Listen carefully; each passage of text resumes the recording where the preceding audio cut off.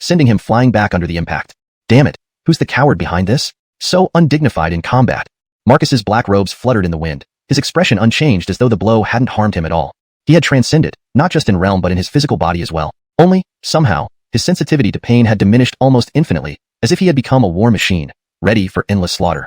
Ah, it's the clown. Oh wait, remember, you used to tend horses? Irvin appeared on the square like a celestial being, standing amidst nothingness, radiating divinity with chaotic energy and ethereal mists swirling around him. What? Your right arm has grown back after some time apart? Irvin mocked, his eyes filled with disdain, regarding Marcus with the same mocking attitude as before. However, the clown before him was alive again, leaping about restlessly. Clearly, the lesson given last time wasn't enough. Deep down, Irvin marveled at the audacious son's luck. With divine blessings, even severed limbs could regrow and undergo transformation. In fact, Irvin himself was more like a god ruling over the mortal realm, the mastermind behind everything. How Marcus transformed, his new dark right arm, and the mysterious shadow, all were within his grasp. That seventh rank of darkness thought he could manipulate geniuses and control everything, playing as a chess player. Unbeknownst to him, in Irvin's grand scheme, he was merely a small pawn. Irvin had detected the previous plans of the 7th rank long ago. When exterminating the 8th and 9th ranks, the burst of energy within them was the sacrificial charm. Originally unnoticed by Irvin, but the system's responsibility was to ensure the host knew all, without fail. Irvin yawned lightly. He hadn't sensed any other dark ranks in this world. It seemed most were engaged in hunts across other major worlds, in the eternal immortal realm. Chapter 341. Sudden loss of interest, hand raised to suppress. This world gradually became uninteresting, leaving only a clown dancing before him and the hidden bugs lurking in the shadows, ready to cast their curses upon him. He had already lost interest in Marcus. Even electronic pets could become tiring after some time. It was time to end this. Today, he would slay him and prepare to return to the eternal immortal realm, laying low while preparing for the great battles to come. Within the eternal immortal realm, there were plenty of prodigies for his amusement. He shouldn't waste all his energy on Marcus alone. Now, I can find no more amusement in you. It's time to end this. Irvin flicked his finger without even glancing at Marcus, as if merely making an announcement. After all, a true dragon soaring in the heavens wouldn't bother explaining itself when it wished to exterminate an insignificant ant. It would simply strike and finish the deed. The little master is about to make his move. Sarah watched from afar in the square, silently playing the role of a bystander. Hurry up and kill that Marcus. He's just a stable boy who has repeatedly provoked the young master. Watching him be amusing was enough. Now, having delved into darkness, there's no reason to keep him around. Una spat with disdain, her white dress flowing gracefully like a celestial being, her long hair floating freely. She held no good feelings towards those related to life-forbidden zones, or the chaotic realms beyond, especially those from the myriad worlds who willingly fell into darkness. Keeping them would only bring disaster later. Better to eliminate them early to prevent future trouble. Thinking thus, both women refocused their attention back on their young master. Hidden in the void, Innes observed the scene with intense excitement. Ewings, yes, exactly. Get up and fight. His eyes gleamed with anticipation and urgency. Marcus was now at the peak of the Sage realm, a step away from becoming a Sage King, with boundless combat power. Innes didn't expect Marcus to defeat Irvin, but hoped he could wear Irvin down and inflict some injuries. Then, during the battle's climax, he'd activate the Blood Death insect, turning Marcus into a human bomb. The tremendous explosion would devastate the entire square. None of the young disciples or elders in the square would escape. Those weaker cultivators would turn to dry bones instantly, unable to react. Even those at the Sage King level or higher would suffer heavy damage. As a young prodigy, Irvin, despite his extraordinary talent and protective treasures, would surely be caught off guard by such an unexpected explosion, possibly sustaining severe injuries and losing consciousness temporarily. This would give Innes the chance to implant the sacrifice insect in Irvin. On the square, Marcus felt an inexplicable confidence rise within him. Hatred surged as he saw Irvin, and he stepped forward, unleashing a torrent of power. Shadow Heavenly Saber. Infinite power coalesced on his right arm into a celestial saber imbued with eerie divine and demonic forces, turning it pitch black. Faint cries of souls echoed around it. Marcus slashed at Irvin without any fear, moving relentlessly forward to destroy everything. Irvin barely glanced at him and casually waved his hand. That simple wave stirred up waves of power. Spatial forces erupted, twisting the space around Marcus, trapping him. Marcus's eyes widened. This was spatio-temporal force. He was restrained. Irvin then snapped his finger, releasing terrifying energy that seemed capable of annihilating anything. The Shadow Heavenly Saber was shattered into nothingness, reduced to mere energy specks vanishing into the void. Marcus couldn't believe what he saw. Was this Irvin's true strength? Making a swift decision, Marcus ceased hiding his abilities. If he continued to hold back, he might die today. The supreme power unique to sages suddenly burst forth, forcibly restoring the distorted space. He then struck out with a palm, countering Irvin's gaze. Great heavenly demon finger. Marcus pointed out, dark forces gushing from his right arm. Dark clouds gathered overhead, signaling the start of a great battle. Irvin stood motionless, not wanting to move an inch. He found dealing with a mere clown too trivial. Standing still while toying with him until despair filled his heart, and then ending his life, suited him fine. A stomp from Irvin sent shockwaves shattering the great heavenly demon finger. No, this cannot be. You're just a rich kid. Moreover, rumors say you have only a mortal body. How can you possess such overwhelming power? It's all an illusion. Marcus's despairing scream echoed. He thought he had reached the peak of the Sage Realm with assistance from mysterious powerful figures. His ring contained numerous spells and techniques, giving him immense strength far surpassing his peers. Moreover, embracing darkness granted him additional power, allowing him to slay ordinary Sage Kings. Yoinked. Here he faced insurmountable obstacles. I refuse to accept this. Today, whatever the cost, I will kill Irvin. Little did Marcus know that the so-called mysterious powerful figure assisting him was actually Irvin's private system. The growth of his right arm came from the dark sequence designed to consume Irvin's strength. From the beginning, his fate was sealed. He was nothing but a plaything, never to turn the tide. Irvin slowly extended his right arm, emitting unparalleled pressure like a collapsing sky. The blood-red and dark red eyes emitted demonic light, trying to resist. But with just a slight downward press of Irvin's finger, Marcus coughed up blood, feeling his bones about to shatter under the pain. Sweat trickled down his forehead from the agony. Hidden in the void, Innes sighed, rubbing his forehead. Clearly, his estimation of Irvin's strength had been wrong. This is what it truly meant to raise a hand and suppress a sage. And yet, Irvin hadn't even broken through to the Sage Realm, likely remaining at most at the Divine Palace stage. It seems my plan to use him to drain Irvin won't work. With things as they are, it's time to unleash the ultimate move, the Human Bomb. Chapter 342. Human Bomb, watched you for a long time. Seeing Irvin's calm demeanor and Marcus lying subdued on the ground, unable to lift his head, everyone had different expressions. Especially the young disciples of the Su family regarded Irvin as a god.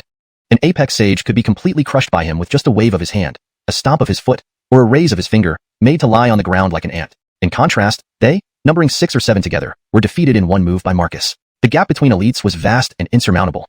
Unaware people might have thought that Irvin was some ancient powerhouse hiding his true appearance. The greatest dream of my life is to follow in the footsteps of Master Irvin. Now it seems this is nothing but a daydream.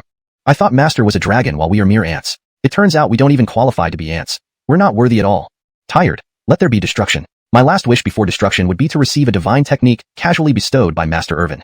Brother, the abacus beads hit me in the face. Some young disciples chatted happily, their earlier tension gone, and even some jokingly wanted to cling to Irvin. Jethro's strength, even among the younger generation of the eternal immortal realm, has few rivals. At least in this age, when the ancient prodigies and forbidden elites awakened during the Great Contention era, they were kings of ancient times, incomparably powerful, far beyond anyone's imagination.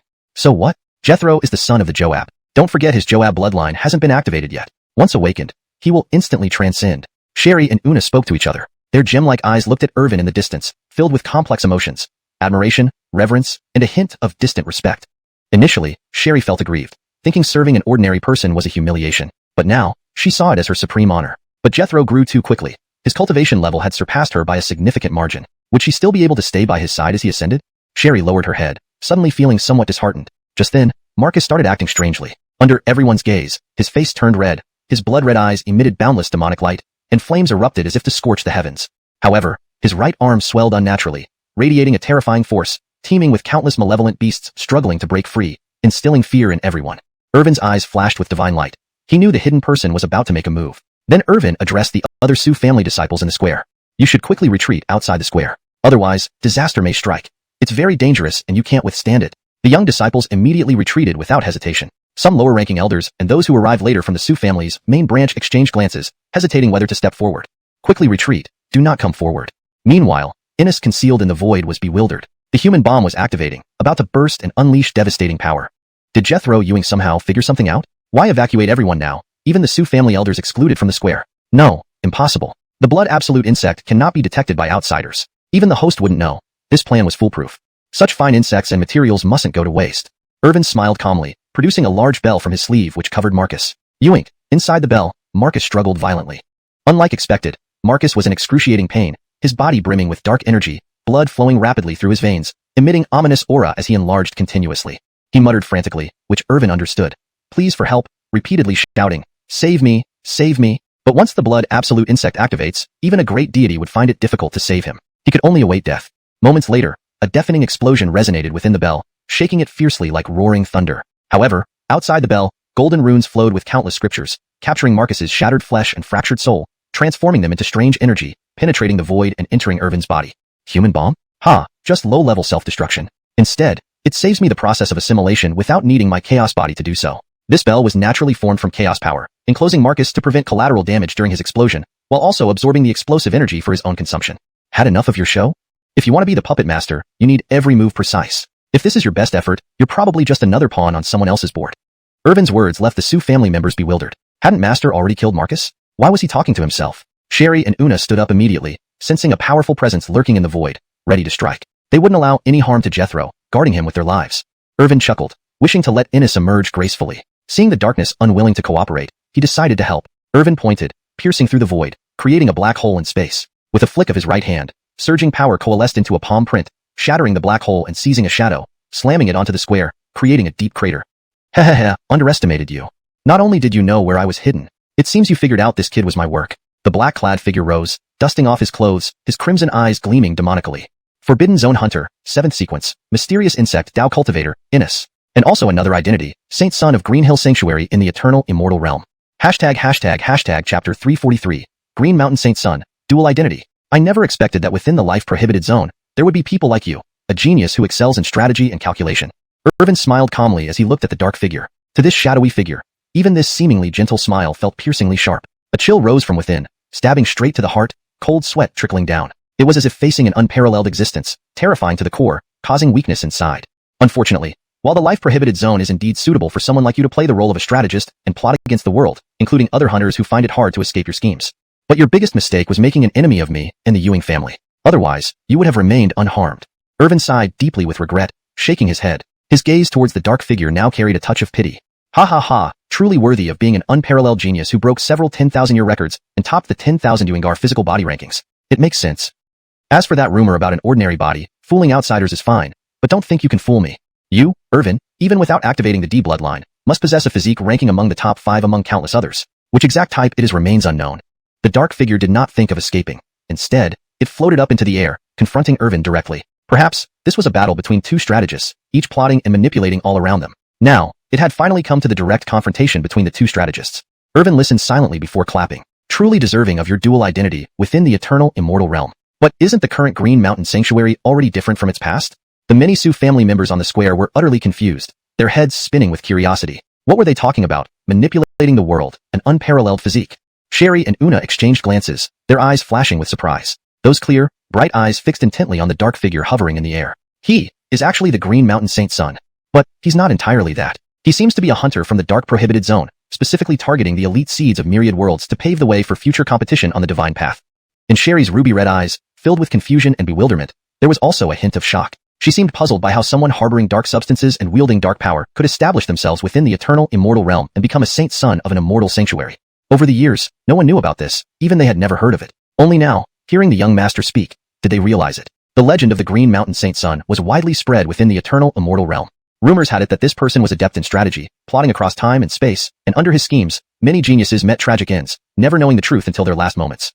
His own strength was formidable, wielding a slaughter law. Legend said the strategic prowess of the Green Mountain Saint Son could rival that of the prodigies from the ancient Zhuge clan within the eternal immortal realm. Muhammad, the current prodigy of the Zhuge clan, had boasted that if given the chance, he would challenge the Green Mountain Saint Son to see whose strategy was superior. Indeed, nothing escapes the eyes of Jethro Ewing.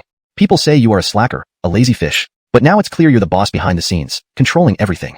Even being within the 10,000 Ewingar Ewing family allows you to know our internal secrets of the Green Mountain Sanctuary. Irvin didn't refute this, just smiled, seeming very profound. Especially to outsiders, he appeared even more mysterious. Unknown to them, Irvin was merely chuckling inwardly, thinking he didn't understand much about scheming and planning. He just had a godlike system. As the saying goes, with a system in hand, the world is yours. Everything related to heavenly fierce, Innis, had been extracted by the system and fed into his mind, including some secrets of the Green Mountain Sanctuary. Once upon a time, the Green Mountain Sanctuary was indeed a superpower within the eternal immortal realm, not necessarily the most formidable immortal force, but still among the elite with substantial heritage. But now, the sanctuary's inner workings had long been infiltrated by the life-prohibited zone. Most of its high-ranking officials were from the life-prohibited zone. Even its disciples were imbued with dark power, gradually eroded and assimilated, becoming the spokespersons of darkness and walking down the wrong path. No wonder the reputation of the Green Mountain Sanctuary had declined in recent years. Its young talents liked to go all out in battles with other elites, even destroying their divine souls. Turns out, they had become part of the life-prohibited zone. Irvin had already made up his mind. Since he was already pitted against the life-prohibited zone and the chaos beyond the domain, he would eliminate these invaders of myriad worlds. Upon returning to the eternal immortal realm, he would let the 10,000 Ewingar heavenly court take action, using the Braden, the Coil, and 5 peak immortal emperors as puppets, capable of sweeping away any elite immortal force. The Green Mountain Sanctuary was mere child's play, easily wiped out with a snap of the fingers, posing no threat. This human bomb was also your creation, quite impressive work. Too bad the host body was too stupid and brainless. If you had been more discreet, hiding in the shadows and seeking my trouble, it might have been a tough situation. Didn't expect that after gaining some minor cultivation, you would directly charge into the Sioux family, showcasing your power, only to end up with both your soul and physical body obliterated. Heavenly Fierce, upon hearing this, sighed. After merging with the Blood Absolute Parasite, Marcus possessed peak Sage level strength, absolutely able to match a Sage King and suppress him. It was just too foolish, challenging Irvin. He was the son of a D from the 10,000 Ewing family, with immense heritage. How could he allow a low-realm ant to provoke him? Do it then. Since you've been exposed and your true identity revealed, there must be a resolution today. Either you die or I do. But our duel is just an insignificant clash between ants. The 10,000 Ewing family and the chaos beyond the domain are the true strategists. Irvin was growing impatient, waving his hand. The 10 great hunters of the life-prohibited zone would surely die by his hand. This was just the third one, so no need for more words. I'm too lazy to argue with you. You don't deserve to hear it. Irvin pointed a finger, instantly transforming into a towering brilliance, boundless runes swirling. A purple light pillar descended from the sky, like divine judgment, piercing through the void and compressing the space. Its formidable power made everyone tremble. The young disciples of the Su family stood frozen, unable to believe that this awe-inspiring divine power was unleashed by a child barely over 10 years old. Has our young master's cultivation improved again? What kind of talent is this? In the eternal immortal realm, he is already invincible among peers. Sherry marveled. Though she was older than her young master, she was now far surpassed by him. If they were to face off, she would undoubtedly be crushed by her young master. Chapter 344. The Ant on the Surface, the Veil of Mystery. Innes's eyes narrowed as he felt the situation becoming thorny, judging just by the overwhelming momentum. Irvin's true strength was conservatively estimated to be enough to rival a sage emperor. Ewing, he was still only a child of about 10 years old, with his cultivation merely at the divine palace realm. If given a few more years, he would absolutely become a walking monstrous beast, unrivaled by anyone. Shadow Skybreaking Palm. There was no time to hesitate. He unleashed his power immediately. Dark energy intertwined with the essence of the Tao, forming an enormous dark palm imprint that surged upward. Boom! The earth-shaking impact was immensely powerful and terrifying, almost rending the void itself. Waves of energy erupted outwards, showing the immense power in play when titans clashed. Outside the plaza, numerous Su family disciples hurriedly channeled their magic to defend themselves against the terrifying aura. Even the aftereffects alone brought them immense pressure. If these Su family prodigies had stepped forward, they wouldn't have lasted a single blow. Is this what a prodigy from the eternal immortal realm looks like? Even at a dozen or so years old, he wields such formidable might, capable of fighting across realms. Every move suppresses this world, revealing unimaginable strength. If either one of them were to step out, they could dominate the Clinton continent. Other young prodigies can't even be compared to ants. Several Su family elders marveled internally. This battle gave them a whole new perspective on the terrifying power of the prodigies from the eternal immortal realm, which surpassed all imagination. The giant black palm imprint clashed with the purple gold finger in mid-air. However, the black palm imprint seemed fragile, like paper, and was easily pierced, dissipating into particles. The purple gold finger struck Innes directly, causing him to spit blood violently, as if hit by a meteorite. He fell like a broken kite, smashing into the ground, leaving a deep crater. For a moment, smoke billowed, and many young disciples quickly turned to see if this shadowy figure could withstand that blow. The dark sequence hunter of various prodigies couldn't even last a round against our young master. Our Jethro's potential is too terrifying. What level will he reach by his late teens? We can barely imagine. He constantly breaks ancient records, reaching the pinnacle at every realm. Fighting across realms is as easy as eating or drinking water for him. Such a prodigy can hardly be found throughout history. Sarah and Una were utterly stunned, gaining a brand new understanding of their young master's power. They had watched him grow up and knew his capabilities well, but never expected him to advance so rapidly, already surpassing those in their 20s, let alone contemporaries who couldn't even catch a glimpse of him. Ha ha ha ha, worthy son of the Joab indeed. To cross hands with you today is my honor. In the crater, the smoke cleared, revealing a figure standing proudly despite visible injuries all over his body. His eyes remained savage and bloodshot, radiating ominous red energy. Clad in a blood-black robe adorned with patterns of ancient ferocious beasts, his gaze bore bloody black veins, a sight too terrifying to imagine. This was his true appearance. Formerly, he manipulated the universe behind the scenes, always concealed in a cloud of darkness. Now, after sustaining severe damage, the surrounding dark mist scattered. Grand Dark World. Innes's eyes grew fierce as 4 ancient ferocious beasts appeared simultaneously from the 4 directions, each possessing world-destroying power. Though not their true forms, these projections of the ancient beasts were unimaginably strong, leaving everyone on high alert. Younger spectators hastily evacuated, fearing they might get caught in the crossfire. Any remnant shockwaves from this battle were beyond their endurance, risking severe injury. Sealing heaven and earth, the area became a prison with an ancient beast guarding each direction, while Irvin was trapped like a bird in a cage. Finally serious, huh? But, is this all? Irvin shook his head disappointedly. He believed that someone from the 7th sequence of the Dark Order, known for hunting prodigies, shouldn't have such limited strength. He had hoped this person could provide some challenge, at least a match for him, allowing him to gauge the prowess of external prodigies, thus spurring him to greater efforts. But since leaving the 10,000 ancient Ewing family, Irvin had encountered virtually no challenges wherever he went. No matter what kind of prodigy he faced, they were invariably crushed. Were external prodigies all weaklings? Some couldn't even withstand a single breath. Not exactly. Irvin considered that immortal powers, supreme sacred grounds, and top-tier lineages likely kept their most powerful prodigies hidden. The ones displayed openly might just be decoys to attract attention. True prodigies were often the core strength of their respective lineages, secretly nurtured and released when the time was right to subdue all foes. Moreover, the 10 sequences from life-prohibited zones might also be fronts, hiding something significant. to ensure natural fluency and consistency in terminology.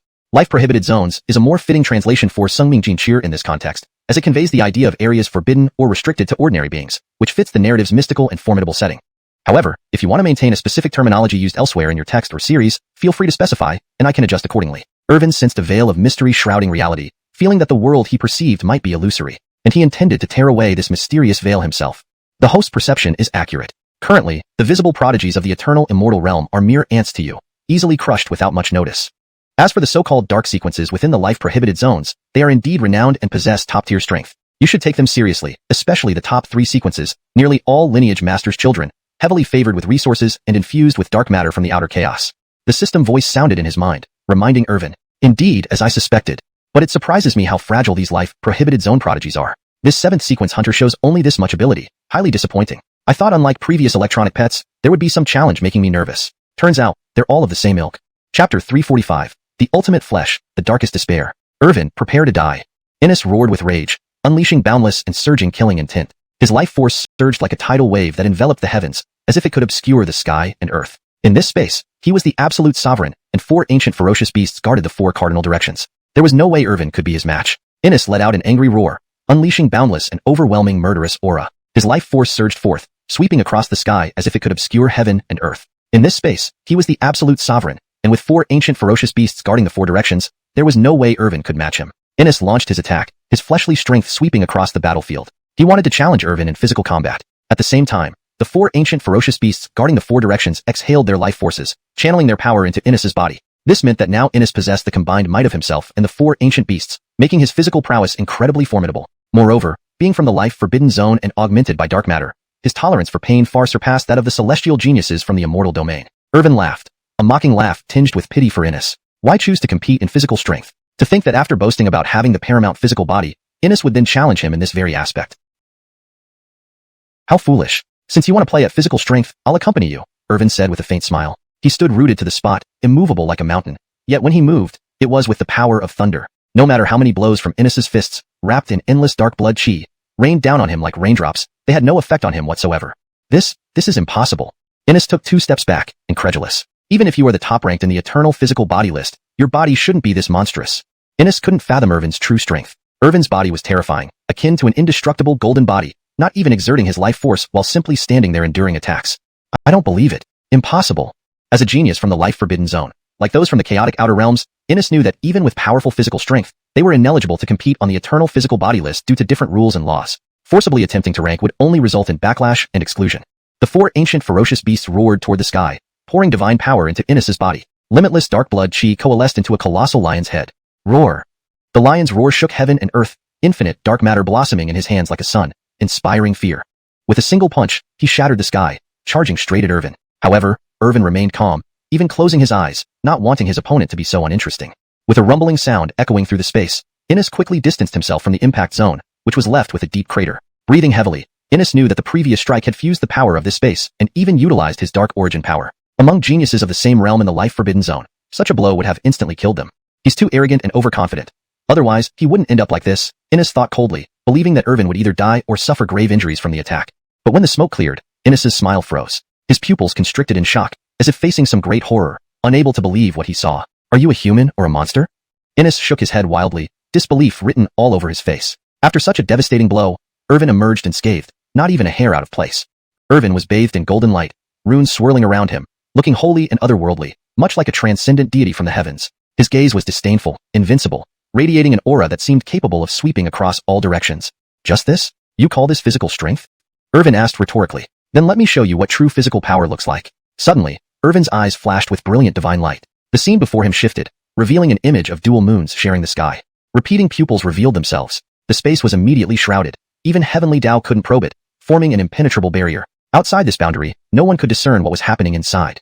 Little Master has concealed the space? Sherry and Una wondered aloud, their clear eyes filled with confusion as they exchanged glances. Inside the space, Innes had gone pale, stumbling backward, unable to keep his balance. Repeating pupils. It's actually someone with repeating pupils.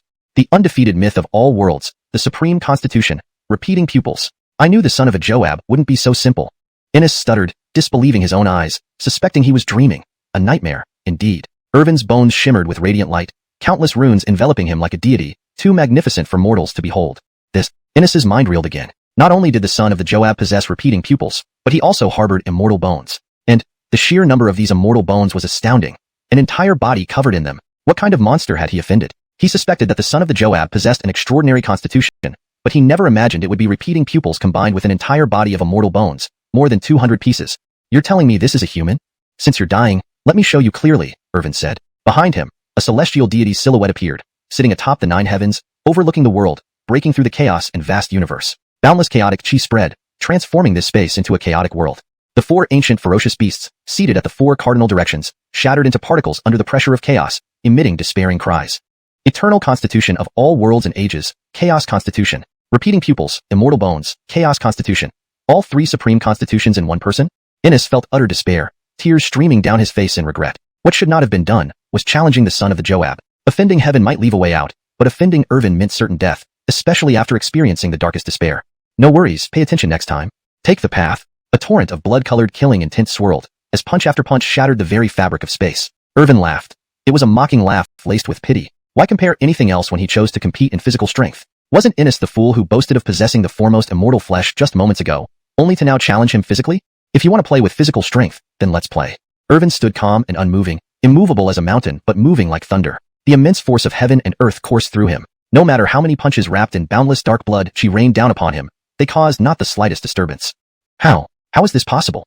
Even if you are at the top of the immortal flesh rankings, you shouldn't have such a monstrous body. Innes staggered back 2 steps, disbelief clouding his mind. He couldn't gauge the depth of Irvin's strength. The otherworldly resilience of Irvin's body was like an imperishable golden body. He hadn't even exerted his life force, merely standing there to absorb the attacks. No, I can't believe it. Because Innes came from the life-forbidden zone, similar to the chaotic extraterrestrial geniuses, despite his powerful physical strength, he could not participate in the immortal flesh rankings contest. These were different realms governed by distinct rules and laws. Forcibly entering would result in backlash and expulsion. The 4 ancient ferocious beasts roared toward the sky, pouring infinite divine power into Innes's body, gathering boundless blood chi into a colossal lion's head. Roar. With a roar that shook the heavens, endless dark matter blossomed in his hand, like a blazing sun, terrifying and devastating. A punch tore through the firmament and headed straight for Irvin. Irvin remained unperturbed, hands behind his back, eyes closed, seemingly uninterested in having such an unexciting opponent. Boom.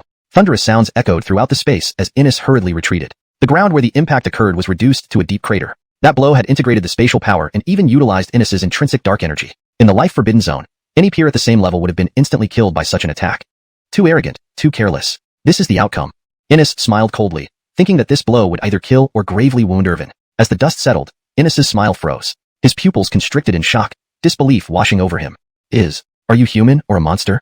Innes shook his head frantically, unable to believe what he saw. After such a devastating strike, Irvin was completely unharmed, not a single hair out of place. And Irvin himself radiated a sacred golden light, ensconced in divine symbols, transcendent and otherworldly like an immortal god from the heavens. His gaze swept over all, supreme and unmatched, exuding an aura that seemed capable of conquering the 8 wildernesses. Is this it? This is what you call physical strength? Very well, let me show you true physical power. Irvin's eyes gleamed with blinding light. The scene before him began to shift, reflecting a world where the sun and moon shone together in the sky. His double pupils revealed themselves. This space was immediately cloaked, even the threads of fate unable to penetrate it, forming an impervious barrier. Outside the barrier, no matter what abilities others used, they could not discern what transpired inside. Did Little Master conceal the space? I don't know what he intends, but he has concealed the space so thoroughly that even we can't detect what's happening. Sherry and Una exchanged puzzled glances, their bright eyes filled with confusion. Within the enclosed space, Innes was already reeling backward, stumbling and falling. Double pupils. It's actually a double pupil cultivator. The invincible myth of all worlds, the paramount constitution, double pupils. I knew the Joab's son wouldn't be so simple.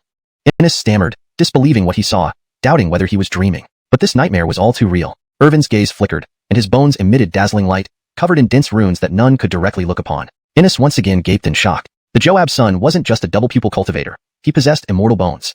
And there were quite a few of these immortal bones, hundreds of them. What kind of monster had he offended? While he had suspected the Joab's son possessed extraordinary attributes, he never imagined it would be double pupils plus hundreds of immortal bones. Are you telling me this is human?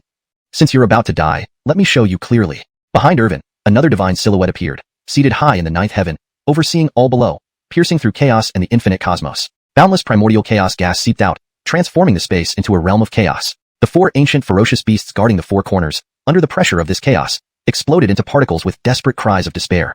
Through countless ages, the strongest constitution of all realms, the Chaos Body, double pupils, immortal bones, and Chaos Body, all 3 supreme constitutions in one person.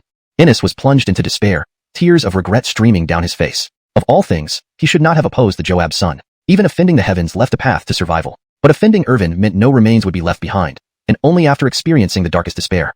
It's alright, pay attention next time. Go on your way. Chapter 346, Slaying the Sequence. This ends here. Irvin smirked coldly as he unleashed his formidable magic power, which seemed capable of rending the heavens, horrifying and awe-inspiring enough to make one not dare challenge him. Extending a hand, he burst into full physical strength, causing countless pairs of eyes to appear in this space. These eyes shone brilliantly, akin to blazing suns. Each pair of eyes reflected a scene where gods and devils perished, extremely terrifying as if they were lords over all things, staring intently at Innes within the space.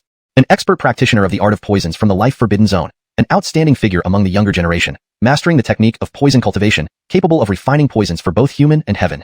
After you die, I will assimilate your ability to refine poisons with my chaos body. Even your divine soul will be assimilated, unable even to enter the path of reincarnation. With the strength of the poison practitioner's abilities augmented in the future, I too can cultivate poisons. Irvin said indifferently, his gaze shimmering with divine light at the top of this space. He was infinitely curious about Innes's methods of poison cultivation, finding it interesting to achieve his goals and enhance his own power through these means. Furthermore, in other people's hands, such methods are considered heretical and evil. But in his own hands, these methods are righteous and proper. After all, he is a model of righteousness, and creating poisons is simply for the greater good, enhancing the eternal heaven court's strength, thereby safeguarding stability across all realms. The more Irvin thought about it, the more convinced he became. Meanwhile, under the gaze of countless eyes, Innes felt utterly terrified, his legs trembling, overwhelmed by fear and dread. Watching that radiant, glowing hand approaching him, he couldn't muster the slightest resistance. The gap between them was just too vast. He felt like a mere ant, trampled upon by anyone. I don't accept this fate. Accompanied by a desperate, mournful scream, Innes tried to resist once more. His journey had barely begun, yet he was about to die right at the start. But that radiantly glowing hand possessed immeasurable might, capable of crushing everything under the sun and bursting the sun and moon. It even emitted a faint aura of divinity, unleashing unparalleled power. No, Irvin. As a ghost, I will never let you off. I will surely come back for revenge. His defiant voice echoed, but to no avail, vanishing instantly beneath that devastating palm. His corporeal body crushed into nothingness, dissipating into the heavens. With Innes's death, this space vanished completely from the sky, ceasing to exist. Standing proudly above the heavens, Irvin's eyes gleamed brightly like those of a god, with a divine halo appearing behind him. Supreme and majestic, wisps of divine energy wafted out, almost too much for the surrounding space to bear. Look, it's Jethro Ewing. Heaven. Even the prodigy from the life-forbidden zone cannot escape Jethro Ewing's hand. What incredible power, absolutely overwhelming. Indeed, among our Clintonancian continent, that dark prodigy was unquestionably the strongest of the young generation. But in Jethro Ewing's hands, he was easily toyed with like an ant. The Su family elders marveled greatly. Some who were previously busy elsewhere rushed over quickly to witness the magnificence of Jethro Ewing, now thoroughly enjoying the view without restraint. Many young disciples stood dumbfounded, amazed. The ability to create and restrict spatial constructs out of thin air, even their strongest among the Su family's youth probably could not accomplish. No, the strongest among the Su family's youth would not withstand even a single blow from Jethro Ewing, perhaps not even endure a breath of his aura. Jethro Ewing is truly a role model for our generation, a brilliant new star among the young. Indeed, in that vast eternal immortal realm, Jethro Ewing must certainly stand as the pillar of the young generation.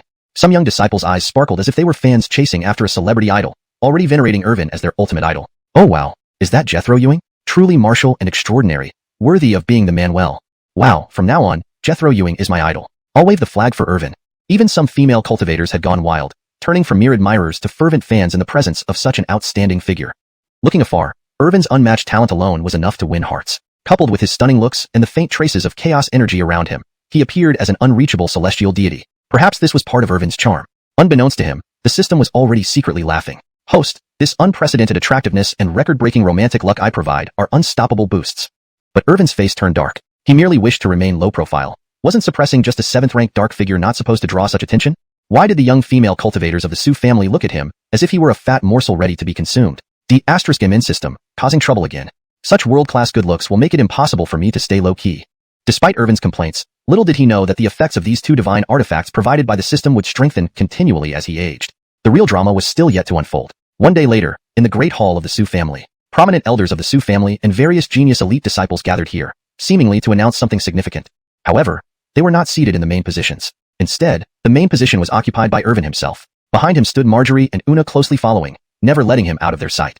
There was also Axel and the Serpent Korra, both of whose strengths had seen a qualitative improvement. In particular, the Serpent Korra, formerly bound by the constraints of the small thousand world, broke through to the divine domain after transforming into an ancient sky-swallowing python through Irvin's bestowed opportunity. Arriving in the large thousand world, where the domain limit was set at Deity King, the Serpent Korra seized every opportunity to train, utilizing her ancient sky-swallowing python bloodline along with some activated serpent god bloodline, advancing further into the true divinity realm. Such talent even made Irvin slightly astonished. After reaching the divine domain, merely absorbing the great Tao energies of the universe had minimal effect. One needed to comprehend their own Tao and elevate it above all others to continue progressing. In the realm of divine domains, advancement involved elevating one's personal Tao to its utmost potential. Thus, what distinguished the powerful within the divine domain were the supreme physical bodies and paramount personal Tao. A true Tao transcends all others yet stands atop all heavenly paths, making it distinctly different. Below, leading the gathering, were the elders headed by Reed and the young disciples, with Elizabeth, who had awakened her purple extreme alchemy body, standing foremost. Chapter 347. The Su clan reaches its peak. Yuxuan wishes to follow. Master, it is a great honor for the Su clan that you have come. All members of the Su clan are deeply grateful. During your stay here, all major sects and forces across Clintonancian continent have come to pay homage to the Su clan, presenting grand gifts and establishing good relations. The Su clan has greatly benefited from this, acquiring many rare treasures and significantly enhancing our foundation. Furthermore, those sects sought to meet you, but your maidservants politely declined on your behalf. Reed knelt down, tears streaming down his face, profoundly moved. For Irvin, he truly held reverence akin to worship. It must be said that since Irvin's arrival, the status of the Su clan on Clintonancian continent had risen dramatically, soaring to an unprecedented level. The former Su clan, renowned as a great alchemy family, provided most of the medicinal pills on Clintonancian continent and was untouchable by any. Now, it wasn't just an alchemy family but also represented the eternal immortal domains Ewing family and Clintonancian continent. Even the most prestigious holy lands and families on Clintonancian continent now only bowed before the Su clan, even sending their sacred sons and daughters to propose alliances through marriage to gain goodwill. This was the influence of Irvin. A single character, Ewing, had reshaped the layout of major forces across myriad worlds. Such power was beyond imagination. Irvin listened expressionlessly as Reed reported, knowing this outcome was within his expectations. Since he came to Clintonancian continent and annihilated the life taboo area, his name had already spread across the entire continent, even reaching neighboring worlds. Some forces from other worlds sought to cross realms to pay homage to him. But Irvin also intended to support the Su clan, as his eternal heavenly court needed expansion, not only within the eternal immortal domain but also across the myriad worlds. This is the result of your own efforts. I am merely a lucky charm, Irvin smiled lightly, waving his hand dismissively. His gaze then turned sharp as he looked at Elizabeth, asking directly, the purple apex alchemical body, an unparalleled alchemical physique. If properly nurtured, it would undoubtedly shine brightly in the art of alchemy, surpassing all contemporaries. Even the descendants of the great families in the eternal immortal domain cannot compare to you. Have you made up your mind? Will you join me in the eternal immortal domain and create a new era of alchemy?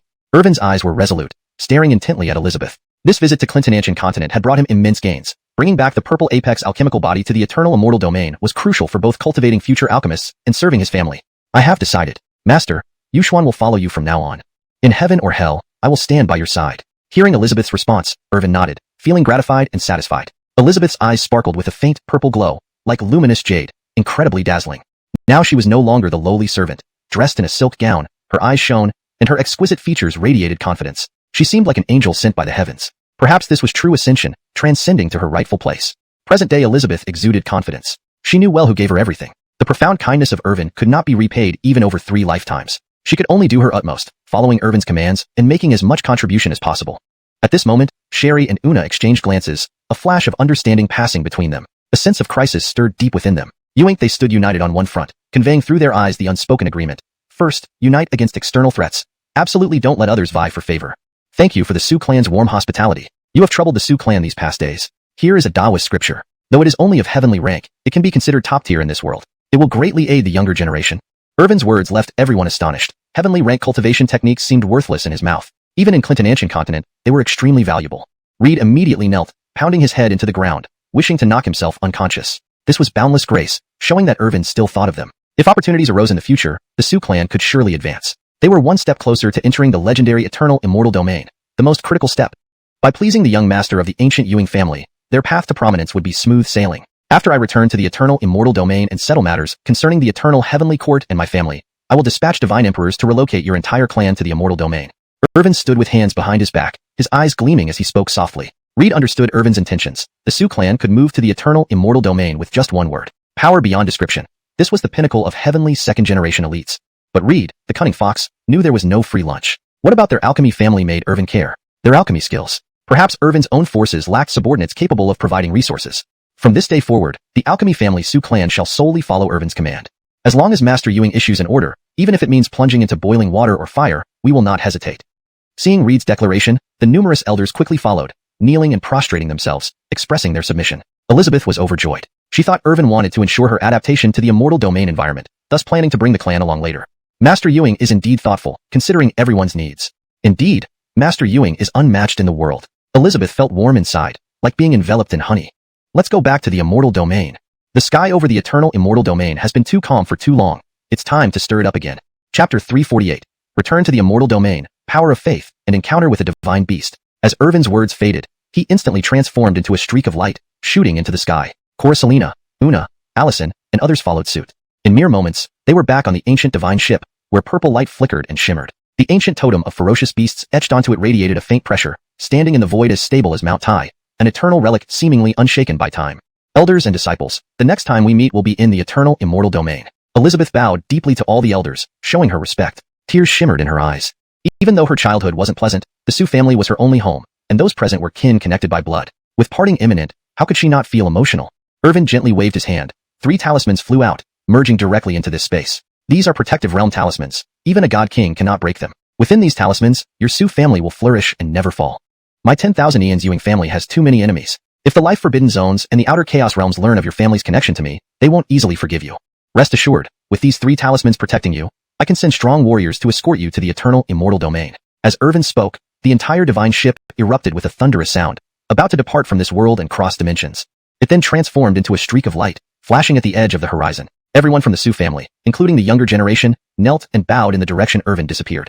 Especially Reed, who clenched his fists tightly, was overwhelmingly moved. Jethro Ewing had considered everything so thoroughly, even granting 3 talismans that made it impossible for a god king to harm the Su family. And above a god king, nothing existed in this great world due to its limitations. In other words, the Su family now stood invincible in the Clintonancian continent. Build statues to honor Lord Irvin. Record his endless virtues. Build statues to honor Lord Irvin. Record his endless virtues. Everyone shouted, their hearts surging with emotion, even planning to document Irvin's name in their Su family annals, immortalizing his great kindness and gratitude for generations.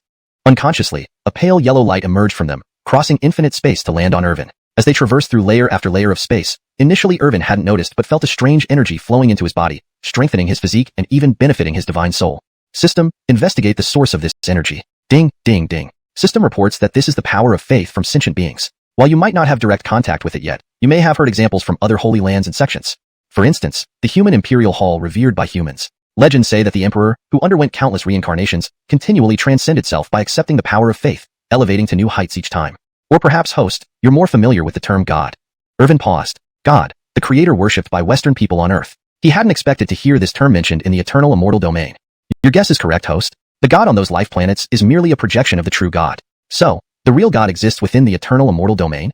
No. The true God resides beyond the 9 heavens. Even God's factions cannot match your 10,000 Ian's Ewing family. After all, the 10,000 Ian's Ewing family boasts the strongest force across all heavens. Publicly, there's the Joab Brecken, let alone the old monsters hidden in the ancestral lands. Rare to see the system so serious. Irvin grew curious. Did the system know something about the Ewing family's ancestral lands? System, you seem to know a lot. How much do you know about my 10,000 Ian's Ewing family? Ding, ding, ding. The system CPU has burned out and can't comply for now. It will provide detailed answers once the CPU recovers. Speechless, Irvin wondered if this was a system bug. No, he preferred believing he asked something inappropriate, and the system could only give vague responses. Damn system, he would hold it accountable someday. But immediately, the system explained the power of faith in detail within his mind. Turns out, obtaining this power of faith could enhance one's combat power and divine soul, causing qualitative changes. Even entering the divine realm, it could elevate one's personal Tao. However, disappointing was the fact that the power of faith was extremely diverse and chaotic. Everyone's faith was different, even if they worshipped the same deity. Especially for deities with many followers, their strength became increasingly complex and disordered. Once reaching a critical point, if not perfectly fused with one's personal Tao, they'd remain perpetually confined. Time flowed, and soon they jumped out of the spatial tunnel, reappearing in the divine ship. The extremely dense Tao aura seemed like a sea of spiritual energy. We're finally back.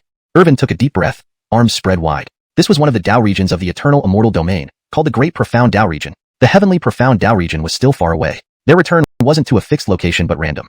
Sherry and Una also narrowed their eyes. The eternal immortal domain was indeed unlike any other realm. Compared to other worlds, the eternal immortal domain surpassed them immensely.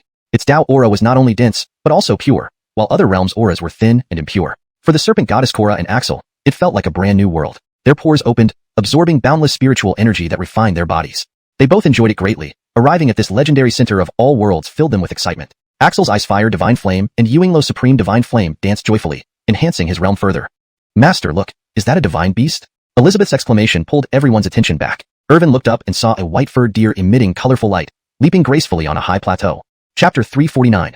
The grandson Sacred Land's holy son, divine beast Gordy. Irvin raised his head and saw a divine beast galloping on the distant plateau. With every stride, its body, covered in white fur, emitted a dazzling array of colorful light. It moved with unmatched agility. Its speed was astonishing, as if it could transcend space. Each step seemed to blend perfectly with the surrounding environment, making it quite extraordinary. What kind of creature is this? I have no recollection of it. Sarah exclaimed in surprise. Her eyes, like polished carnelians, sparkled with curiosity as she observed the distant divine beast. In her past life, she had been a princess of the Phoenix ancient kingdom, well-read and experienced, having encountered many divine and ferocious beasts, even battling some pure-blooded beasts. She also had knowledge of many rare races among the myriad clans. Yoinked, the sudden appearance of this divine beast, strange with its all-white fur emitting multicolored brilliance and goat horns on its head, piqued her interest. Moreover, it possessed the ability to traverse space, blending seamlessly with its surroundings. However, its expression carried a hint of fear, as if it was afraid of something. This beast has extremely noble bloodlines. At that moment, a little rabbit leaped out from Irvin's embrace, sniffing the air before gazing intently at the mysterious divine beast, its eyes filled with alertness. Anya, can you sense anything? Irvin gently stroked Anya's head. She half closed her eyes, clearly enjoying the touch and rubbing against Irvin affectionately while saying coquettishly, Wilson brother, I can feel the nobility of that divine beast's bloodline, which rivals some ancient ferocious beasts. Although it hasn't fully awakened yet, it's still incredibly strong. If it were to fully recover, its bloodline might be comparable to our Tain Anya lineage. Upon hearing this, Irvin's interest in the fleeing divine beast intensified. Neither Sarah nor Una had seen such a creature before, suggesting it was exceptionally rare and elusive, almost unknown within the myriad clans. System, scan that mysterious beast. I want to know what kind of divine beast it is, to appear so auspiciously for us. He was already fleeing when we just crossed over here. As Irvin spoke, the system's scanning sound echoed, gathering information about the distant divine beast despite the vast distance. This data then appeared as a hologram visible only to Irvin. Ding ding ding, reporting to the host. This divine beast is called Gordy, with an extremely noble bloodline and symbolizing auspiciousness. Among the myriad clans, it is extremely mysterious and rarely known, but in terms of power, it is on par or even surpasses the most powerful ancient ferocious beasts.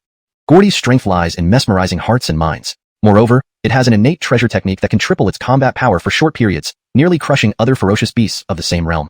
It is also highly sensitive to treasures and can quickly detect any divine weapons or treasures within its perception range. Irvin nodded, now understanding Gordy's capabilities, and informed the others on the ship.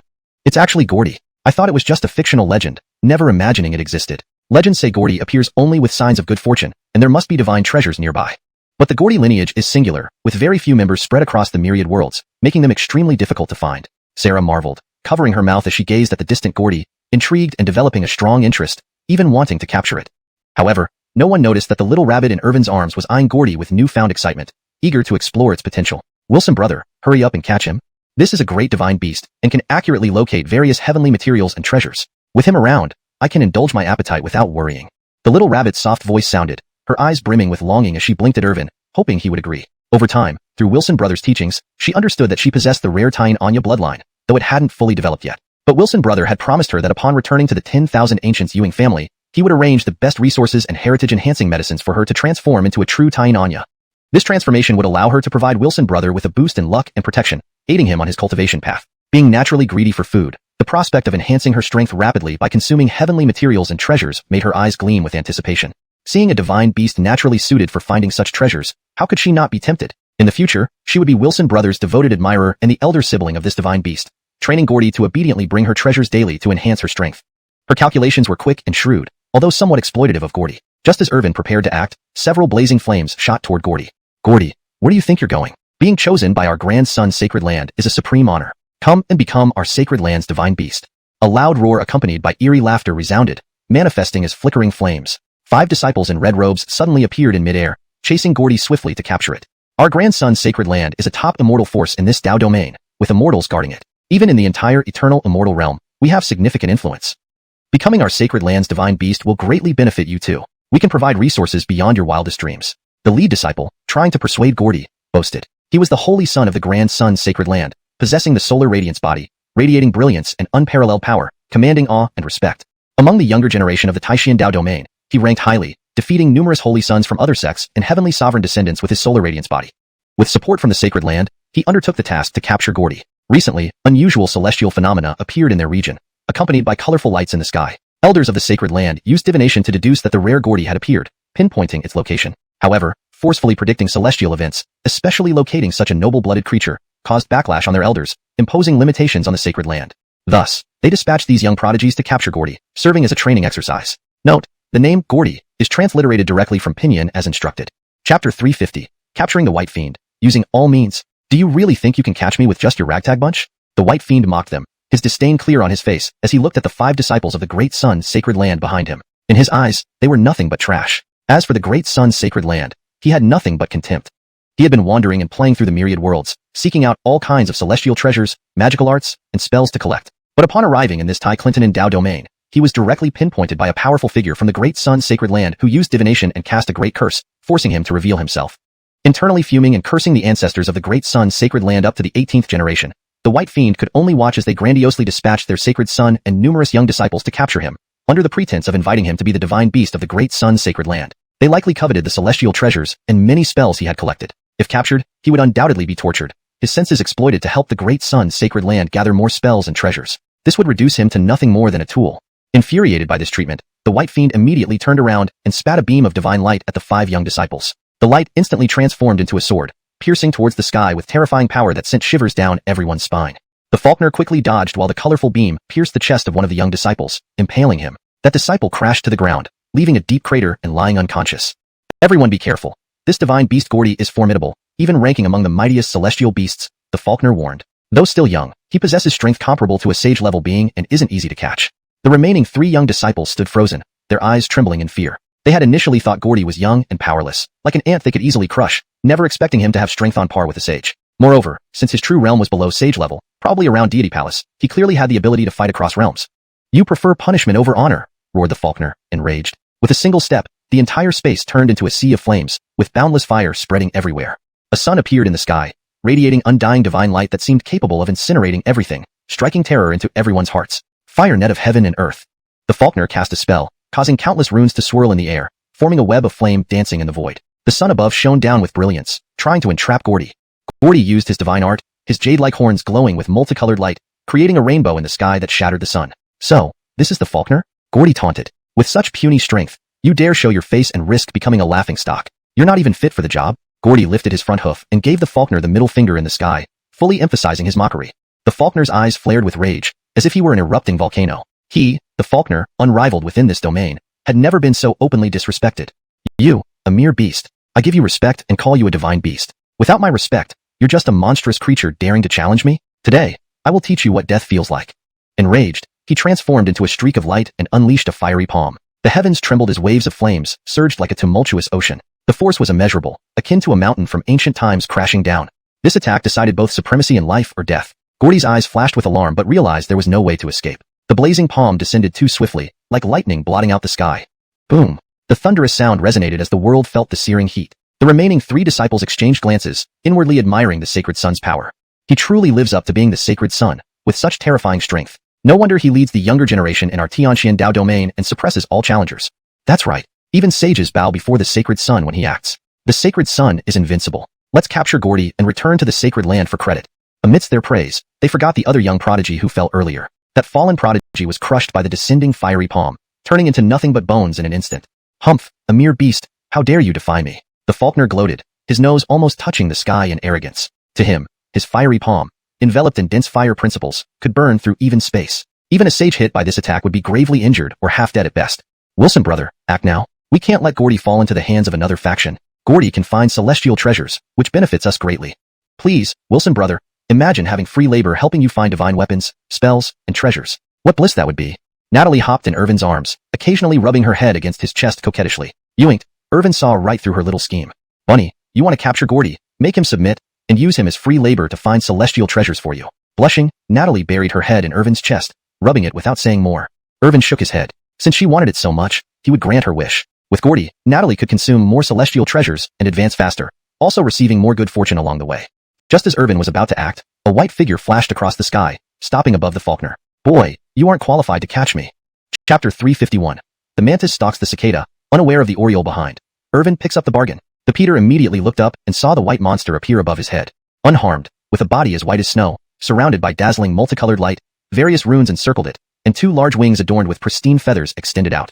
For a moment, the 3 young prodigies and the Peter himself were somewhat stunned. Damn, the holy elders didn't mention that this white monster had wings before setting off. Its speed was as swift as lightning, and it was incredibly fast.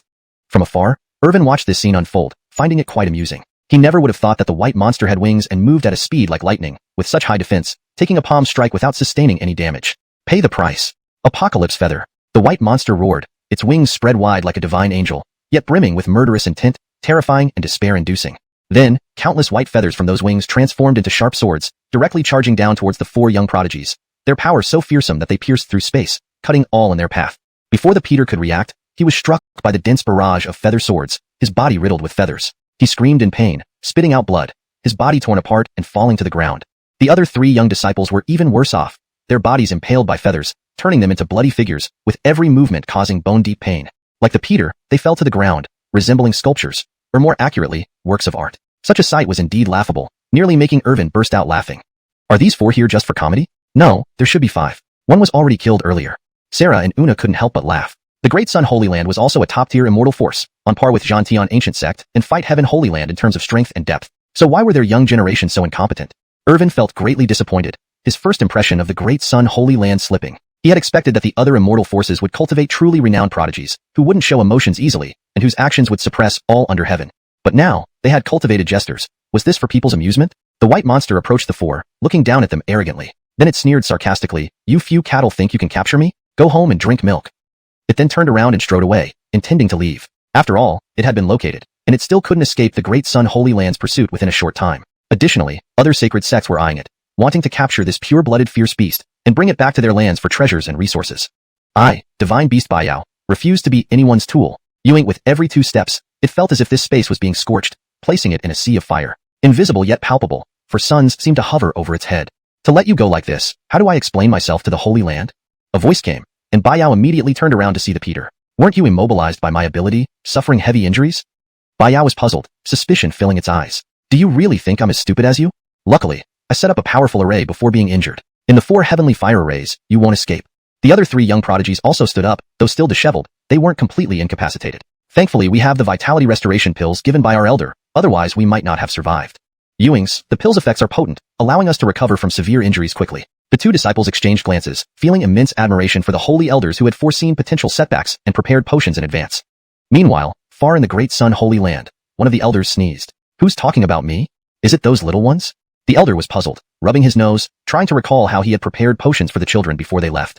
Afraid these kids would fail in their mission and let the divine beast escape. Did they really let it get away? Not good. Capturing the divine beast Baiyao is critical for our Great Sun Holy Land. These kids aren't reliable. We must contact the Saint Master and consider breaking the sect rules to achieve the goal. The elder made up his mind and rushed to the Grand Hall to consult with the senior members. These higher-ups would handle capturing Baiyao, while the children might prove unreliable and even risk being slain. Back at the Peter, watching the trapped Baiyao in the 4 heavenly fire arrays, he felt furious. Thanks to the vitality restoration pills from the Holy Elder, he avoided severe injuries. If not, he might have been targeted by ancient fierce beasts in this wilderness. Thinking this, the Peter gathered Dao fire in his palms and struck the white monster, nearly burning its white fur. You can still run, huh? The Peter jeered, but Baiyao, trapped in the array, was weak and struggling with unstable soul energy, feeling as if it was being burned. Just come back with us quietly. The Peter smirked, stepping forward with a fiery dragon head forming on his right fist, emitting roaring flames that threatened to burn everything. As long as it was knocked unconscious, it could be controlled and brought back to the Great Sun Holy Land. Just then, a punch broke through the 4 heavenly fire arrays, the residual force knocking the Peter and the other 3 young disciples off their feet. Who dared to interfere? Dare to oppose me, the Peter? Do you know that behind me stands the top immortal force of the Tai Clinton and Dao domain, the Great Sun Holy Land? The Peter angrily shouted, fuming. Was today just his unlucky day? Victory was within grasp, but someone wanted to snatch his prey. Suddenly, Irvin appeared beside Baiyao, accompanied by a cute little rabbit. Sarah and Una followed closely behind. This white monster caught my interest. You can all scram. Translation note, Chapter 351. While the mantis hunts the cicada, a sparrow waits behind. Irvin reaps the benefits.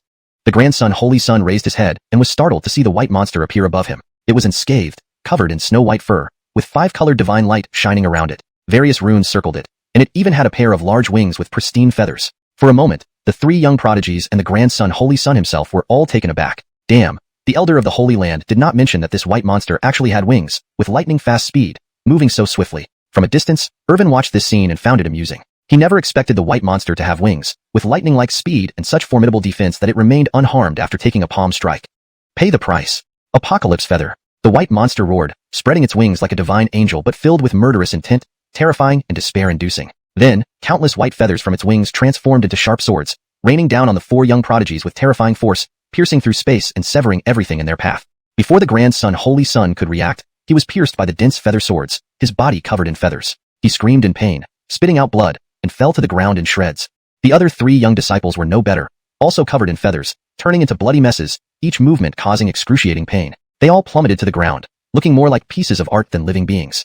This sight was absurdly comical, and Irvin almost couldn't hold back his laughter. Are these buffaloes here to clown? Hold on, there should be 5. One was already killed. Sarah and Una couldn't help but laugh as well. The Grandson Holy Land is considered one of the top immortal forces, with a strength comparable to ancient War Sect and Battle Heaven Holy Land. But were their younger generation really just these buffaloes? Irvin felt deeply disappointed. He thought the other immortal forces cultivated true prodigies who could suppress any region with their presence and emotions hidden. Instead, they produced clowns for entertainment? The white monster approached the 4 fallen figures, lifting its head high and smirking triumphantly. It then mocked them. You buffaloes wanted to catch me? Go home and drink milk. Turning around, it took large steps to leave, knowing it was still tracked and couldn't escape the Grandson Holy Land's pursuit in a short time. Other holy lands and sects were also watching, hoping to capture this pure blood beast and take it back to their respective lands for treasure. I, divine beast white monster, refused to be anyone's tool. Yoink every 2 steps it took. It felt like the space was burning, as if surrounded by a sea of fire. For suns hovered invisibly above it. How can I let you go and report to the Holy Land? A voice came from behind, revealing it was the Grandson Holy Sun. Weren't you paralyzed by my technique and severely injured? The white monster was puzzled, eyes wary. Do you think I'm as stupid as you? Fortunately, I set up a massive array before being injured. You won't escape from the 4 directions heavenly fire array. The other 3 young prodigies also stood up, though still in disarray but not completely immobilized. Luckily, we had the revitalizing pills given by the elders. Otherwise, we would have been defeated today. Ewings, these pills are powerful and healed our severe injuries quickly. 2 young disciples looked at each other, deeply admiring the foresight of the elders in providing the pills. Meanwhile, an elder in the Grandson Holy Land sneezed. Who's talking about me? Could it be those young brats from the Holy Sons team? The elder was confused, having prepared potions fearing these youngsters might fail and let the beast escape. Did they indeed let it escape? The divine beast white monster is crucial for us, he thought, deciding to contact the Holy Lord. These youngsters aren't reliable, and the stakes are too high. Back at the scene, the Grandson Holy Sun watched the trapped white monster in the array, furious. Thanks to the revitalizing pill, he avoided severe injury and potential attacks from ancient beasts in the wilderness. With anger, he summoned a ball of Dao flames in his palms and hurled it at the white monster, nearly burning its white fur. Keep running, he taunted. But suddenly, a fist struck with immense force, breaking the 4 directions heavenly fire array. The shockwave sent the Grandson Holy Sun and the others flying backward. Who dared to interfere? To challenge the Grandson Holy Sun? Do you know I represent the Grandson Holy Land, a top immortal force in Tai Clinton and domain? An enraged Grandson Holy Sun shouted, feeling today must be a cursed day. Just as he was about to succeed, someone wanted to snatch the prize. Then, Irvin appeared beside the white monster with a cute little rabbit. Sarah and Una followed closely behind. I've got my eye on this white monster, Irvin said, dismissively. You guys can scram. The term, Peter, refers to a significant figure in the story, emphasizing his status within the Great Sun Holy Land. Chapter 352. The arrogant son of the Great Sun Sacred Land can't tell the difference between kings. Irvin held Little Rabbit in his arms and appeared right in front of Gordy's position, blocking her way. Who are you? Gordy lay limp on the ground, severely injured. Her white fur seemed to have been scorched, emitting an unpleasant aroma reminiscent of roasted meat. Still, she struggled to raise her head and looked at Irvin, asking him a question. I'm here to save you. Without beating around the bush, Irvin directly stated his purpose, completely ignoring the few individuals from the Great Sun Sacred Land standing there. Especially the Aiden, whose face turned dark and lips twitched. As a noble son, he had been insulted, a truly detestable occurrence. Who exactly was this 10-year-old boy who dared to order them to leave and claim that he fancied Gordy? Boy, being too arrogant isn't a good thing. Do you know who I am? I am the son of the Great Sun, backed by the Great Sun Sacred Land with its profound heritage and immense power. Is someone like you even qualified to provoke me? The Aiden spoke sternly, clenching his right fist because he wasn't sure about the other person's background or family history, whether it was worth getting into trouble over. After all, while the Great Sun Sacred Land was immensely powerful within the Tai Clinton and Dao region, ranking among the top imperishable lineages with an Empyrean god ruling in the clan. Looking at the Eternal Realm as a whole, several other imperishable forces were just as formidable, if not more so. And this boy in front of him, emitting divine light and surrounded by primordial chaos energy, possessed a transcendent appearance as if he didn't belong to this world. For a moment, he couldn't figure out Irvin's true nature, so he resorted to speaking politely to probe for more information. Great Sun Sacred Land? Worthless? Never heard of it. Irvin sneered coldly, completely disregarding the Aiden, even mocking him. After all, the Great Sun Sacred Land was just one of the top imperishable forces, unworthy of Irvin's attention. Even if he knew of it, they had no connections whatsoever. Behind him, Sarah and Una's star-like eyes gleamed as they watched their young master become even better at showing off.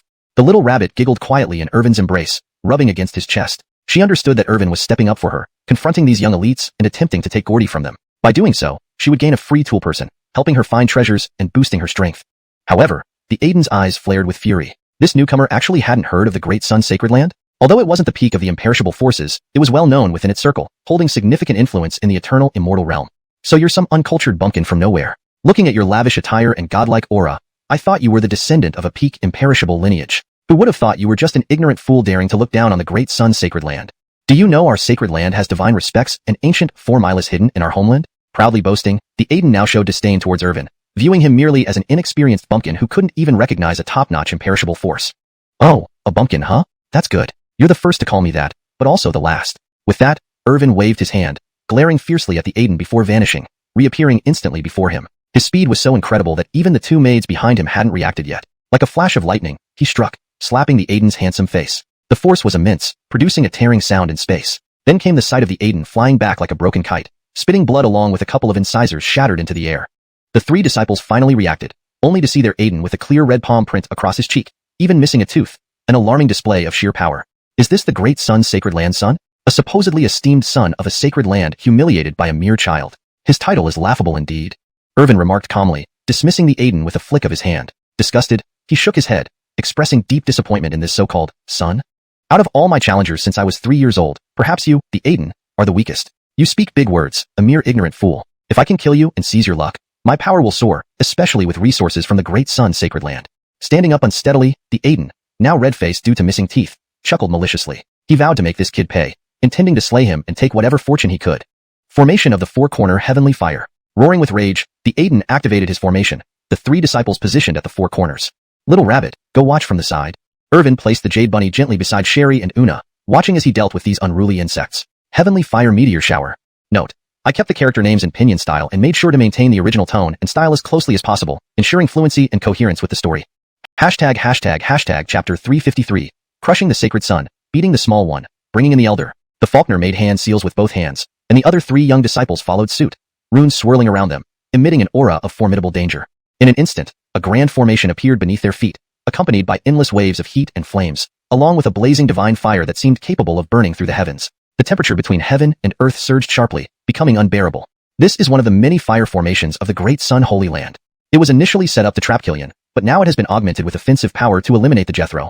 Annika's eyes blazed brightly, emitting immortal light as she instantly saw through the formation. Killian also stood up, healing its injuries. Streams of life-creating energy enveloped its body, repairing it rapidly, and in no time, the injuries were fully recovered. It rolled its eyes, watching the conflict unfold, then attempted to leave. Spreading its wings, it soared into the air, piercing through space, turning into a streak of light. Bang! With a loud boom, Killian saw stars and everything before its eyes became blurry. Blocking its path was a boundary radiating chaotic energy, which couldn't be broken no matter what divine powers it used.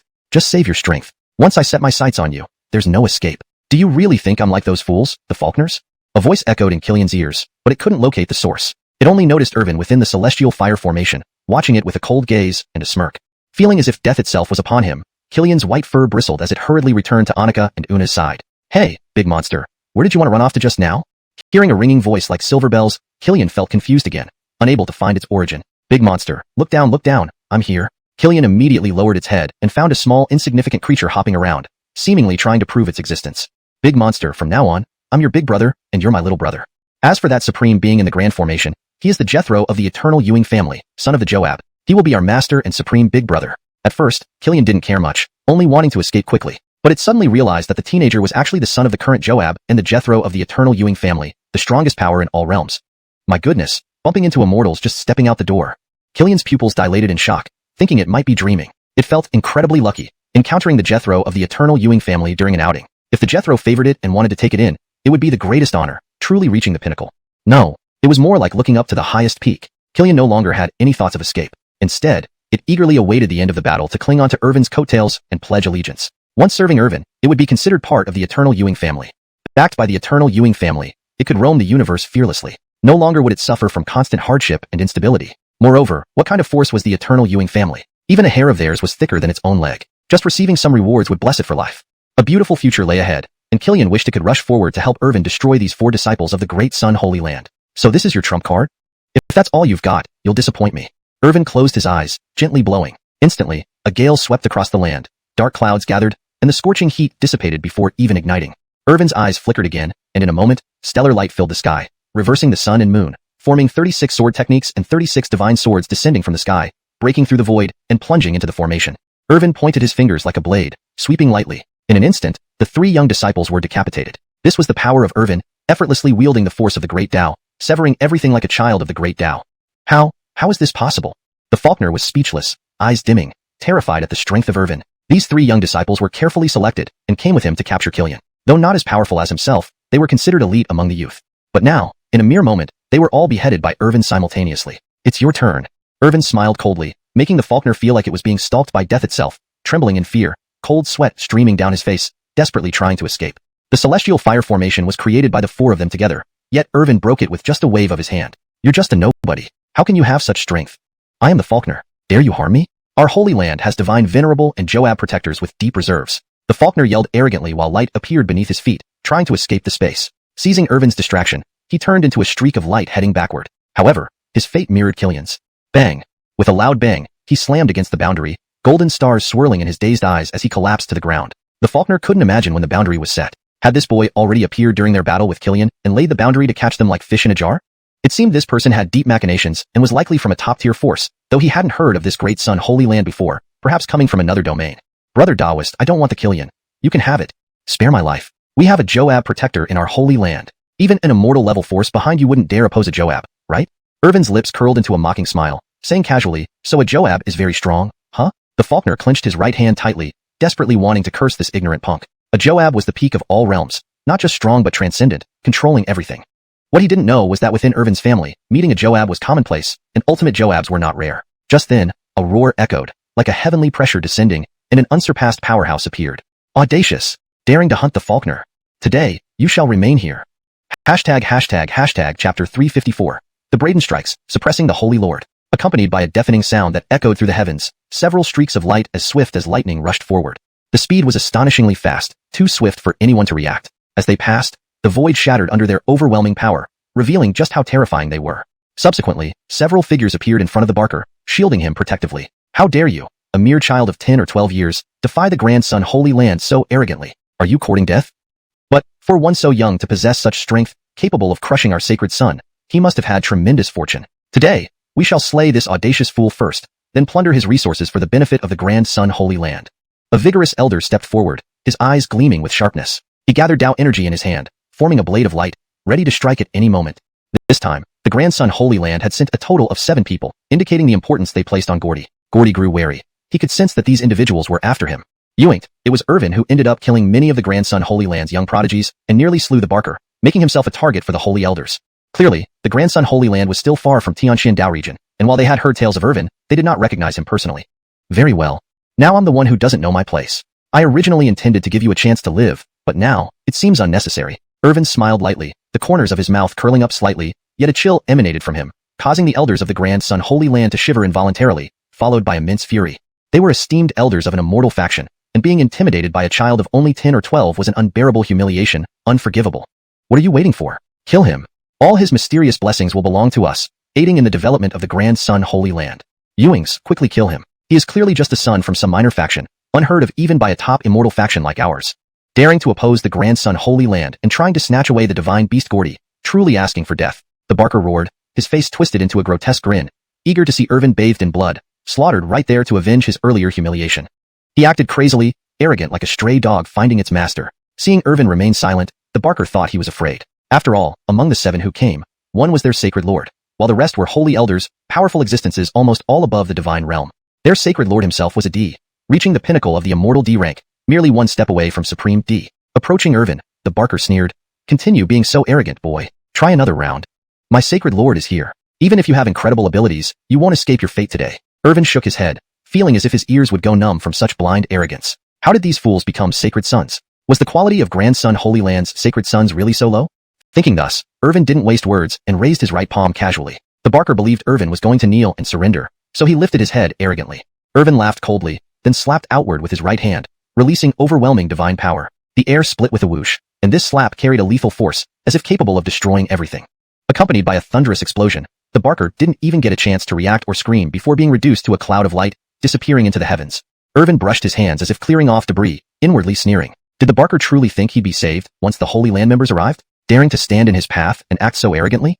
If Irvin wanted someone dead, even a great immortal couldn't save them. The numerous elders of the Grand Sun Holy Land stood dumbfounded, seemingly unable to believe what they saw. This 10-year-old child had just killed the sacred sun right before their eyes, leaving no trace behind, completely annihilating him. Then, the holy elders' eyes turned red with rage, cursing in low voices. How dare you slaughter our sacred son? Ah, ignorant brat, do you know what crime you've committed? It's too merciful to just kill you. You'll be flayed and your bones crushed, your soul torn apart, your spirit lamp ignited. Had things gone differently, the Barker would have become the next sacred lord of the grandson Holy Land. These elders had previously been flattering him, hoping to gain more benefits in the future, but now, their investment had been obliterated. Sherry covered her mouth and giggled. Her little master had grown up under her care. She knew best that Irvin despised insects buzzing around him. If they persisted, a single slap would silence them, bringing peace to the world. Gordy wobbled slightly, thankful he hadn't offended Jethro Ewing, otherwise he might have met the same fate. Just as the elders were about to attack, the Anakin stepped forward, exuding immense authority. Then, with a single finger raised, the sky darkened, stars moved backward, and an incomparable force erupted, threatening to crush the heavens, too terrifying for words. Himph, a peak immortal D wants to kill my 10-year-old child. Quite a thick-skinned one, aren't you? Irvin remained calm, responding with a mocking laugh. Foul-mouthed brat, you actually have reason after murdering our sacred son? We'll crush you to dust and see if your bones are as hard. That might disappoint you. Irvin waved his hand, and a massive figure emerged behind him, akin to a heavenly deity. His eyes opened, distorting space into a black hole, too frightening to imagine. Seeming like the ruler of the world, every gesture emitted world force, far surpassing the heavenly Tao of an entire universe. Daring to harm my master? Courting death. Perceiving the threat, the Braden instantly leaped out of the system's space. With just a glance, it shattered everything, sending the other holy elders flying. The supreme heavenly authority of the Anakin was also reduced to nothingness, spitting blood and flying back, looking exceptionally pitiful. Chapter 355. The Desperate Supreme Master, Grandson Golden Flame. Is this your strength? If you're only at this level, what difference is there between you and the ants struggling to survive in the cracks? To dare lay a hand on my master, truly seeking death. The Braden exuded an unparalleled aura of dominance. Its gaze was as sharp as steel, reflecting countless stars and cosmic phenomena. The elders of the Grandson Sacred Land felt they would be drawn into an endless cycle of rebirth just by looking at it from afar. With another step, the Braden unleashed an overwhelming force of world power, like an almighty sovereign, with its eyes shimmering with intersecting laws of existence. A fearsome sight that struck terror into the hearts of all. A casual sweep of its hand sent shockwaves through the heavens and reduced several divine realm elders to ashes instantly. Even the marshal, who stood at the pinnacle of immortal D, was pressed to his knees, unable to move, as if under divine wrath. He couldn't understand how a child, no older than 12, could have such a formidable protector. At minimum, this entity possessed the power of a supreme D. The Braden's growth had been synchronized with the coil, complementing each other, learning from the supreme principles imparted by the coil, and nourished by treasures obtained from the system's infinite sign-in mode. Occasionally, even Joabs would gift small worlds for the Braden to consume and grow. On the path to becoming a supreme D, the Braden had advanced significantly. Its true combat prowess far surpassed even a Tier 1 Ultimate D, let alone an Immortal D at the peak. Had Irvin not restrained it, these foes would have already been obliterated. Irvin nodded approvingly and approached the people of the Grandson Sacred Land. Axel and Natalie, who followed Irvin, were startled by this scene, never imagining that their master had such powerful protectors. Ewing, this was not his true guardian warrior, as they had already discovered him hidden away, seldom appearing. Moreover, that one's strength rivaled, or even exceeded the Braden's. Considering Irvin was also the atom of myriad ancient heavenly court, it wasn't surprising he had numerous heavenly warriors. Such powerful figures as this one, renowned in the Joab realm, likely numbered among his followers. Most astonished, however, was Gordy. He had heard many tales about the Leonardo of myriad ancient Ewing family, surpassing limits to top the myriad ancient flesh body chart, achieving one miracle after another. His talent in various fields reached the peak among young generations. And now, he saw that Irvin had his own formidable forces, surpassing any elite immortal sects by leaps and bounds. They could crush such sects effortlessly. Master, what shall we do? The Braden asked, ready to destroy the so-called elders and supreme master at Irvin's command. In the divine realm, immortality was a given. In the eyes of many cultivators, they were revered as high-ranking deities. But here, these esteemed immortals were like ants that could be squashed at will. Life or death rested solely on Irvin's decision. Irvin approached the marshal, lying powerless on the ground, and patted his face. How could a supreme master bully a child with godly power? What moral compass did he possess? But I hope you can maintain the spirit you showed earlier, Irvin said sarcastically, knowing full well the fear that gripped the marshal. You. Who exactly are you? The marshal choked out, unable to imagine anyone besides the legendary figures who could wield such terrifying power. Their grandson Sacred Land was a top-tier immortal force, and they were well aware of the power distribution in eternal immortal domain. Even the peak immortal forces didn't treat their heirs with such reverence. Then it hit him. Only one person in all realms could surpass a top-tier immortal force and be accompanied by superlative beings. Ewing family. Irvin! The marshal blanched, realizing he had offended the legendary son of a Joab from the myriad ancient Ewing family. You're Irvin? The marshal stammered, now thoroughly terrified. If he had known beforehand, even 1,000 more lives wouldn't make him oppose the Ewing family. Smart move, but too late, Irvin said flatly before slapping him. I hear your grandson Sacred Land has a treasure, the grandson Golden Flame, ranked among the divine flames. My heavenly fire deity art practiced by my subordinates could see a significant boost with the grandson Golden Flame. Moreover, it's rumored that due to the grandson Golden Flame, your Sacred Land harbors vast reserves of Golden Flame ore deep within. This ore is exceedingly rare and greatly benefits those practicing the way of fire. Irvin nodded at the Braden, who understood immediately, raising its hand. In a dreamlike moment, space shifted, and they found themselves within the sacred land. You, what are you going to do? The marshal cried out, sensing impending doom. Patience, let's wait and see. Hashtag chapter 356, a palm to subdue, eternal forces? Just a mining area. The Callahan stared at Irvin as if facing a demon, his heart trembling with fear. He, a peak immortal D, was being toyed with by a child no older than 10, and was now confronted by the sacred land that this child had brought. Irvin, no, Leonardo, our great son's sacred land is willing to submit. Please be merciful and spare us. Leonardo, it was unintentional. If we had known you were the young lord of the 10,000 Ian's Ewing family, even if we had millions of hearts, we wouldn't dare offend you. Ewings, Leonardo, please spare us our lives. Several elders from the main branch of the sacred land kneeled before Irvin, their tears streaming down their faces, eyes red, bodies trembling, clearly terrified to the core. They begged for mercy, hoping Irvin would spare them. But Irvin merely sneered. The Braden instantly understood and raised its hand, sending out a wave of energy. In an instant, the several main branch elders were sent flying and trapped in space. The Braden waved its hand, disdainful. Despite these elders holding high ranks within the great sun's sacred land, they were not truly formidable. Officially, they might have entered the divine realm, but one wrong move, and they would turn into mere scraps. Thinking this, the Braden held disdain for these powerful beings of the outer world, only eager to return to the system space and continuously devour treasures to enhance its own world power. Under the restraint of the Braden, the Callahan could barely resist, rendered powerless like a mortal. Irvin gripped his neck, lifting him up effortlessly with just one arm. The Callahan could do nothing. Even his D powers were restrained. Once a supreme ruler of an eternal force, now he was humiliated in the hands of a mere child, unable to face life any longer. Killing you would be too easy, Irvin said coldly, a sardonic smile playing on his lips. It's fortunate that many cultivators in our 10,000 Ian's Ewing family practice the path of fire. Your golden flame, or can be quite useful. At this moment, countless disciples and elders within the great sun's sacred land noticed the group suspended in the sky, raising their heads to look up. That's the sacred master? Our sacred master is being held like a chick. Who is this person, and who are these powerful beings with him? As they wondered, anxiety surged within them, particularly when they saw the powerful figure emitting a strong world force, casually sweeping back their main branch elders, deepening their fear.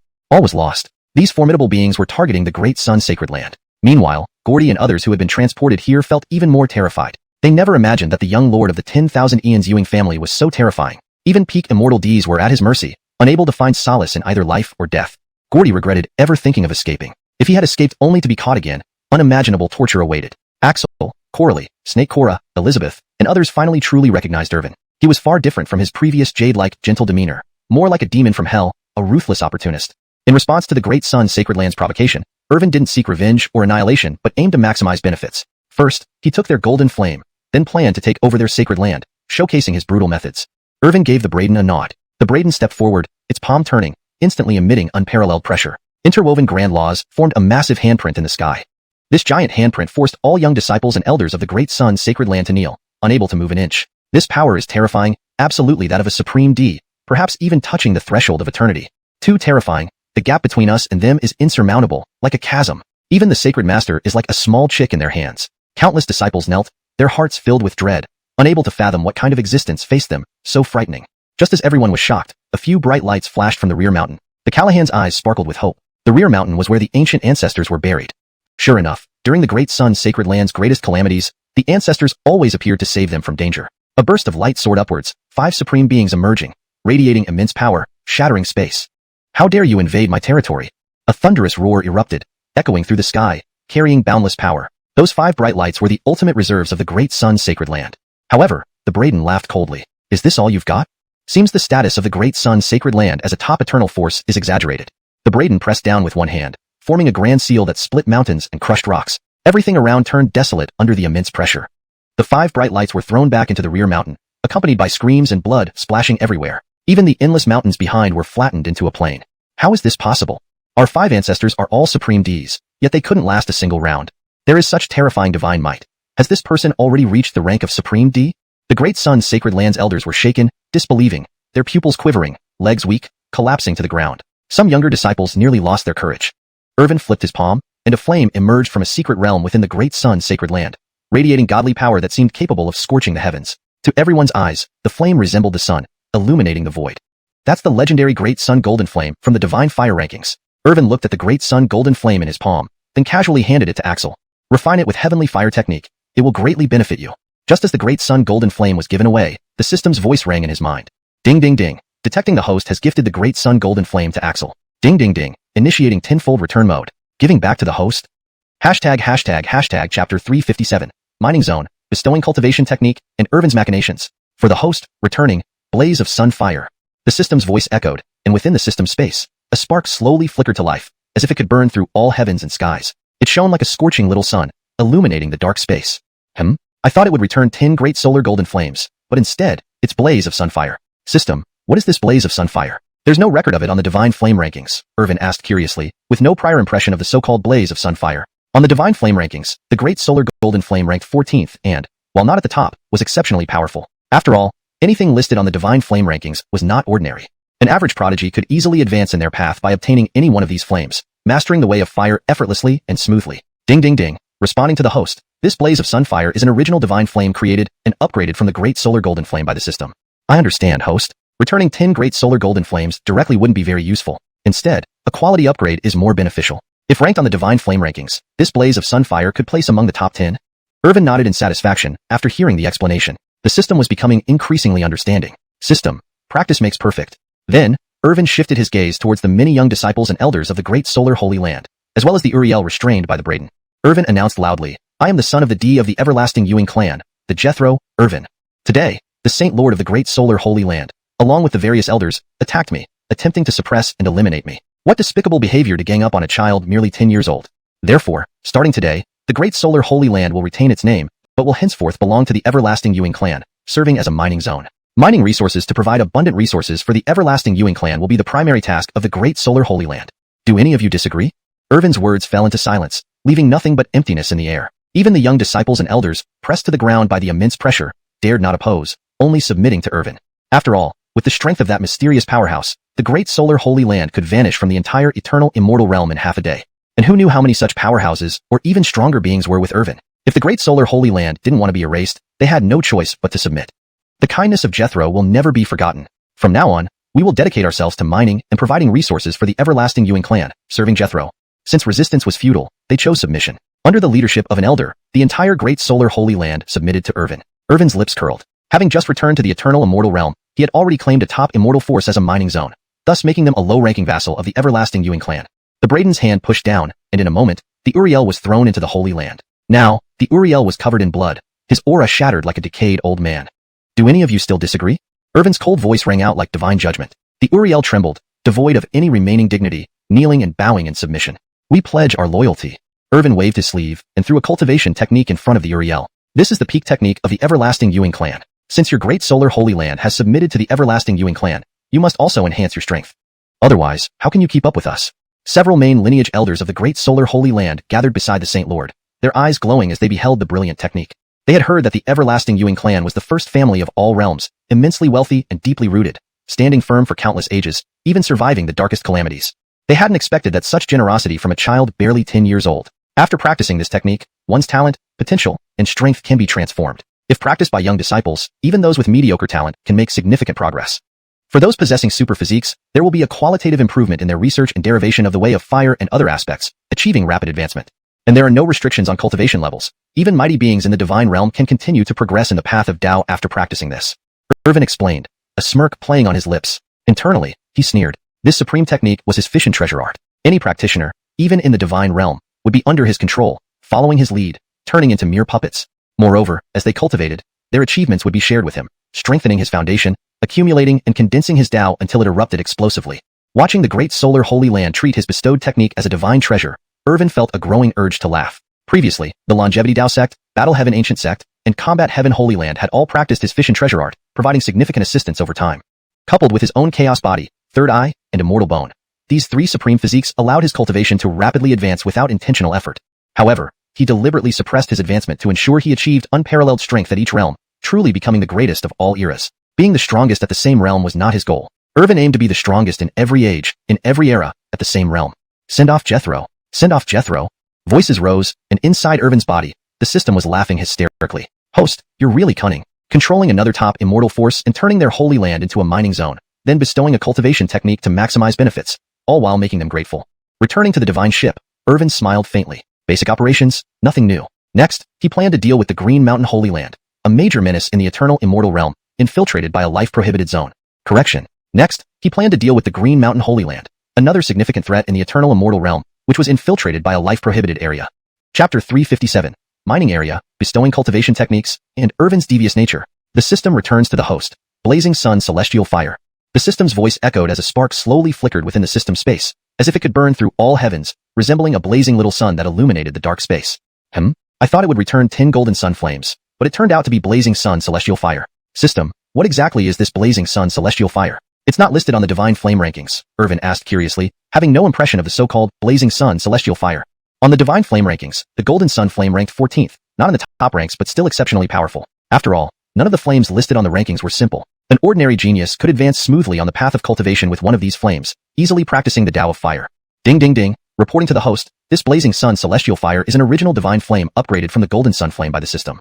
I understand, host, if directly returning 10 golden sun flames wouldn't be useful to you. It's better to upgrade and return quality instead. If ranked according to the divine flame rankings, this blazing sun celestial fire can easily enter the top 10.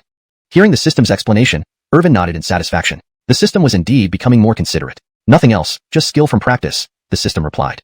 Irvin's eyes shifted towards the many young disciples and elder protectors of the Great Sun's sacred land, as well as the Great Sun Saint Lord sealed by the Braden. He loudly announced, I am Irvin, son of the Joab of the 10,000 ancient Ewing family and the Jethro of the Ewing family. Today, the Saint Lord of the Great Sun's sacred land, along with various elders, attacked me, trying to suppress and kill me. What a despicable act to attack a child barely 10 years old. Therefore, starting today, the Great Sun's sacred land retains its title as a sacred land but now belongs to the 10,000 ancient Ewing family, designated as a mining area. Extracting minerals to provide rich resources for the 10,000 ancient Ewing family will be the primary task of the Great Sun's sacred land. Do any of you have objections? Irvin's words fell into a silent void. There was no sound at all. Even the many young disciples and elders pressed down by overwhelming pressure dared not oppose, only submitting to Irvin. After all, relying on the power of that mysterious strong person, the Great Sun's sacred land could disappear entirely from the eternal immortal domain in half a day. Who knew how many other such powerful beings, or even greater figures might be around Irvin? To avoid annihilation, the Great Sun's sacred land had to submit. Your great kindness will never be forgotten. From now on, we will devote ourselves to extracting minerals and providing resources for the 10,000 ancient Ewing family, serving the Jethro. Unable to resist, they could only submit. There was no other way. Therefore, under the lead of an elder, the rest also expressed their submission. The entire Great Sun's sacred land submitted to Irvin. A smile curled on Irvin's lips. Having just returned to the eternal immortal domain, he had already gained a top immortal force as his mining area, becoming a low-level vassal of the 10,000 ancient Ewing family. Then, the Braden pushed its hand down, and in an instant, the Great Sun Saint Lord was thrown into the sacred land. Now battered and bloodied, his aura weakened. He resembled an aged elder. Any objections? Irvin's cold voice sounded like heavenly judgment. The Great Sun Saint Lord trembled, no longer holding any authority, kneeling and bowing to show submission. We wish to express our submission. Irvin waved his sleeve, tossing a cultivation technique to the Great Sun Saint Lord. This is a top-tier technique of the 10,000 ancient Ewing family. Since the Great Sun's sacred land has submitted to the 10,000 ancient Ewing family, it is necessary to improve your strength. Otherwise, how can you keep up with us? Several mainline elders of the Great Sun's sacred land approached the Saint Lord, looking at the brilliant technique, their eyes shimmering. They had heard that the 10,000 ancient Ewing family was the first family of the universe, wealthy, deep-rooted, standing unwavering for 10,000 ages, even surviving the darkest calamities. They didn't expect a mere 10-year-old to be so generous. After cultivating this technique, it can change one's talent, endowment, and strength. Even if young disciples have average talent, they can significantly improve. If those who possess superior physiques from the sacred land receive it, they will achieve a qualitative improvement, accelerating progress in the study and derivation of the Tao of Fire. This technique has no cultivation restrictions. Even the strongest in the divine realm can further their journey on the Tao path after cultivating it. Irvin explained, smiling inwardly. He coldly smirked. This technique was his fission treasure art. Once cultivated, even a powerful being in the divine realm would serve him unconditionally, completely turning into a puppet-like figure. And as cultivators progressed, their achievements would be shared with him, converted into strengthening his own Tao foundation, accumulating and consolidating, ready to burst forth when needed. Seeing the Great Sun's sacred land treating his bestowed technique like a divine treasure, Irvin felt increasingly amused. Recalling the Evergreen Tao sect, War Heaven Ancient sect, and Battle Heaven Sacred Land, including their founding patriarchs, all practiced his fission treasure art, providing significant help over time. With his own matured chaos body, third eye, and immortal bone, 3 supreme physiques combined, he no longer needed to consciously promote cultivation methods. His realm advanced rapidly anytime. However, he deliberately suppressed this advancement, aiming to build the ultimate foundation at every stage, truly achieving unparalleled excellence throughout history. Being the best at the same realm wasn't his goal. Irvin aimed to be the strongest at the same realm across all eras and times. Farewell, Jethro.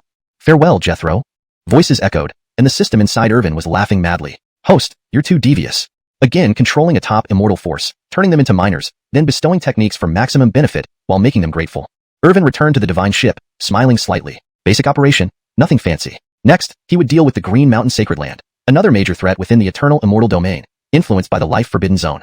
Chapter 358. The immortal realm shaken. watching the drama unfold. On the divine ship, Irvin stood with his hands clasped behind his back, gazing into the distance with deep, contemplative eyes. He remained still as if lost in thought.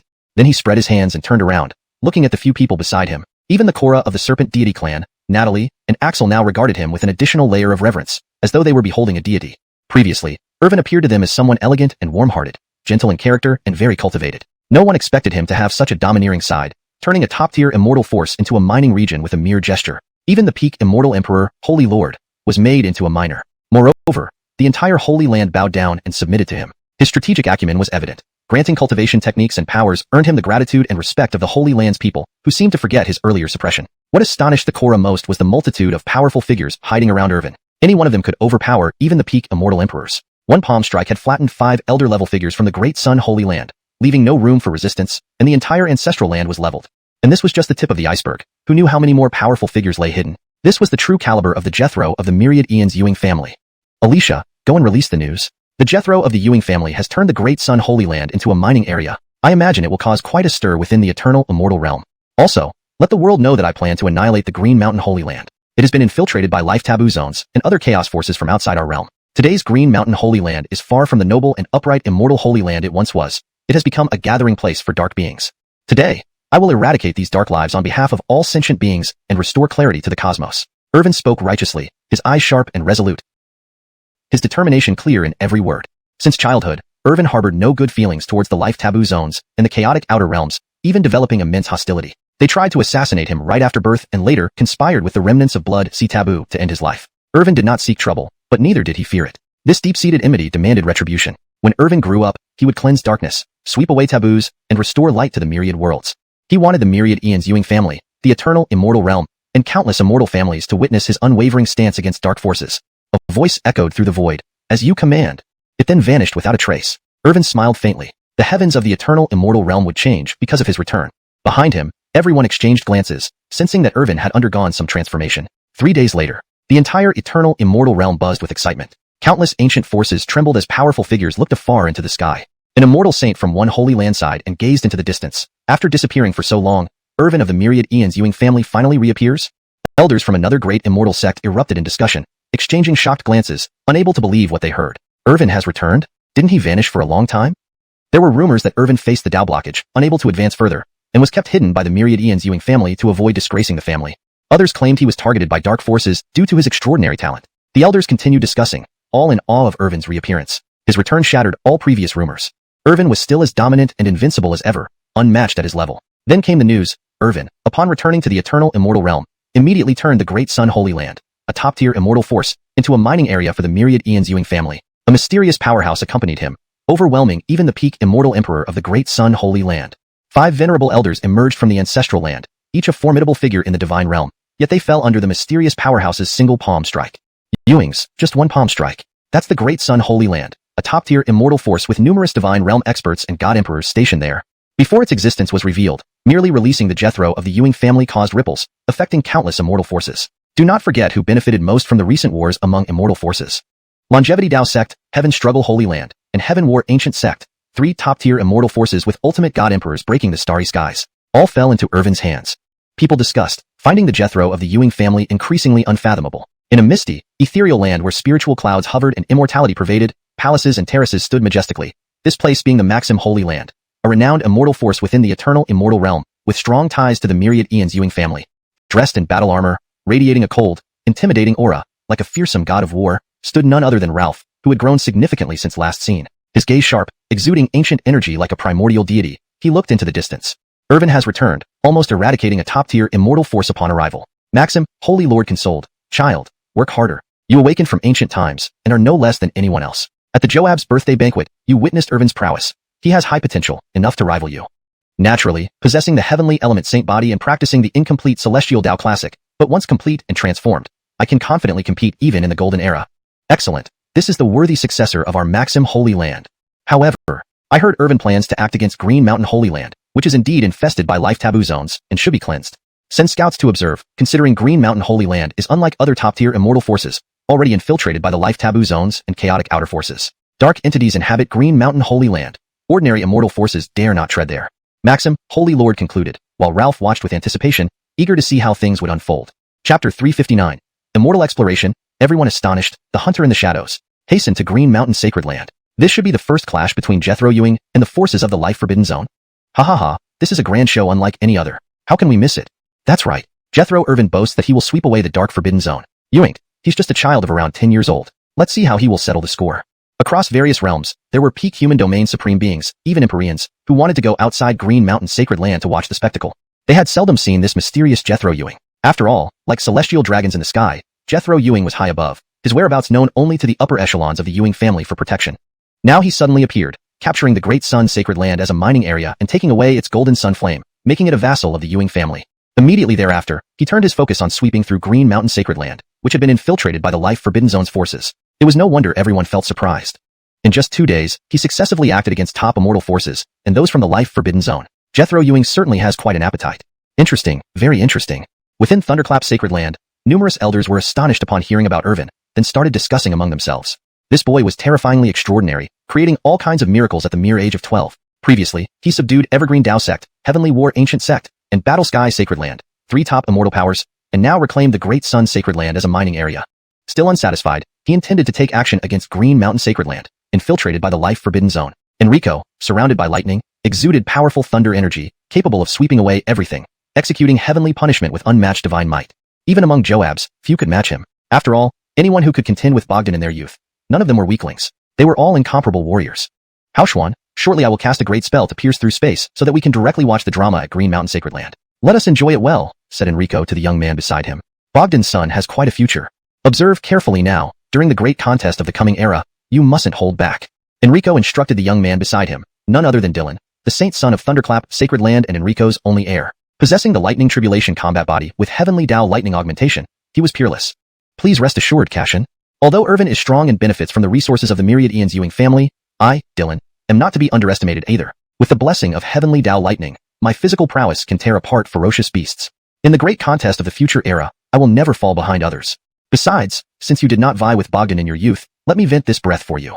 Lightning surged in Dylan's eyes, his battle intent raging, curiosity stirring towards Irvin. Their last meeting was during the D's birthday banquet, where Irvin had already shown signs of celestial talent, emitting the power of Dao with every gesture, evoking despair in others and discouraging them from challenging him. But so what? In a contentious era, what mattered was Dao heart and cultivation. Backgrounds could only provide a bit of assistance. When the ancient divine path opens, heralding the era of gold. On that ancient path, it would truly be a contest among the young generation, the best of the best vying for supremacy, asking who rules over the vast world. He believed that with the Lightning Tribulation combat body, Thunderclap Sacred Land's legacy cultivation methods, myriad magical techniques, and various combat arts, he would surely shine uniquely. Thinking this, Dylan eagerly anticipated how Irvin would handle Green Mountain Sacred Land. Back then, Irvin's excellence, displayed effortlessly, left him and Ralph sighing with admiration and self-deprecation. But at such a young age, unstable Dao hearts were normal. Nowadays, what fear could there be for Irvin? And this scene unfolded across many immortal forces within eternal immortal realm. Leaders of immortal sects and super sacred lands used their cultivation to traverse the void, opening projections for their young generations to learn. After all, while Irvin dared challenge the Life Forbidden Zone and subdue various top immortal forces at just 12 years old, their own descendants were virtually unworthy of mention, remaining inactive, only daring to boast within their own sacred lands, cowardly when sent out into the world. Many young disciples also eagerly watched their sacred land's projection, ready to witness Irvin's prowess. To them, he was a myth in eternal immortal realm, unattainable, usually impossible to meet. Now they could finally pay homage through their sacred lands. Some arrogant young supremes, however, remained unconvinced. All being geniuses, none wished to yield. Unlike ordinary places filled with spirit chi, today's Green Mountain Sacred Land openly revealed its dark aura, eerie forces emanating, occasional beast roars echoing. At the outer edges of Green Mountain Sacred Land were ancient ferocious beasts with formidable bloodlines, fangs bared, emitting decay. Their crimson pupils seemed eager to devour anything. These beasts were tainted by darkness, controlled mercilessly, their existence centered on carnage. Dark entities hovered in the sky, periodically causing blood rain, clearly having recently slaughtered nearby life forms. Low roars reverberated continuously, creating an oppressive atmosphere, akin to hell. Upon learning that Irvin planned to purge their sanctuary, they no longer pretended. Since they were exposed, only a desperate fight remained. However, it was just Irvin's unilateral declaration. The myriad Ian's Ewing family hadn't moved yet. If that was all, they had nothing to fear. Just a child of 12, what could he do? Little did they know, the myriad Ian's Ewing family was also watching, eager to see if their young master could rise to the occasion. Our Jethro Ewing is like a dragon. Let him fight freely in this battle. Hashtag chapter 360. The Ewing family's test, the dark sequence. Indeed, among peers, how many extraordinary geniuses can match the Jethro's level, daring to act against the top immortal forces? Not only that, but in my view, Jethro is setting out to annihilate the life-prohibited zone in the outer domain chaos. Ha ha ha. Truly having the style of the family head. The Green Mountain Sanctuary has been infiltrated by dark forces. With Jethro's actions today, it will certainly be eradicated. In the grand hall of the eternal Ewing family, the elders smiled broadly, their conversations filled with praise and satisfaction for their Jethro. They had thought he would return to the eternal Ewing family after transforming the Great Sun Sanctuary into a mining area, but unexpectedly, he was planning something even bigger, annihilating the Green Mountain Sanctuary and cleansing the cosmos. At the central throne in the grand hall, Bogdan wore white robes like a divine king, his hair cascading down and his eyes blazing like the sun. He looked at the scene before him with satisfaction. This was truly the son of a Joab, dominant, invincible, sweeping through all opposition. Before the eternal Ewing family, whether immortal forces or life-prohibited zones, they must bow in submission. Any who dared oppose them, their clans would be destroyed, their lineages extinguished. Especially so for dark forces harboring ill intentions toward this cosmos. They would face total annihilation. Husband, Clintoner has grown up and matured considerably. His future achievements may even surpass ours. Louisa said gently, holding Bogdan's hand and gazing at the projection of Irvin, her eyes filled only with her son. Her heart was entirely focused on Irvin. However, the Bogdan and Louisa sitting in the grand hall were merely projections. As for their true forms, they were dealing with important matters elsewhere. Definitely not practicing side characters. Just watch Clintoner perform quietly. After wiping out the Green Mountain Sanctuary, he will be in complete opposition to the life-prohibited zone and the outer domain chaos, with no other choice. In the stage of the Golden Age to come, he will inevitably face retaliation and targeting. But so what? My son Bogdan is destined to be the main character of this world. Those so-called dark geniuses are nothing but stepping stones. Let them come. It will even help Clintoner grow. Bogdan spoke confidently, and the elders in the grand hall quickly agreed. They praised Irvin for possessing the potential of a Joab, destined to suppress all enemies and stand alone as the pinnacle of the eternal divine path. The first elder, Ryan, and the Gideon, Blas, exchanged glances, their eyes full of amusement. Especially the Gideon, who often interacted with Irvin and liked this young boy calling him Elder Grandmiles, although sometimes he pulled his beard, making him genuinely adorable. He remembered clearly that when the little guy went to the Tao discussion conference, he protected him personally. As for the first elder, he smiled without speaking, looking up at the light screen revealed in the grand hall. It appeared that Irvin was going to cleanse the Green Mountain Sanctuary, but in truth, this was also a small test arranged by the eternal Ewing family for him. Otherwise, if they really wanted to wipe out the Green Mountain Sanctuary, they could simply send one person from the eternal Ewing family. It wouldn't be too troublesome. One palm strike would suffice. If so, there would be no chance for Irvin to show his prowess. It was better to leave this opportunity for him. It would be perfect for the young geniuses of the eternal immortal realm to witness how unreachable Irvin truly was. In the future, they should keep their eyes open and not rush to their deaths. Sebastian, why don't we make a bet? How so? Near the back of the grand hall, Scott put an arm around Sebastian's shoulder, grinning mischievously. Sebastian was speechless, but still asked curiously. Let's bet on whether our little brother will use sword techniques or alchemy methods when clearing the Green Mountain Sanctuary. If he uses sword techniques to clear the Green Mountain Sanctuary, then upon his return to the Ewing family, let him learn swords under me, while you can just rest.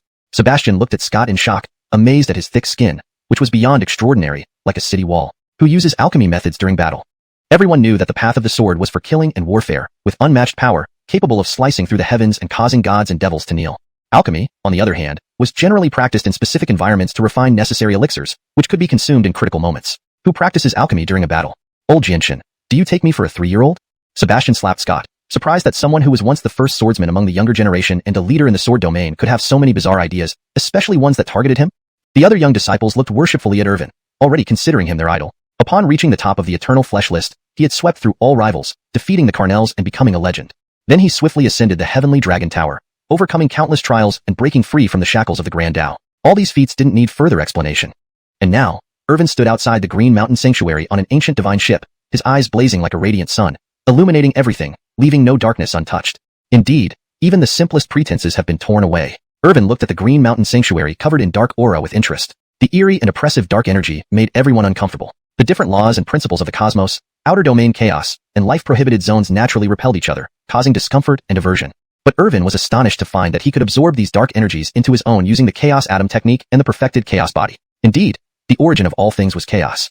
And he was the god who controlled chaos. In a corner of the Green Mountain Sanctuary, a man enveloped in shadows smirked, his lips stretching almost to his ears, his eyes blood-red like a fiend. Through the void, he stared at Irvin, his predatory instincts flaring. This was a rare and excellent opportunity. A 10-year-old kid attempting to destroy a top-tier immortal force like the Green Mountain Sanctuary would undoubtedly draw powerful interventions, leading to an epic battle. Focusing on destroying the Green Mountain Sanctuary, Irvin would be an easy target for assassination, making him prey. If successful, it would be far more commendable than hunting geniuses from countless worlds, earning recognition and rewards from the outer domain chaos. Irvin, you will surely perish by my hand today. Chapter 361. Today, the destruction of Green Mountain Holy Land. So this is the Green Mountain Holy Land? In its heyday, the Green Mountain Holy Land was a top immortal power, with profound strength and ethereal immortal chi. Now, it has become the stronghold of a life Xianxia. It seems there is an untranslated term Xianxia in your sentence. Let me correct that for consistency and fluency. In its heyday, the Green Mountain Holy Land was a top immortal power, with profound strength and ethereal immortal chi. Now, it has become the stronghold of a life-prohibited zone. However, depending on the context, life-prohibited zone might need further clarification or a more fitting translation. If life-prohibited zone refers to a specific concept in the story, it might be better to use a term that has been consistently used elsewhere in the text, such as life-forbidden zone or life-restricted area. Could you provide more context or specify if there's a preferred term for Xianxia? As for the holy masters and elders of the Green Mountain Holy Land, they have probably been slain or corrupted by darkness. Irvin looked at the dark aura leaking from the Green Mountain Holy Land before him and shook his head slightly. The Green Mountain Saint's son, the Dark Sequence Cultivator, had already been decapitated by him. Now, he would erase the Green Mountain Holy Land from the eternal immortal realm. From now on, he, Irvin, would stand firmly against the life-prohibited zones. Note, Xianxia is translated as prohibited zones to maintain consistency and clarity in terminology. At this moment, countless dark divine mountains within the Green Mountain Holy Land emitted beams of light, and the scent of death rolled like hell descending, filling everyone with despair. Retreat quickly, Jethro of the Ewing family. We, the life Xianxia, do not wish to be your enemy. Should be edited to, we, the life-prohibited zone, do not wish to be your enemy. Or, we, the life-restricted zone, do not wish to be your enemy. Depending on the preferred translation of Xianxia in the context of this story's terminology, maintaining consistency in how Xianxia is translated, whether as prohibited zone or restricted zone, is important for terminological consistency throughout the text. And our 8 great life-prohibited zones have never provoked your 10,000 ancient Ewing family.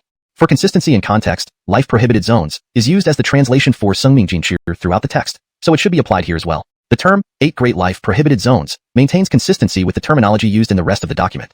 A gust of cold wind blew in, chilling the air, making people shiver and sweat profusely. It felt as if they were being watched by spirits, extremely terrifying. On the divine ship, Irvin crossed his arms, patted his ears indifferently, and pointed out with one hand. In an instant, space shattered, runes flowed, as if the world itself was reversing. 5 figures appeared, each an unrivaled supreme powerhouse. Clad in golden armor, shining brightly, they seemed like undying war gods. One held a spear, another a sharp sword, their expressions resolute, eyes blazing like the sun. These were the 5 peak immortal emperors granted by the system, far surpassing others of the same realm and capable of fighting supreme emperors. Attack. Today, turn the Green Mountain Holy Land into ruins. As Irvin spoke, the 5 immortal emperors did not hesitate, their eyes glowing, dashing forward, releasing the Tao Law. A single surge of divine power easily collapsed space, making heaven and earth tremble. One immortal emperor wielded a sword, invoking heavenly thunder, which rained down with killing intent, splitting the sky over the Green Mountain Holy Land in 2. The reversal of time and space within this scene made all who witnessed it tremble. Especially the young disciples, witnessing the power of these emperors, secretly aspired to reach such heights one day. A snap of the fingers could split the heavens and reverse the flow of time. Above and below, they were supreme alone. That's the power of an immortal emperor? Even a lower-tier immortal emperor possesses such might. Only by reaching the level of a mortal emperor can one truly be considered eternally undying. Projections of the events at Green Mountain Holy Land were broadcast throughout the eternal immortal realm's many immortal forces for the young disciples and elders to see. Those young prodigies also silently vowed to become true undying immortal emperors. These figures? Where did they come from? Could they be private guards sent by the 10,000 ancient Ewing family to Irvin? In the 8 Extremes Holy Land, Ralph curiously said, his eyes gleaming, as if he had just rediscovered Irvin. During the D's birthday banquet, Irvin seemed like a cute little child. Now, he had shown his unstoppable might, utterly domineering, leaving nothing in his wake. To oppose him was a dead end. Especially those piercing eyes, like the brightest stars, could intimidate thousands of heroes with just a glance, halting them in their tracks. Ralph was a king revived from ancient times, powerful with a heavenly origin sage body, linked to the heavenly Tao. Even he was awestruck, even a bit fearful. Except for Irvin, he had no fear of other ancient monstrosities awakening. Why fear a battle? In future great era conflicts, you may compete with Irvin, but do not oppose him, the 8 Extremes Holy Master warned solemnly. Ralph nodded quietly, continuing to watch the projection. In the projection, the 5 imperial figures moved like ghosts through the land, leaving nothing in their path. Absolute nothingness. Whether Forbidden Zone beings or dark-inflicted disciples, none survived, not even for an instant. Powerful Forbidden Zone creatures roared in defiance, yet changed nothing. Sharp flashes of light preceded severed heads, like droplets scattering. Against absolute power, any scheme or resistance was futile. This Green Mountain Holy Land was not infiltrated by a specific life Xianxia, but by multiple races from the 8 great life Forbidden Zones. To improve fluency and consistency, it should be revised as, this Green Mountain Holy Land was not infiltrated by a specific life Xianxia, but by various races from the 8 great life Forbidden Zones. For better clarity and natural reading in English, the term life Xianxia should be consistently translated as life Forbidden Zone, or simply Forbidden Zone. Here's the refined translation. This Green Mountain Holy Land was not infiltrated by a specific life Forbidden Zone, but by various races from the 8 great life Forbidden Zones. What once was shared prosperity turned into shared doom.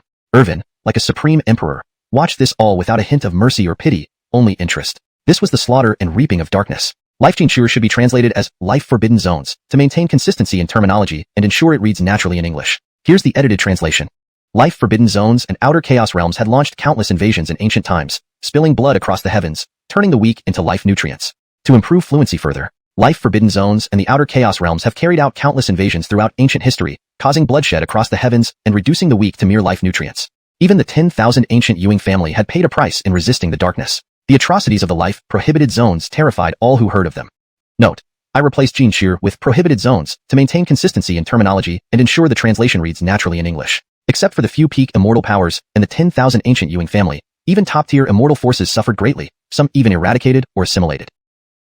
Like the once vibrant Green Mountain Holy Land, full of vitality and cultivation, now filled only with death and boiling dark mists, its young disciples turned into soulless puppets, nearly devoured by Forbidden Zone beings. Irvin would not allow the universe to suffer under darkness. He would purge the Forbidden Zones and cleanse the darkness. Other immortal forces watching this were petrified, shocked, fearing they would meet the same fate. Irvin's 5 subordinates sweeping through the Green Mountain Holy Land like slaughtering pigs and dogs was a stark warning. If Irvin targeted them, sending these 5 would be enough to annihilate them, leaving them powerless. The appetizer ends here. Let's add some seasoning. Chapter 362, Jared. Is the system trying to outdo itself again? Irvin chuckled coldly. The mere sound of this laughter sent shivers down everyone's spines. You ain't. He was only a 12-year-old child. Those around him, including Marjorie and Una, as well as other followers, felt an inner fear. They were once again awestruck by Irvin's capabilities. Powerful, decisive in battle, ruthless against enemies. When he grew up, he would undoubtedly become the second Joab of the Yuing family. Irvin waved his hand once more, and the 5 everlasting Joab's puppets, after exchanging glances with flickering eyes, unleashed their full power. A single palm strike flattened several mountain ranges. These mountains towered 10,000 feet high, piercing the heavens. They were home to countless dark creatures and ancient fierce beasts. Now, they turned to ash in moments. The might of everlasting Joabs was on full display. When such beings acted, even the heavens would split. Brat, how dare you be so arrogant? Just as another puppet was about to move, ripples emerged from a floating divine island. The void trembled violently, akin to paper quivering under immense power, spreading fear and terror. With a roar, a black-robed figure appeared. The chest of the figure bore the emblem of Green Mountain's sacred land, though its eyes were already clouded. Blood-red hair flowed wildly, with blood-red patterns covering the palms, looking like poisonous insects ravaging the body. As this figure appeared, black fog enveloped the surrounding space. Anything it touched lost all movement instantly, mouths foaming uncontrollably. Jared? No, also from a dark clan within one of the Forbidden Zones. It seems that Green Mountain Sage and you have close ties, both masters of insect cultivation techniques, probably from the same race. Irvin pondered aloud, with a mocking smile. Anyone could tell it was the smirk of a cat playing with a mouse, filled with ridicule and mockery. Irvin identified this person immediately. He had significant connections with the 7th sequence of darkness encountered earlier. Both were experts in the realm of insect cultivation, though this one was clearly from an earlier era. His current cultivation level was quite high, having advanced far in the divine domain. The divine rules swirling around his body were intense and eye-searing, yet intertwined with dark energy. He was likely at the supreme Joab level. Irvin, even if you are the young master of the eternal Yuing family, one of the top scions of myriad realms, you should not humiliate the Green Mountain sacred land like this. The current Green Mountain sacred land has embraced darkness but poses no threat to the myriad worlds. In the eternal immortal realm, we never interfered with each other. Jared had been fully replaced by this insect cultivation expert. His eyes were dark, his voice low and menacing, right fist clenched, barely restraining the urge to attack. He wanted to eliminate Irvin, the root cause of all this. But he lacked the courage. With the support of the eternal Yuing family, Irvin was invincible from the start. Killing, or even touching a single strand of his hair, would lead to vengeful actions by Brecken. The Bloodsea Forbidden Zone had already seen grave consequences, teaching everyone a stark lesson. No one dared to provoke openly. Seeing this, the many top forces in the eternal immortal realm bristled with dread. The post-invasion Green Mountain sacred land had formidable combat strength, ranking among the best in the eternal level immortal forces. Other supreme immortal forces also dared not provoke. As Jared said, they coexisted without conflict. Yuing. Irvin's brutal raid left them no choice but to swallow their pride and beg for mercy. If this happened with any other force, there would likely be mutual destruction. The influence of the eternal Yuing family is too great. Today, the Green Mountain sacred land cannot escape its doom. Irvin is like a sharp sword. Once unsheathed, it points at all creation, unstoppable, with Green Mountain's sacred land caught in its path. Many mighty figures in the eternal immortal realm sighed deeply, already mourning for the Green Mountain sacred land. Irvin watched this all with a cold smile, lips slightly curved as he spoke calmly. Do you deserve it? Life Forbidden Zones butcher countless lives. The Green Mountain sacred land is a prime example. Is it still anything like before? Almost everything has been invaded and eroded by your Life Forbidden Zone, with all native life forms slaughtered. Now you want me to show mercy? Too late. Irvin's resolve was firm, making even the system cheer. Great. You live up to being my host. So brave. Ding ding ding. Sensing the host distancing from dark forces. Reward. 1 puppet. The system's voice echoed in his mind. Irvin raised an eyebrow, thinking the competitive spirit of the system was back. Just because he was facing off against the supreme Joab, the system couldn't resist wanting to support him, offering a supreme Joab-level puppet. With just these few puppets, he could likely sweep any supreme immortal force, maybe even challenge peak immortal forces. System, you did well.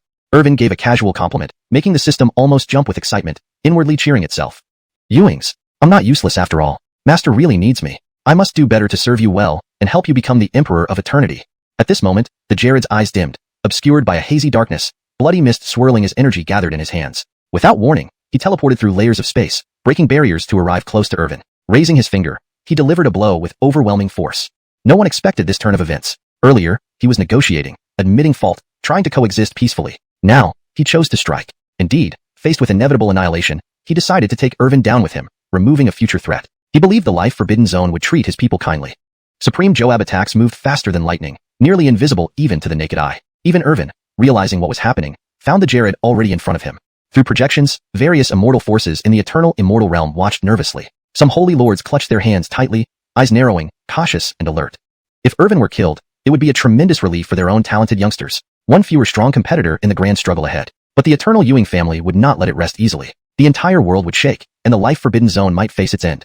In the eternal Ewing family watching the projection, some younger members stood anxiously. Elders exchanged glances, but the Breckons remained calm and composed, leisurely sipping tea. Irvin, arms crossed, lips slightly curled, remained unruffled, steady as a rock. Chapter 363. Supreme Joab Puppet, Finger Snap Destruction of the Sage Master, fighting 3 alone. At this moment, within the eternal immortal realm, too many powerhouses were watching intently, closely following the unfolding events. This single blow could significantly impact the future layout of all realms. This was Irvin's influence, backed by the eternal Ewing family, who would dare to provoke him. Entering a life-restricted zone was tantamount to inviting death. No, it was more like preparing to enter an early grave. Irvin stood as steady as an old dog, not even blinking. Behind him, Sarah, Una, the serpent Cora, and the Anya hurried forward, trying to shield him from the fatal strike. However, it was far too late. The speed was just too fast. Unless another higher-level Joab intervened, no one could stop the Supreme Joab. But at that very moment, space became as muddied as sludge, instantly sealing off. The overwhelming force of the blow seemed to hit a cushion of cotton, creating not a ripple. Edsel's pupils dilated in shock, cold sweat pouring down his face. He had been immobilized, without even a shred of resistance. As a Supreme Joab, he was also astute enough to grasp the situation in an instant. A mysterious powerhouse had acted. Could it be Irvin's guardian? Beside Irvin, space warped, revealing a figure slowly materializing. He walked out clad in celestial golden armor, shining brilliantly, his eyes deep like those containing galaxies and stars. Tricolor divine light shone around him, his jet black hair flowing over his armor. He stood tall and mighty, like Mount Tai itself, shaking the heavens with every step. In his hand, he held a massive halberd emitting tremendous power, runes intertwining, radiating the might of cosmic principles. Just standing there, he exuded an aura capable of collapsing everything. The blade was razor-sharp, seemingly able to pierce through all existence. Wherever it passed, even nothingness seemed to tear. His eyes opened, emitting fiery divine light. He muttered, "Daring to attack my master, are you looking for death?" Then, with a snap of his fingers, a streak of divine light burst forth, breaking through the constraints, spreading boundlessly before directly striking Edsel, sending him flying. Damn! Edsel let out a shocked cry as he was hurled away by the vast divine power, becoming a meteor piercing through star systems, shattering planet after planet. The Supreme Joab puppet extended a single hand, gently gripping, and it seemed as if the entire star system might implode, turning into whirlwinds of destruction. Edsel, wrapped in countless galactic streams, suffered immense gravitational pressure, his body tearing apart, emitting a despairing wail. Henceforth, this eternal immortality realm shall be your dark forces restricted area, Irvin said. Dare to invade again, and I will dye the heavens red, sweeping everything clean. Understanding Irvin's intent, the puppet squeezed harder, turning the uninhabited star system into nothingness, shattering Edsel along with it. Continue. There are still a few old fellows in this Xianxia Holy Land that need to be eradicated. The Supreme Joab puppet nodded, his eyes flashing as he appeared within the Xianxia Holy Land in an instant. With a wave of his hand, the great Tao converged, blazing like a midday sun. A giant palm imprint formed in the sky, then crashed down. Boom! Accompanied by rumbling explosions and rising smoke, fierce beasts roared. The central islands and immortal mountains of the Xianxia Holy Land were flattened, devoid of any sign of life. Stop hiding, scoundrels. You cannot escape punishment today. Do not force me to act. Come out now and face judgment. Several dark auras shot up into the sky, facing the Supreme Joab puppet. You and we are all Supreme Joabs, and moreover, there are 3 of us. You have no chance of victory. Let us go, or avoid trouble. A black-clothed elder laughed sinisterly. The other 2 appeared like malevolent spirits, though silent. Their auras declared their extraordinary status. They were from different zones and races, lurking in all realms for gain and opportunities to break through. They hadn't expected that not only did they find no opportunity, but were also targeted by this young lunatic, Irvin. 3 Supreme Joabs. Seems like the Xianxia Holy Land is highly valued by the restricted areas. The puppet, unyielding, exuded overpowering divine energy, like a vast sea distorting space. Confident, they attacked. Behind them, hellish shadows emerged, various fiends appearing. A gaunt old man with only skin on bones struck out with a bone staff. But the puppet merely smirked, raising his right hand and swatting the staff into pieces, the blood-red runes dissipating into nothingness. How can this be? The old man froze. As a fellow Supreme Joab, despite his age, he was experienced yet was easily crushed, his eternal divine weapon destroyed. The others watched in disbelief. What was this person's background? Such strength yet serving under a 12-year-old. Was he a supreme powerhouse cultivated by the eternal Ewing family? To the heavens. With a calm smile, the puppet swatted the gaunt old man into oblivion. Your turn. Again, the puppet struck, slicing through the sky, severing star systems in half. In the blink of an eye, the remaining two were pierced, unable to comprehend their demise. One Supreme Joab couldn't possibly overwhelm three. This defied logic. Ewing, summoned by the system. This puppet, equal in rank, effortlessly handled all three. Wasn't fighting three alone just a basic operation? Chapter 364. The worlds are shocked. The Ewing family is astounded. 5 puppets at the peak of Immortal D and 1 Supreme D puppet were on a rampage within the Green Mountain Holy Land. With every move, countless dark beings met their doom, offering no resistance as they were ruthlessly slaughtered. After the 3D formiless were exterminated, the rest of the top combatants were as fragile as ants, easily reduced to dust by even a wisp of energy. The conflict between life and darkness in the universe is eternal, Irvin said, his eyes deep with contemplation. It's an inherent contradiction that can never be resolved. However, we have some understanding of the life-forbidden zone, but that so-called outer chaos realm is another universe altogether, accessible only to the very pinnacle few. He then shook his head. For now, he needed to focus on cultivating, continuously enhancing his strength and expanding his eternal heaven court, aiming to become an atom in the future. To him, the life-forbidden zone and the outer chaos realm were merely insignificant matters. Those who stood in his way would die. Congratulations, host, for completely aligning against the life-forbidden zone and the outer chaos realm. It seems your plan for a peaceful existence will face more turmoil. The system's voice echoed in his mind, reminding Irvin, who remained unperturbed, seemingly having let go of all concerns. No matter. We shall meet each challenge as it comes. A menace like the life-forbidden zone must be eradicated. As for the outer chaos realm, which invades the 10,000 realms every age, my eternal Ewing clan has sacrificed too much. Now, with the era of great strife upon us, the outer chaos realm is stirring. They've even sent 10 dark hunters to hunt down illustrious figures, clearly having intentions for this generation's heavenly mandate. The conflict between the outer chaos realm and the 10,000 realms should come to an end in my time. Irvin smirked coldly, releasing divine intent, making the D's slaughter even faster, unearthing even creatures buried underground. This is Irvin's method? Truly terrifying and shocking. The Jethro of the Ewing clan, just a mortal body, yet possesses godlike talent, breaking records, and demonstrating such formidable mental fortitude. People marveled in the eternal immortal realm as they watched via projection. Their eyes showed fear, beads of sweat forming on their brows. With 60-level experts already summoned, especially the last one who could fight 3 at once effortlessly, their true combat power was unimaginably terrifying. Even if their realms hadn't reached the ultimate level, their combat power had likely entered the ultimate D tier. Earlier, they had estimated that with Irvin's strength, he could easily destroy the top immortal forces in the eternal immortal realm. Now it seemed they had underestimated Irvin. Based on his current display, Irvin alone equaled an entire peak immortal force, capable of going toe-to-toe with them without issue. The heads of various peak immortal forces watched this scene with astonishment, being cautious. D's are the pinnacle of the universe. Emperors don't show themselves, while emperors are supreme. The eternal Ewing clan's background is vast, but even their number of D's must be limited. To have at least 6 accompanying Irvin at once shows the importance placed on him. They believed these D's guarding Irvin came directly from the eternal Ewing clan. Little did they know, the eternal Ewing clan itself was also in uproar. In the clan's main hall, even the patriarch Bogdan was taken aback by his son's many top-tier D's. As a D at the pinnacle of the universe, D's were mere ants to him. Ewing, he saw that Irvin's D's far surpassed their peers in combat prowess, easily handling multiple foes. Without mentioning the 5 peak immortal D's, just the Supreme D alone, whose combat power was indescribable, would be a pillar in the eternal Ewing clan. Clan head, about the D's around the Jethro? Asked Gideon Bloss, eyes profound as stars, containing myriad secrets, seeking confirmation from clan head Bogdan. No need to ask further. Each generation must find its own path. Clinton is 12 now, and deserves his own legend. With so many D's around him, we can rest easy. Bogdan smiled calmly, letting the matter slide. Haha, clan head, considering the Jethro's safety, we prepared a few divine respecters to accompany him before. He declined, thinking perhaps he disliked being followed. But it turns out he didn't even look at them. The other elders laughed, imagining they too would scorn mere divine respecters if accompanied by so many D's. Outside the Green Mountain Holy Land, Irvin calmly observed, controlling the destiny of the era, his eyes like shining stars, satisfied with his progress. Having destroyed the Great Sun Holy Land and Green Mountain Holy Land, and subjugated powerful immortals like Battling Sky Ancient Sect and Battling Heaven Holy Land, his eternal Heaven Court territory could now rival peak immortal forces. However, there was still a gap to bridge, requiring more development, possibly by swallowing some immortal forces. In the fantasy world, power reigned supreme. The strong devoured the weak, a natural law. Master, now that the Green Mountain Holy Land is destroyed, what next? Axel asked, hands clasped, cautiously. Leaving the eternal Ewing clan for so long, it's time to pay a visit.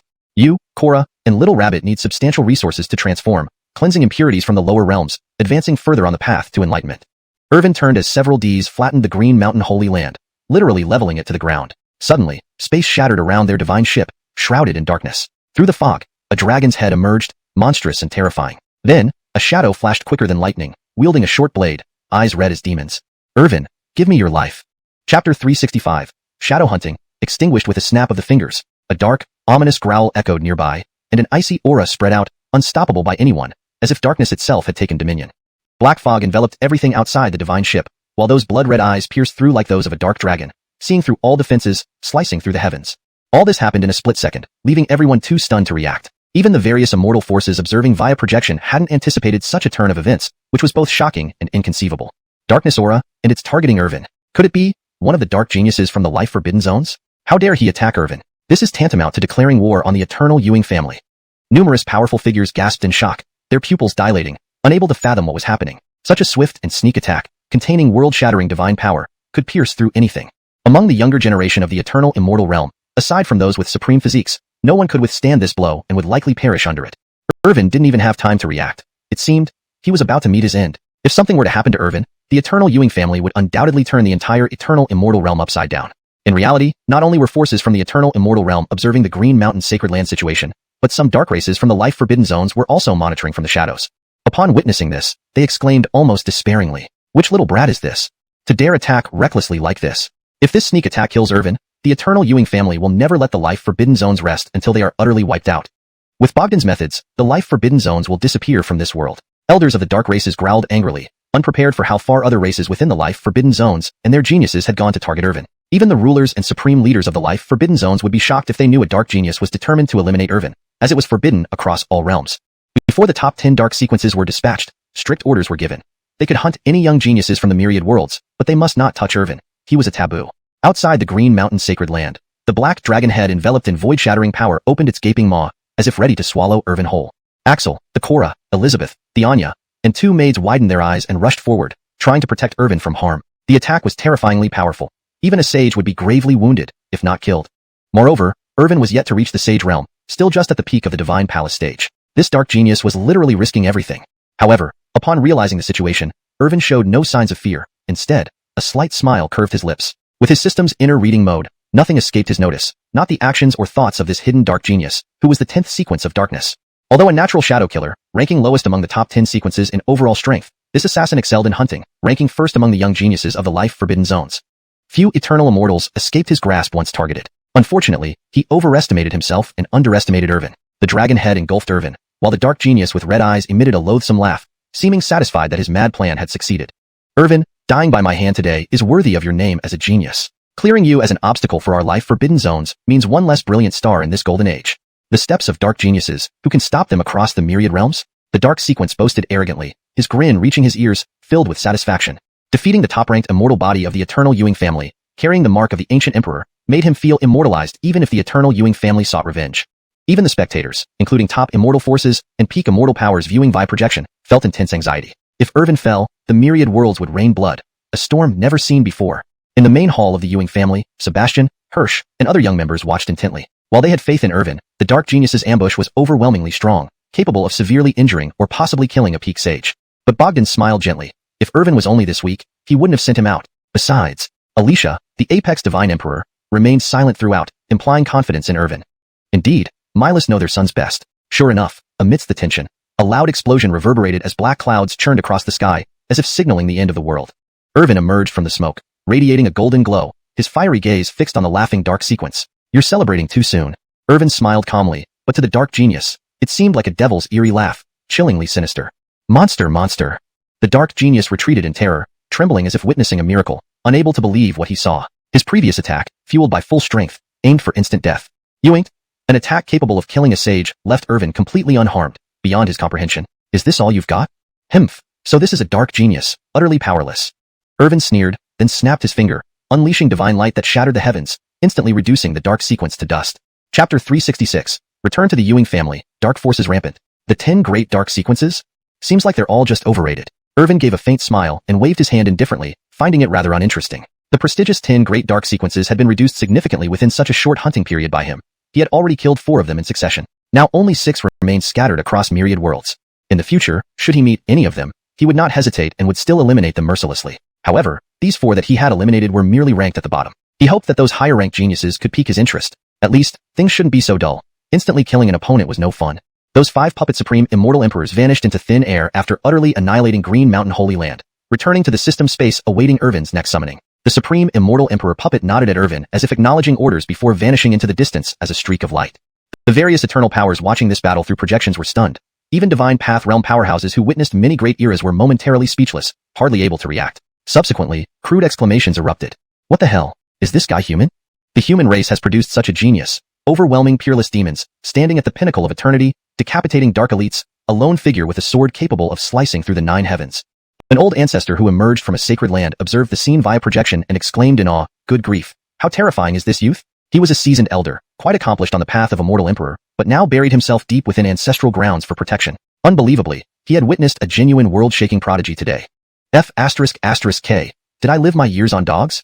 If I could have achieved half of what this boy did in my youth, my nose would almost touch the sky. Several ancient powerhouses marveled continuously at Irvin, admiring his audacity atop the divine ship.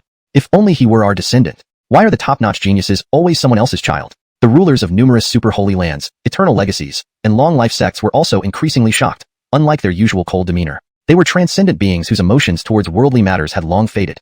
For them to feel alarmed meant it was indeed terrifying. Since Irvin's birth, countless records have been broken, creating innumerable legends that made these invincible ones feel inferior. Just how powerful has this kid's influence become? Elite eternal forces are crushed effortlessly. With his unshown hidden cards and formidable powers, he can establish an eternal force. Key point, he's only 12 years old. A high-cultivated elder stroked his beard cautiously. Few children in their early teens could attract such attention, even surpassing ancient anomalies and taboo geniuses.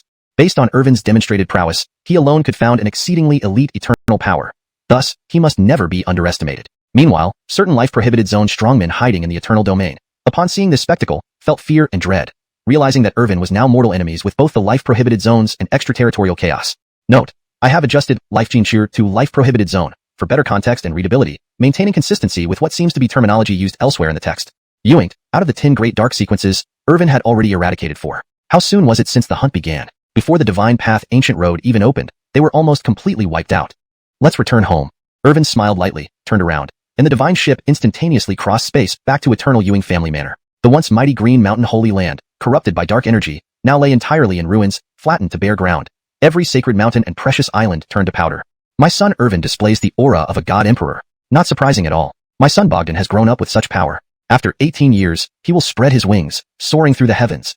Inside the family hall, Bogdan stood up, laughing joyfully. Seeing his son so successful, which Miles wouldn't be thrilled. Ewings, achieving such feats at only 12, destroying elite eternal forces with one strike, throughout history, who else could do such deeds? Ha ha ha, young master is truly the pride of the Ewing family. Elders laughed heartily, extremely pleased with Irvin's actions. Initially, upon returning to the eternal domain, there were concerns about his safety. Now, it was evident that he took responsibility for himself. Back in the eternal immortal realm, he quickly turned Great Sun Holy Land into an auxiliary force for the Ewing family, including its resource-rich mining regions, despite it being a top-tier eternal force. Then, he eradicated Green Mountain Holy Land, a dark force infiltrated by life-forbidden zones, completely wiping out this menace that plagued the myriad worlds. This was their Jethro Ewing. Thinking this, Gideon Bloss sneered sharply, creating a stark contrast against the joyful atmosphere, surprising everyone. Himph, a mere Life Xianxia dares to move against Jethro Irvin. Such arrogance knows no bounds. Note, Life Xianxia seems to be a term that might have a specific translation or name in the context of the story's universe. Typically, Xianxia could mean prohibited area or restricted zone. If Life Xianxia is a proper noun or a specific term in your story's context, it should remain untranslated or use its established English equivalent. For this edit, I kept it as Life Xianxia to maintain consistency unless you provide an official translation for this term. It seems, the lesson taught to Bloodsea prohibited area wasn't severe enough. For better fluency and consistency in terminology, Xianxia is more accurately translated as prohibited area in this context. This maintains the style and ensures the meaning is clearly conveyed. His words left other elders and guardians in silence, their eyes glowing ominously, as a chilling vibe spread through the air. Life Xianxia should be translated as life prohibited zones. Here's the corrected sentence. Life prohibited zones and extraterritorial chaos have been causing trouble lately, infiltrating many eternal forces in the eternal domain. Additionally, for consistency and natural fluency, we might consider using chaotic realms beyond our domain, instead of extraterritorial chaos. Life prohibited zones and chaotic realms beyond our domain have been causing trouble lately, infiltrating many eternal forces in the eternal domain. Who knew they'd send hunters, the 10 great dark sequences, to exterminate our younger generation? But alas, their mission failed as 4 were consecutively slain by our Jethro Irvin. They aim to silence young talents so when the golden era arrives, no one will challenge them on the divine path ancient road. The temperature dropped as elders discussed, creating an intimidating atmosphere in the family hall. It seems that life-prohibited zones and outer chaos have already infiltrated many everlasting forces across the myriad worlds. Moreover, dark forces that have adapted to the rules of these myriad worlds are proliferating like mushrooms after spring rain. This is their preparation for the Golden Era, aiming to snatch the eternal destiny from our eternal domain. Note: for a more natural read in English, I've replaced Xianxia with prohibited zones and extraterritorial chaos with outer chaos to maintain context and fluidity. The term myriad worlds has been used consistently to match the original text style. Bloss glared fiercely, slamming the jade table and standing up. His domineering attitude couldn't be suppressed. Any threat to the eternal Ewing family, he would crush without hesitation. The Golden Era is a stage for the new generation. We have our missions too. Let's not interfere excessively. But we cannot allow dark forces to rampage unchecked. Chapter 367. Ordering a cleanup, Bogdan acts. Irvin's deeds spread across the eternal immortal realm, especially among the top echelons. Some of the top immortal factions now trembled with fear. Once they boasted of being eternal, extraordinary in power, and superior, looking down upon all others. But now, a mere teenager could easily obliterate their kind. Where was their sense of security? Where was their confidence? In the future, they would not only have to be respectful towards the myriad ancient Ewing clan, but also hold Irvin in high regard. It would be unwise to provoke him, for it might mean the annihilation of their entire clan within half a day. Not to mention those lower-tier immortal forces, they had received direct orders to act discreetly, not thinking that immortality gave them carte blanche to act arrogantly. If they happened to offend someone from the top circle, well, history had shown what could happen, like the Great Sun Sacred Land's fate. They didn't want to become mining zones either. But the most terrified were the hidden dark forces, remnants that had adapted to the multiverse's rules, having migrated from the outer chaos or life-prohibited areas. They had not yet dared to show their true colors, and initially planned to stir up trouble with local powers to exploit resources through conflict. But now this plan seemed too risky. Being noticed could mean total annihilation. Having just started to develop, they could not afford any mishaps. Before the dawn of the Golden Era, we should remain low-key, one said. The Jethro of the Ewing family is our irreconcilable enemy. If he discovers us, we won't even have a chance at rebirth, a black-robed elder said to his subordinates, his voice icy. The others trembled, kneeling on the ground, not daring to disagree. The fear of Irvin was now deeply ingrained in their hearts. Before the Golden Era begins, let's keep a low profile. The young master of the Ewing family has declared a complete severance with our dark forces. If he discovers us, we won't even get a chance at rebirth. An elder clad in black told his subordinates, his voice cold. The rest quaked on their knees, not daring to argue. Today, the fear of Irvin was truly etched into their hearts. As for the younger generation in the eternal immortal realm, those with firm resolve admired Irvin as a role model, spurred on to strive and challenge him. Even if they lost, it wouldn't be regretful. For many who often heard their elders compare them unfavorably to Irvin, a burning desire to battle him arose. To them, facing Irvin, win or lose, would be an incomparable honor. After all, Irvin's unparalleled talent and legendary feats were something they couldn't hope to match, but confronting such a mythical existence personally would fulfill a lifetime dream. Like a common chi-blood stage cultivator getting the rare chance to meet and even shake hands with an emperor, a blessing one could never forget. In a square of the myriad ancient Ewing family, many young disciples cheered. Female disciples gleamed with anticipation, dressing up carefully for the occasion. All were eagerly awaiting Irvin's return. Undoubtedly, Irvin was the pillar of the young generation in the Ewing family. Despite a few seed-level prodigies having perhaps slightly greater cultivation, none matched Irvin's comprehensive talents. Catching up to him was just a matter of time. Witnessing Irvin's growth, everyone knew he was peerless in his realm, unmatched throughout history. Even senior disciples gathered on the square, exchanging amused glances, waiting for Irvin's return. They felt a loss, outshone by a 12-year-old young master. Soon after, space warped as if a black hole appeared, with countless stars shimmering inside. A massive divine warship, glowing brilliantly and silver light pouring down, appeared in the sky. At the ship's prow stood Irvin, his gaze piercing, overseeing everything like a true world sovereign. From this journey, Irvin had grown immensely, gaining many allies who could serve as heavenly generals for the myriad ancient heavenly court. Among these were the Fate Sun Axel, a little rabbit with Tai-een Anya bloodline, Elizabeth with her purple pole pill body, the ancient divine beast Gordy, and the Korra of the Snake Goddess clan. Truly a bountiful harvest. They now needed resources and treasures to enhance their bloodlines and evolve their bodies. And the Ewing family was never short on such resources. Welcome back, Jethro. Welcome back, Jethro. Welcome back, Jethro. Upon Irvin's appearance, every young disciple and elder present knelt with reverence, shouting in jubilation. Their excitement and pride were palpable. Irvin smiled faintly. Just then, a voice resonated across the universe, echoing through space. Jethro returns. Let all celebrate.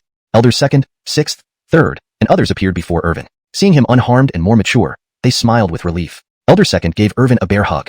Good boy, you always surprise us. One place, one upheaval. Now even the elite immortal forces can't stand against you. You're ready to face the outside world boldly now. Irvin chuckled. Really? Of course not. We still follow the Patriarch's orders. I was merely praising your strength. Irvin's expression dropped, but a mischievous light sparkled in his eyes. He swiftly reached out, grabbing Elder 2nd's beard and yanked it. Brat, don't touch my beard. Irvin smiled again as a figure suddenly appeared beside him. It was Bogdan, looking kindly at him. Irvin coughed lightly while Bogdan's eyes flashed. Then he announced, the life-prohibited areas have repeatedly plotted against our Jethro. Today, this emperor will eradicate one, as a sign of punishment. Chapter 368. Joab destroys the Forbidden Zone, Soul-Sweeping Mountain. Bogdan spoke to the heavens and earth with a voice as vast and commanding as the laws of the universe, wielding absolute power over all creation. His words carried the weight of destruction, an unstoppable force that no being could defy. The resounding decree reverberated throughout the eternal immortal domain and across all realms of existence. This was the edict of the Joab, his command echoing in the ears of every living being, from the youngest child to the oldest sage entombed within their coffins. As this voice permeated the cosmos, it reached even the remote boundaries between worlds, life-forbidden zones, and the chaotic outer realms. Shock and awe were palpable on every face. An elder from a life-forbidden zone trembled violently, the eerie black aura emanating from his body flickering with fear. His eyes lost their focus. Dark beings from the chaotic outer realms also grew uneasy. Dark figures draped in black robes, radiating extreme darkness, appeared at the borders, piercing the heavens with their gaze, focused on the ancient Ewing clan's territory.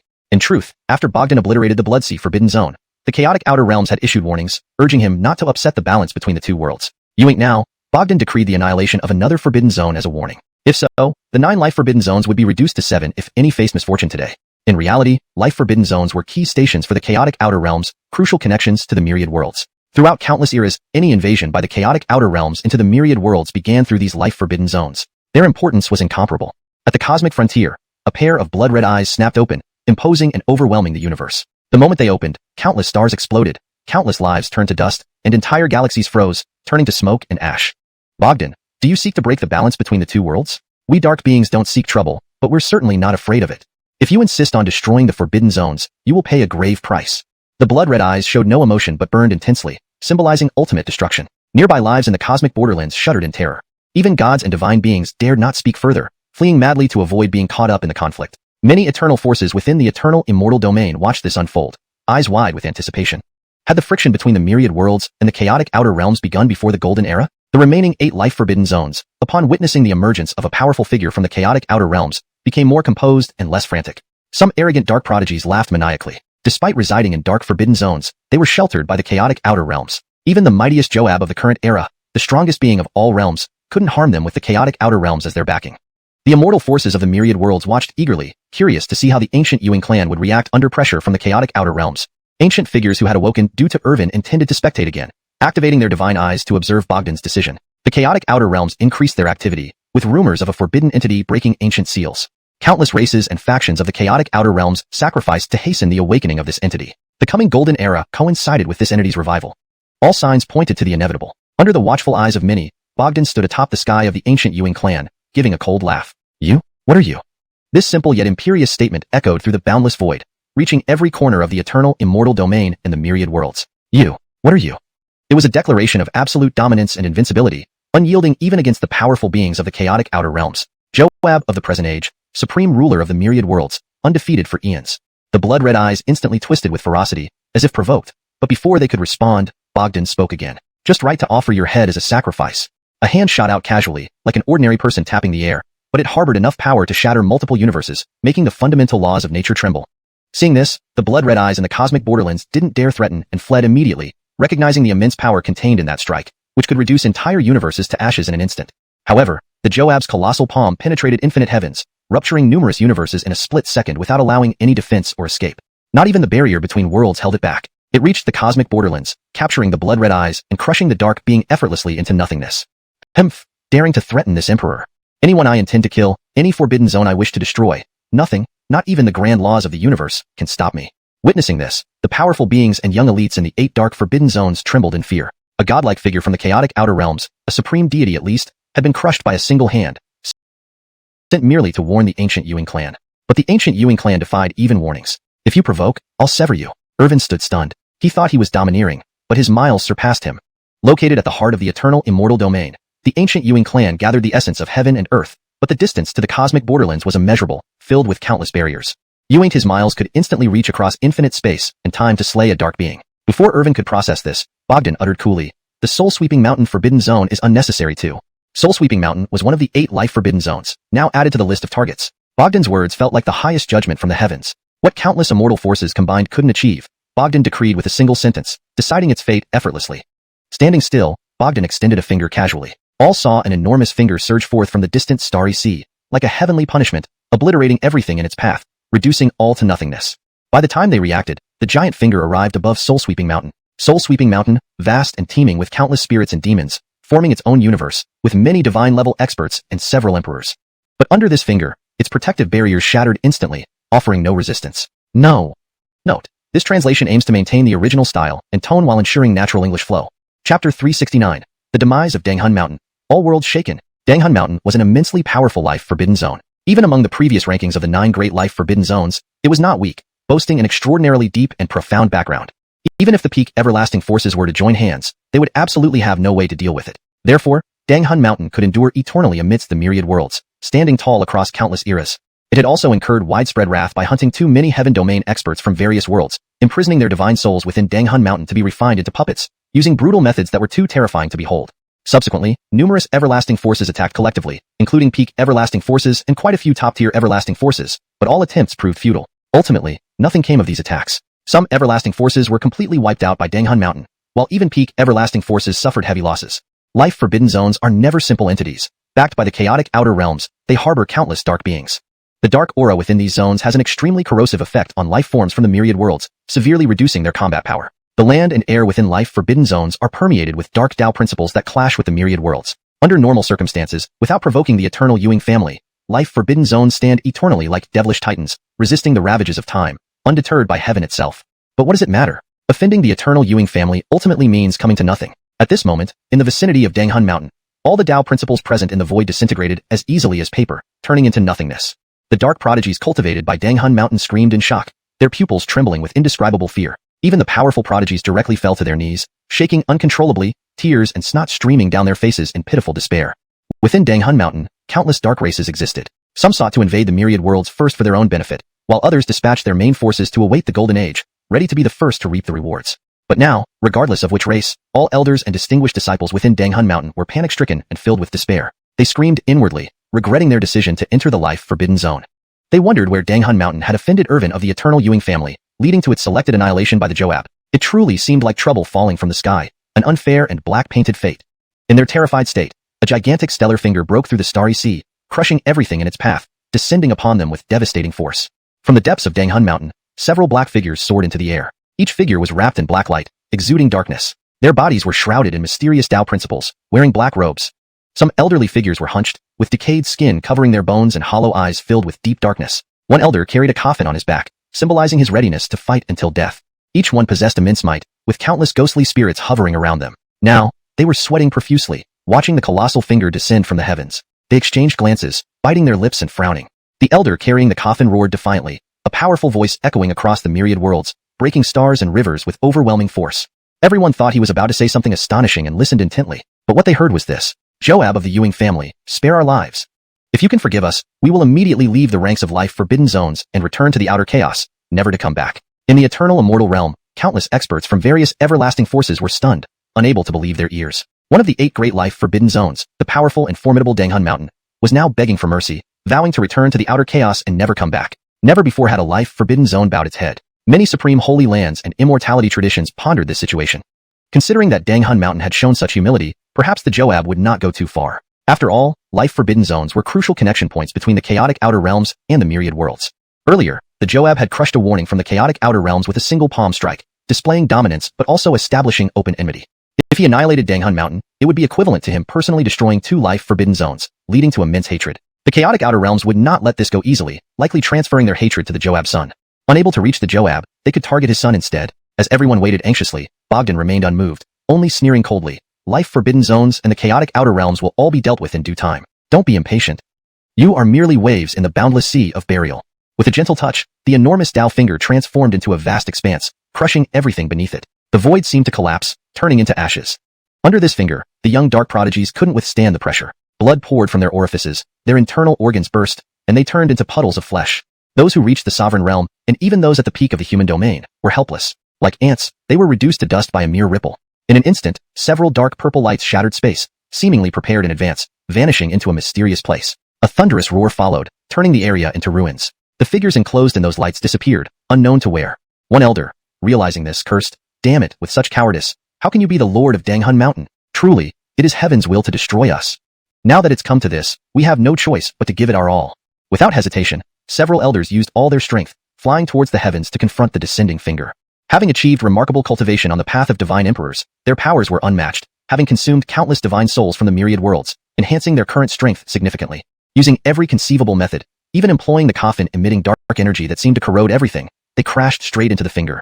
With a crack, the coffin shattered into pieces, scattered in the void. The elder carrying the coffin hadn't reacted when he was pierced through, his body completely destroyed, his divine soul escaping but eventually obliterated by the endless Tao runes. The other dark elders were also annihilated, disappearing under the radiant light. Donghua Mountain was completely leveled. Silence spread across the myriad worlds. Irvin watched this scene, his eyes narrowing slightly. Inwardly, he thought, so this is my ultimate divine ability, named Kashin comes. Bogdan merely waved his hand, just clearing away insignificant pests. It's been long since we last met. I missed you very much. I have a surprise prepared for you. Even if the peak immortal forces united, they absolutely couldn't deal with it. Hence, Donghua Mountain could endure eternally amidst the myriad worlds, standing tall for countless eras. It once provoked collective outrage by hunting and killing too many deity realm experts from the myriad worlds, trapping their divine souls, capturing them into Donghua Mountain to refine into puppets using cruel methods that were unbearable to witness. Subsequently, numerous immortal forces rose up to attack it together, including peak immortal forces and quite a few top-tier immortal forces, but all efforts proved futile. In the end, some immortal forces were completely wiped out by Donghua Mountain, even peak ones paying a painful price. A life forbidden zone. Not one is simple, backed by outer chaos, with countless dark beings. The dark aura within the zone had an extremely corrosive effect on the myriad world's inhabitants, greatly reducing their combat power. The land and air within were suffused with dark laws, incompatible with the myriad worlds. Without provoking the eternal Ewing family, a life forbidden zone was like a giant demon lord, standing eternal, unaffected by time's erosion, difficult even for the heavens to bury. But so what? Offending the eternal Ewing family ended up being futile. At this moment at Donghua Mountain, all Tao principles in the void became as fragile as paper, crumbling into nothingness. Those dark prodigies nurtured by Donghua Mountain cried out in shock, eyes wide with fear, trembling helplessly. Some powerful prodigies fell to their knees, bodies shaking, tears streaming down their faces, utterly pitiful. Many dark races within any life forbidden zone either launched full-scale invasions of the myriad worlds for gains, or dispatched core forces to await the coming of the golden era. But now, regardless of race, anyone of significance within Donghua Mountain, elders and disciples, were panic-stricken, despairing inwardly. They raged internally. If only we knew the outcome would be this, we wouldn't have come here no matter what. How did Donghua Mountain offend Irvin of the eternal Ewing family, leading to its chosen destruction by the Joab? Truly, disaster struck from nowhere, a huge black pot falling from the sky. As people panicked, a colossal star finger broke through the star sea, crushing everything beneath it, sweeping across all things. Deep within Donghua Mountain, several figures shot upward, each enveloped in black light, wearing black robes, emitting unknown dark laws. Some elders were hunched, covered in decaying skin over broken bones, eyes hollow, spreading profound darkness. One elder carried a coffin on his back, white-haired, battling with the coffin. Each showed immense fortitude, surrounded by countless ghosts. Now, they sweated profusely, tense as they watched the descending finger. The elder carrying the coffin roared mightily, a powerful voice reverberating across countless worlds, cutting through stars, destroying star rivers, immensely domineering. Everyone thought he would say something shocking. All ears pricked up, but they heard, "Joab Ewing, spare us. If you forgive us, Donghua Mountain will immediately withdraw from the life forbidden zones and return to outer chaos, never coming back." In the eternal immortal domain, numerous immortal force experts heard this and were dumbfounded, unable to believe their ears. One of the 8 great life forbidden zones, profound and strong, Donghua Mountain, was actually begging for mercy, hoping the Joab would spare them and promising to leave forever. A life forbidden zone bowing its head? This had never happened throughout countless eras. Many supreme sacred lands, immortal doctrines masters, pondered after hearing this. They thought that since Donghua Mountain had lowered itself so much, the Joab likely wouldn't push things to the extreme. After all, a life forbidden zone was a crucial connection between outer chaos and the myriad worlds, undeniably important. Earlier, the Joab crushed the outer chaos's warning emissary, leaving an arrogant impression, also openly forming enmity. Destroying Donghua Mountain would mean he obliterated 2 life forbidden zones single-handedly, creating immense enmity. Outer chaos would not let this go easily, possibly transferring this enmity to his son. Unable to harm the Joab, could they harm his son? Just as everyone anticipated a response, Brecken merely sneered coldly. All life forbidden zones, outer chaos, they will all be reckoned with eventually. Do not rush. You are just waves in this boundless burial sea. With a gentle tap, the giant finger seemed to turn into a world, pressing down with such terrifying force that the void seemed compressed into ash. Under this finger, those young, dark prodigies couldn't withstand the pressure, bleeding from the 5 senses, internal organs exploding, turning into puddles of flesh. Even the apex dark beings at the sovereign and emperor realms resisted in vain, like ants before a wave. Suddenly, several dark purple beams shattered space, seemingly prepared beforehand, entering a mysterious realm. With a thunderous crash, that area became ruins, those figures vanishing into thin air. Realizing this, the few elders looked at each other. One hot-tempered elder cursed, "Go to hell. Such incompetence in a leader means heaven truly intends to destroy Donghua Mountain. Now, we have no choice but to fight." They didn't hesitate, using all their strength, flying toward the descending finger. Each was proficient in the path of Joab's, with unmatched cultivation, having devoured too many strong souls from the myriad worlds, making their power greater than ever.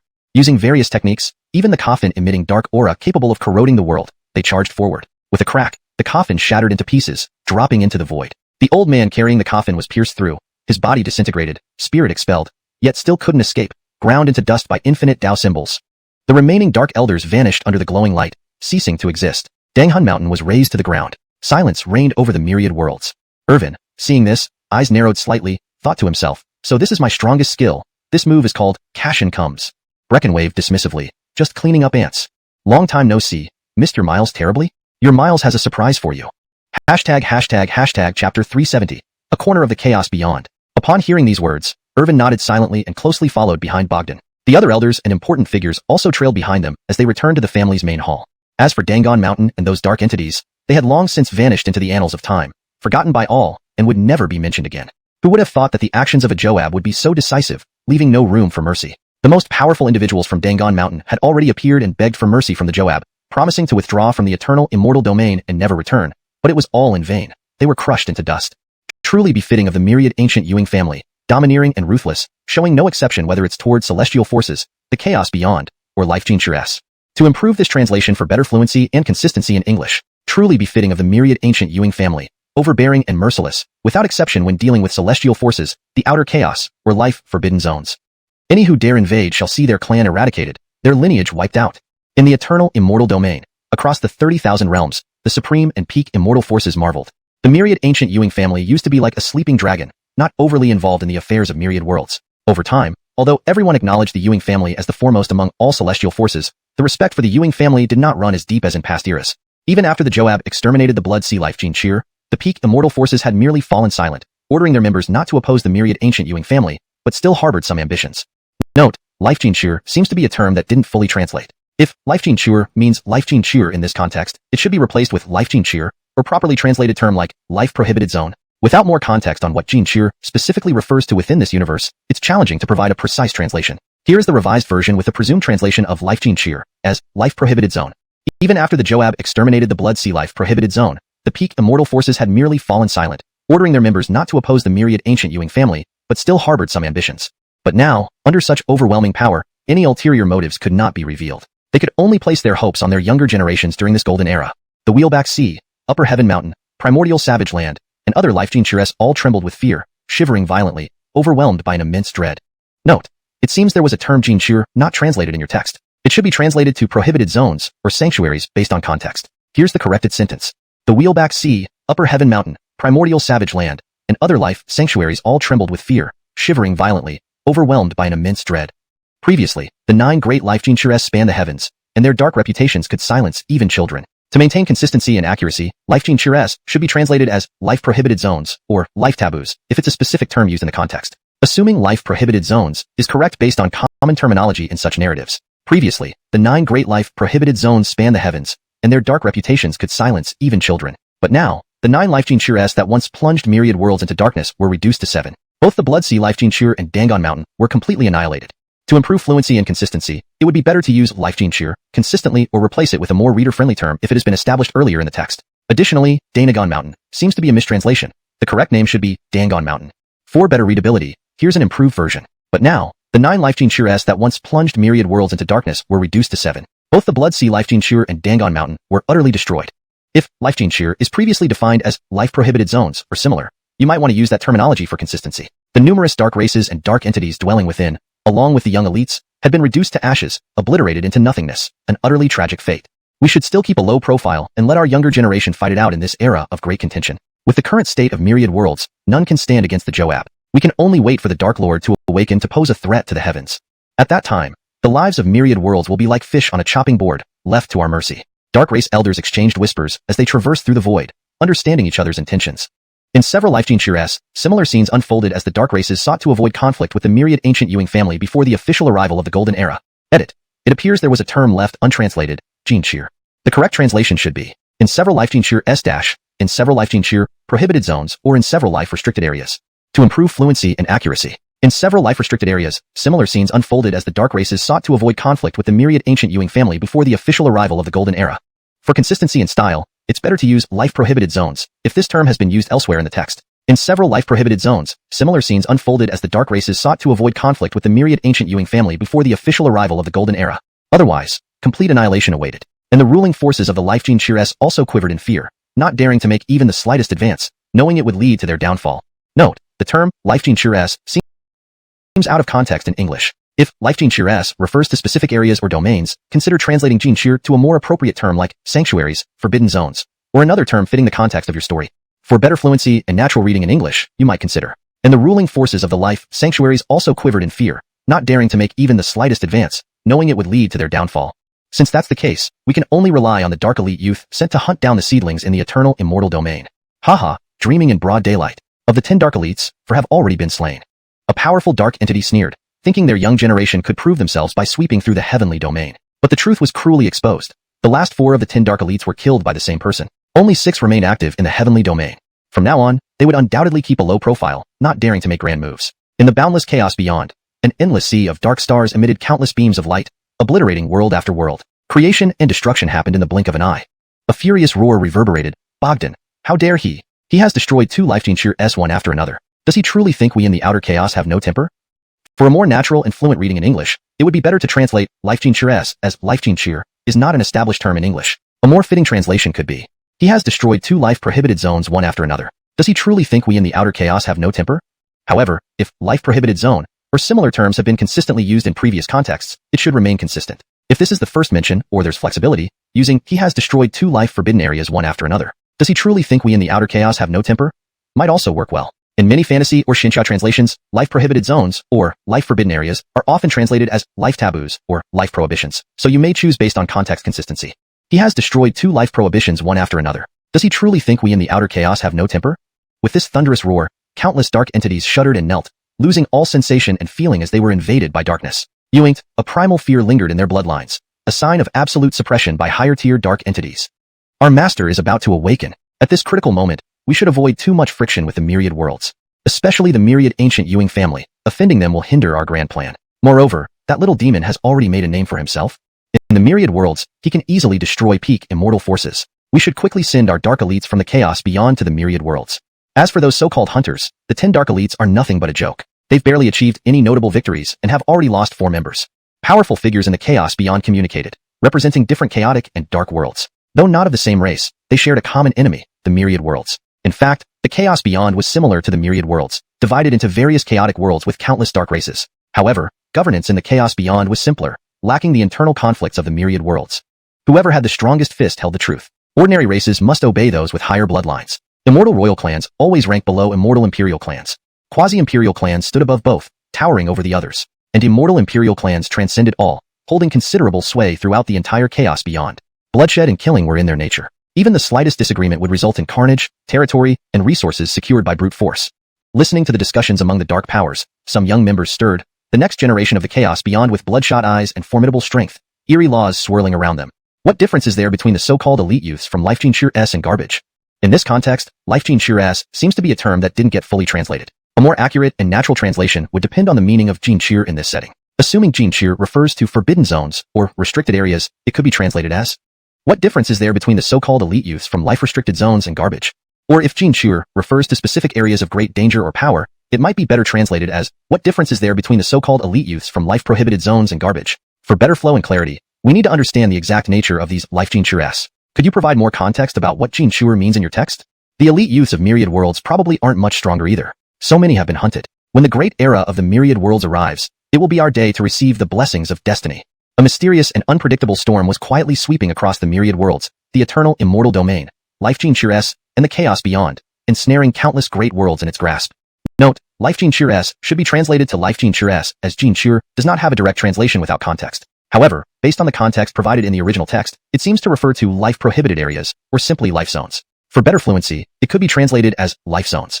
Revised sentence. A mysterious and unpredictable storm was quietly sweeping across the myriad worlds, the eternal immortal domain, life zones, and the chaos beyond, ensnaring countless great worlds in its grasp. In the near future, blood and corpses would dominate the world, and the myriad worlds would face an unprecedented nightmare. Back in the myriad ancient Ewing family, Irvin had already returned to the family's main hall, where the elders resumed their positions, smiling approvingly at Irvin.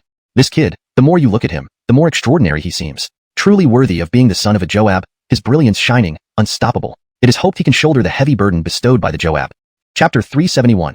Heavy Responsibility, Young Generation Martial Contest. In the main hall of the Eternal Ewing clan, numerous senior elders stood on either side. At the high seat sat the Joab Bogdan and the Sacred Lady of the Jade Pool, Louisa. Surrounding the outer hall were the young generation's outstanding individuals, including several lineage disciples and numerous youthful geniuses, with 2 seed-level geniuses, Sebastian and Ewing Sword God. Irvin found himself surrounded by a pack of wolves, shaking his head with a bitter smile, reporting to Miles and Mother. During this journey to other worlds, we've achieved much, capturing several potentials and seeds constrained by world rules, which have hindered their growth. Now, having brought them into the eternal immortal domain, we can cultivate them using our clan's resources. They will undoubtedly become dragons ascending to the heavens, soaring through the sky. Irvin explained, and as he spoke, the several figures settled outside the Ewing family hall instantly caught the eyes of many elders. A few elders' eyes lit up, piercing through the void to scrutinize these individuals.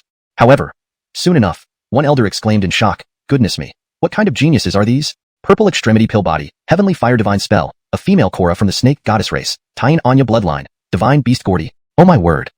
Indeed, these geniuses, if placed within the eternal immortal domain, would stand out, deserving of abundant resources. In this golden great era, they would surely shine. But how could they be confined in a minor world, hidden away like dust? The elders praised and marveled at these geniuses' qualities, astounded by Irvin's ability to subdue so many helpers at once. Moreover, what was this female Korra from the snake goddess race? The snake goddess race, once comparable to the chaos demon ape race among the major races of all realms, guarded a star along the divine ancient path. After being infiltrated by darkness and lacking timely aid, it was believed they had vanished into history. Ewing, some descendants remained, coincidentally encountered and subdued by their own young master. If nurtured properly, allowing the snake goddess race to regain its former glory, it would greatly benefit the eternal Ewing clan. Jethro, you've only been gone for a short while, yet you've achieved such remarkable results. If I'm not mistaken, now you are equivalent to the most top-tier immortal forces alone. Other elders held their breaths, stunned and almost disbelieving that their young master was just 12 years old. How much more powerful would he be in a few years? Was there even a need for competition among the younger generation?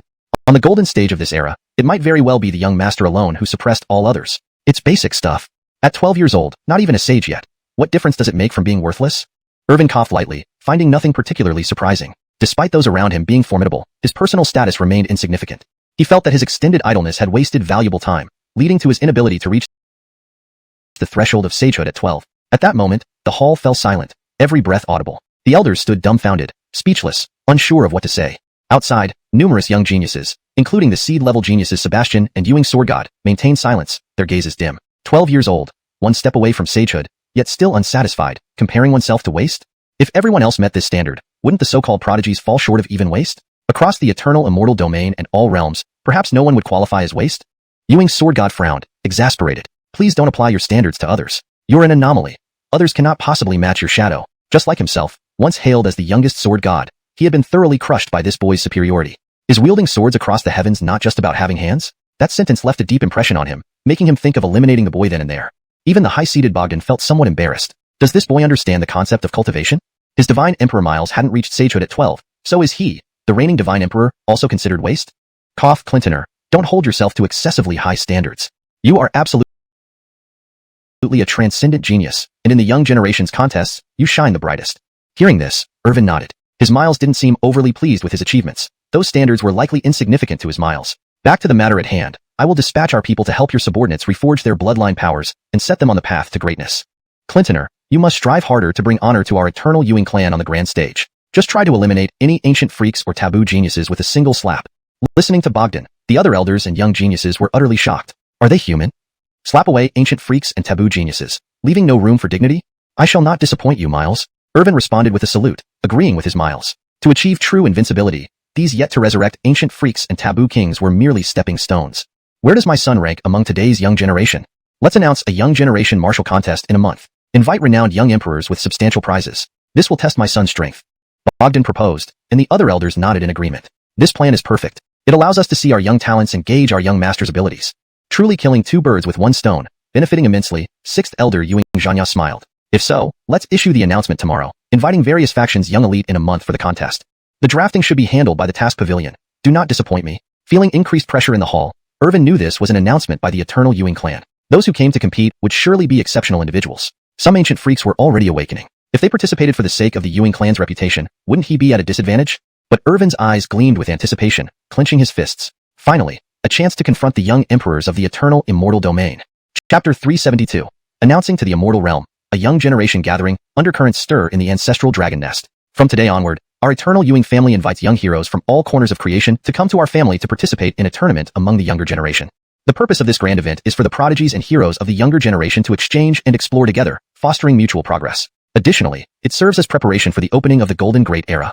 Everyone who participates in the competition will receive a prize prepared by our eternal Ewing family. Those who rank in the top 5 will be awarded any cultivation technique or divine weapon from our collection. If one becomes the champion of the tournament, they can obtain an imperial godly weapon. This decree was issued by the eternal Ewing family and instantly spread widely across the 3,000 Dao domains at an astonishing speed. Numerous super sanctuaries, immortal great sects, royal dynasties, and paramount Dao traditions were thrown into chaos, boiling with excitement. What? The eternal Ewing family is hosting a competition for the current young generation. This is truly an event for the younger generation. Why haven't we heard about it earlier?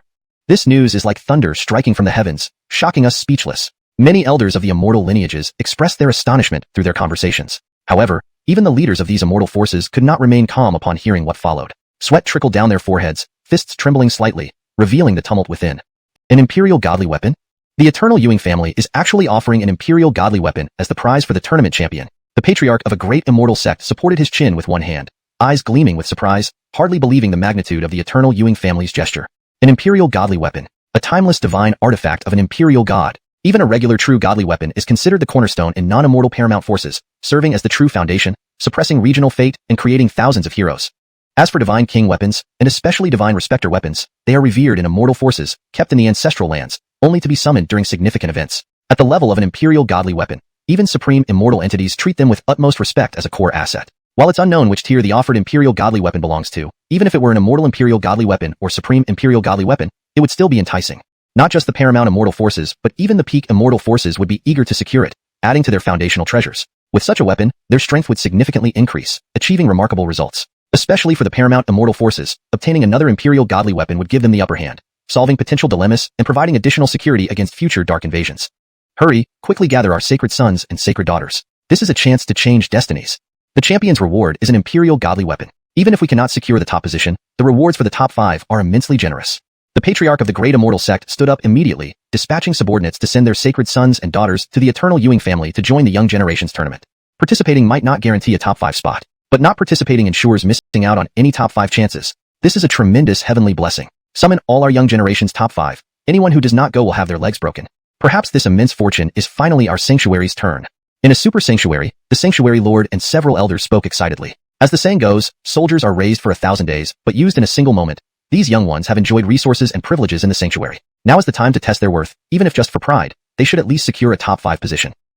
Heavenly profound Dao domain, divine dragon state. Before one's eyes, fierce beasts fiercely compete, seizing resources and territories. Some roar ferociously, biting through the heavens, swallowing the sun and moon.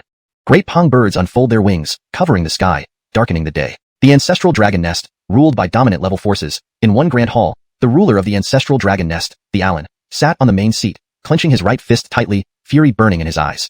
Humph! That detestable eternal Ewing family, relying on being the top force in all realms, oppressing other powers at will? Our ancient dragon egg was seized in the past, growing under Clinton Ewing's oppression. It's an unbearable humiliation.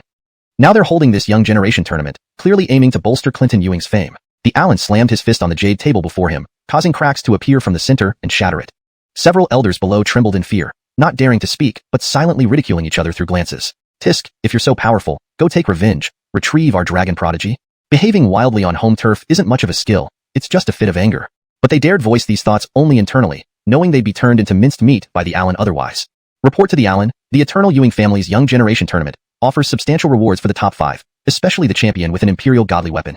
Our ancestral dragon nest has declined greatly. Securing that imperial godly weapon could lift our fortunes, merging surrounding major immortal forces and possibly reversing our decline. The Fremont of the ancestral dragon nest spoke, a flash of hope appearing in his eyes. What do you suggest, Fremont? Ewings, our ancestral dragon nest has profound foundations and numerous strong individuals. Let's send Lord Alec to this young generation tournament. We believe Lord Alec will shine brilliantly in the tournament, overcoming adversity and crushing various heavenly lords, bringing honor to our ancestral dragon nest. Meanwhile, we can awaken our ancient anomalies. The Fremont spoke precisely and sharply. The Allen pondered for a while and nodded. Fine. Since Irvin took the top spot on the eternal body list, Alec has been diligently practicing, inheriting much from our ancestral dragons, and continuously strengthening his innate dragon bones and dragon king bloodline. His current cultivation has reached the sage realm, making him almost unmatched among the young generation. It's time for him to gain experience in the outside world. A faint smile appeared on the Allen's lips. Naturally, he hoped his son would achieve greatness in this competitive era, establishing an invincible reputation. Even if not eternally renowned and invincible, he must at least attain immortality and enlightenment. Chapter 373. The Bradley attends, Ellie of the vast morality Dao sect, and Amaya. An upheaval spread across the eternal immortal realm, with countless immortal forces and supreme holy lands trembling. This was a great opportunity. one that only came once in 10,000 years. If their young generation could seize this chance and win the top position in the young generation dueling assembly, they would gain an Empyrean Emperor armament, even if it ranked at the bottom among these armaments, sufficient to boost their own foundation. This would enable them to surpass many other peer-level immortal forces, perhaps even have a chance to counterattack, exterminate, or annex them. Clearly, not just the ancestral dragon nest but other top-tier immortal forces were also in motion. They summoned their best young talents to the main hall, entrusting them with significant missions. Even if they couldn't secure the top spot, reaching the top 5 seemed possible. Soon, in the sky above the 3,000 Dao domains of the eternal immortal realm, numerous divine ships, ancient beasts, and various divine weapons soared across the void at incredible speeds, like lightning breaking through spatial constraints, heading toward the Wangu Yuing family. Although there was still a month to go, they needed to prepare early. They had to head to the Heavenly Shun Dao domain to help their young geniuses acclimate to the grand Dao rules of that domain. Without exception, all top-tier immortal forces and ordinary immortal forces heading to the Wangu Yuing family brought grand gifts for formal visits, ensuring no loss of etiquette. What seemed like grand gifts to them might be seen as mere floor tiles by the hosts. The aim was to leave a good impression.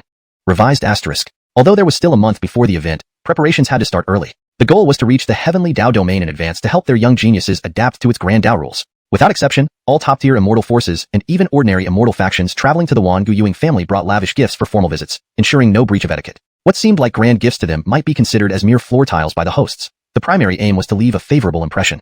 A colossal ancient warship spanned the void, its flag flapping in the wind, bearing the characters Arctic, majestic, and awe-inspiring. The warship's body gleamed under the sun like an ancient fierce beast opening its mouth in the sky, radiating terrifying power. On the prow of the warship stood a young man, his figure towering, eyes shimmering with divine light like morning sun rays, and faint Dao patterns swirling around him. He was none other than the Bradley, once taught by Irvin in his childhood. Possessing the Jesus body, he was gifted beyond compare, though not quite matching Brant or Irvin. Among the young generation in the immortal realm, he ranked quite high. After being taught by Irvin, he fully recognized his shortcomings and arrogance. Over the years, he practiced diligently without a single day wasted. In fact, the Arctic Holy Land had discussed sending their best young talent, or even awakening ancient prodigies or taboo elites. However, the Bradley volunteered to represent the young generation at the dual assembly. After comprehensive consideration, the elders agreed, given his rapid improvement and resource allocation. He was confident that his current strength wouldn't lose to those ancient prodigies. This time, besides dueling with other immortal forces' young sovereigns for growth, he wanted to see Irvin again, to gauge his growth after 9 years and whether he remained invincible as ever. Judging from the myriad legends about Irvin creating eternal miracles, he expected to be thoroughly crushed, without any doubt. So, the Bradley prepared to kneel and declare defeat instantly upon facing Irvin, avoiding any confrontation. As for the other young sovereigns, he imagined they would be mercilessly crushed, probably unable to withstand a single strike. Meanwhile, on a distant land, cultivators exclaimed, "Look, it's the vast morality Dao sect's Dharma treasure sword." A young man treads the sword, traversing 90,000 miles. Vast morality Dao sect, the young man on the sword, could it be? Many speculated about which elite from the vast morality Dao sect was headed to the Wangu Yuing family. Others admired this elite, undoubtedly receiving abundant resources and possessing formidable strength, thus qualified for the dual assembly. The vast morality Dao sect was an immensely powerful immortal force, deliberately concealing its true strength. Often dubbed Old Cunning, its unparalleled power revealed during significant events commanded respect. Once, a top-tier immortal force aimed to annex the vast morality Dao sect, seeing it as a lucrative target. Unexpectedly, within a month, that force vanished entirely, without a trace. Thus, experts speculated that the vast morality Dao sect was likely a peak immortal force. Regarding the young generation of the vast morality Dao sect, little information was available. To date, only 2 or 3 were well known. Others suspected that the vast morality Dao sect deliberately kept its top young geniuses hidden. Vast morality Dao sect, sounding so grand and righteous, yet playing the role of a quiet rich? Suddenly, a resounding voice echoed, a hint of vast morality, 1,000 miles of joyous wind. Upon hearing this, all cultivators were stunned. Even seasoned strong figures changed expression, recognizing the elite dispatched by the vast morality Dao sect. Indeed, it was Eli, who had already gained fame in his youth, having awakened his vast moral energy and eradicated demons. As a child, he once defeated 3 young elites from 3 major immortal sects effortlessly. This time, he attended the dual assembly by choice, desiring to compete with other elites and prepare for the great struggles ahead. But what intrigued him most was Irvin, the unparalleled heir of the Wangu Yuing family, creator of countless legends. Battling such an existence would be an honor and greatly beneficial for his growth. In a boiling volcano, amidst the endless sea of lava, a Cecilia with crimson eyes and flowing red hair, exquisitely beautiful, appeared. Behind her loomed a vivid, giant phoenix shadow, dominating the flames. She opened her eyes and spoke melodiously. The young generation dual assembly sounds interesting. Let's meet this legendary figure. Chapter 374. Gathering of the Strong. Assembly of Prodigies, contending for glory. A month passed in the blink of an eye. During this period, the heavenly mystic Dao realm was bustling with activity. As one of the super great realms among the 3,000 Dao realms, it covered vast expanses, containing countless star systems and immeasurable life forms, along with supreme sects, eternal traditions, and royal dynasties that established their doctrines here. Especially in the past month, the eternal immortal realm and the entire cosmos had been boiling with anticipation due to the young generation's competition hosted by the Wangu Yuing family. Who wouldn't give such a grand event some face, especially when the rewards offered were incredibly enticing? Everyone wanted a share of the spoils. What if they were the legendary fated son destined to rise above all prodigies and claim the divine imperial weapon? From then on, they could soar like a fish leaping through the dragon gate, unimpeded and suppressing all enemies. If the young Supremes knew about these thoughts, they would surely laugh out loud. Come on, this was a young generation competition testing personal strength, not who could dream better dreams. Today, the Wangu Ewing family was exceptionally lively, festooned with lanterns, intersecting Dao patterns, and floating talisman runes. Brilliant fireworks exploded in the heavens, dazzling all who saw them. Outside the Wangu Ewing family's premises, elders from various clan sanctuaries became restless, sniffing the air before exclaiming in surprise, "This aura! The Wangu Ewing family truly spares no expense." A curious young disciple asked, blinking wide eyes, "Elder, is there more to this?" "Of course," the elder replied. "Throughout history, any major event involving the Wangu Ewing family has always been extraordinary, often beyond ordinary standards. Just consider our current surroundings illuminated by great Dao light, woven with laws, incredibly powerful and dense with spiritual energy, surpassing even our own key areas. The fireworks also leave behind traces of five-colored essence after each explosion, benefiting even us seasoned cultivators immensely. Youngsters, introspect your spirit seas and bodies. You are too weak to directly feel changes, but look for them yourselves." Upon hearing this, the young disciple immediately inspected himself and indeed found a divine aura enhancing his potential. He stared in awe, exactly as the elder expected, causing him to chuckle. This was the difference between the Wangu Ewing family and other immortal forces, a gap as wide as heaven and earth, almost unattainable. If others possessed such resources, they would cherish them like treasures, hiding them away. Here, they were just ubiquitous whispers of power. At that moment, a resonant voice echoed from the sky, its sound waves shaking the void with terrifying force. A breath of righteousness, 1,000 miles of joyous wind. How ran Dao Sec's Eli, here to participate in the Wangu Ewing family's young generation competition. As he spoke, a figure appeared, crossing time and space, riding the wind with a sword, clad in white, chiseled features, sharp eyes gleaming with incomparable might. Immediately, onlookers recognized him, exclaiming, "A youth stepping on his sword to suppress all foes." Eli from How Ran Dao Sect, definitely a dark horse for this competition. Ewings, displaying invincible talent since childhood, effortlessly defeating multiple opponents, awakening righteous chi, backed by a powerful sect. Resources must be abundant.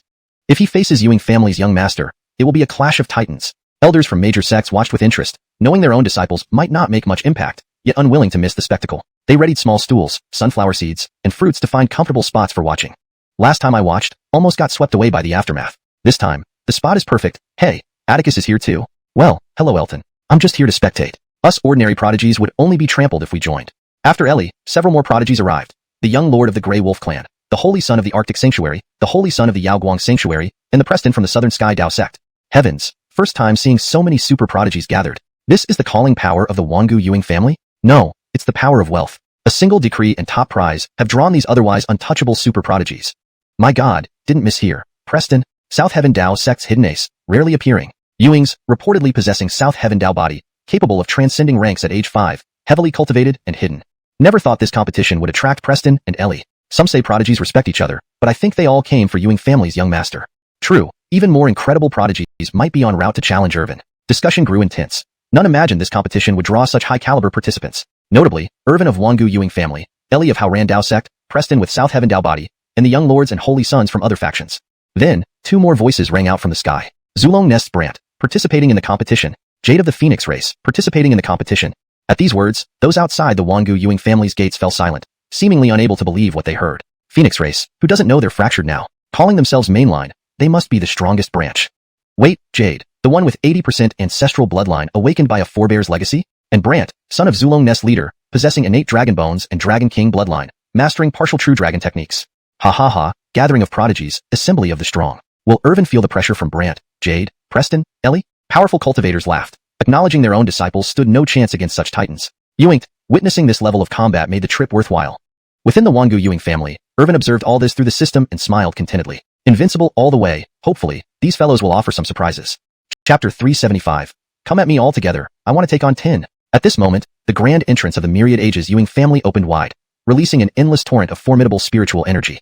The sea of gods, like a vast and majestic sun, surged into everyone's eyes, delivering an awe-inspiring impact. The paths intertwined, laws converged, and the surging spiritual energy was as vast as the depths of the ocean, indescribable in words. A group of young disciples had red eyes filled with envy. No wonder the younger generation of the myriad ages Ewing family was so powerful, each one like a dragon. Top 10 sequences, seed-level geniuses, were renowned throughout the eternal immortal realm, almost the pinnacle of their generation, unmatched by anyone. Even just within the small world of the myriad ages Ewing family, there was such an abundance of heaven and earth's spiritual energy. How much more for those outstanding young disciples who had resources pouring in? There must be spirit-gathering formations in their respective palaces and peaks. If a low-level spirit rat from the outside world came to the Myriad Ages Ewing family, it would feel like entering a paradise. Upon returning, it might spend the whole night writing the source record of the Ewing family. Haha, if I could cultivate under such conditions, coupled with decent talent, I would certainly stand out among the young generation. Even if I couldn't surpass the top-tier geniuses in the immortal domain, I wouldn't be far off. One can only say that being born well is also a skill. To be born in the Myriad Ages Ewing family is already starting at the finish line. As for Irvin, he was born right at the peak of all heavens, truly enviable. Exactly, anyone who says Irvin doesn't work hard, I'd slap them. In terms of being born well, he's worked 1,000,000,000 times harder than any of us. The many young disciples said this. In fact, even the high-ranking elders of the super sacred lands and immortal great sects were envious. Who wouldn't envy him? He's the son of a divine emperor. Even those supreme beings who had entered the divine realm wouldn't be able to resist wanting to acknowledge a grandmiles if the divine emperor wanted a grandson.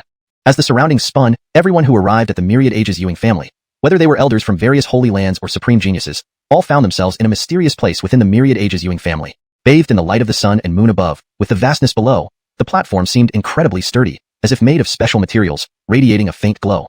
This place is? A young genius asked curiously, looking around. They were all beneath the platform, seemingly enveloped by a mysterious energy. The space appeared sealed, restricting movement but providing protection. Welcome all to the Myriad Ages Ewing family. This place is a specially prepared starry space by our Myriad Ages Ewing family for the gathering of the young generation. This platform is called the Sun Moon Platform. It is used for martial arts duels, but this competition among the young generation involves more than just combat. A resonant voice rang out. On the Sun Moon Platform, a Ewing family elder appeared, emanating intersecting laws and principles, appearing like a deity. With a stern demeanor and solemn expression, a mere strand of his aura caused the universe to reverse. He was undoubtedly a powerful figure with significant achievements in the divine realm. At this moment, countless rivers of stars appeared in this illusory space, completely isolated from the outside world. Then, a golden path emerged, covered in numerous golden runes, as if welcoming some supreme presence.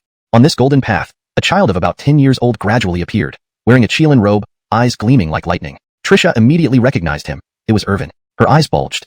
Back then, Irvin had directly annihilated her mark on the Myriad Ages flesh rank list, leaving a deep impression on her. This time coming to the young generation's combat conference, she intended to avenge the past humiliation.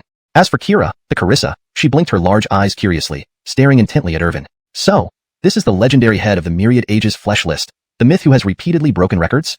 Strange. Why do I feel an inexplicable liking? Kira wondered. On their first meeting, she actually felt a slight fondness for Irvin. Could it be because the boy was too handsome? No, that shouldn't be it. She was a princess of the main lineage of the Phoenix clan, with unparalleled cultivation and extraordinary talent, incomparable to anyone else. If not considering ancient prodigies and forbidden geniuses, Kira was undoubtedly the cream of the crop in the Phoenix clan. Other young geniuses of the Phoenix clan weren't even worthy of tying her shoes. Coming to the combat conference this time was not only for training, but also to learn the true strength of other top geniuses and gather information on Irvin. Interacting with this young legend would certainly be beneficial. If she could defeat him, it might even leave her with a good reputation. However, as Irvin approached on the golden path, looking at the many young geniuses, he merely curled his lips slightly in disdain. His disdainful gaze was unhidden. In his view, this young generation's combat conference was just a waste of time. Although there were also sequence descendants of the Ewing family participating, to him, they were all defeated foes. Apart from a few particularly formidable top geniuses, the rest were no different from cannon fodder. Those more formidable ones weren't difficult to deal with. Come on, dealing with someone with one slap or two. Of course, the one needing 2 slaps was more challenging. Then, Irvin lightly leaped onto the Sun Moon platform. Just as the elder was about to announce the rules, Irvin waved to stop him. He scanned the geniuses, about to speak, when the system voice rang in his mind. Ding ding ding, my host. Why waste time on these misshapen fruits, little Karimus? Irvin thought it made sense, and was about to leave the stage to rest until the final battle. However, the system added, as a supreme genius like you, should fight 10 at once. What, can't you do it? Irvin was speechless. This damn system needed to be beaten someday. But since the system had spoken, could he back down now? No. To back down now would be bowing to the dog system? A real man absolutely cannot admit he can't. So Irvin took a step forward, facing numerous supreme geniuses, slowly extending his middle finger and hooking it. I want to take on 10. The young geniuses below the platform were stunned for a moment. When they reacted, their eyes flared with rage, furious beyond measure. They were all exceptional figures in their respective sacred lands and sects, most holding Saint Son and Saint Daughter positions, arrogant and extraordinarily powerful. Now, they were mocked so lightly. Furthermore, declaring a 1 versus 10 challenge, it was unbearable. However, these young geniuses only vented their anger verbally but dared not lead the charge. They looked at each other, the atmosphere somewhat awkward. He announced a 10-on-1 fight, yet none dared to take the initiative. Chapter 376. A single punch sweeps dozens of elites. As Irvin's eyes opened and closed, countless divine rays burst forth, as if he were an invincible deity. Purple golden light flickered around his body, radiating extraordinary arrogance. The Joab's bloodline within him had not yet been activated, yet it caused such a profound awe. This was the terrifying power that could be displayed by a mere 12-year-old. What heights would he reach when fully grown? People couldn't even imagine. He would truly become unparalleled for eternity. Below the sun and moon platform, many young elites gathered. They were either heirs of various sacred lands or outstanding figures among the younger generation, displaying formidable combat strength. Yuinked, now faced with Irvin's declaration to fight 10 at once. None dared step up. Himph, you're all scared by a 12-year-old child. I am ashamed to stand among such cowards. A figure clad in green, with chiseled features and eyes gleaming, stepped forward. He appeared like a beloved son of heaven. With a single step, he tore through the void. Wrapped in faint ethereal energy, his magical power immense, creating ripples like a war god. He lightly leaped onto the sun and moon platform. He sneered, showing no fear of Irvin, lightning flashing and thunder rumbling as he prepared to attack. Heavens, that's the great void holy body. With the great advantage of having ethereal energy, he's extremely formidable. This great void holy body is reportedly the pillar of the younger generation from an undying great sect. It seems ignorance has given him courage to go first. Let him test Irvin's true strength for us, saving ourselves from being cannon fodder. Whispers spread among the young supreme beings below, believing that the great void holy body volunteering first would serve as a trial. If Irvin were truly an unbeatable legend, they would only meet a crushing defeat, becoming stepping stones for others. However, Irvin lifted his finger and said, I said I'll take on 10. One person isn't worth my effort. Send 9 more renowned elites here. Let's not waste time. All young elites present seethed. What audacity, what confidence, and what arrogance. Were so many young supremes truly just mud chickens and dogs in Irvin's eyes? Even some seasoned veterans were inwardly amazed. Irvin was serious. They thought his claim of fighting 10 was just boastful talk, but he really wanted to face 10, every last one of them. Fine. Then I, Steve, will battle you. Hemph, since Brother Retian went, I, Ronnie, cannot fall behind. 2 more young elites soon joined beside the great void holy body. Steve and Ronnie were renowned in the eternal immortal realm, also heirs of great sects, not weaker than any Elden or Grey Wolf Jethro. Many young warriors' hearts burned with fury. Seeing 3 mighty elites already step up, they felt it was time for them too, or else Irvin would look down on them. 7 more elites followed suit, each a standout in their respective eternal powers. Some were even predestined successors. Even a young boy in the crowd longed to challenge Irvin, the unbeaten legend. However, he was firmly held back by his elder. My little ancestor, do you want to die? They don't know Irvin's true strength. Even 50 wouldn't change the outcome. Irvin would still crush them. TSK, I think Irvin only boasts. You all exaggerate, making him an unbeatable myth. Don't forget, despite the support of the myriad Ewing family, he remains an ordinary human, limited in potential. Held back, the boy grumbled but watched the platform. 10 elites were enough. There was no point joining them. He hoped these 10 would crush Irvin and break his undefeated record. On the platform, Irvin showed indifference, casually waving his hand. Why did you actually come up? He said indifferently. The 10 elites, led by the great void holy body, felt Irvin feared them. Especially Steve, whose arrogance knew no bounds, boldly proclaimed, afraid now? Huh? Scared? Roll down? You're the precious son of the Joab. If we crush you, won't that shame him? Irvin chuckled coldly. You call yourself Steve? Not even as heavy as a scale weight. Where does your confidence come from? With a light slap from his right hand, a gale swept across the vast distance, sending Steve flying, spitting out blood and teeth. The sun and moon platform was vast, perfect for such duels. But Irvin's casual move stunned everyone, leaving Steve dumbfounded. How? How is this possible?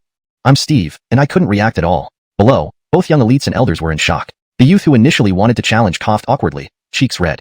Elders have more experience, he realized. Listening was wise. Otherwise, he'd have faced the same fate. Interesting. The Scarlet Lucy's eyes glowed red with curiosity, staring at Irvin. Chandler, bearing the Southern Heaven Dao body, grew cautious. Based on previous observations, he reassessed Irvin's strength. It seemed Irvin was still holding back. Brant, her eyes narrowing, marveled at Irvin's rapid growth, far surpassing expectations. In the future, they might struggle to catch even his shadow. Finding this uninteresting, Irvin lightly palmed out, unleashing overwhelming power like a river breaching its dam. A giant palm imprint materialized above the space, covered in intricate runes, descending with the pressure of ancient gods, ready to strike. Like a primordial mountain spanning time and space, it pressed down upon them. The young elites froze. Even the great void holy body retreated, trembling before the incoming palm, realizing their legs were too weak to resist. No. Chapter 376. A single blow sweeps dozens of geniuses. As Irvin's eyes opened and closed, countless divine rays shot out, as if he were an incomparable deity. His body was enveloped in a purple golden glow, exuding unmatched majesty. Even before his Joab bloodline was awakened, he radiated such Junsura awe, illustrating just how formidable he was. Yuinked, he was only 12 years old. The thought of what he would achieve when fully grown left everyone speechless. His future could well be one of unparalleled supremacy, where he meets no equals. Below the sun-moon platform stood numerous young geniuses from great sanctuaries and noble families, all heirs or standout figures in their respective generations. These warriors were powerful and dominant. However, none dared to challenge Irvin, who had declared his intention to take on 10 at once. Ha! A mere 12-year-old child has frightened you all into this state? I am too ashamed to be in your company. A young genius dressed in blue emerged. With a sharp face and flashing eyes, he stepped forward like a favored child of heaven, each step shattering the void. An aura of great emptiness surrounded him, showcasing immense power as waves surged around him, making him seem like a war deity. He then lightly leaped onto the sun-moon platform. With a cold snort, he showed no fear towards Irvin, ready to attack with thunder and lightning accompanying him. Heavens, that's the great emptiness sacred body, with an unparalleled physique, encircled by great emptiness energy, giving him a natural advantage in cultivating the Tao. This great emptiness sacred body is said to be the leading figure among the younger generation of an ancient and mighty sect. It appears he has nothing to fear and dare to go first. Let the great emptiness sacred body test the waters for us. This will give us insight into Irvin's true combat strength, avoiding becoming cannon fodder ourselves. The young supreme beings below whispered, hoping the great emptiness sacred body would gauge Irvin's prowess. If Irvin truly was invincible, anyone challenging him would only end up being crushed. However, Irvin lifted a finger and said, I said I want to fight 10. One person isn't worthy enough for me to bother. Bring 9 more renowned geniuses, don't waste my time. All the young geniuses present were roused. Such dominance, confidence, and arrogance were hard to come by. Did they really mean nothing more than commoners to Irvin? Even some seasoned experts marveled at Irvin's determination. Initially, everyone thought his boast of fighting 10 was just bravado, not expecting him to actually want to fight 10. One cannot be missed. Alright, then let me, Steve, take on this challenge. Since Brother Retian has stepped forward, I, Ronnie, cannot lag behind. 2 more young geniuses joined the great emptiness sacred body, both prominent in the younger generation of eternal immortal domain. They were also inheritors of grand teachings, matching even the Van and Jethro Wolf. Fires burned in the hearts of other young geniuses. With 3 overbearing geniuses already stepping forward, they couldn't stay idle, or risk looking down upon by Irvin. 7 more geniuses, all exceptional in their own right and top-ranking in their respective sects, including some designated successors, joined them. Watching these challenges unfold, a young boy eagerly wanted to join but was pulled back by an elder. My little ancestor, are you really courting death? They know nothing of Irvin's true strength. 10, 50, it doesn't matter. He would still crush them with ease.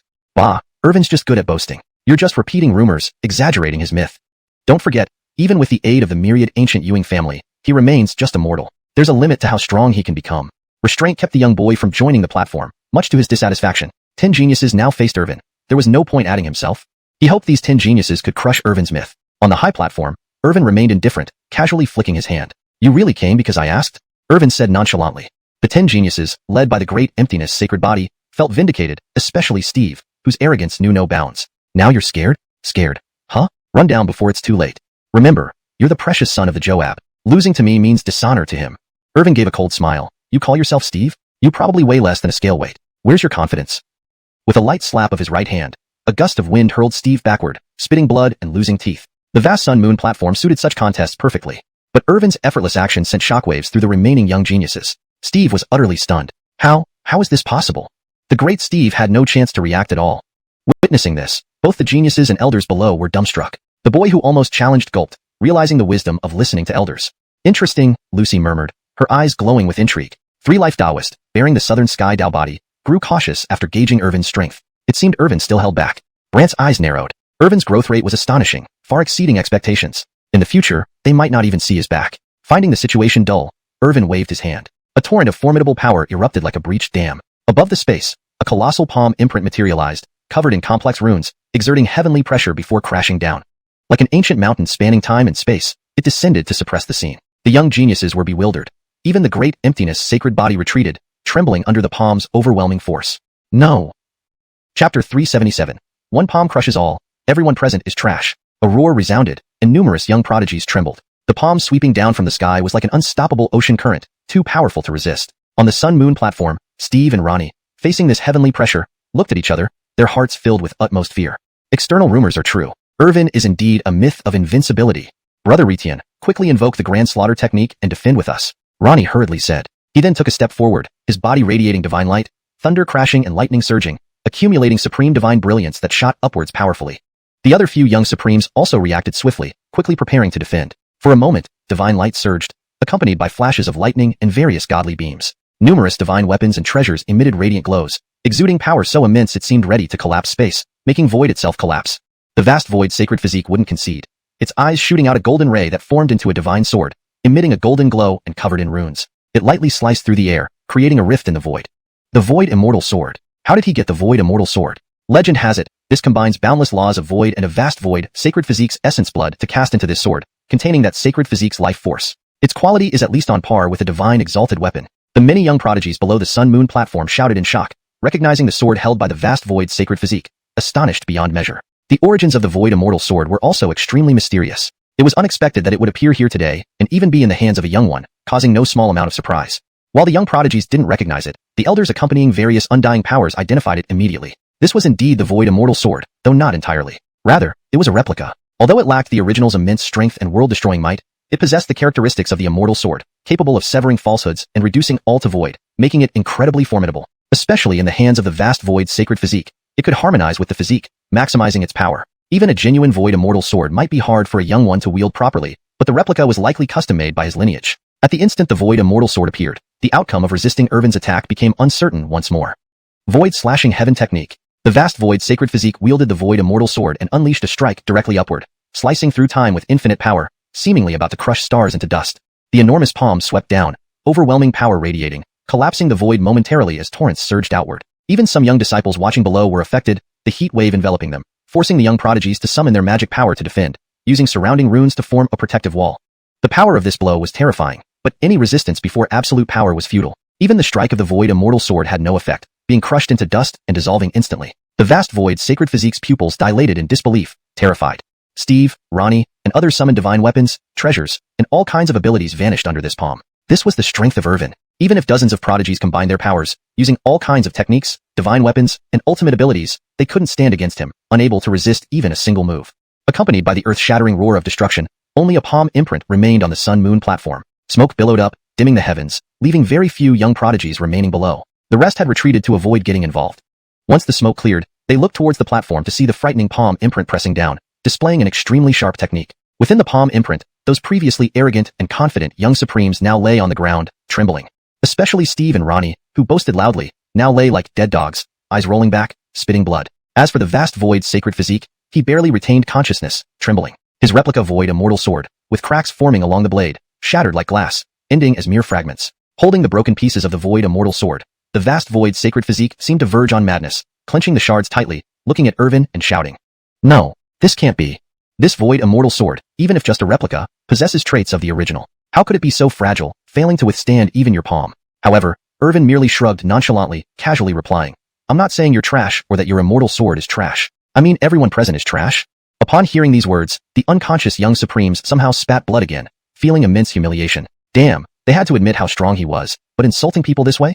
Some of the remaining young supremes below dared not speak, exchanging wary glances. Even if Irvin called out for another 100 rounds, none dared challenge him. One move had wiped out 10 famous young supremes, including the vast void sacred physique with the void immortal sword in Steve, Ronnie, and others. If they went up, what difference would it make but to offer their heads? Irvin might not even deign to strike. Not Koyiz should be corrected to maintain proper English fluency and accuracy. Here's the edited translation. Not surprisingly, he lives up to being the undefeated myth celebrated in the eternal immortal domain. This version accurately conveys the meaning of the original text while ensuring it reads naturally in English. If I fought him, I wouldn't have confidence in winning. The Carissa's eyes shifted, her lips pouting, seeming disappointed. She thought she could go head-to-head with Irvin, but instead saw such a shocking display. How could anyone be this heaven-defying? Those 10 prodigies, even she dealing with them with bottom cards, would require significant effort. This kid just wiped them out with one palm. Brant stepped back slightly, black light flashing in his eyes. In a one-on-one battle, he absolutely couldn't match Irvin. Seemed like he needed to seriously prepare for the next phase, resorting to ganging up and overwhelming attacks, or there'd be no chance of victory. Well done, child. You've made me proud.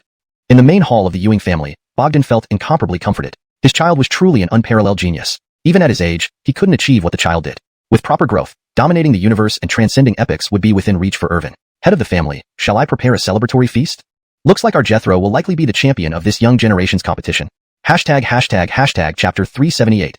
Each showing their might, the sword god's attention. Within that starry space, Irvin stood alone on the sun and moon platform, his gaze disdainful and lightning surging around him, an untouchable presence like a youthful war god. Just by standing there, he exuded an air of supreme confidence that defied all directions. For a moment, none of the many young supreme beings and world-renowned geniuses below dared to challenge him, not even voicing any doubts. Now, only deep shock and admiration filled the crowd. At merely 12 years old, Irvin had reached such heights, making those who were much older seem as insignificant as ants in comparison. Had they wasted so many years? The elders from several undying Dao lineages and superpowers could not bear the embarrassment. Even if Irvin was formidable and a undefeated legend of the eternal immortal realm, it wasn't supposed to make their own geniuses look so inept. They wished they hadn't come, having fantasized about contending for the top position at the contest, but now found themselves humiliated instead. Holy beans, Irvin's strength has even surpassed those ancient freaks and forbidden kings yet to awaken, exclaimed the Jose. The events from his childhood remained vividly in his mind. Irvin wielding the Emmanuel sword, slicing through spirits with a strike that seemed to have descended from the heavens, unparalleled. Since then, he had regarded Irvin as an idol he strived to catch up with. But as he grew older, he realized how distant and unattainable Irvin was. Time passed, and he struggled to even glimpse Irvin's shadow. Is anyone else willing to challenge?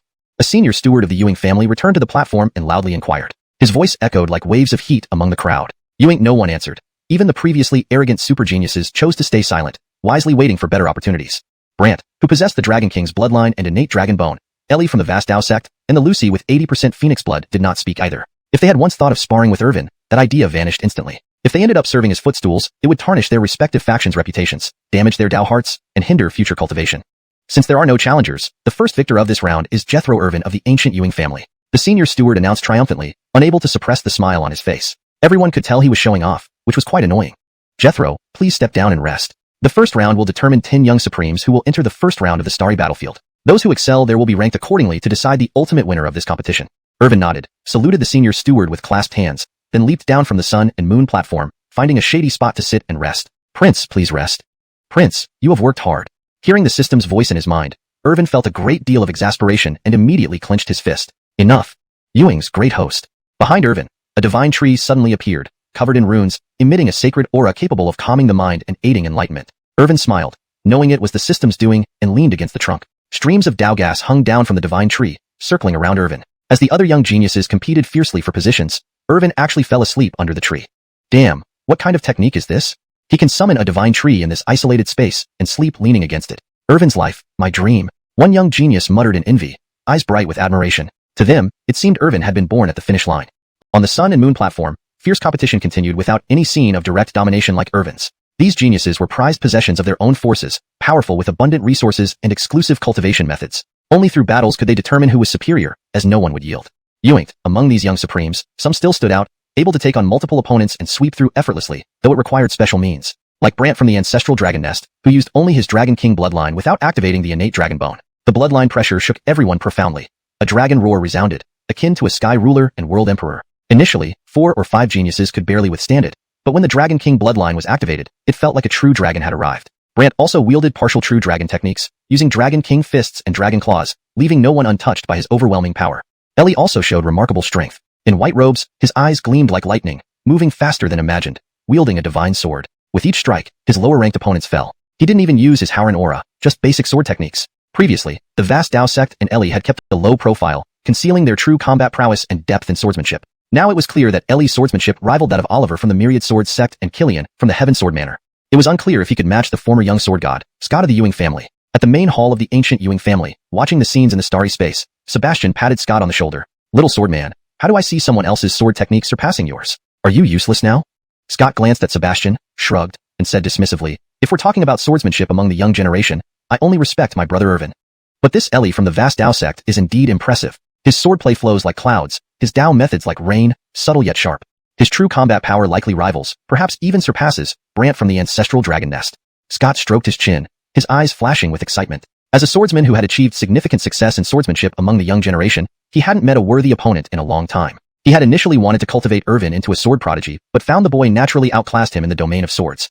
After the competition ends, I want to spar with Ellie, exchange insights into swordsmanship.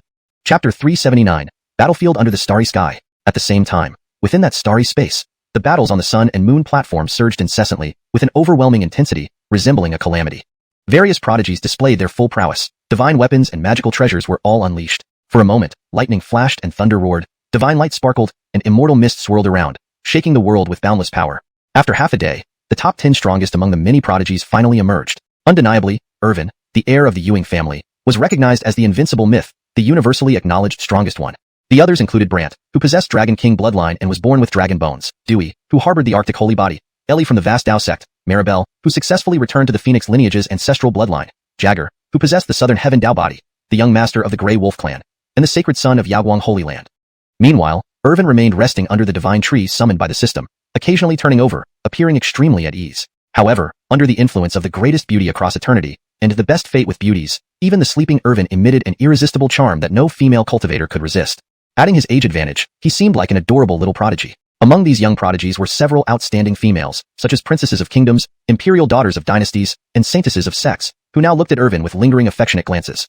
I must admit, the background and talents of Jethro Ewing are unmatched. Moreover, he looks so refined. If only I could become his Dao companion. A kingdom princess sighed in admiration, her pupils shimmering like stars, as if she were yearning for something. However, a sect saintess beside her immediately saw through everything clearly. Sisters, don't dream anymore. How can we compete with Jethro Ewing? Besides, he was betrothed to Megan when he was just a child. We have no chance. As everyone indulged in speculation and conversation, the Ewing family's overseer elder descended onto the high platform once again. Unlike before, he seemed quite satisfied looking at the 10 chosen young supreme beings. All the prodigies who participated in this competition were outstanding figures, pillars of the heavens, dominating regions with extraordinary divine talent. They were either the young elites of major imperishable forces, or the saints' sons and inheritors of prestigious lineages, or legacies of heavenly respecters. Those who stood out among these prodigies naturally had exceptional value. But the golden era has not yet truly arrived. The true strength and ace cards of various great families and sects are still hidden. The ancient anomalies and taboo prodigies are still sealed away, waiting for awakening. Nevertheless, the 10 individuals before them were already heroes of the current era, destined to be influential figures in the godly realm. The next round would involve ranking these 10 people to determine the top 5 and the champion of this conference. In the overseer elder's mind, it was clear. Among today's young generation, none other than Irvin. He then announced the rules loudly. Next begins the second round, which is the ranking phase of this competition. You will enter the battlefield under the starry sky, where countless dark creatures and primordial beasts roam. Creatures of different realms and powers possess different points. By slaying dark creatures and ancient beasts, you can earn a large number of points. Finally, based on your accumulated points, your final rankings will be determined. The champion will receive a divine Emperor Greatsword, while the top 5 will also receive mysterious rewards.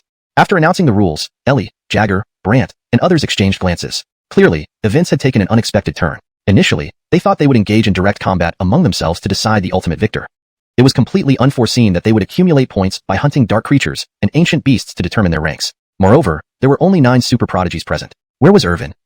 Realizing this, Jagger, Brant, and others hurriedly looked around, only to find Irvin sound asleep under a divine tree, seemingly very comfortable. Suddenly, they felt deeply unbalanced.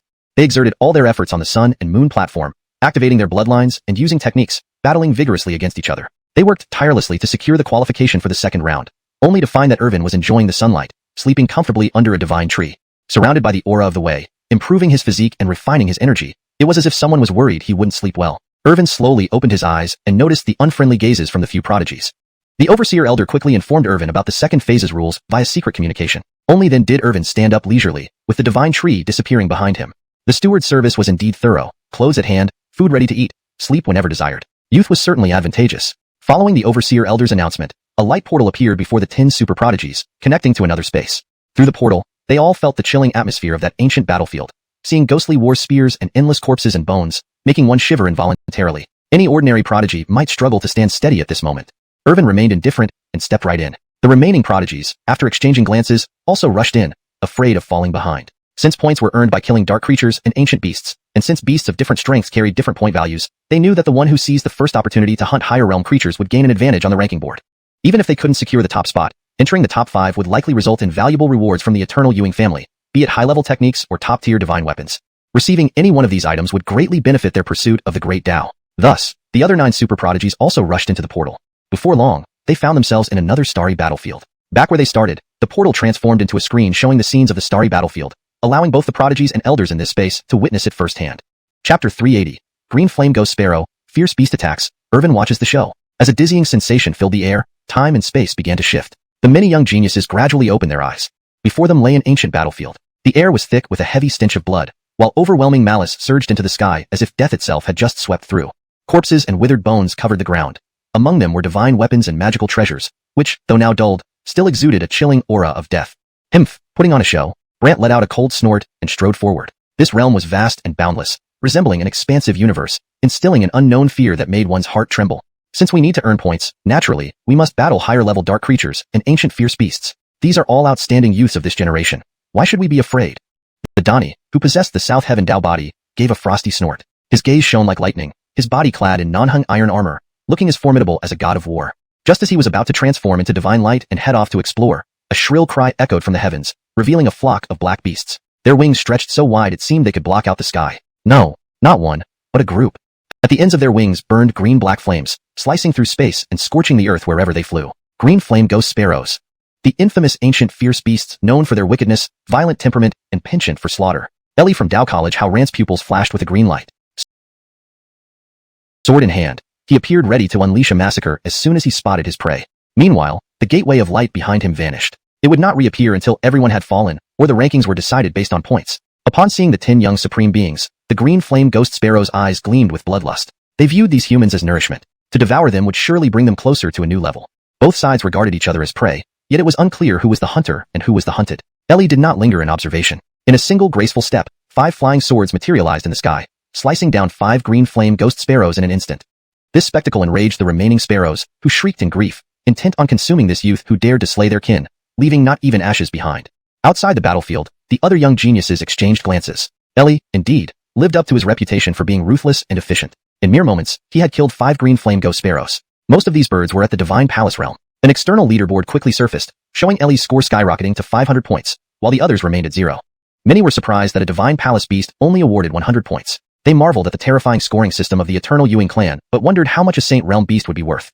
The leaderboard also appeared within the ancient battlefield. Unable to let Ellie monopolize the points, the other 9 super geniuses rushed into the fray, unleashing their full power. For a moment, divine lights flashed and spells flew everywhere. The once mighty green flame ghost sparrows, who ruled this ancient battlefield, were now slaughtered mercilessly like insects.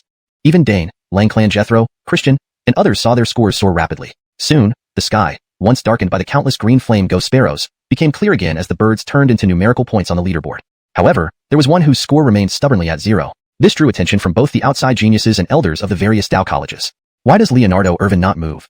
Does he not desire the top position? Although a Joab weapon means little to Leonardo Irvin, allowing another genius to claim the title on his home turf might tarnish the Eternal Ewing clan's reputation. They had expected Irvin to effortlessly rise to the top of the leaderboard, killing the green flame ghost sparrows like swatting flies. But he did not budge. The other 9 super geniuses were equally puzzled. By rights, Irvin should have been able to gain many points if he joined the fight. Why did he remain inactive? Then, another wave of green flame ghost sparrows descended from the sky. The ground rumbled, dust rose, and distant roars echoed. Signs of something massive approaching. The super geniuses looked and their pupils dilated. Covered in hard scales, with 4 powerful claws and luxuriant white fur, these tigers bore golden stripes that shimmered faintly. They were terrifying, like kings of the beast world. Golden armor white tigers. And each golden armor tiger king has reached the Saint Realm. They won't be easy to deal with. Reyna's gem-like eyes flickered with caution, but her phoenix blood stirred, enough to make these tiger kings tremble. Brant, undaunted, saw it as more points rushing toward him. Let's go all out. I must secure this top position. With confidence, a massive dragon's head formed on his palm, sweeping forward with overwhelming power. Dragon roars filled the sky, carrying a force that split the earth. True Dragon Fist. Chapter 381. A Saint King level beast. No one dares to face it, killed with a single palm. The dragon's head passed through with a terrifying roar that shook the heavens and earth. A golden armored white tiger of the Sage Realm was sent flying backward.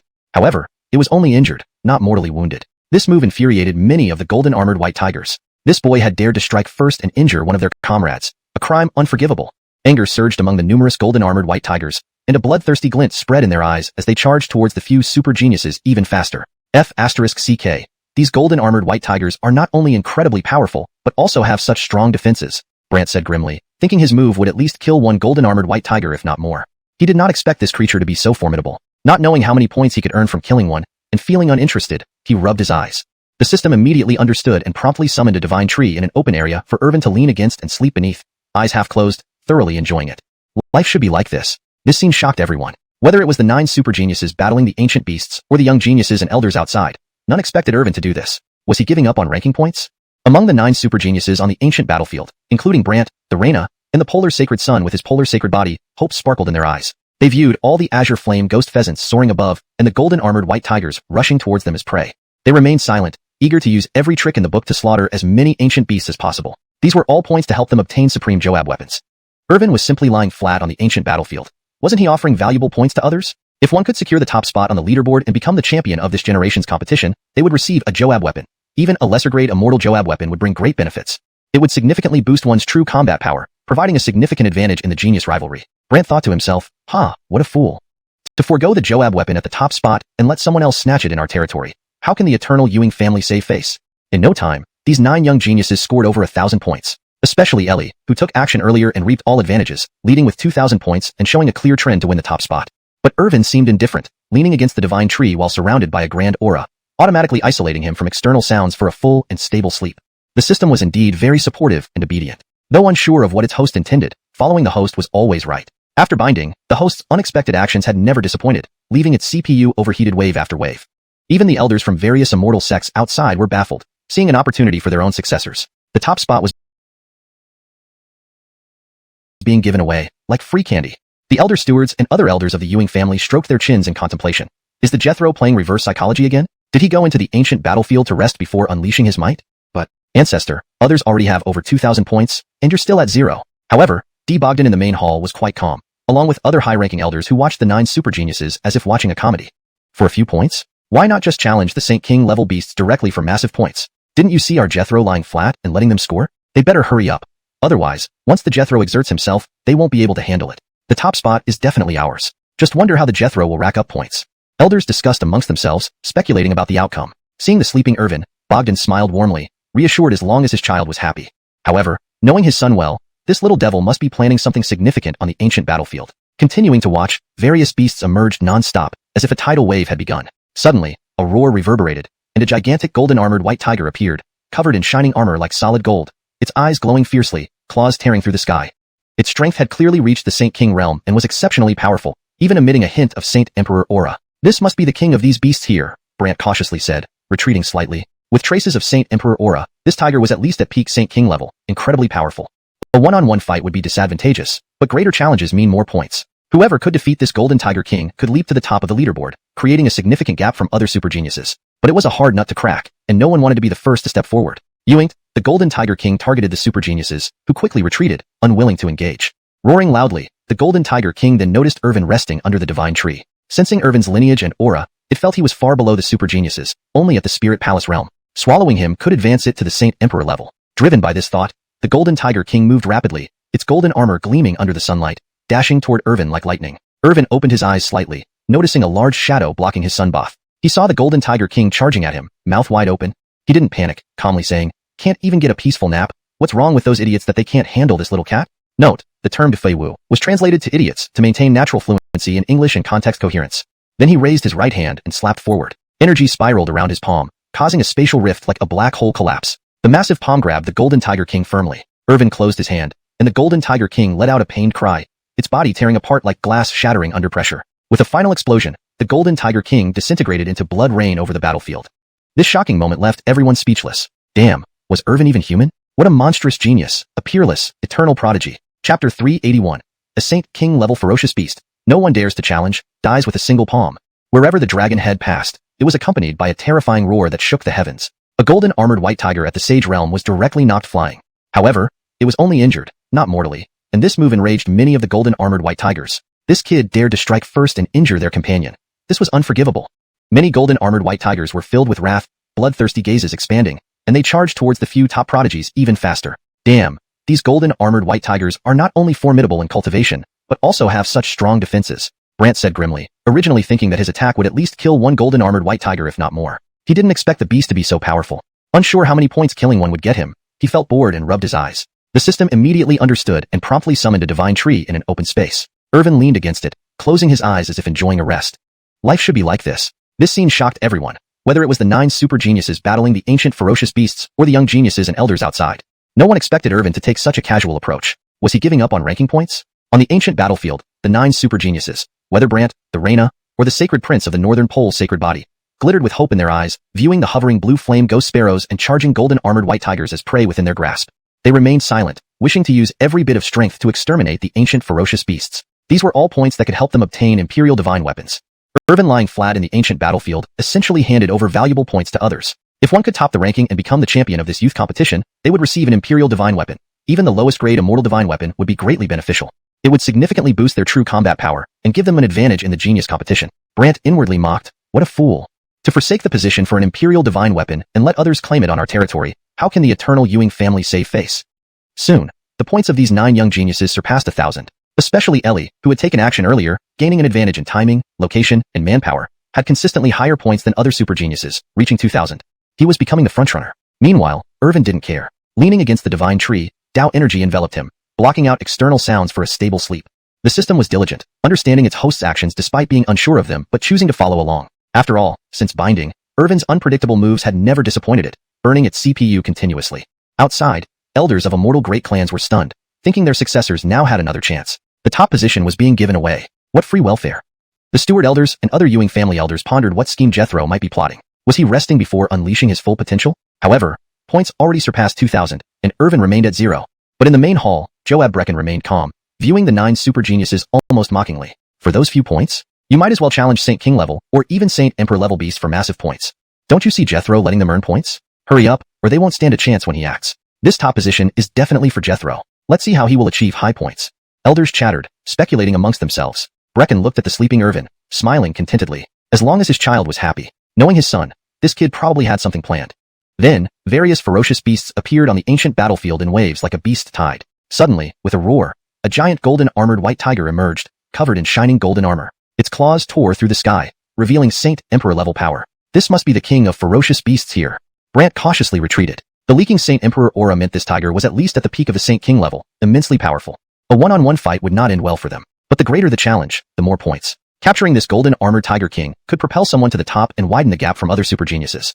Yoinked. No one wanted to be the first to challenge this hard nut. The golden-armored tiger king charged at the few super geniuses, who quickly distanced themselves.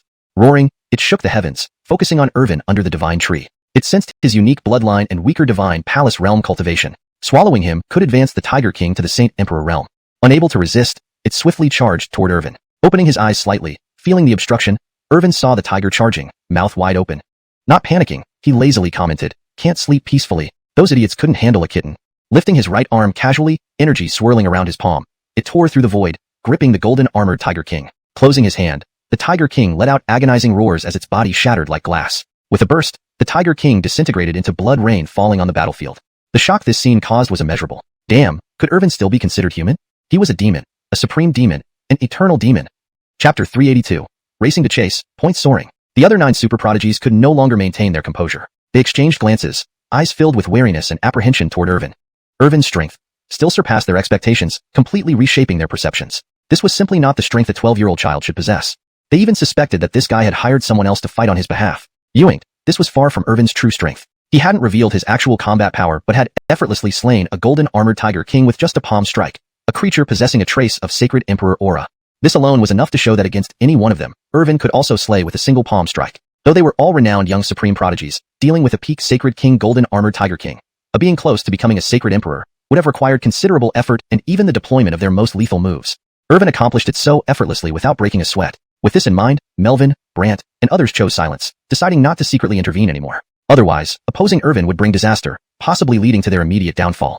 After all, the other prodigies might be wary of the immortal legacies behind them, but not Irvin. With the eternal Ewing family backing him up and being the largest second-generation clan in the immortal realm, along with countless top-tier immortal forces under his command besides the ancient Ewing family and the Jade Pool Holy Land. This man's strength is unfathomable. One must never dare oppose him. Even Ellie of Dao's sect for exorcism, who wielded his sword across the heavens, saw the brilliance in Irvin's eyes, acknowledging his power as genuine and decided to temporarily avoid confrontation, unwilling to challenge him. Otherwise, he might invite great calamity and unnecessary trouble. He would wait until the Golden Era truly arrived, after comprehending Dao's sect for exorcism's ultimate legacy and enhancing himself through battles with ancient freaks and forbidden prodigies, before challenging Irvin again. However, soon, Tianji Holy Land would announce the Hidden Dragon list. This list ranked contemporary young prodigies, constantly changing with their combat prowess, victories, and achievements. When ancient freaks and forbidden prodigies awakened, they would naturally enter this Hidden Dragon list and shine on the stage of the Golden Era. Considering Ellie's strength, where would he rank on the Hidden Dragon list? At the very least, he should be among the top 10. The most astonishing reaction came from the numerous young prodigies and elders watching from outside. They hadn't expected that a peak sacred king golden armored tiger king, emitting traces of sacred emperor aura, could be killed with just a single palm strike effortlessly, like squashing an ant. Bogdan merely smiled gently. Knowing his son well, this was only standard practice for Irvin. Irvin's points skyrocketed to 1,012 on the leaderboard. Everyone stared wide-eyed.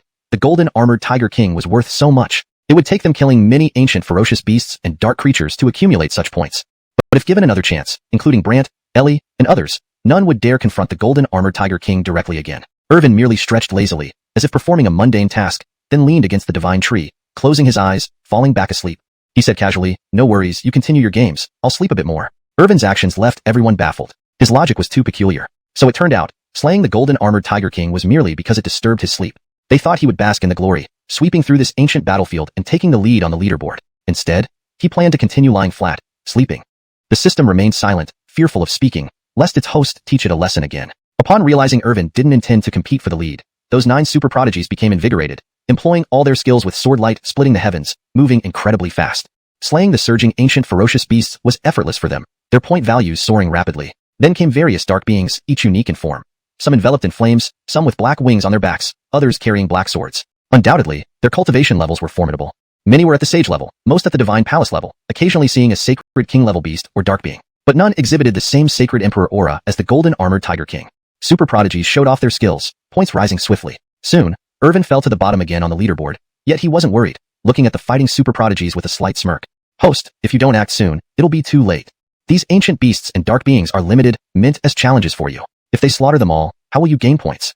The system timely reminded, sounding nervous. Irvin inwardly scoffed, then gave the system a few pointers. System, your perspective is too narrow. Expand your horizons, open your mind. Look at their glowing badges.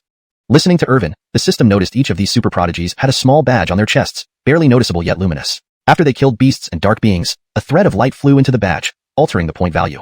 Host, you mean to? The system's CPU nearly overheated. If it had a physical form, smoke would have been billowing from its head. Turns out his host was quite devious. Initially thinking he intended to lie low, he actually had plans all along for a one-time fix. Why bother exerting effort when he didn't need to hunt like other super prodigies? How does one become the top of the leaderboard? Simple, watch Irvin's strategy.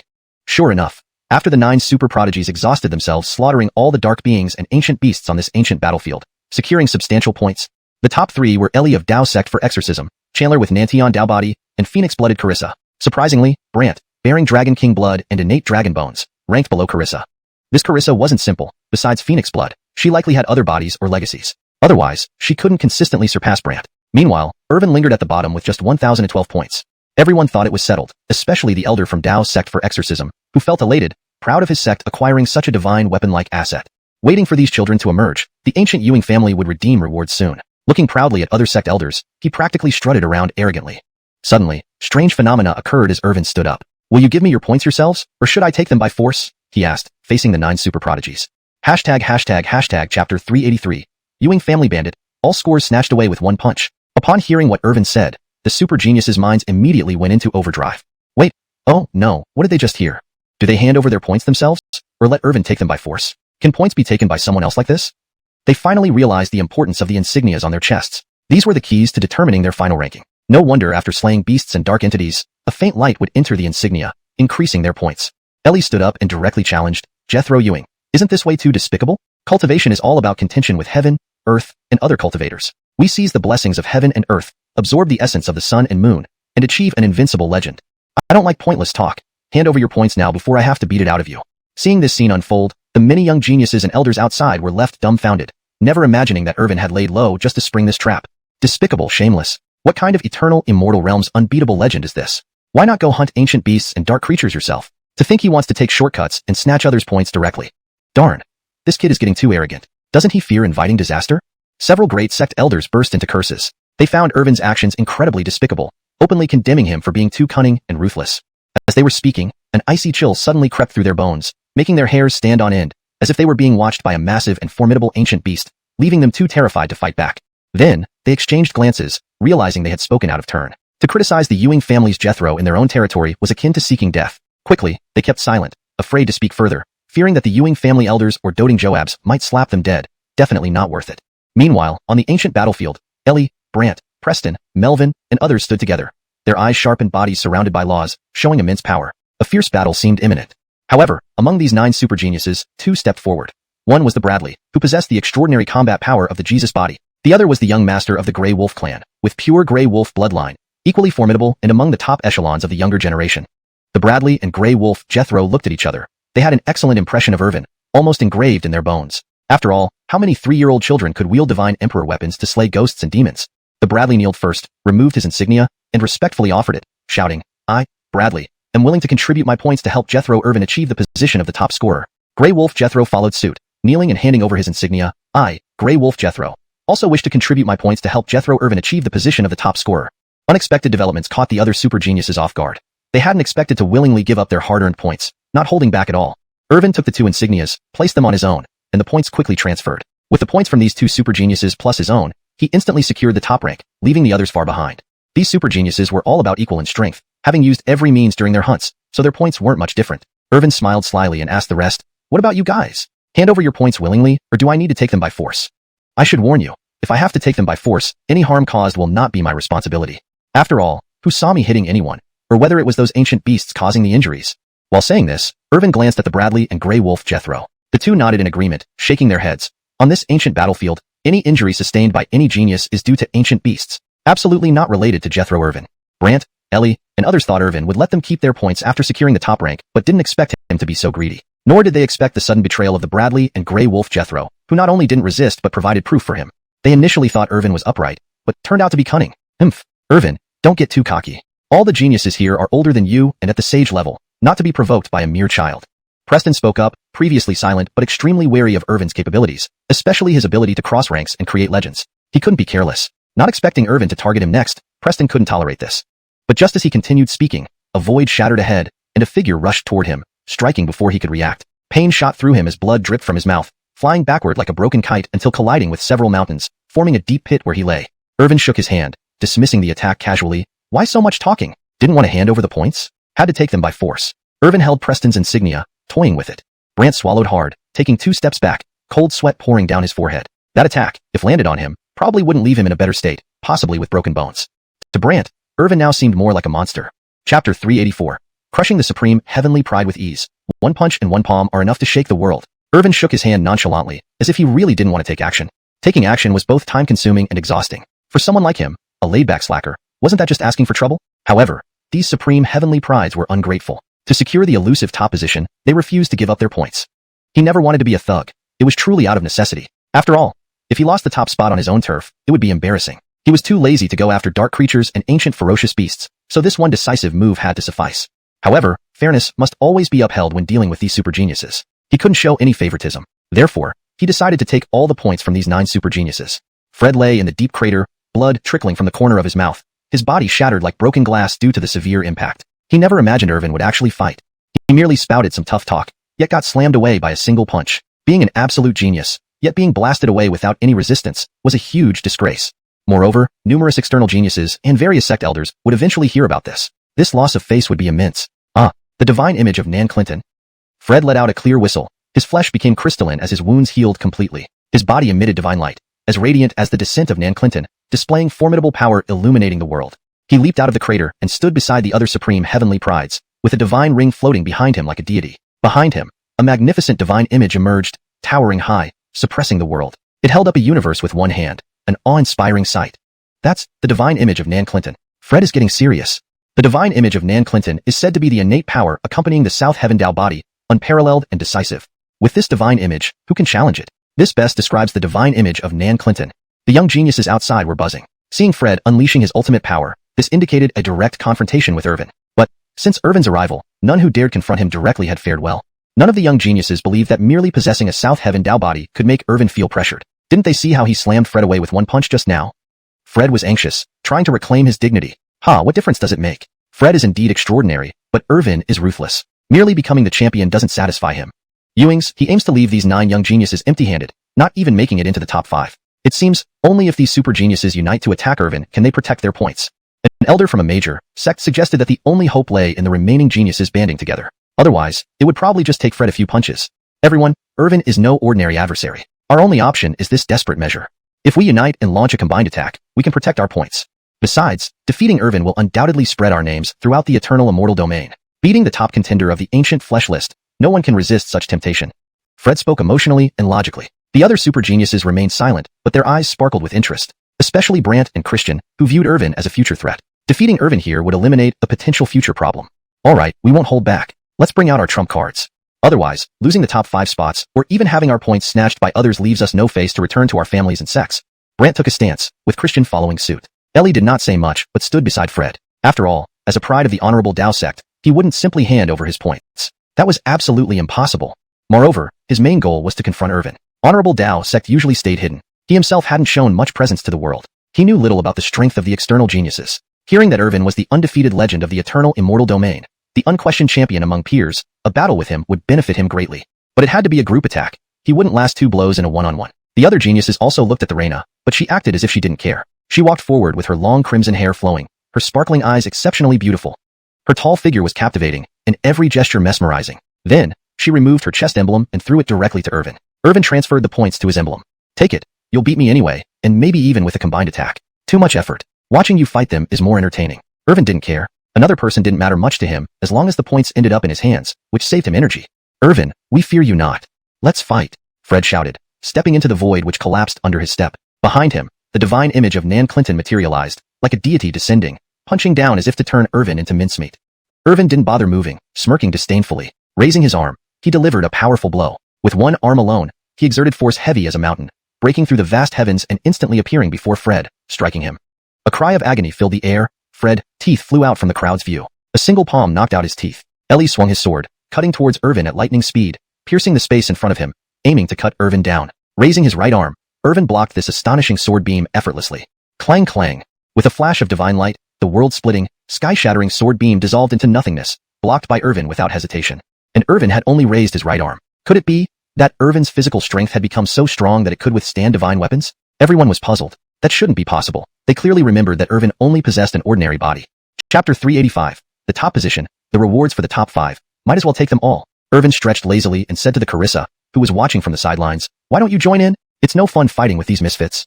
The Carissa was quite surprised. She thought she could enjoy watching without getting involved. Then she smiled coyly. "I'm just a frail Cecilia. How can I be your match?" Irvin sneered without responding. Apart from his own family, he considered this generation of Gold Great Era arrivals on the Immortal Path Ancient Road. He didn't believe this little phoenix would remain docile under his control. "Irvin, are you looking down on me?" Brant asked darkly, his voice icy. From start to finish, Irvin hadn't even given him a proper glance, treating him as if he were the most insignificant ant, unworthy of notice. "You're nothing but an eel. Don't think you're beneath contempt. I've never even glanced at you," Irvin said disdainfully, comparing Brant to an eel. How could he bear it? The dragon lineage was noble and supreme, ranking among the highest in all the heavens and mortal realms, revered beyond compare. Now being likened to lowly insects, Brant was almost exploding with rage, his hair standing on end, eyes red, wanting to fight Irvin to the death. Moreover, he carried the bloodline of the Dragon King and harbored an innate dragon bone within his body, yet still felt humiliated. This shame was worse than death itself. True Dragon Fist, Brant roared, sending out a punch that tore through space, creating a fierce dragon head above his arm. A roar shook the heavens, the power terrifying as it charged directly at Irvin. But perhaps he forgot that if it came to bodily strength, none in heaven or earth could rival Irvin, not even the ancient dragon lineage, which would be torn apart. Irvin simply flicked his finger to block Brant's true dragon fist. How is this possible?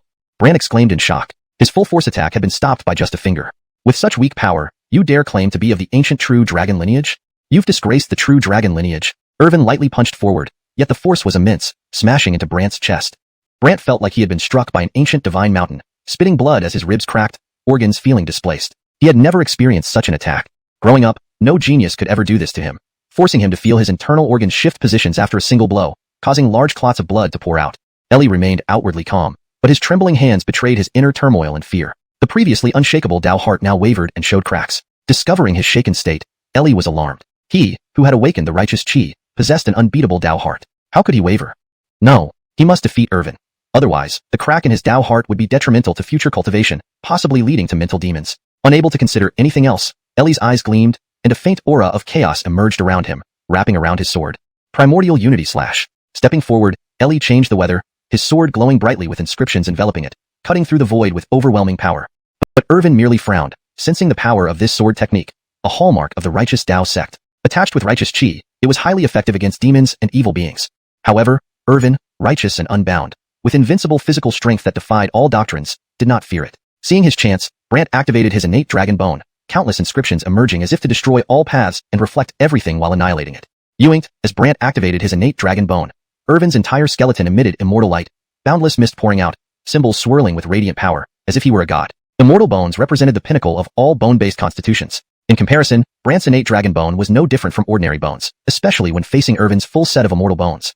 Indeed, a true dragon shadow appeared behind Brant, roaring between heaven and earth, its horns vast as the ocean, claws rending all things. Charging directly at Irvin, this strike contained all of Brant's life force, using his ultimate move in a desperate battle. Preston also utilized the final radiance of the Southern Sun God image, creating 3 divine images amidst the sky, charging toward Irvin. The combined full-force attacks of these 3 world-renowned geniuses were terrifying beyond description. Yoinked. Irvin remained perfectly calm, smiling coldly. Extending his hand, a divine sword materialized in his palm, none other than the Shenzhou sword, one of the 5 supreme divine swords. Its divine aura sword, surpassing time and space, reigning over the world effortlessly. The casual release of inscriptions crushed space. The heavens couldn't bear it. Like a god wielding a golden spear, slaughtering through all realms, Irvin glorified the human race. One strike, subdue. Irvin calmly uttered 4 words and swung the Shenzhou sword. This strike shattered the heavens, severing the desolate wilderness, a blinding white light filling the ancient battlefield. The aftermath obliterated all broken weapons and soldiers on the ancient battlefield, reducing them to dust. Even some vicious beast remains vanished, thoroughly cleared away. After the white light faded, those top geniuses lay on the ground, trembling, unable to move, clearly gravely injured, their foundation of the way compromised. Irvin smirked disdainfully. With such limited ability, they dared to challenge him, indeed overly confident. Then he took their badges and transferred their points. Outside, the young geniuses and elders from various sects were speechless. They couldn't find words to describe what they saw. Just as they were about to say something, an even more shocking revelation unfolded. On the G-Fun leaderboard, apart from Irvin, The other 10 super geniuses all had 0 points. Note, the phrase Jifun Pai Hangbangsang is directly translated as Jifun leaderboard to maintain context. For a more natural flow in English, it could be rephrased as, on the Jifun leaderboard, except for Irvin, all 10 of the other super geniuses had their scores reduced to 0. For better readability and fluency, here's an improved version. On the Jifun leaderboard, Irvin stood alone with a score, while the other 10 super geniuses were all at 0. If you prefer not to include Jifun, which seems out of place in English. On the leaderboard, Irvin stood alone with a score, while the other 10 super geniuses were all at 0. As the spatial transition completed, the 10 super prodigies had already returned to the sun and moon platform, facing numerous gazes. Irvin smiled humbly and said, since the other 9 have no points, I might as well accept the rewards for the top 5 as well. This edit ensures the translation reads more naturally in English while maintaining the original meaning and consistency in style and terminology. Chapter 385. The chief position, the reward for the top 5. Might as well sweep it all. Irvin stretched lazily and said to the Reina who was watching from the sidelines, why don't you join in? These misfits aren't much fun to fight. The Reina was quite surprised. Wasn't she enjoying watching the show as a bystander just fine? Then her lips curled up into a charming smile. A weak Cecilia like me. How could I be your match? Irvin laughed coldly without replying. Apart from his own family, the Golden Age had officially descended, and the ancient path of gods was their battleground. He did not believe this little phoenix would submit so easily under his suppression. Irvin, are you looking down on me? Brant said somberly, his tone icy. From start to finish, Irvin hadn't even spared him a proper glance, treating him as if he were the most insignificant ant that didn't merit attention. Only a loach, not worth a second look. Irvin said disdainfully, comparing Brant to a loach. How could he endure it? The Dragon Clan's bloodline was noble, supreme among all celestial races, ranking at the forefront. Now being likened to a lowly worm, Brant was almost bursting with rage, his hair standing on end, his eyes turning red, wishing he could fight Irvin to the death. He carried the bloodline of a dragon king and possessed an innate dragon bone within his body, yet still faced such contempt, an insult worse than death. True Dragon Fist, Brant roared, launching a powerful punch that tore through space, creating a fierce dragon head around his arm. A dragon roar shook the earth, terrifying in power, aiming straight for Irvin. But perhaps he forgot that if it came down to physical strength, no one throughout the ages could match Irvin. Even as a descendant of the ancient dragons, he would be torn apart. Irvin flicked his finger, using just one finger to block Brant's true dragon fist. How is this possible? Long Xiaochen exclaimed in shock. His full power attack was effortlessly countered by a single finger. With only this strength, you dare claim to be of the ancient true dragons? You have disgraced the name of the true dragon race. Irvin threw a casual punch, yet it carried immense force, striking Brant's chest. It felt like being hit by an ancient divine mountain. Blood gushed from his mouth. His chest shattered as if his internal organs were displaced. This blow was unlike anything he had ever experienced. No prodigy, since childhood, had ever inflicted such harm, forcing him to cough up large clots of blood. Ellie appeared calm, but his trembling hands revealed his shaken state, a hint of fear. His previously unshakable will showed signs of wavering and cracking. Upon noticing his inner turmoil, Ellie reminded himself. He was Ellie who had awakened righteous energy and possessed an unbreakable will. How could he falter? No, he must defeat Irvin. Otherwise, any crack in his will would be detrimental to his future cultivation and could cause mental demons. Ignoring everything else, Ellie's eyes glowed with determination. A faint aura of chaos surrounded him, wrapping around his sword.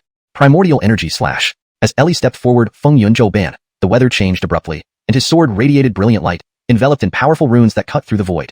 Above the sky, even the heavens left their mark. However, Irvin merely frowned, sensing the sword technique's power.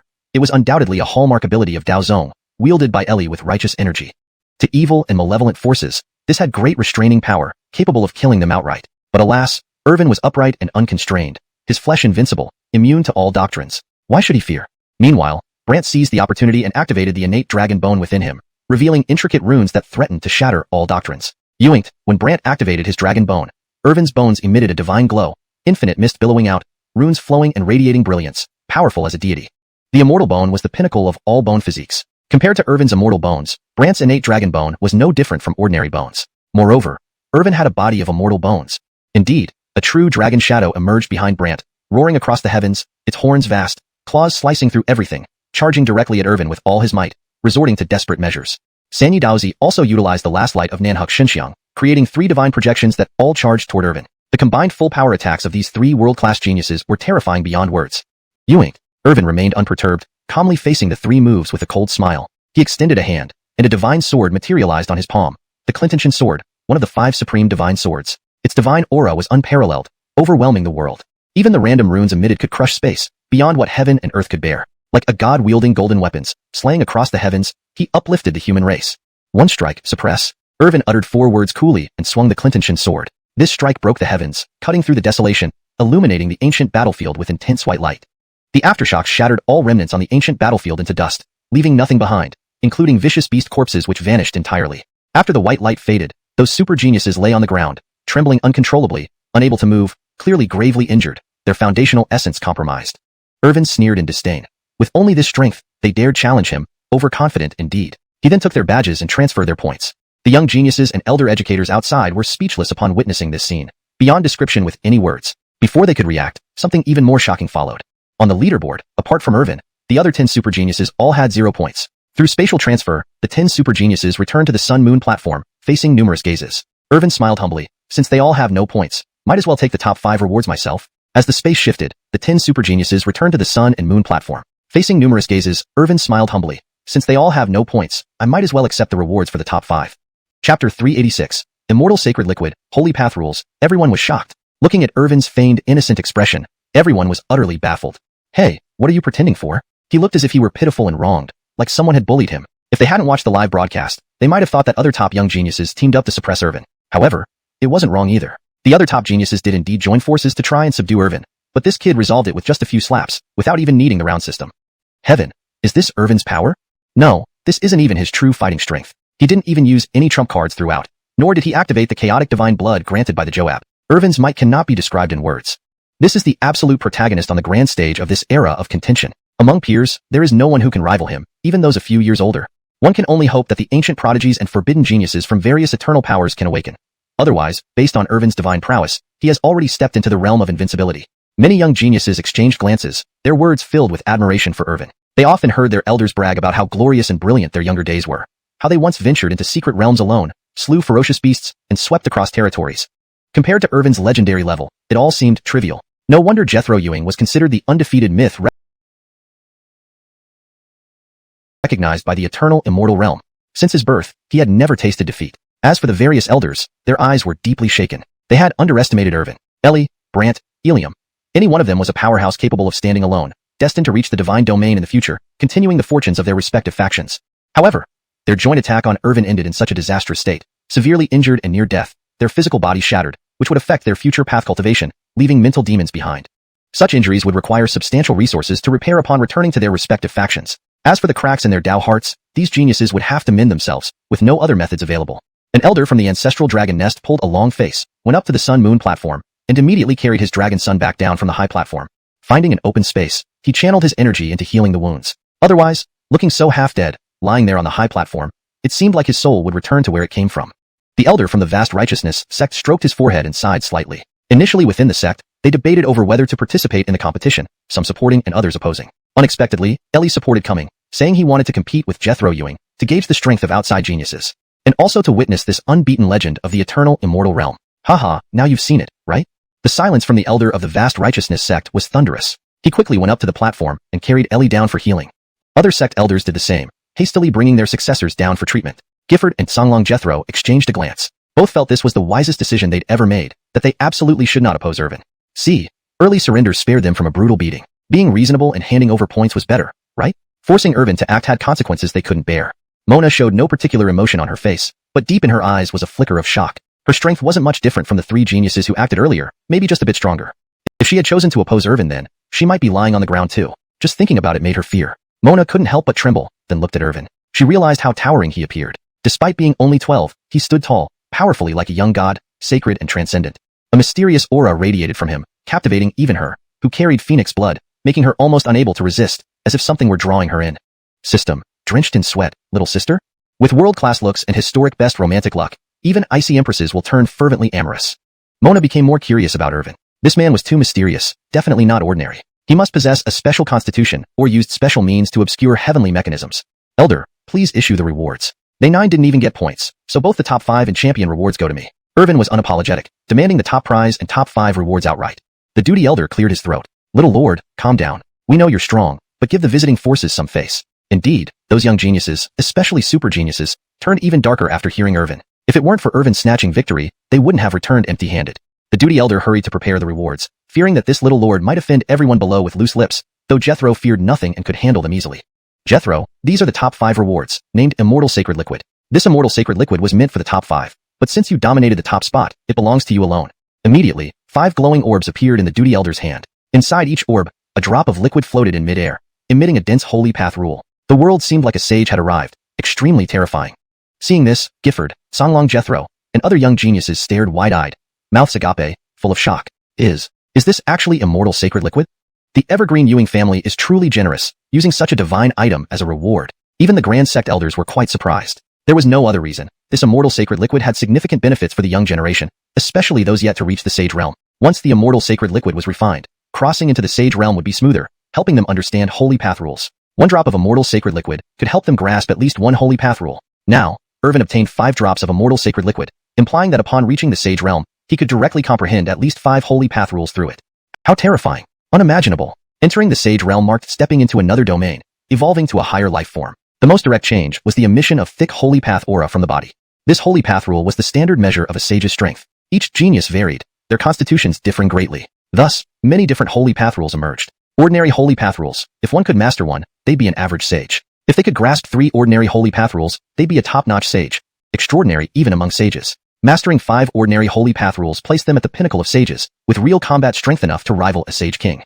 These were just ordinary Holy Path rules. Combining super constitutions to derive unique Holy Path rules, such as Primeval Holy Path Rule, Boundless Holy Path Rule, or Dragon King Holy Path Rule, far exceeded ordinary rules, sometimes exponentially. Chapter 387. Transcending Sage, the Chaotic Sage Dao Law, the strongest throughout history. Just like the primordial Sage Dao Law, a single law is enough to surpass at least 3 ordinary Sage Dao Laws. The same applies to other unique Sage Dao Laws. They far exceed ordinary laws in terms of quality. Therefore, the strength of sages cannot be measured solely by their realm. A peak sage cannot always completely overpower a lower realm sage. The Sage Dao Law one has comprehended must also be taken into account. If it is a special Sage Dao Law, it can enable one to fight across realms even within the Sage Realm. Thus, combat power within the Sage Realm is highly unstable. There have been instances where a first stage sage fought 5 sages without defeat. Conversely, there have been peak sages utterly crushed by first stage sages, left defenseless. Irvin looked at the 5 drops of immortal sage essence in his hand with great interest. He had stayed too long at the peak of the Divine Palace realm. It was time to take that step forward, to evolve his life and progress further. Narrowing his eyes slightly, just as an elder was about to present him with the chief reward, the unknown Joab weapon, a faint radiance enveloped Irvin's body, strands of Dao principles appearing, swirling around him, making him seem especially transcendent and sacred, quite unexpectedly. Upon noticing this, the attendant elder wanted to approach for inspection but suddenly heard a voice whispering in his ear, "Do not disturb Clintoner, he is taking that step." Hearing this whisper, the attendant elder's eyes widened in disbelief. Did it mean their young lord was about to enter the sage realm? A 12-year-old sage, how many such cases could be found throughout history? No, our young lord might be the first in history. Thinking thus, the attendant elder quickly moved down from the platform, leaving the sun and moon platform entirely for Irvin. Around the sun and moon platform, with a flash of radiant light, 5 warriors in golden armor appeared, their imposing aura nearly collapsing the world, making it tremble. Their sudden appearance caught everyone off guard, even bewildering the attendant elder. Probing them, the elder's gaze flickered, trying to understand their origins and cultivation level, only to find it plunged into an endless abyss, impossible to probe. But he could affirm that these 5 individuals, even within the divine realm, belonged to the very elite, their mere aura enough to eliminate everyone present. Several main lineage elders in the Ewing family's main hall stared with wide eyes, tightly focusing on the scene. They've appeared. These 5 individuals were peak immortal emperors, subordinates to their young lord but not part of their eternal Ewing family, shrouded in mystery. Gideon Bloss and First Elder Ryan used divine consciousness to probe them. Their own cultivation needed no explanation, being among the top echelons of the eternal Ewing family. Ewing, the heavenly mechanism seemed veiled, revealing only a fog. The 2 exchanged glances, nodded, and decided to treat it as nothing unusual. Emperor Brecken didn't mind either. This was his son's secret, and he had no right to interfere. Moreover, as long as it benefited Clintoner, let him do as he wishes. Meanwhile, the various elders and young prodigies below were anything but calm. Irvin showed enlightenment, and the eternal Ewing family dispatched 5 peak immortal emperors to protect his path. Was there any heaven's justice? Any humanity? They knew the eternal Ewing family was powerful, but to treat even immortal emperors as servants and summon them so casually, it felt disrespectful. Ewings, they assumed these 5 peak immortal emperors were sent by the eternal Ewing family to protect Irvin. They couldn't imagine that these were Irvin's own subordinates. All this, thanks to Amir's foresight. Knowing his host would transcend, he immediately summoned puppet emperors, providing the best support. At this moment, Irvin's situation was incredibly mysterious. Indistinct traces of the great Tao emerged around his body, profound and abstruse. A powerful momentum surged, creating ripples in the void. A beam of light pierced through the clouds, as if trying to break through space. In this starry expanse, Irvin seemed like a child of heaven, comprehending supreme immortal arts in the universe. Suddenly opening his eyes and stepping out, golden light surged around him, making Irvin appear like a blazing sun, illuminating all corners of the cosmos. His eyelids lifted slightly, a piercing gaze emerging, causing the void to crack, stars to swirl, and a whole galaxy to reverse course, flowing under Irvin's feet as if willing to become his backdrop. The 5 drops of immortal sage essence coalesced, swallowed by Irvin. An aura of primal divinity materialized, a primordial god emerging behind Irvin, breaking through the vastness, treading on myriad paths, expanding a boundless realm within chaos. Taking another step, sage-level majesty radiated outwards, confirming his transformation into a true sage, evolving his life essence. A 12-year-old sage, In the eternal immortal domain, that was indeed a true myth, unmatched in history. In Irvin's palm, boundless chaos melded with Tao principles, 5 grand Tao paths appearing beneath his feet. Irvin seemed like a god presiding over everything, shaking the entire starry space with his aura, stunning everyone. Those who previously sought to contend with Irvin knelt, cowering under the overwhelming pressure, unable to stand upright. Elders from other sects gasped, almost paralyzed upon seeing the sage Tao law surrounding Irvin. This is impossible. It's actually the strongest chaos sage Tao law in history. No, there's more than one. This translation maintains the original tone, style, and structure of the Chinese text while ensuring it reads naturally in English. Hashtag chapter 388. Supreme Sacred Path Laws, continuously shaped, sequence bows down. Everyone watching this scene felt as if their CPUs were overheating. They couldn't believe what they were seeing. Irvin, at just 12 years old, had crossed into the realm of saints, undoubtedly becoming the youngest saint in history. Such remarkable achievements, combined with his previous top ranking on the eternal body list and the numerous myths he created, made him a legendary myth in the everlasting immortal realm. His combat strength was no less than that of ancient prodigies and forbidden geniuses, and he could even surpass them. But what no one expected was that Irvin continually surprised everyone. Now, sacred light enveloped his body, golden light shimmered in his eyes, and divine halos floated behind him, resembling a godlike figure. Chaotic aura radiated from him as if a creator deity had awakened, and with the breakthrough in his realm, Irvin grew significantly stronger. Although he was only 12, those unaware would never guess his age, mistaking him for an agile and extraordinary young genius. Is that actually the legendary chaotic sacred path law? How is this possible? To awaken a unique sacred path law, one must possess an extraordinary constitution and astounding talent to achieve the respect of a world-renowned master. Irvin is indeed powerful, being the undefeated myth among the younger generation of the everlasting immortal realm, but his body type is just ordinary.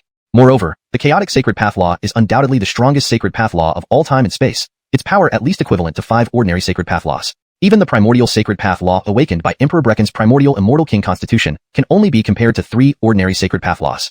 Many young geniuses and elders of various sects were stunned, their eyeballs bulging, too shocked to describe it. In the family main hall of the 10,000 ancient Yuan clan, Brecken watched this scene with a gratified smile, immensely satisfied with Irvin's performance. He never expected his child to possess such shocking talent, awakening the chaotic sacred path law, far surpassing the primordial sacred path law he once awakened.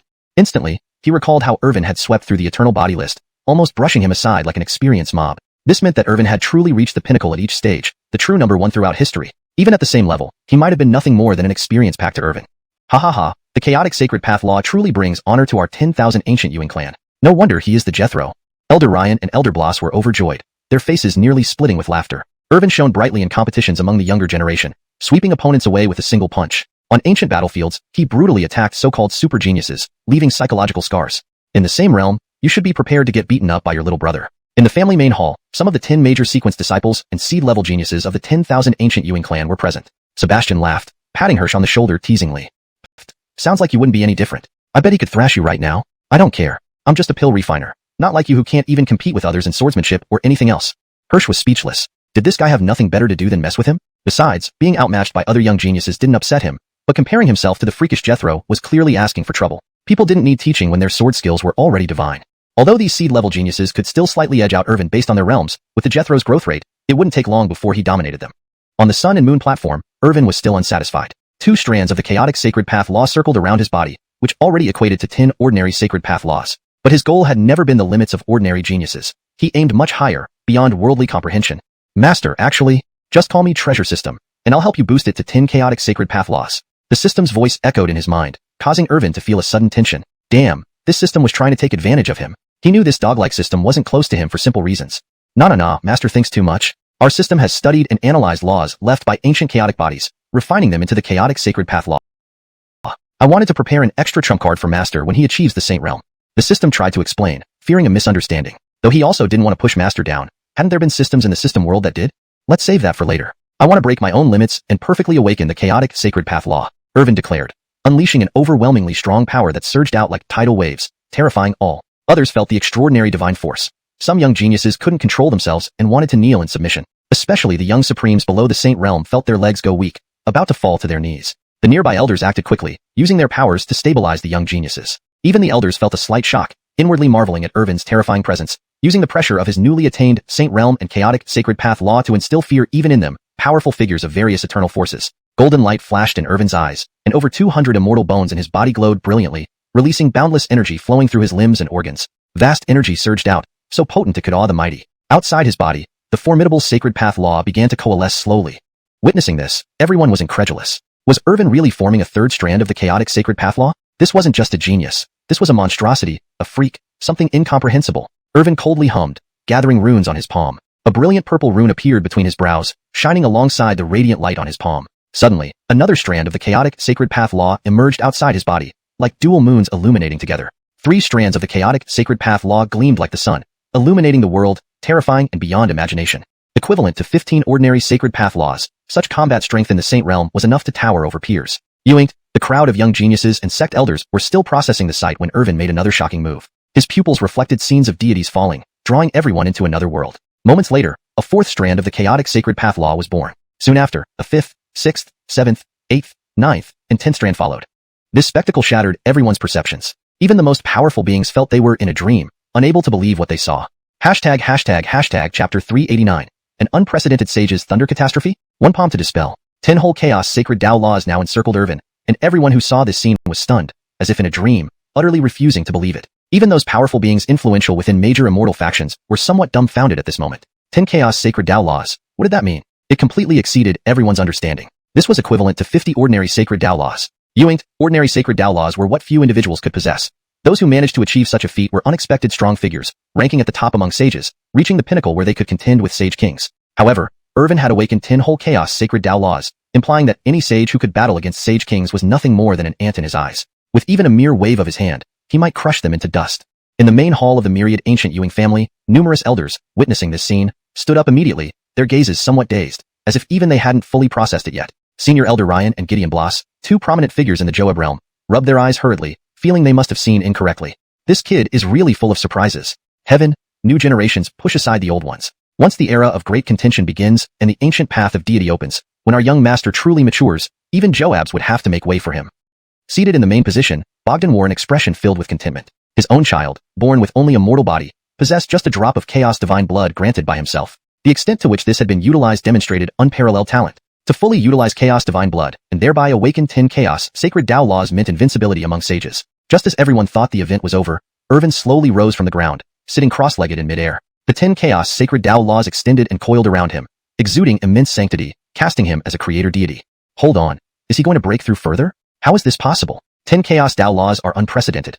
How can he still aim for further breakthroughs? This is already the utmost limit of eternity. Ewings, if he could break through again, would he even be human? Breaking his own eternal record? Many young geniuses and elders of various sects were bewildered, not daring to believe what they heard or saw. Was Irvin planning another breakthrough? Already unbeatable in the sage realm, possessing 10 chaos sacred Tao laws allowed him to overwhelm sage kings and challenge sage emperors. If he broke through again, he might kill sage emperors with just a sage's strength. This was the true legend of an indestructible myth in the eternal immortal realm. Sitting cross-legged in the void, Irvin silently channeled the supreme chaos emperor technique, activating his chaos body, immortal bone, and heavy pupil. These 3 supreme constitutions, along with the greatest technique of all time, harmonized perfectly, resembling an immortal deity. Around Irvin, waves of light radiated out, causing ripples in the void, striking fear akin to oceanic tides. However, the presence of the 3 supreme constitutions and the ancient technique was shielded by the system, imperceptible to others. Irvin believed that the time was not yet ripe. Ancient freaks and taboo geniuses had not yet revived. Why should he reveal these assets prematurely, inviting trouble? The sound of chimes echoed in his mind, system granting 10 additional chaos sacred Tao laws. Irvin smiled slightly. The system had been quite cooperative this time. Sure enough, beyond his original 10 chaos sacred Tao laws, the void collapsed, space inverted, and more laws appeared, grand and majestic, like the brightest stars spanning the heavens, overwhelming spatial dimensions. Combined with the previous 10, there were now 20 in total, a terrifying force incomparable to anything before, equivalent to 100 ordinary sacred Tao laws. In the same realm, a single finger would suffice to flatten opponents. The sight left the young geniuses completely speechless, breathless, unable to process what they saw. Elders from major sects were not much better off, legs trembling. Some formidable achievers secretly marveled. Now, Irvin will likely become a truly legendary figure. The main hall of the myriad ancient Ewing family buzzed with excitement and prosperity. Clan members cheered, deeply moved. Ebert exclaimed in awe, 20 chaos sacred Tao laws. A name engraved in history. Arturo and Jediah Shun glanced at each other, losing their former calmness. Previously able to joke around, they now gaped wide-eyed at the projection, swallowing hard. At 12 years old, Irvin's current true combat power was likely enough to crush them. Even seed-level geniuses dared not claim a sure victory now. Ancient freaks and taboo geniuses, all revived, would be quelled by Irvin with a snap of his fingers. Suddenly, thunder roared in the sky. Endless lightning surged tumultuously, like an apocalyptic arrival, causing everyone present to shudder. The clan members rushed to see what was happening, and the independent star space was dispelled by the elder overseer, bringing everyone back to the divine mountain. What they expected to be a clear sky with scattered clouds turned into a gathering of dark clouds, oppressive and stifling. Once entering the sage realm, one seizes nature's creations, vying with sun and moon for brilliance, stealing the vitality of all living things and infinite rules. Therefore, after the Sage Realm, each advancement to a greater realm brings heavenly calamity, requiring a successful transcendence to proceed safely and succeed in advancement. But Irvin seems somewhat special, having faced many calamities even before the Sage Realm. Irvin slowly opened his eyes, watching the thunderclouds gathering and roaring in the sky, unperturbed, lazily waving his hand. This action seemed to enrage the heavenly calamity, with purple-black lightning surging with destructive rules. Only Irvin received such treatment. No other genius could hope to survive calmly. Such momentum, such power, didn't conform to the difficulty level of a Sage Thunder catastrophe. It was too challenging, unimaginable. Irvin yawned, lazily saying, "Use whatever tricks you have quickly. I want to go back to sleep." A thunderous roar above made him impatient. "Dude, all bark and no bite. Since you're not moving first, then let me take the initiative." Irvin soared into the air, with the 20 Chaos Sacred Tao laws illuminating around him, emitting ultimate power that stunned the great powers, making them tremble, sensing danger. He punched forward with symbols enveloping it, like a dazzling sun rising into the sky, illuminating the world. Boom! An explosion followed, shockwaves rolling out. Everyone expected some spectacular method for Irvin to transcend the calamity. Instead, the void shattered, and the earth shook violently. The thunderbolt in the sky, in an instant, dissipated into nothingness, not a trace remaining. Irvin returned to the divine mountain, hands behind his back, facing away from the crowd, slightly turning his head. This sage calamity can't even scratch me. Chapter 390. Unbeatable Legend, Clash of Heroes, Dark Resurgence. Irvin truly ascended into the realm of a saint, and he was unlike any other, a paragon unmatched throughout history. With 20 Tao laws of chaos saint power, it was equivalent to 100 ordinary saint Tao laws.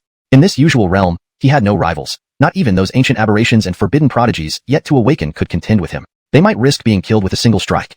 So many young prodigies watched Irvin's figure, realizing how distant he seemed from them. It was complete dominance, a level they could hardly comprehend or forget. If Irvin were to face them, he wouldn't even need to move a finger. Just a breath would be enough to shatter them into pieces. Even on the same level, they wouldn't have a shred of resistance. Was there any difference between the current Irvin and an exalted deity among the young generation? None at all. The Saint Lightning was dispersed with just a palm. He can no longer be described as just a monster. He is simply a demon that transcends eras. He's only 12 years old, but the legends he created will remain in history, passed down for future generations to worship and eulogize. The young master of the Ewing family has an extraordinary life, seemingly aiming to be the unique one through eternity. Some great elders of major sects said cautiously, their eyes filled with deep astonishment. They didn't know how to describe Irvin anymore. Every adjective used on him seemed weak and inadequate. The Terra under the sun-moon platform touched her chin, her crimson eyes flashing brightly. She thought that, with 80% Phoenix blood awakened, she would be a peerless existence in this era of great contention. But she never expected to encounter such an unrivaled genius upon entering this world. It completely changed her understanding of what prodigy meant. The Golden Era indeed brought out countless geniuses. She needed to stay fully alert. Otherwise, she might easily fall behind in the competition among geniuses. Ewing, this kid looked so remarkable at 12, and even more so after becoming a saint. She couldn't wait to see how he'd look at 18. Irvin also noticed that everyone on the Divine Island was looking at him as if he were a monster. Even his Miles, Bogdan, couldn't hold back his amazement. In the main hall of the family, Bogdan's gaze flickered as he looked at Irvin. He hadn't expected his son Clinton to awaken 20 Tao laws of chaos saint power. This was truly unprecedented. Completely beyond his expectations. He had naively thought 10 Tao laws of chaos would be Clinton's limit, but Clinton's potential far surpassed anything they could imagine. Ha ha ha, when will the Heaven Secrets Holy Land release the Hidden Dragon rankings? With Jethro's strength, making the top 3 should be easy. Course fellow, you're too conservative. Top 3? That's too small a goal. With Jethro's talent and strength, if he isn't ranked first, I'll go into the Heaven Secrets Holy Land myself to check for foul play. The elder spoke enthusiastically, clearly very satisfied with Irvin. The Ewing family had existed for countless eras, burying untold numbers of ancestors in their sacred grounds. Each generation had been stronger than the last, each era producing unparalleled geniuses who ruled the past and future. Like Bogdan himself, who nearly tore apart an entire era, making even dark beings cower in fear. No royal or imperial clan dared defy him. Ewing, there had never been a prodigy like Irvin before. His feats and records were unimaginable. Ha ha ha, prepare a grand feast. Today, our Ewing family celebrates Jethro achieving sainthood at 12 and becoming the strongest saint ever. Bogdan stood up, announcing to the world. His voice resounded loudly within the Ewing family domain. Every member of the Ewing family, whether ancient divine beasts, young prodigies, elders, or anyone in any hall, heard it. Truly a collective celebration.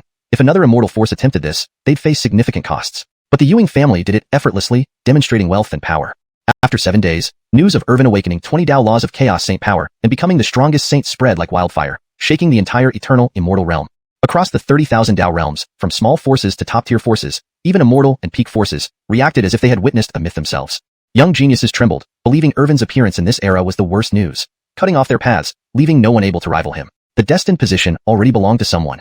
Those who wished to compete for the destined position and rise in the golden era now strategized. They urgently wanted to awaken their ancient anomalies and forbidden geniuses to match Irvin. Otherwise, contemporary geniuses could not rival this monster. Rushing forward would only mean sending heads, pointless. or they would bring out hidden young leaders, hoping for a slim chance. But those required vast resources and served as trump cards, waiting to act alongside ancient anomalies. In short, Irvin alone destabilized the entire eternal immortal realm, giving headaches to all major immortal forces, disrupting previous strategies. In a shadowy place, clouds gathered and rain drizzled. A strange figure walked through the night with a dilapidated umbrella. At that time, amidst the siege by various geniuses, Irvin showed no fear, calmly nullifying their abilities, fearless even against bottom card moves. On a street, a storyteller vividly narrated Irvin's legend as if he had been there. The umbrella bearer listened, sneering coldly and walking past. Under the umbrella, sharp fangs glinted menacingly, blood-red eyes gleaming eerily. Each step left bloody footprints, a declaration to the world that he had come. No one knew who he was. The lonely, sinister background suggested he was born alone. Irvin, you must taste delicious. Slurp, ha ha ha. Hashtag chapter 391. Reactions from all sides, the awakening of the elite, and the covert dragon list. In the 7 life sanctuaries, upon learning that Irvin had awakened 20 laws of chaos, transcended to become a sage, and achieved the strongest sage position in history, their faces were filled with shock.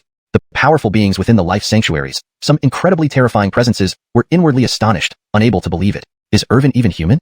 Could someone this prosperous in celestial fortune be nurtured by the eternal immortal realm? The ancient Ewing family has the Joab Bogdan, which already makes the life sanctuaries wary of showing their heads. Even the invasion pace from the outer chaos has been delayed. Now another once-in-eternity monster like Irvin has appeared.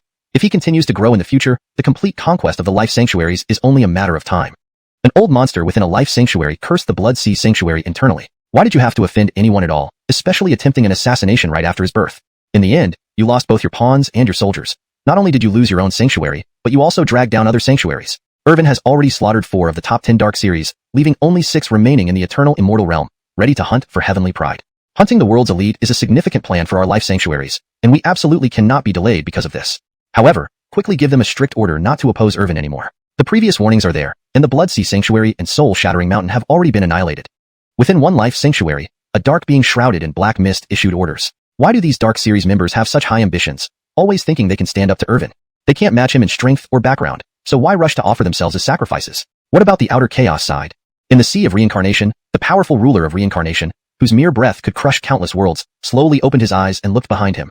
A hoarse voice emerged from the endless black shadows behind him, seemingly heavily injured, still accompanied by coughing sounds. Cough, cough. The vanguard of the ancient Ewing family is too strong. Major warlords on the border of myriad worlds severely impede the advance of the outer chaos. Many heavenly demon generals and even heavenly canes have fallen, and I am also injured, seeking refuge in the Sea of Reincarnation. Our master is still recovering and lacks supreme dark mysterious power. We cannot possibly break through the ancient Ewing family's defenses.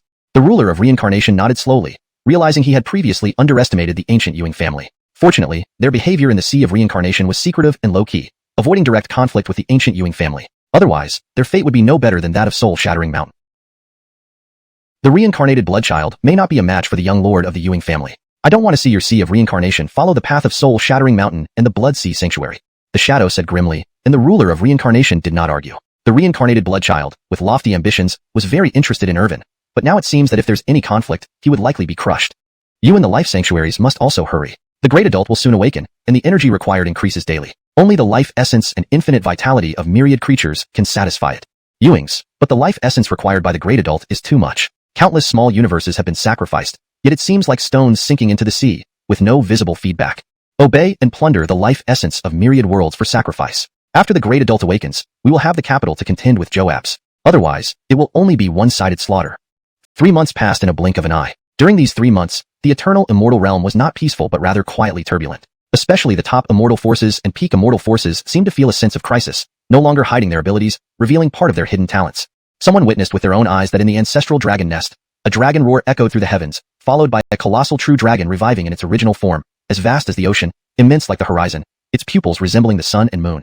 It then transformed into human form, wearing blue armor, hair flowing, left hand holding a spear, right hand holding a sword, claiming to kill all enemies, standing alone under heaven with pride unmatched. The news spread, and people realized it might be the young leader of the ancestral dragon nest, Diego. He is the older brother of the super heavenly pride Brant. Diego is not just one level stronger than Brant, but completely overwhelms him. While Brant possesses the Dragon King bloodline and innate dragon bone within, Diego is even more formidable, having the Dragon Emperor constitution, making him a born Dragon Emperor, unrivaled under heaven, possessing unparalleled potential. Since birth, he was highly regarded, so he was kept hidden and secretly cultivated. Feeling threatened by Irvin, he was dispatched to gain glory for the ancestral dragon nest in this era of great contention. Other top immortal forces also released renowned heavenly prides, all possessing extraordinary constitutions and long-cherished expectations. Some current heavenly prides gained opportunities in the 3,000 Dao realms, causing a sensation. For example, the Carissa of the Phoenix clan, after returning to her clan from the ancient Ewing family, unexpectedly gained new insights, entering the ancestral land of the Phoenix clan to converse with ancestors.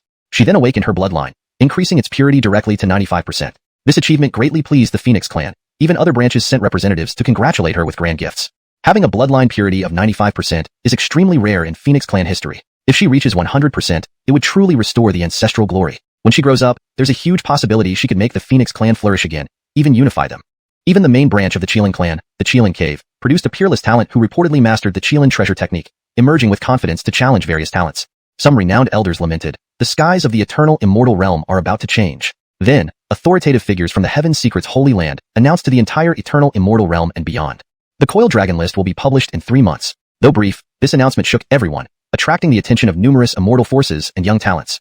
Everyone knew that the Heaven Secret's Holy Land calculated divine destinies, understood past and future, and mastered yin-yang trigrams. The Coil Dragon list records contemporary elites, including revived ancient elites and forbidden elites.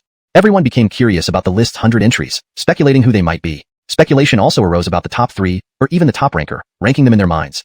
The powerful beings within the life sanctuaries, some of the most terrifying existences, were all alarmed and found it hard to believe. Is Irvin even human? Could his destiny be so prosperous? How could the eternal immortal realm give birth to such a monster? The ancient Ewing family has an Esmond like Bogdan, which already made them wary of showing their heads. Even the pace of invasion from the external chaos regions was delayed. Now, another monstrous figure like Irvin has emerged. If allowed to grow unchecked, it's only a matter of time before the life sanctuaries are swept away. Some old monsters inside the life sanctuaries cursed Blood Sea Sanctuary inwardly. Why did you offend him so badly as to send an assassination attempt on the day he was born? In the end, you lost both your forces and territory, and now other sanctuaries are affected too. Irvin has already slaughtered 4 out of the 10 dark sequences. Now only 6 remain, lurking in the eternal immortal realm, hunting geniuses. Hunting geniuses across all worlds is a major plan for our life sanctuaries, and cannot be delayed because of this. However, issue strict orders not to oppose Irvin anymore. The precedent is clear, and Blood Sea Sanctuary and Soul Shaking Mountain have been wiped out. Inside one of the life sanctuaries, a dark entity shrouded in black mist issued commands. Why do these dark sequences always think they can challenge Irvin? They can't match his strength or background. Is it just asking for trouble? What about the external chaos region?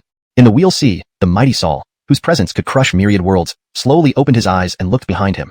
From the boundless shadows behind him, a hoarse voice, clearly injured, spoke with coughing. Cough, cough. The vanguard army of the ancient Ewing family is too strong. Their generals at the borders severely impede the steps of the external chaos invasion. Many heavenly demon generals, and even heavenly canes have fallen. Even I have been wounded, and came to the Wheel Sea for refuge. Our master is still awakening and lacks supreme dark power, so we cannot break through the ancient Ewing family's defenses. Saul nodded slowly, realizing he had underestimated the ancient Ewing family. Thankfully, the Wheel Sea had been secretive and low profile, avoiding direct conflict with the ancient Ewing family.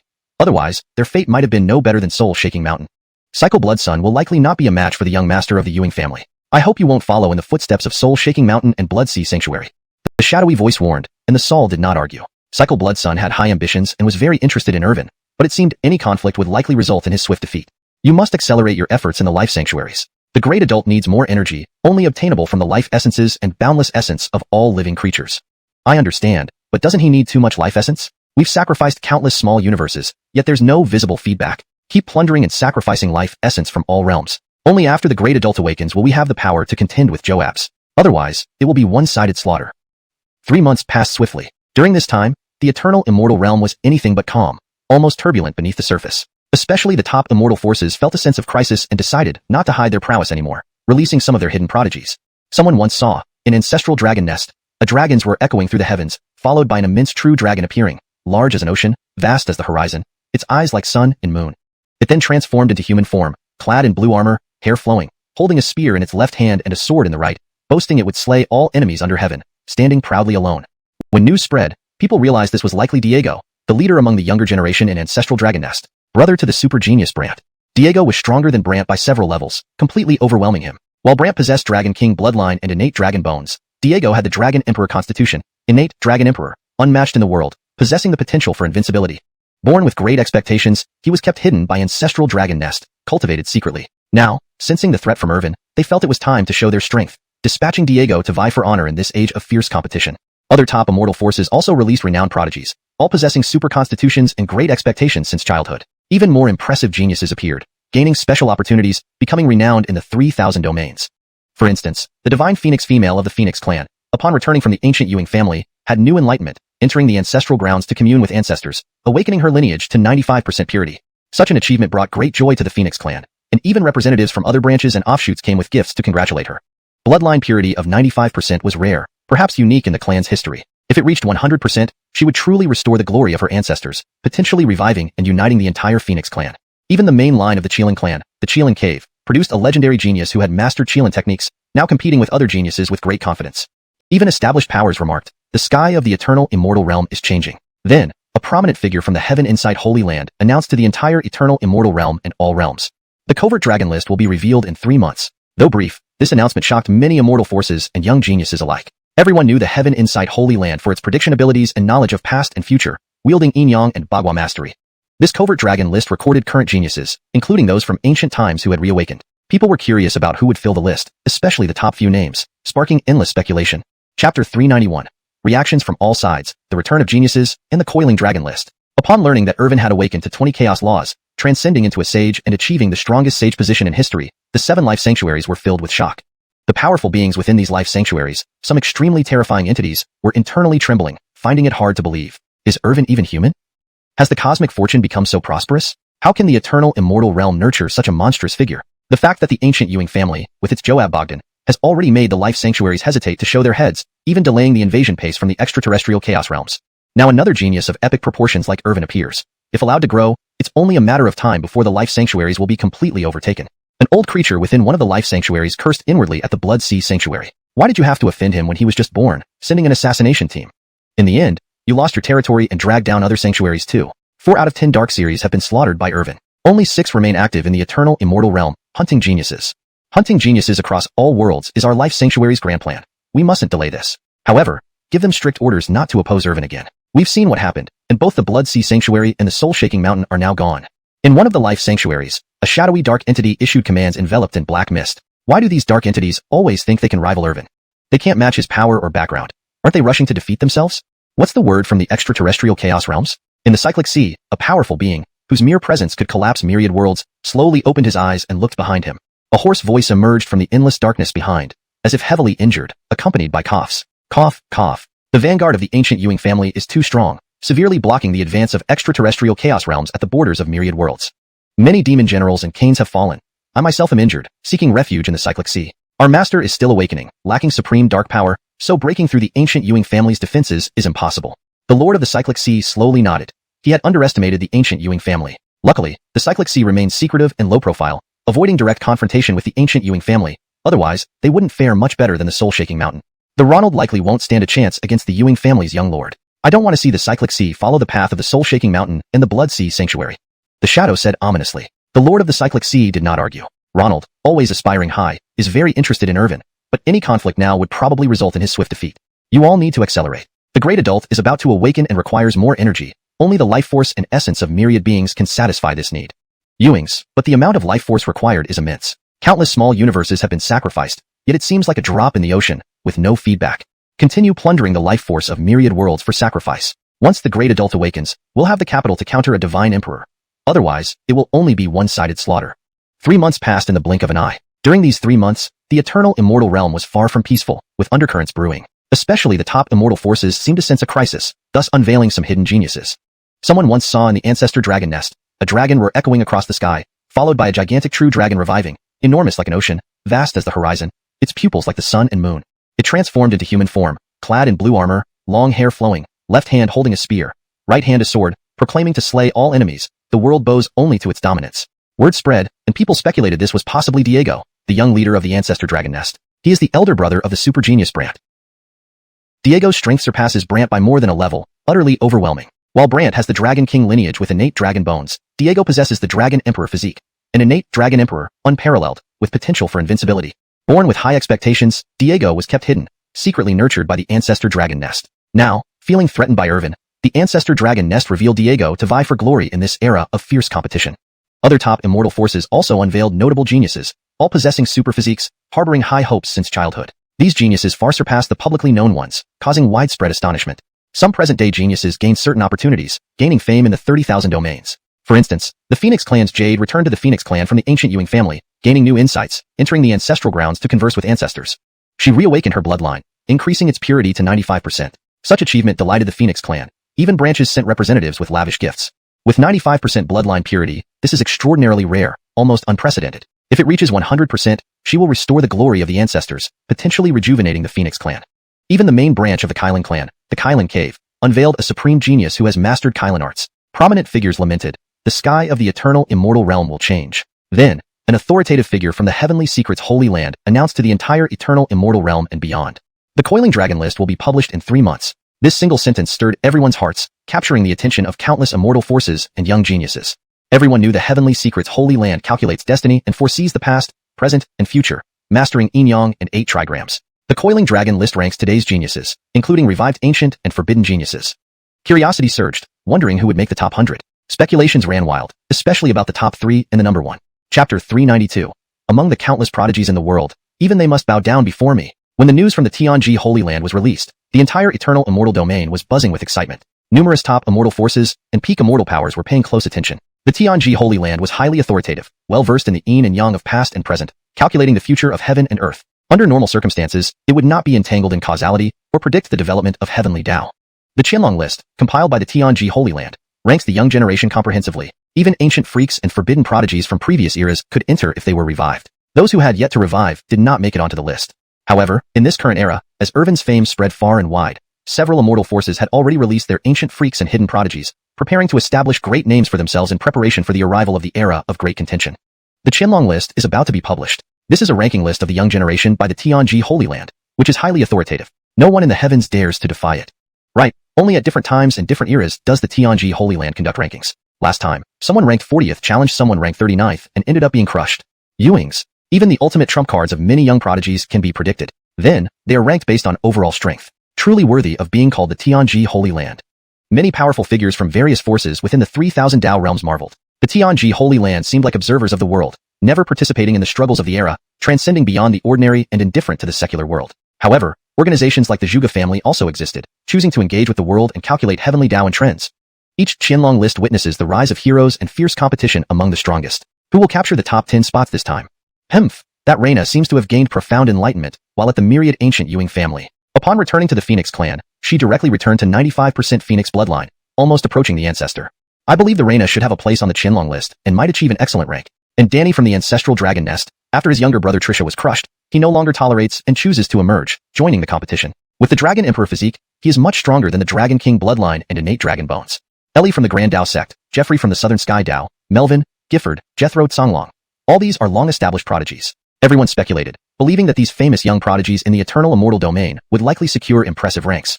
Moreover, there were too many hidden prodigies, including those low-key ones who do not show their true colors, all possessing unparalleled physiques. This time, even the major immortal forces would find it hard to conceal their hidden strengths. It would be impossible to escape the predictions of the Tianji Holy Land. Well, there were exceptions, like the myriad ancient Ewing family. Even if the Tianji Holy Land had the guts, they wouldn't dare to make arbitrary predictions. Meanwhile, news from the myriad ancient Ewing family emerged. According to rumors, it was said to be Irvin's own words. Among the countless prodigies in the world, even they must bow down before me. Upon hearing this statement, the immortal domain erupted in shock. Even prodigies like Danny were taken aback, seemingly unsure of what they just heard. Such arrogant and dominant words coming from Irvin's mouth, coinciding with the rising heat of the Qianlong list, implied that Irvin was announcing to the world that he had reserved the top spot on the Qianlong list. At this moment, inside the imperial city of the myriad ancient Ewing family, Irvin lay sprawled on a hammock, holding a blade of grass in his mouth, looking speechless. Damn, you dog system, you're screwing me over again. I've said I need to keep a low profile, but this action thrusts me into the spotlight. When the Qianlong list is announced, if I'm not at the top, won't I become a laughingstock throughout the entire eternal immortal domain? Irvin cursed bitterly, feeling that the system's actions were extremely unfair. He knew he was strong, even setting countless records from the myriad ancients, becoming an undefeated legend talked about by the young generation in the eternal immortal domain. But nothing was absolute. The eternal immortal domain was the center of all worlds, filled with prosperity. Each Dao realm universe was vast and boundless, housing trillions upon trillions of lives.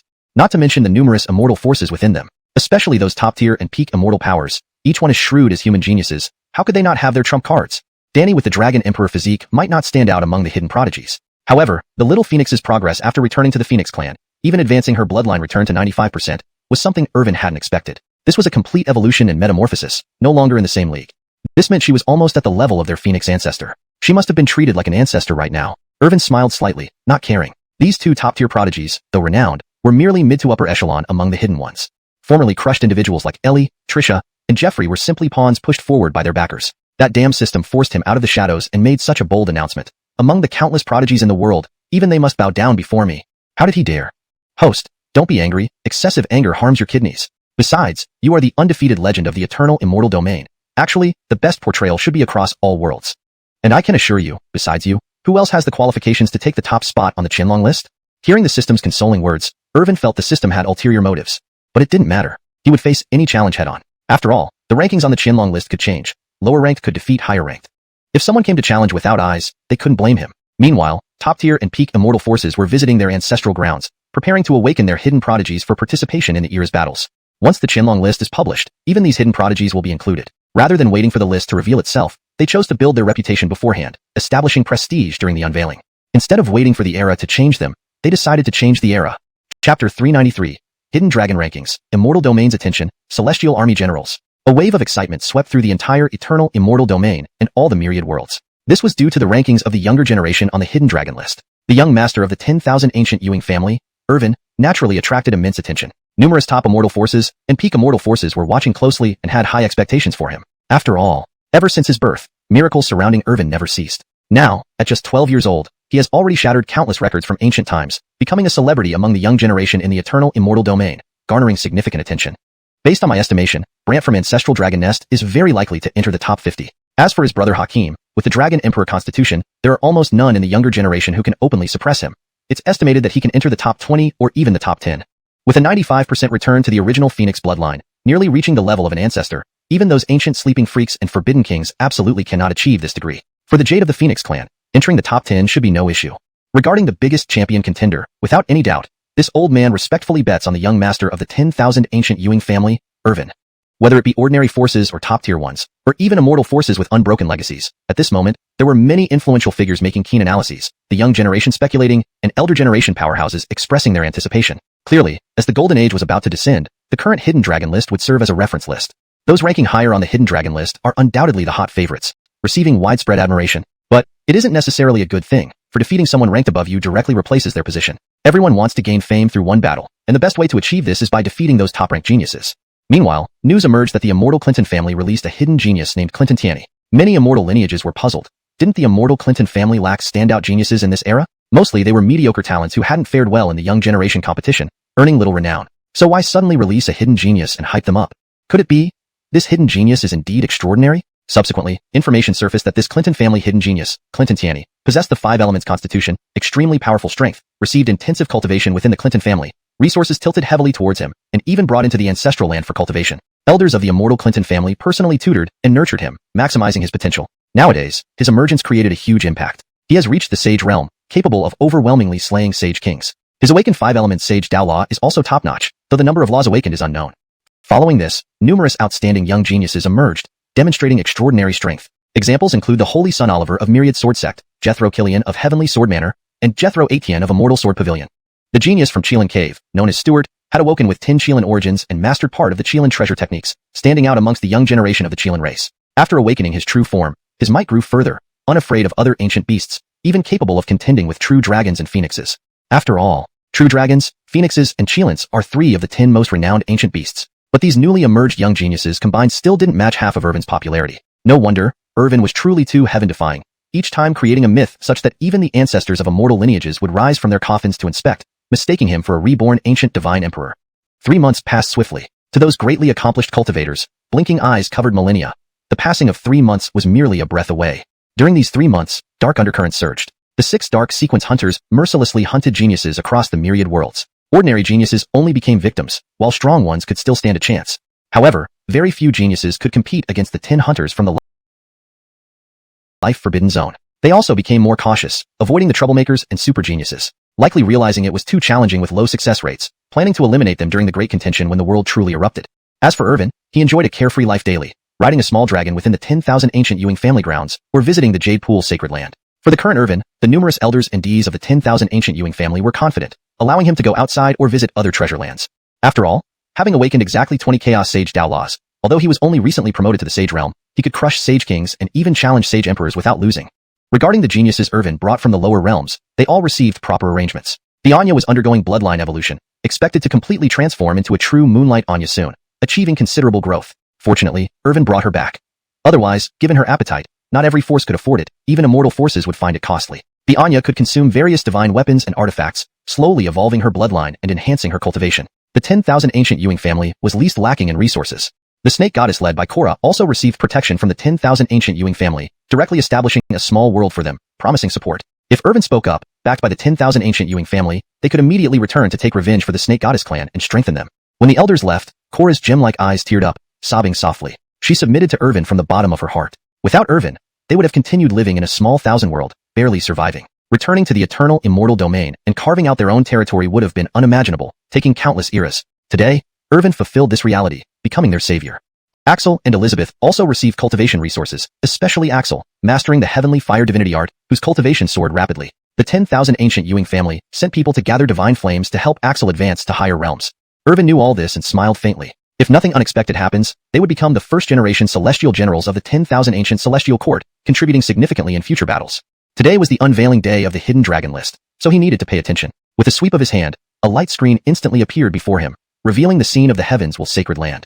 Chapter 394. The submerged dragon list unveiled, top 100 ranks, drawing attention from the mighty. Mist enveloped the surroundings, with colorful clouds and 5-colored light beams shining in the sky. In a mysterious place surrounded by mountains, the heavens will holy land stood, mastering past and present, forecasting the Tao of heaven and the future. The mortal cranes flew gracefully in an area full of life where countless spirits played in mountain streams. There were also young disciples dressed in simple linen clothes living in the most primitive way. They seemed uninterested in the world's complexities outside their realm. Of course, these were only some of the numerous mainline disciples at the heavens will holy land who, adhering to the principle of simplicity, sought to feel and comprehend the great way to ultimately follow it and predict the Tao of heaven. Outside the mountains, in the void, ancient killing arrays and runes filled the air, creating a terrifying atmosphere that made one tremble with fear. Even sages would find it impossible to step in half a pace due to the pervasive, if faint, murderous intent. Even those at the divine realm who dared intrude would risk bloodshed by angering the heavens will holy land. In the past, a great being at the divine realm, upon being exposed by the holy land, believed they had revealed his hidden strength and put him in danger. In a fit of rage, he attacked the holy land and slaughtered 2 saints with a wave of his hand. The heavens will holy land responded swiftly by activating ancient killing arrays. Within moments, this divine realm great being met his doom, his blood splattering into the sky. Since then, the heavens will holy land became even more unfathomable, instilling fear in many who dare not provoke it. At the center of the holy land, a divine island floated mid-air, bridging the gap between illusion and reality, exuding Tao principles. On this divine island, various magnificent pavilions stood tall, while divine spring water cascaded like grand waterfalls. Above the waterfall sat an elderly man with a kind face, white hair, deep eyes resembling a cosmic black hole containing countless stars. This was none other than the Colton who once foresaw Irvin's future, suffering a backlash that led to severe injuries despite lengthy seclusion and rare medicines. Even so, he couldn't fully heal the wounds caused by major karma, leaving him with a lingering trace of great Tao damage that couldn't be cured. But the Colton remained calm, knowing well that only the one who created the bell could untie it. He planned to seek Irvin for treatment when the time came, hopeful for recovery. Master, previously, the unveiling of the submerged dragon list was handled by several elders, said a Amorous standing nearby, petite yet graceful, with exquisite features. She was the elder's own disciple, the same Amorous who used to wear her hair in a bun and love eating candied haws. Now grown, she was nearly Irvin's age but retained her tiny frame with twin pigtails, making her appear even cuter. Her habit of munching on candied haws hadn't changed either. Moo. A lazy old ox lay on the ground, occasionally calling out. The Amorous rode on its back, tossing it a couple of haw sticks which it enjoyed before lying down again.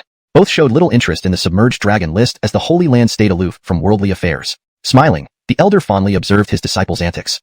He vaguely remembered sending her to attend the Tao World Grand event and possibly meet Irvin, but she wandered off and returned with snacks instead. It was endearing how foolish yet adorable she could be. Just then, purple clouds stretched eastward for thousands of miles under the glow of the sun and moon. This celestial phenomenon was projected across the eternal immortal domain. Various forces prepared to watch the unveiling of the submerged dragon list, which held immense significance for the young elite and the backing immortal factions. Recent power struggles saw many secluded talents released, hoping to secure a place on the list. The submerged dragon list, compiled by the immortal domain's will, was merely conveyed through the heavens will holy land and elder. The submerged dragon list is about to be unveiled. Quickly pay attention. The list includes only 100 elite young geniuses. Each person listed is exceptional, and many are worth courting. Our clan has been dormant for too long. It's time we show our strength. Otherwise, we may miss out on this golden era. Countless powers opened projections to see the top young geniuses of the era. Some secluded talents watched from their palaces, enjoying exclusive privileges, unlike others who watched within their clans. Inside the Holy Land, the Elder opened his eyes, revealing countless runes radiating with Tao essence as he ascended into the air over a slowly spinning yin-yang symbol, emitting immense power that shook the void. With a snap of his finger, a brilliant light shot toward the sky, brighter than the sun. Suddenly, the sky flashed, encircled by 7 colored lights, showing ancient beasts' silhouettes roaring, dragon cries, tiger roars, and phoenix chirps. A corner of the sky tore open, revealing the list with a powerful aura signifying supreme greatness.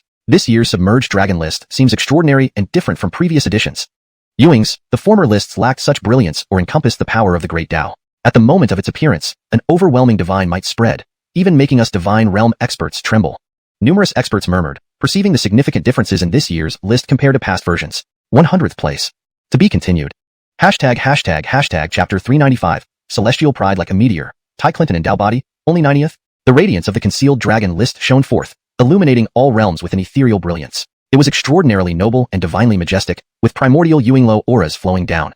Phantom images of ancient ferocious beasts roared around it, and boundless runes shimmered on the list like ancient curse symbols. The concealed dragon list had existed through countless eras and epochs, recording the rankings of each generation's outstanding figures, holding unparalleled authority. The Heavenly Secret's Holy Land merely conveyed the will of the great Tao through this list.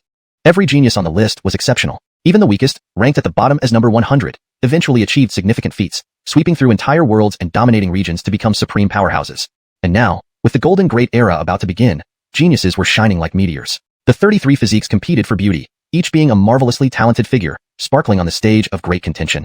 This concealed dragon list would reveal many hidden geniuses from various immortal forces. Those truly invincible beings who could dominate the world with supreme physiques would also show themselves. Supreme physiques like Immortal Ancient Sage Body, Taitsong Overlord Body, Heaven Sage Body, Dragon Emperor Physique, and Supreme Bone must not be rare either. Countless factions looked up at the sky or watched through their own projections, showing keen interest even in the names at the bottom of the list. 100th, Clinton Xiaohuang. Affiliation, Immortal Clinton Family. Physique, 70% Ancestral Bloodline. The concealed dragon list displayed only 3 lines simply but made them known to all through various projections. This, the bottom, last in reverse order, is this strong? That Clinton Xiaohuang from the Immortal Clinton family is a renowned celestial pride, quite famous among the younger generation despite not being the strongest but still ranking in the top 3. The Immortal Clinton family poured resources into him, hoping he would shine on the stage of great contention. Who would have thought he'd only rank last on the concealed dragon list? Elders from Supreme Sects and Immortal Legacies were stunned. Witnessing this scene, their hearts were stirred like turbulent waves. A genius with 70% ancestral bloodline, renowned within the Clinton family, was only listed at the bottom. What about the 99 ahead of him? How terrifying would they be? Could it be that too many hidden geniuses were revealed by various families, directly showcasing astonishing combat prowess and pushing today's young generation off the list? Meanwhile, Irvin from the myriad Eternal Ewing family lay comfortably in his rocking chair, thoroughly enjoying himself. Sarah, her red hair flowing like dancing flames, had an excellent figure. She and Una massaged Irvin's shoulders lovingly. Una peeled a spirit fruit delicately and fed it to Irvin, who took it in his mouth, causing a hint of bashfulness to flash across Una's beautiful face. Master, this 100th is already so powerful. This concealed dragon list seems extraordinary. Oh, indeed, there's something interesting, but only to a certain extent. I care more about where you and Una rank. After all, you've cultivated in the myriad Eternal Ewing family for a considerable time, stimulating the Phoenix true blood within you, and mastering the Phoenix world-ending canon and Phoenix treasure techniques. You are almost unbeatable at your level. As for Una, the Een Essence body has great potential. Combined with family-gifted techniques, her combat strength isn't far behind yours. Both of you should be able to rank within the top 20. Irvin spoke, then narrowed his eyes, lying back in his rocking chair to enjoy the pleasant sunlight. The ranking projection of the concealed dragon list continued, revealing names like 99th and 98th without pause. As expected, even these geniuses near the bottom possessed terrifying bloodline physiques, once full of hope. They were anticipated to at least reach the top 70, but instead, they only landed near the bottom. This made Immortal Legacies and Super Holy Lands recognize the uniqueness of the Golden Great Era, which hadn't fully arrived yet. The current young generation already included such heroes. Once the stage of great contention began and the divine ancient path appeared, the struggle would be fierce beyond imagination. 90th, Li Taixian. Affiliation, Immortal Li Family. Physique, Tai Clinton and Dao Body. In the Heavenly Secret's Holy Land, the Heavenly Secret's Elder continuously calculated, rotating yin-yang 8 trigram diagrams enveloped in runes, communicating with the Great Dao's will, and continually revealing the list. He was greatly surprised, never expecting so many prodigious geniuses in this era. Even the mighty Tai Clinton and Dao Body was only ranked 90th, very low. The Eternal Immortal's descendants were nearly despondent. What had they witnessed? Why was this year's concealed dragon list different? Previous lists also ranked contemporary young talents, but not like this. They once believed they could vie for spots on the list. Now, it was utterly impossible. Their hearts were as cold as 10,000-year-old ice. Even those in the last 10 places were given high hopes by their respective immortal powers, yet ranked no better. How monstrous must the higher-ranked young emperors be? In the Immortal Li family, in a luxurious palace, Li Taixian stared at the projection, wanting to smash it apart. He couldn't believe he was only 90th. According to ancient texts, with the Tai Clinton and Dao Body, combined with immense resources and guidance from clan elders, he could have aimed for at least 70th or even 60th place. But now, he barely reached 90th. However, the concealed dragon list ranking was dictated by the absolute authority of the Great Dao's will, communicated by the Heavenly Secret's Holy Land. It wouldn't be wrong. This situation could only mean the Golden Great Era saw a surge in geniuses and intense competition, even more brutal than imagined. Just as everyone discussed, 9 more geniuses were revealed, each well known in their respective immortal powers and ranked highly. Even pre-designated successors from immortal legacies were only ranked in the 80s. 80th, Terrence. ##### Chapter 396. In an era of internal competition, I just want to keep a low profile. 80th place, Terrence. Affiliated force, Jiang family. Constitution, Tai's sacred body. The 81st name was also revealed, and to everyone's surprise, it turned out to be a genius from the Jiang family. The Jiang family was also a renowned immortal force, ranking among the top in the most powerful immortal forces. They were extremely formidable with terrifying strength and deep resources, leaving no one daring to provoke them. And, in ancient times, the Jiang family once produced a divine king who swept through all 8 wildernesses and defeated every enemy in the world within the realm of divinity. He was almost unparalleled and undefeated.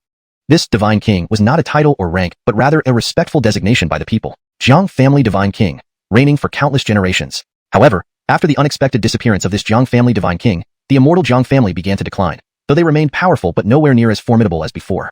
Now, the appearance of a Tai sacred body was remarkable, a truly exceptional, overwhelmingly strong constitution. Among the younger generation of the Jiang family, this individual held a prestigious reputation and was considered the pillar of the younger generation. However, he wasn't the strongest of the Jiang family's young generation. The true strongest one was still concealed, seemingly reserved for some grand plan. Logically, given the absolute strength of this Tai sacred body and his lineage as a descendant of the divine king, he should have ranked in the top 60. The world is unpredictable. Back then, only Irvin's legend resounded throughout the eternal immortal realm, known to everyone. But now, other young geniuses also have their own unique skills. Incredibly, even a descendant of the divine king and a Tai sacred body can only rank at number 80. I'm becoming increasingly interested in the first 80 geniuses on the list, especially the most mysterious top 10 and the top 3. There might even be ancient prodigies and forbidden geniuses. Following this trend, whether Irvin will claim the top spot isn't certain at all. People discussed fervently, while many elder members of various immortal forces gathered in their respective halls, speculating. Clearly, they had underestimated the young generation of today. Indeed, the other super holy lands and immortal realms were all crafty old foxes. They thought the ones they saw were the strongest, but in reality, they were just cannon fodder. The true geniuses remained hidden, and more hidden geniuses had yet to be unveiled. Otherwise, there would be another upheaval. As for the countless young geniuses from the 30,000 Dao realms, their worldview was completely refreshed. Some doubted their very existence, feeling empty inside, looking at their hands and wondering if they were just that useless. Compared to those super geniuses, they weren't even as significant as ants. It was clear they were mere NPCs in this grand era, destined to be supporting characters. They silently prayed for the coiling dragon list to go easy on them, giving these NPCs a bit of dignity and stopping the constant blows, which they couldn't bear any longer. In the immortal Jiang family, Terrence let out a long sigh, clearly surprised that despite his Tai sacred body and his bloodline, he could only rank at number 80, not even breaking into the top 70. But so what? The contention between geniuses wasn't determined by a mere list. Everyone had their hidden cards. Moreover, the Jiang family kept its trump cards. The strongest of the young generation wouldn't be him, and there were still hidden geniuses. But now, the concealed one should appear on the list. As people looked at the list again, the revelations continued, and familiar constitutions appeared before the public eye. Heavens, Saint Lightning Body is only at number 75. What the heck? Didn't I miss see? The Supreme Dao Body is only at number 63. That's the genius from the immortal ancient Dragon Mountain, a branch of the ancient dragon race with incredibly pure dragon blood and wielding a dragon bone sword. And yet he's only at number 59. As each genius was revealed, the coiling dragon list shone brighter, like a small sun illuminating the world. And the rankings of those geniuses left everyone shocked, hardly believing what they saw. Each of them possessed extraordinary constitutions and enjoyed fame across the eternal immortal realm's 30,000 Dao realms, having achieved much that was still spoken of today, yet they were only mid-ranked, not even making it to the top 50. Irvin, groggy-eyed, opened his eyes slightly and observed the scene without much emotion. Instead, his lips moved slightly, and Una immediately understood, quickly bringing fresh beast milk prepared for him. Irvin sipped 2 mouthfuls, relishing it, feeling quite satisfied. This year's list competition is indeed intense. Ewings, those geniuses with great reputations and supreme strength usually intimidate whole regions, yet none of them made it into the top 50. Irvin curled his lip, showing utter disdain. The geniuses appearing on the list didn't impress him. He could easily suppress them with a single punch or kick. Even his 2 little maidservants, who were no longer to be underestimated, could handle them effortlessly. What were these Saint Lightning Bodies, Supreme Dao Bodies, or geniuses from immortal ancient Dragon Mountain compared to ants? They were beneath notice. He had never heard of them, and didn't care to inquire about them either. What caught his slight interest were the supreme constitutions, like the immortal ancient sacred body, heavenly sacred body, great azure tyrant body, human emperor body, and the innate sacred body Dao embryo. However, such constitutions hadn't appeared on the list yet, and with the fierce competition, they might be ranked high up. In this age of intense competition, various super constitutions contended against each other, but this was their limit.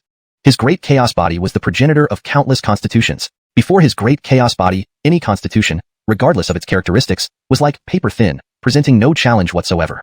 Watching the coiling dragon list felt like watching children fight. It was pure dimensional suppression. Just then, the system's voice echoed in his mind. With Master here, who else dares vie for the top spot? Sleep with your pillow higher tonight, maybe you'll dream about it. Irvin couldn't help but laugh. This system was too cunning. Being strong was enough, but did it have to be so loud? Fortunately, this time the system didn't rashly promote Irvin's words. Otherwise, saying something like, "Countless geniuses bow low upon meeting me," would have pushed him back into the storm of public opinion in the immortal realm. He, master. Do you think I'll let you have an easy time? Irvin froze. What was this dog-like system planning now? Sure enough, within half a day, rumors spread across the 30,000 Dao realms of the eternal immortal realm. It was said that Irvin from the myriad ancient Ewing family remarked, "Want to compete for the coiling dragon top spot? Remember to sleep with your pillow higher tonight. You might dream about it." Irvin clenched his fists, silently cursing the system. How fast was this dog-like system's efficiency? Within half a day, it spread throughout countless universes. He just wanted to keep a low profile. Was it really that difficult? Chapter 397. Ranked in the top 20, only to be a mate of Irvin? The rumors spread by the system quickly went viral throughout the eternal immortal realm and across all heavens. Countless ancient powers heard about it, with many seasoned young geniuses frowning in disapproval. They did not expect the young lord of the myriad ancient Ewing family to be so high profile. Did he really think that being hailed as an undefeated legend in the eternal immortal realm made him truly invincible? Just because he topped the myriad ancient physique rankings and set several myriad ancient records, did he truly believe himself invincible? Unbeknownst to him, this golden great age saw the rise of numerous heroes, each vying for supremacy, with countless outstanding individuals. His arrogance and high profile were only accumulating enmity for himself. Irvin, the young lord of the Ewing family, is far too arrogant. He openly dared to challenge those who want to vie for the top spot on the Qianlong rankings, and told them they might just dream about it if they elevate their pillows. Indeed, such arrogance and exposure will eventually be swallowed by the endless darkness like a bright star in the dark night. In a super sanctuary, several elders discussed Irvin with ill-disposed gazes, finding him excessively ostentatious. The same scene played out among other top immortal factions, with even the rulers of some doctrines thinking Irvin was too haughty and doubted he could have a long-term future. Actually, these immortal factions were afraid of Irvin's rapid growth, afraid that Irvin would block their path, and feared that he would suppress the younger generation so much they couldn't hold their heads up, transforming this golden age into his personal stage. After all, those who had contended with Bogdan were now all backstage, Toichu, having exited the main stage of the era. But if one mentioned Emperor Bogdan, their hearts would tremble, and their hands would shake. Bogdan was the nightmare of that era, almost causing a generational gap within the other forces. The younger generation's many powerhouses felt indignant. While Irvin was indeed strong and had the capital to be arrogant, it did not mean he alone could stand against all the geniuses of the eternal immortal domain, which was a grave mistake. Even those young geniuses who had been beaten by Irvin before now felt his words made sense as they heard the rumors about him, nodding in agreement. Especially the Dane and the Grey Wolf Jethro, who were currently training in a divine mountain but paused to quietly watch the projection of the hidden dragon list after hearing about Irvin. Upon hearing the rumors about Irvin, a gleam flashed across their eyes. The young super powerhouses are probably boiling over, thinking Irvin is being too arrogant. But it's understandable, before witnessing the true terror of that monster, such thoughts are normal. After all, as geniuses themselves, no one would bow without a match. Irvin is only 12 years old and still in his childhood stage. He's already the strongest sage in history. After 18, to what level will he grow? I can hardly dare to imagine. They looked at each other, discussing Irvin as if they were talking about a taboo subject. He was a true myth. Before Irvin created numerous records, they never dared to believe someone like him could exist. As the hidden dragon list continued to reveal names, it soon reached the top 40. 37th place, Dane, Constitution, Arctic Holy Body. 32nd place, Grey Wolf Jethro, Constitution, Ancient Heavenly Wolf Bloodline. Affiliated Force, Grey Wolf Clan. Names kept being announced. The Dane stared blankly for a moment, then looked at the Grey Wolf Jethro. Good for you, hiding your great achievements from me. You never asked about my constitution or bloodline, otherwise, I would have told you, Grey Wolf Jethro argued. The Dane wanted to cuff him but held back, remembering they once thought their combat abilities were equal. Now, with the list revealed, this guy was stronger, not just by a little bit. Acting rashly would not be wise. The top 30 was also announced, with brilliant light casting shadows of ancient ferocious beasts roaring around, making the scene more sacred and solemn. Many saw the top immortals from Lee family and Clinton family stop at 30, unable to enter the top 20. 18th place, Una, Constitution, Purine Body. Affiliated Force, Nishong Great Sect, 10,000 Ages Ewing family. Upon seeing this, the audience was stunned, disbelieving. Una, Saintess of Nishong Great Sect, possessed a pure Een body. Normally, she should not rank in the top 20. She didn't have that strength. But since she was exposed, her combat ability must have improved enough to sweep through the younger generation. It seems, after becoming Irvin's servant, the 10,000 Ages Ewing family has given her substantial support. Her skills, treatment, and cultivation must be extremely high, rapidly increasing her strength. However, what stunned everyone even more was the word taboo, next to the 10,000 Ages Ewing family on the hidden dragon list. Issued by the Heavenly Secret Sanctuary, but compiled by the highest Dao's will. Even the highest Dao added the term taboo, showing how terrifying the 10,000 Ages Ewing family truly was, enough to bring despair. Even peak immortal factions didn't receive such treatment, avoiding drawing attention from the highest Dao. The 10,000 Ages Ewing family was an exception in the universe.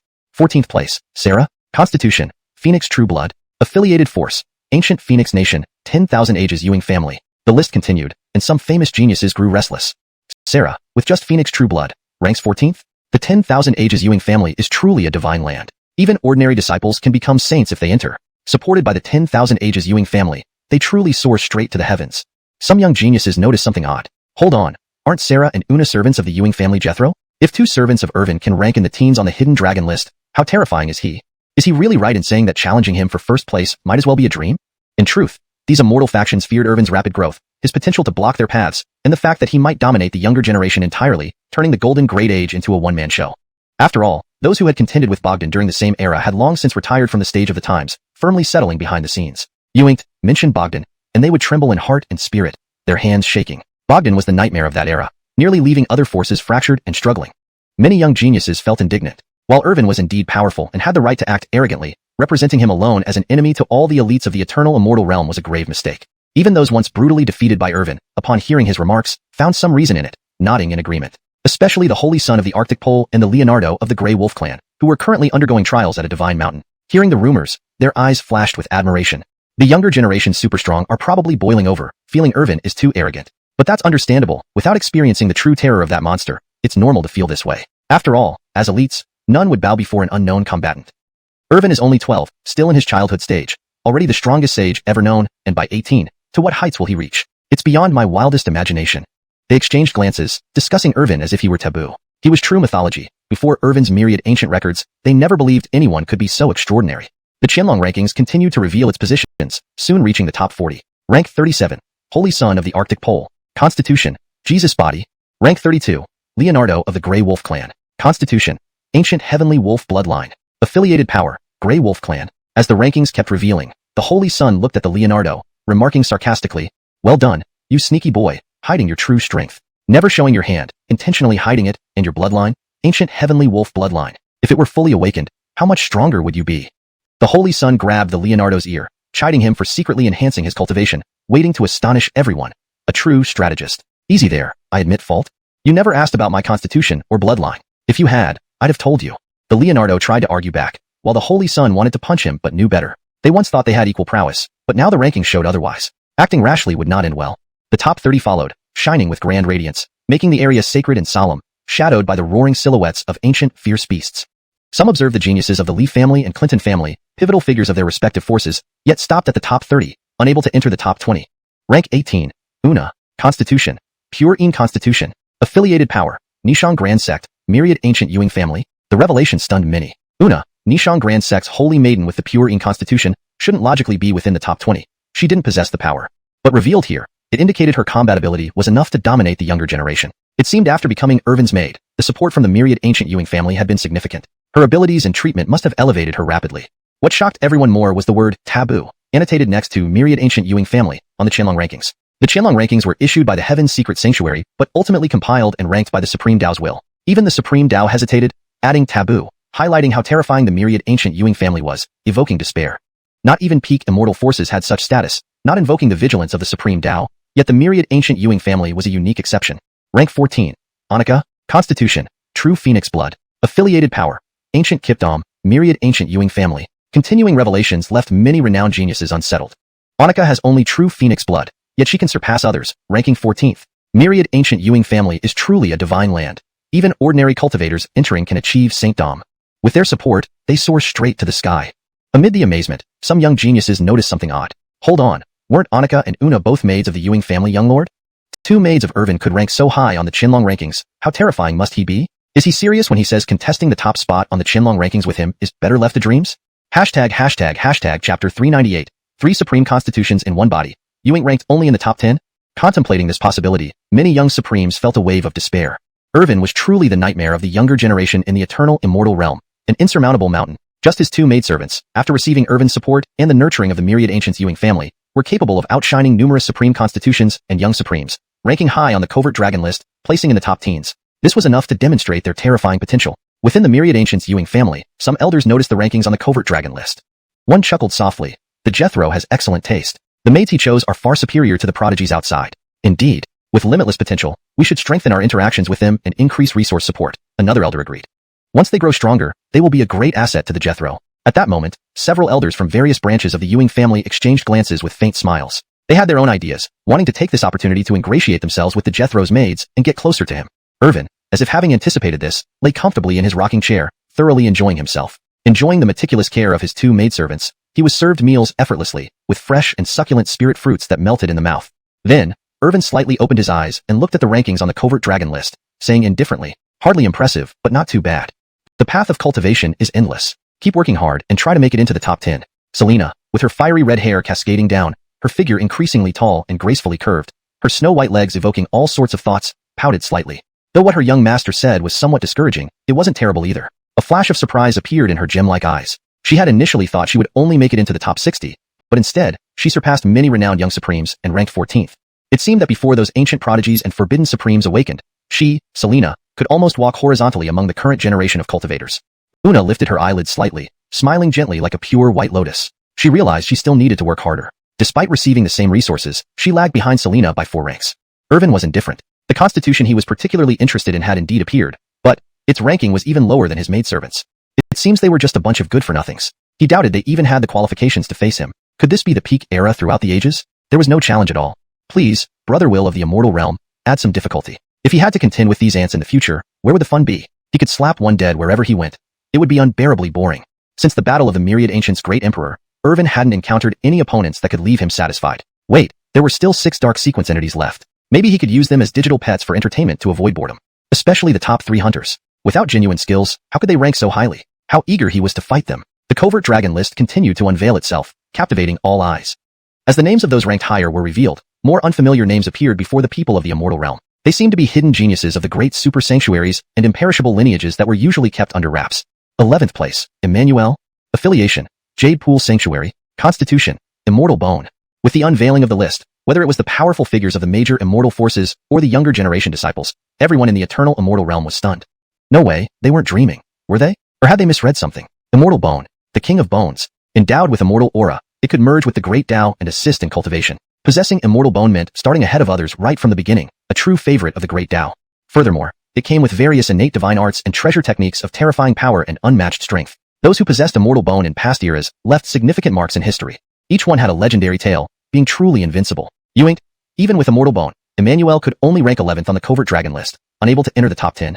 If it were past eras, once Immortal Bone appeared, it would surely suppress all enemies and rank in the top 3. Now, it couldn't even make it into the top 10. Even Gerardo felt surprised. Possessing Immortal Bone, yet only ranking 11th? Truly, the Golden Era lives up to its name. The top 10 must be real monstrosities. Irvin's lips curled upwards. It seemed Emmanuel had performed well in the Jade Pool Sanctuary, enjoying preferential resources as a personal disciple. Coupled with the boost from Immortal Bone, her growth speed was astonishing.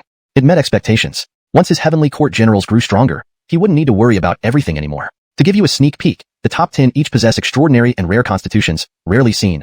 The system's voice reminded Irvin. They will definitely pique your interest. Irvin didn't seem concerned. To him, all these geniuses were nothing more than dirt beneath his feet, easily suppressed. Moreover, the infinite sign-in mode of the system never stopped. The Braden in the system space continuously devoured, leading to a surge in cultivation. Top 10, Danny. Constitution, Dragon Emperor Body, Divine Dragon Bloodline, Swallow Heaven Dragon Body, Affiliation, Ancestral Dragon Nest. When the 10th place was unveiled, the world finally understood how laughable their previous thoughts were. Immortal Bone could only rank 11th, fair and square. What the hell? Am I dreaming? Dragon Emperor Body, Divine Dragon Bloodline, Swallow Heaven Dragon Body. Any one of these constitutions alone can dominate a region, and they coexist within one person. Immortal Bone indeed doesn't have the qualification to compete with him. The gap is too wide to compare. Some young geniuses with constitutions cried out in shock. Facing such a monstrous existence, their pride was shattered completely. In the Ancestral Dragon Nest, there was no jubilation as expected, only a heavy, silent atmosphere. In the Grand Hall, the elders dared not speak, trembling with terror, their pupils filled with shock. The Allen, seated on the main throne, remained silent, but his icy gaze could cut through anything, extremely terrifying. Everyone seemed to be facing a volcano that could erupt at any moment. Our Ancestral Dragon Nest's hidden genius can only rank 10th. How infuriating. Muttering to himself, the Allen crushed the teacup in his hand into powder. Meanwhile, the various young geniuses of the eternal immortal realm also seemed to realize something. Wait, Danny, with 3 supreme constitutions in one body, can only rank 10th. Then, the top 9. This chapter vividly captures the tension and awe surrounding the unveiling of the covert dragon list, highlighting the unprecedented power of individuals like Irvin and Danny, whose unique constitutions set them apart from other formidable competitors. Chapter 399. The 9th rank, the Burning Heaven Holy Physique, an unparalleled demon talent. If a prodigy like Carlos, who possesses 3 supreme physiques and hails from the ancient dragon nest, can only rank 10th, then the competition on this year's hidden dragon list is truly too intense. Ewings, possessing the Swallowing Heaven Dragon Physique, the Dragon Emperor Physique, and Divine Dragon Bloodline. All incredibly formidable. If in any other era, he would undoubtedly be in the top 3 of the hidden dragon list. But now, he only barely made it into the top 10. It's really astonishing and beyond imagination. The elders of various immortal forces had just realized that Carlos was indeed far stronger than someone with merely immortal bones, as he possessed 3 supreme physiques. But he could only place 10th, nothing more. And even in this 10th position, in other eras, he would absolutely be in the top 3, effortlessly suppressing all enemies. The ruthlessness of this era of great strife far exceeded everyone's expectations. After all, Carlos was the hope of the ancient dragon nest, receiving countless resources and being exceptionally talented himself. With his supreme physique and great potential, he was cultivated to this extent. Even among the younger generation of the ancient dragon clan, he ranked near the top, except for the ancient monstrosities and forbidden prodigies yet to awaken. Few could rival him. So, imagining the first 9 ranks became even more mind-boggling. Things are getting interesting, Irvin murmured, finding it intriguing. It seemed the stage of the era of great strife wasn't entirely dull. There might be some people of interest appearing at the top of the list. Unfortunately, the Hidden Dragon list only compiled data on young geniuses from the Eternal Immortal Realm and the Myriad Worlds. Life-prohibited zones and the Outer Chaotic Realms were not included. As far as he knew, the young geniuses from the Life-prohibited zones and the Outer Chaotic Realms were no less remarkable than those from the Myriad Worlds, and perhaps even more so. Whether in terms of their physique, lineage, or combat understanding, they were all extremely formidable. Otherwise, why would the 10 major dark sequences from the life-prohibited zones be so arrogant if they came to the Myriad Worlds? It was just too bad that they should never have chosen him as their hunting target. Otherwise, they might have lived longer. In one of the palaces within the ancient dragon nest, a youthful figure stood tall, clad in battle armor, his eyes proud, exuding immense combat power, his handsome face and towering build strikingly prominent. He was intently watching the projection of the Hidden Dragon list. Seeing himself ranked 10th, his brows furrowed, repeatedly confirming it was indeed him. I possess 3 supreme physiques and am unmatched in combat power among my peers. Now, I've suffered a humiliating defeat, stuck at the 10th rank. This person was none other than Carlos, the concealed prodigy of the ancient dragon nest. When he emerged, an enormous true dragon phantom covered the sky, its roar reverberating through the cosmos, terrifying beyond measure. People initially believed it to be the emergence of the ancient dragon nest's greatest terror, a hidden prodigy vying for the top 3 spots on the Hidden Dragon list, which indeed turned out to be true. Back then, the ancient dragon nest vigorously promoted that Carlos's emergence would sweep across his peers and dominate the starry universe, creating legends in this era of great strife. Now seeing him only ranking 10th, the powerful figures of the ancient dragon nest were truly embarrassed. Carlos himself felt unprecedented defeat for the first time. He had always believed he was invincible, aiming to help the ancient dragon nest regain its glory.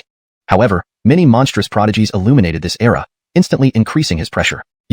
Carlos could become a supreme genius not just because of his 3 supreme physiques, but also due to his unshakable Tao heart. In no time, he regained his composure and sneered. Just ranking high. Once I unleash the full potential of these 3 physiques, I'll suppress all. My ancient dragon nest will restore its former glory. As for the other ancient dragon prodigies, even if they emerge, I, Carlos, fear none. Only I, Carlos, am the destined protagonist of this era of great strife. Carlos had absolute confidence, but if Irvin knew about this, he might laugh. Stupid overconfidence, easily suppressed with one hand. As the Hidden Dragon list continued to be revealed, the 9th rank silhouette gradually materialized and shone forth. 9th rank, Carissa. Physique, Burning Heaven Holy Physique, 95% Phoenix Ancestor Bloodline. Affiliated Force, Phoenix Clan. Golden words shone brilliantly on the Hidden Dragon list, extraordinarily radiant and terrifying. Roars of ancient fierce beasts echoed through heaven and earth, sending chills down spines. Especially the Phoenix Phantom, whose cries resounded loudly, enough to shake the cosmos. That mysterious prodigy of the Phoenix clan actually surpasses Carlos. I knew that girl wasn't simple. Not only did she return to 95% Phoenix Ancestor Bloodline, but she also has the top-ranking Burning Heaven Holy Physique among the 3,000 physiques. No wonder she achieved so much at such a young age. Burning Heaven Holy Physique can scorch the heavens. With such pure Phoenix bloodline, no wonder she surpassed Carlos. The Phoenix clan rarely ever surpasses the Ancient Dragon clan. Indeed, the Ancient Dragon clan, the Phoenix clan, and the Qilin clan are among the 10 forbidden fierce beasts of the primeval era, constantly clashing, each unwilling to yield to the other. Numerous Immortals leaders debated intensely, finding this unexpected turn surprising. They hadn't anticipated a female prodigy from the Phoenix clan surpassing Carlos, truly showing women's prowess equaling men's. With a Burning Heaven Holy Physique and 95% Phoenix Ancestor bloodline, the Phoenix clan indeed found a treasure, probably spending vast resources to cultivate her. At that moment, I sensed a mysterious force within her body. Now it seems it was indeed the Burning Heaven Holy Physique. So, among those 9 back then, the strongest wasn't Brant or Ellie but her, Carissa. Pity. Such a prodigy didn't wish to oppose me back then. I lacked a very interesting sharpening stone, Irvin sighed, while the 2 little maidservants beside him were speechless. Little master, you really don't know how terrifying your strength is. Who would dare challenge you? Especially under those circumstances, anyone daring to challenge you would be courting death. Upon seeing the list, numerous young geniuses were shocked and awed. Burning Heaven Holy Physique and 95% Phoenix Ancestor bloodline. What kind of prodigy could this be, surpassing Carlos to achieve the 9th rank on the Hidden Dragon list? In a volcano, surrounded by scorching flames, endless flame runes swirling around, a graceful figure emerged, enveloped in flames, appearing increasingly ethereal and sacred, like a celestial phoenix maiden.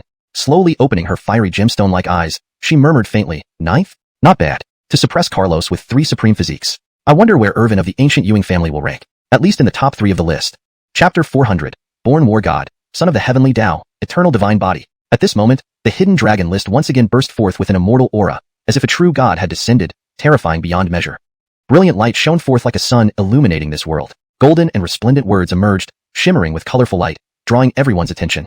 The 8th place was revealed. 8th place, Oral. Body type, 10,000 calamities, immortal war body. Affiliated force, Nidhogg clan. The 6 grand words, 10,000 calamities, immortal war body, were dazzlingly bright. When the crowd of everlasting immortal realm saw these words, they all froze in astonishment. It was as if they had witnessed an impossible event, eyes widening in shock at the stunned expressions around them. Some mighty figures from super holy lands and imperishable traditions stood up immediately. Is that the 10,000 calamities immortal war body? The 10,000 calamities immortal war body is one that can withstand 10,000 calamities without being destroyed, undefeated after countless battles. It's a born war god, appearing in this era. This golden era truly lives up to its name, for such body types have emerged. The flesh is strong like a golden body, immovable like a mountain and shaking the heavens when it moves. That Nicola and Diego are both remarkable, surpassing their peers by far and stunning the world, yet they only rank at the bottom of the top 10. This makes sense now. The Nidhogg clan has been calculating deeply, hiding such a heaven-defying prodigy until now, never showing. Many imperishable forces reacted, inwardly cursing the Nidhogg clan for playing the old fox, having previously claimed they didn't have any standout prodigies. The Nidhogg clan, one of the 4 major families in the J-Dragon Dao region, was a top-tier imperishable force with deep reserves. In the J-Dragon Dao region, they maintained close ties with the other 3 major families, advancing together with widespread fame. The other 3 major families were Shimin clan, Baiming clan, Dongfang clan. These 4 families were all apex imperishable forces, and their combined might could even rival some peak imperishable forces. Whenever any of the 4 families faced danger, the other 3 would go to great lengths to stand together in life and death. This alliance had been established long ago, leading the 4 families to rapidly rise and each join the ranks of imperishable forces.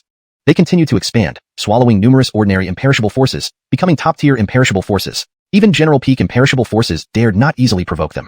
In a city in the southern part of the J-Dragon Dao region, surrounded by misty immortality energy and intertwining Dao essence, faint murderous intent hovered in the air, so fearsome that outsiders did not dare approach, lest they be annihilated. Indeed, ancient killing formations guarded outside the 4 major families. Any invaders would be instantly killed to protect the city. The Nidhogg clan, the supreme ruler of the southern territory of the J-Dragon Dao region, wielded unparalleled power and had deep reserves. Above one of the family's palaces, 2 figures stood in midair, overlooking the heavens with extraordinary bearing. One figure was imposing, emitting Dao essences so supreme that even his breath seemed capable of crushing a universe. His gaze drained space of life, causing the void to tremble. This person was the patriarch of the Nidhogg clan, exceptionally powerful, having advanced very far into the divine realm. Beside him was his only child, the born war god, possessing the 10,000 calamities immortal war body, the peerless prodigy ranking 9th on the hidden dragon list, Oral. 18 years old, in the prime of youth, his overwhelming fighting spirit made the void tremble, shattering the boundless emptiness. Around his body, runes interwove, his face just and stern, clad in armor with divine light flickering in his eyes, resembling a celestial being with his armor gleaming brightly. Ah, I thought the legendary 10,000 calamities immortal war body would enter the top 5, or even the top 3, but it stopped at 8th. Is human calculation any match for heavenly destiny? This era is too brilliant, too splendid. Even those from the ancient dragon race and Phoenix clan barely make it into the top 10. Drake sighed, a tinge of disappointment flashing in his eyes before quickly recovering his composure. The 10,000 calamities immortal war body was invincible among peers. Entering the top 8 in such a splendid era was no small feat. Just 8th place for now. Once my son masters profound ancient divine arts, he will definitely break into the top 5. If the list doesn't give me the top 5, then I will seize it. Upon hearing this, Drake felt greatly reassured, nodding. His son had never disappointed him, showing unmatched potential. The divine realm was merely the starting point. 7th place, Jean Remington. Body type, Heavenly Tao Sacred Body. Affiliated force, Heavenly Tao Holy Land. The hidden dragon list revealed its rankings, projected onto the sky, with space seemingly collapsing under the weight of ancient beasts roaring, displaying infinite power. Golden words illuminated the 7th place. Amidst the background where most ancient freaks and forbidden prodigies hadn't awakened, even hidden prodigies were already released by various forces, with Jean Remington ranking 7th. When young disciples and mighty elders from various imperishable forces saw Jean Remington's body type, they were all shocked beyond belief. It's actually the Heavenly Tao Sacred Body, favored by the Heavenly Tao itself. Ewings, the Heavenly Tao Sacred Body carries the power of the Heavenly Tao, providing a natural advantage in battle. The Sacred Body has no equal, with the resonance of the Heavenly Tao, equivalent to a son of the Heavenly Tao. However, realizing that even a body type known as the son of the Heavenly Tao, blessed by the Heavenly Tao, could only rank 7th, left everyone bewildered. Just how outrageous was this issue of the hidden dragon list? Diego, possessing 3 super body types, was relegated to 10th place, while Jean Remington, called the son of the Heavenly Tao, only ranked 7th. People dared not even imagine what lay within the top 6. Moreover, the list only revealed body types and affiliations, but it was indeed ranked by each prodigy's real combat strength. With a flash of light, the 6th place was also revealed. 6th place, Abner. Body type, Eternal Divine Body. Affiliated Force, Eternal Immortal Palace. The Eternal Divine Body? No wonder it outranks the Heavenly Tao Sacred Body. The Eternal Divine Body, blessed by eternal power, symbolizes immortality from birth with supreme eternity. Furthermore, it possesses a divine force that helps achieve the limits at every stage. Too frightening. Even this legendary body type can only rank 6th. Heavenly Tao Sacred Body, Eternal Divine Body, 10,000 Calamities Immortal War Body. All unimaginable legend-like body types. Amidst the shock of all sides and the despair of young prodigies, Irvin yawned indifferently, uninterested in the body types displayed on the list. Let him possess myriad divine bodies. I will shatter them all with one punch. Chapter 401. Seed Prodigies, Deserving Swordsmanship Myth, Sebastian breaks through. What are these monsters? The Heaven's Path Sacred Body, the Eternal Divine Body of the Immortal Prince, and Oral's Indestructible War Body. These legendary constitutions now appear together, competing on the same stage. Heroes compete for dominance as numerous powers vie for supremacy. This hidden dragon list truly showcases a remarkable generation of talent, and this is just the bottom 5 of the top 10. What will it be like once the top 5 are revealed? It appears that among the top 5, there must be a place for Irvin. No, perhaps even in the top 3. Witnessing the last 5 names on the hidden dragon list left the various immortal forces of the eternal immortal domain astonished. Even they hadn't anticipated that such outstanding prodigies would emerge before the true glory of this world has fully arrived. In contrast, their own prodigies seemed like a group of laggards, failing to live up to expectations. Some elders, incensed, even took out their long-unused treasures, 7 legendary wolves, to teach their descendants a lesson. Heaven's Path Sacred Body, Eternal Divine Body, and the Indestructible War Body, quite interesting indeed. Irvin rubbed his eyes sleepily. The hidden dragon list had indeed surprised him with some super constitutions he'd only heard about in ancient texts, all hailed as invincible among peers. They were even more powerful than what he had previously expected from the Sky Sacred Body and the Xian Ancient Sacred Body. Host, as I said, the top contenders on this hidden dragon list should interest you. How does it feel? Isn't it interesting to compete with such prodigies, rather than easily defeating everyone with a single slap? The system's voice echoed in his mind, and Irvin smiled faintly. These few merely piqued his interest, but was there really much difference between being killed by one slap or 2? As for the next 5, at least 3 positions, he could already guess. He then closed his eyes again. Sherry understood and began fanning him while Una gently massaged him. The 2 female prodigies, ranked in the top 20 on the hidden dragon list, served Irvin wholeheartedly, and this heavenly life was just an everyday occurrence. If other young supreme beings saw this, their hearts might shatter. The gap between people can be even greater than that between humans and dogs. Sure enough, divine light flooded the sky, shining like the sun, revealing golden letters between heaven and earth. 5th place, Sebastian. Constitution, Innate Alchemy Divine Body. Affiliation, Eternal Ewing Family. The light was dazzling and shocking, but upon seeing Sebastian, it didn't provoke as much astonishment as before. Instead, it felt normal, as if Sebastian should have been at the top. Sebastian, the seed-level prodigy of the Eternal Ewing Family, ranking 5th, surpassing both the Heaven's Path Sacred Body and the Eternal Divine Body, seems reasonable. Who doesn't know that the 5 seed-level prodigies of the Eternal Ewing Family are the pinnacle of today's younger generation? But, with only 4 positions left on the list, does Irvin not qualify to be listed? Upon witnessing this, a powerful deity realm practitioner pondered over how the remaining names would be arranged. With Irvin's strength, he would undoubtedly rank in the top 3. After all, it was rumored earlier that even the seed-level prodigies of the Eternal Ewing Family couldn't match Irvin in alchemy and swordsmanship, falling far behind him. How then would the other seed-level prodigies fare in terms of ranking? Don't forget, brother, only 2 of the Eternal Ewing Family's seed-level prodigies have appeared publicly. The other 3, according to the Ewing family, are practicing and enhancing their cultivation in a mysterious, ancient, perilous land. And the hidden dragon list only includes those who have already emerged. The other 3 seed-level prodigies and ancient freaks or taboo prodigies from other immortal forces are not included. Thus speaking, the deity realm practitioner grew even more curious. Apart from another seed-level prodigy, who else could possibly rank in the top 5? At a martial arts practice ground within the Eternal Ewing family, many young disciples were training, displaying their abilities, and sparring. Sebastian and Hirsch were also there, practicing and sparring together. However, it looked like they were venting personal grievances, leaving the surrounding disciples amazed. Go ahead, don't hold back, we good brothers rarely get to spar. Don't hold back either. I'm someone who enjoys tough fights. Though they spoke like this, neither spared any mercy, each strike causing spatial rifts. If regular disciples joined, their souls might be shattered. As the commotion grew, many Ewing family disciples gathered to watch. Gosh, these 2 aren't holding back at all. Saying they're good brothers, but aiming right for the head. The observing young prodigies of the Ewing family were speechless. It looked more like a private feud than sparring. They eventually resorted to fist fighting, neglecting their magical skills altogether. A young disciple remarked, "Well, what an intense sparring session." Just then, the projection of the hidden dragon list appeared overhead. 5th place is me? Pausing, Sebastian realized he was the first seed-level prodigy from the Eternal Ewing family to make the list. Did this mean he was actually the lowest ranked among the 5? Ha ha ha, no wonder I couldn't suppress you despite my best efforts. Hirsch mocked. This left the onlookers amazed. Who would have thought that the usually calm and solitary top swordsman, Hirsch, had such a humorous side? At that moment, another golden light flashed, revealing information about the 4th place holder. 4th place, Hirsch. Constitution, Sword God Body, Sword Bone, Sword King Hand Bone. Affiliation, Eternal Ewing Family. Unsurprisingly, the The fourth spot went to another seed-level prodigy of the eternal Ewing family. However, the world only knew that the eternal Ewing family's top young swordsman possessed an unparalleled sword god body, making him extremely accomplished in swordsmanship. Before Irvin showcased his unique sword talent, Hirsch was the acknowledged king of swords. But who knew that Hirsch not only had superb sword skills and profound cultivation, but also harbored deep schemes? Having the sword god body, sword bone, and sword king hand bone yet hiding his true strength. These three constitutions alone would make anyone a born sword saint. Nice job, you sword user. No wonder I couldn't subdue you all along. Not only the sword god body but also hidden supreme constitution. And you kept it from me. Chapter 402.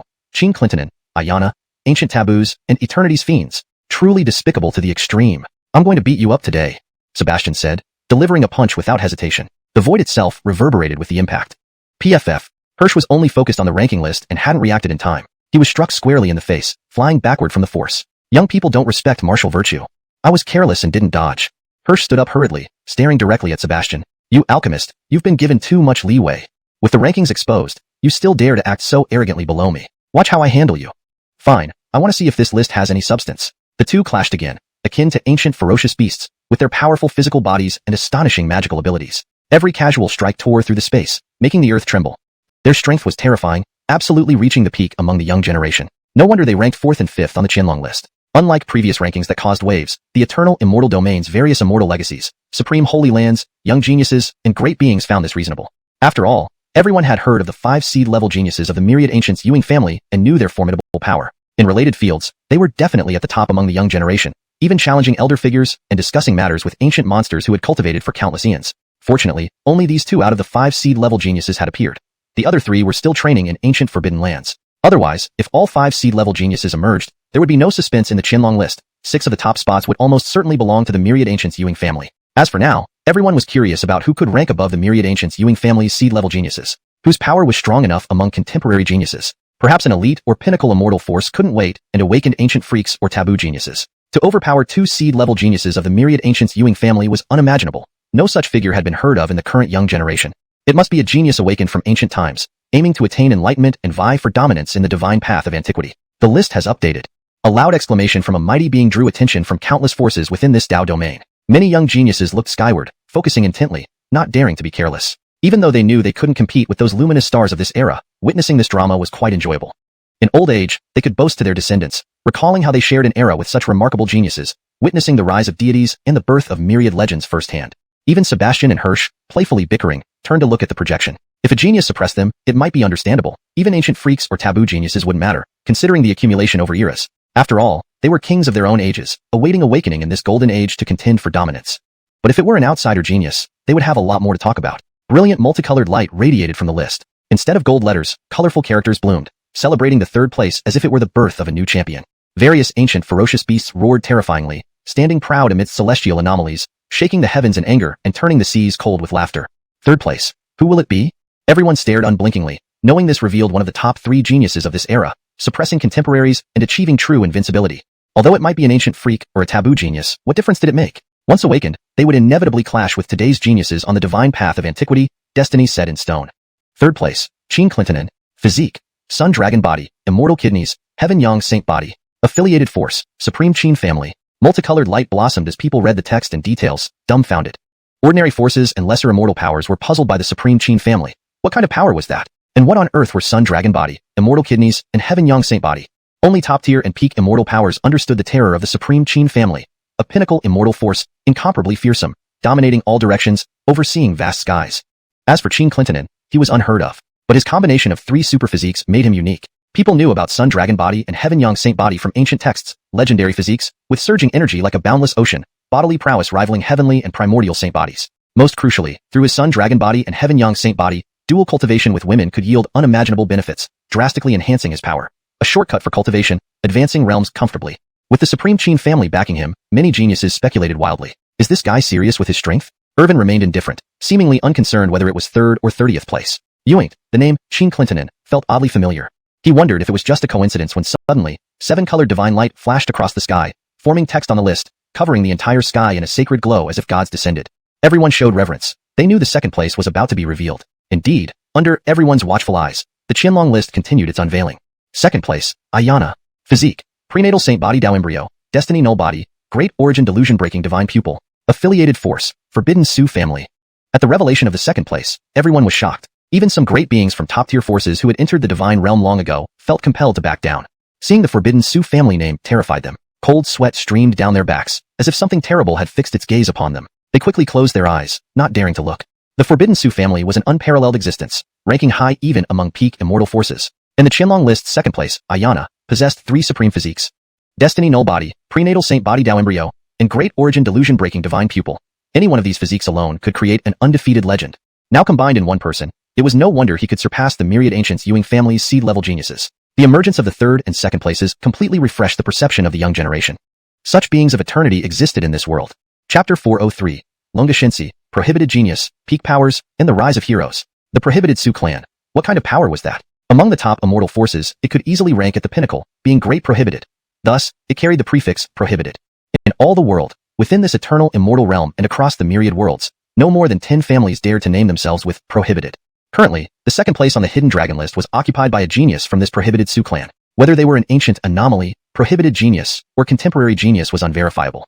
The Prohibited Su clan was exceedingly low profile. Although it was a peak-level immortal force, it rarely showed its face, quietly developing within itself, taking little interest in the resources of the mortal world. Similarly strong was the Qin family of supremacy. It was also renowned among peak-level immortal forces. While it might not match the Prohibited Su clan, its might shook the heavens, dominating all directions.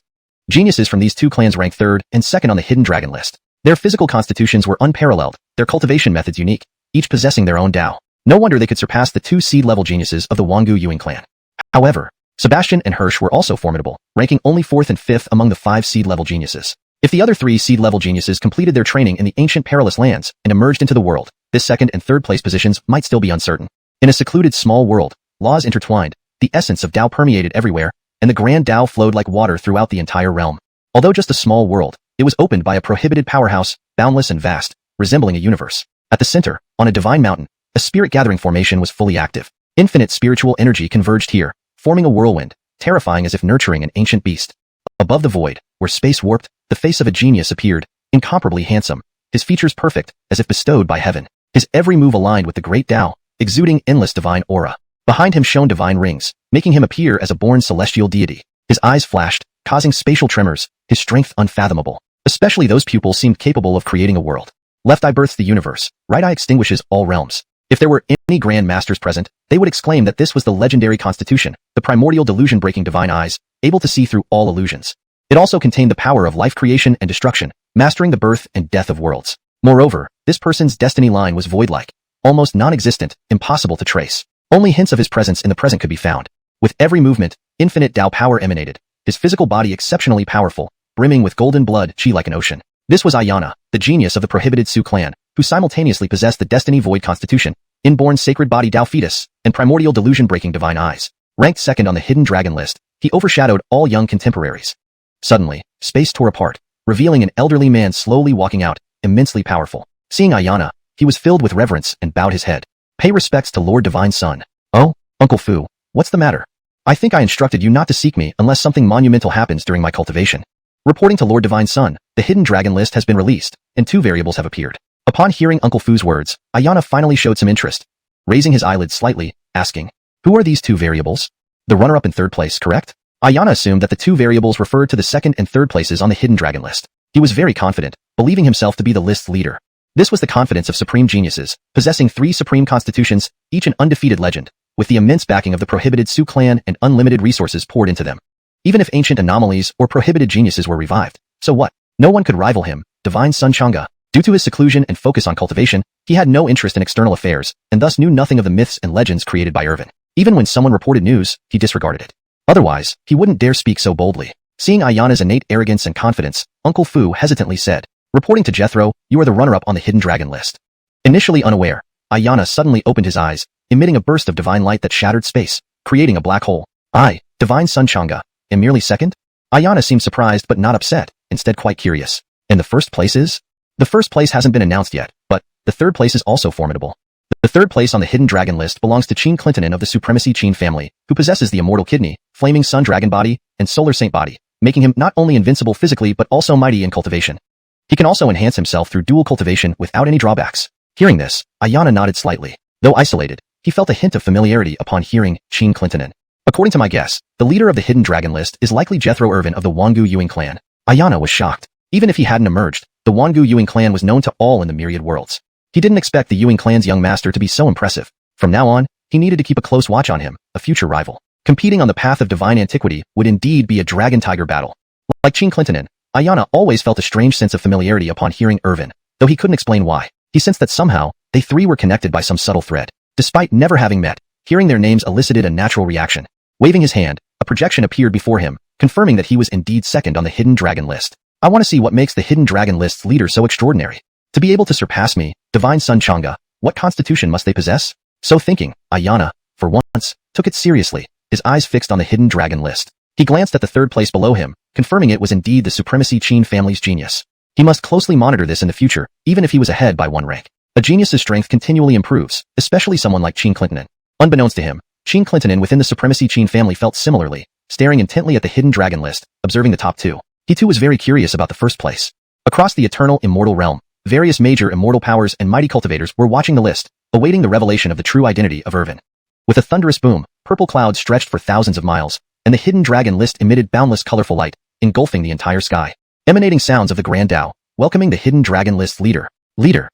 Chapter 404. Concealed Dragon Chief, Eternal Taboo, Unbeatable Legend, Ewing Family True Dragon. The boundless resonance of Tao spread through the void, as if it were the will of heaven itself. Countless beings in the eternal immortal realm felt its reverberation in their ears.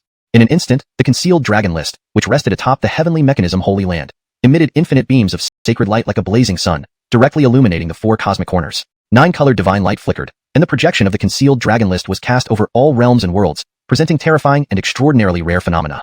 Purple chi traveled 3,000 miles eastward, covering the entire sky, making the Tao essence between heaven and earth seem far richer. Even elders who had entered the divine realm seemed to experience epiphanies, sitting cross-legged on the spot to feel the great Tao rules of the universe.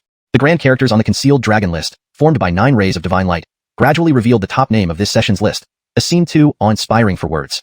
Such a phenomenon, which moved heaven and made ghosts weep, described a person almost unheard of. Ewing. It was far from over. In one corner of the cosmic starry sky, endless chaos energy spewed forth, severing the vast expanse of the world. A giant shadow of a godlike figure wielding a colossal sword appeared. Hovering above the 9 heavens, it overlooked the entire human world.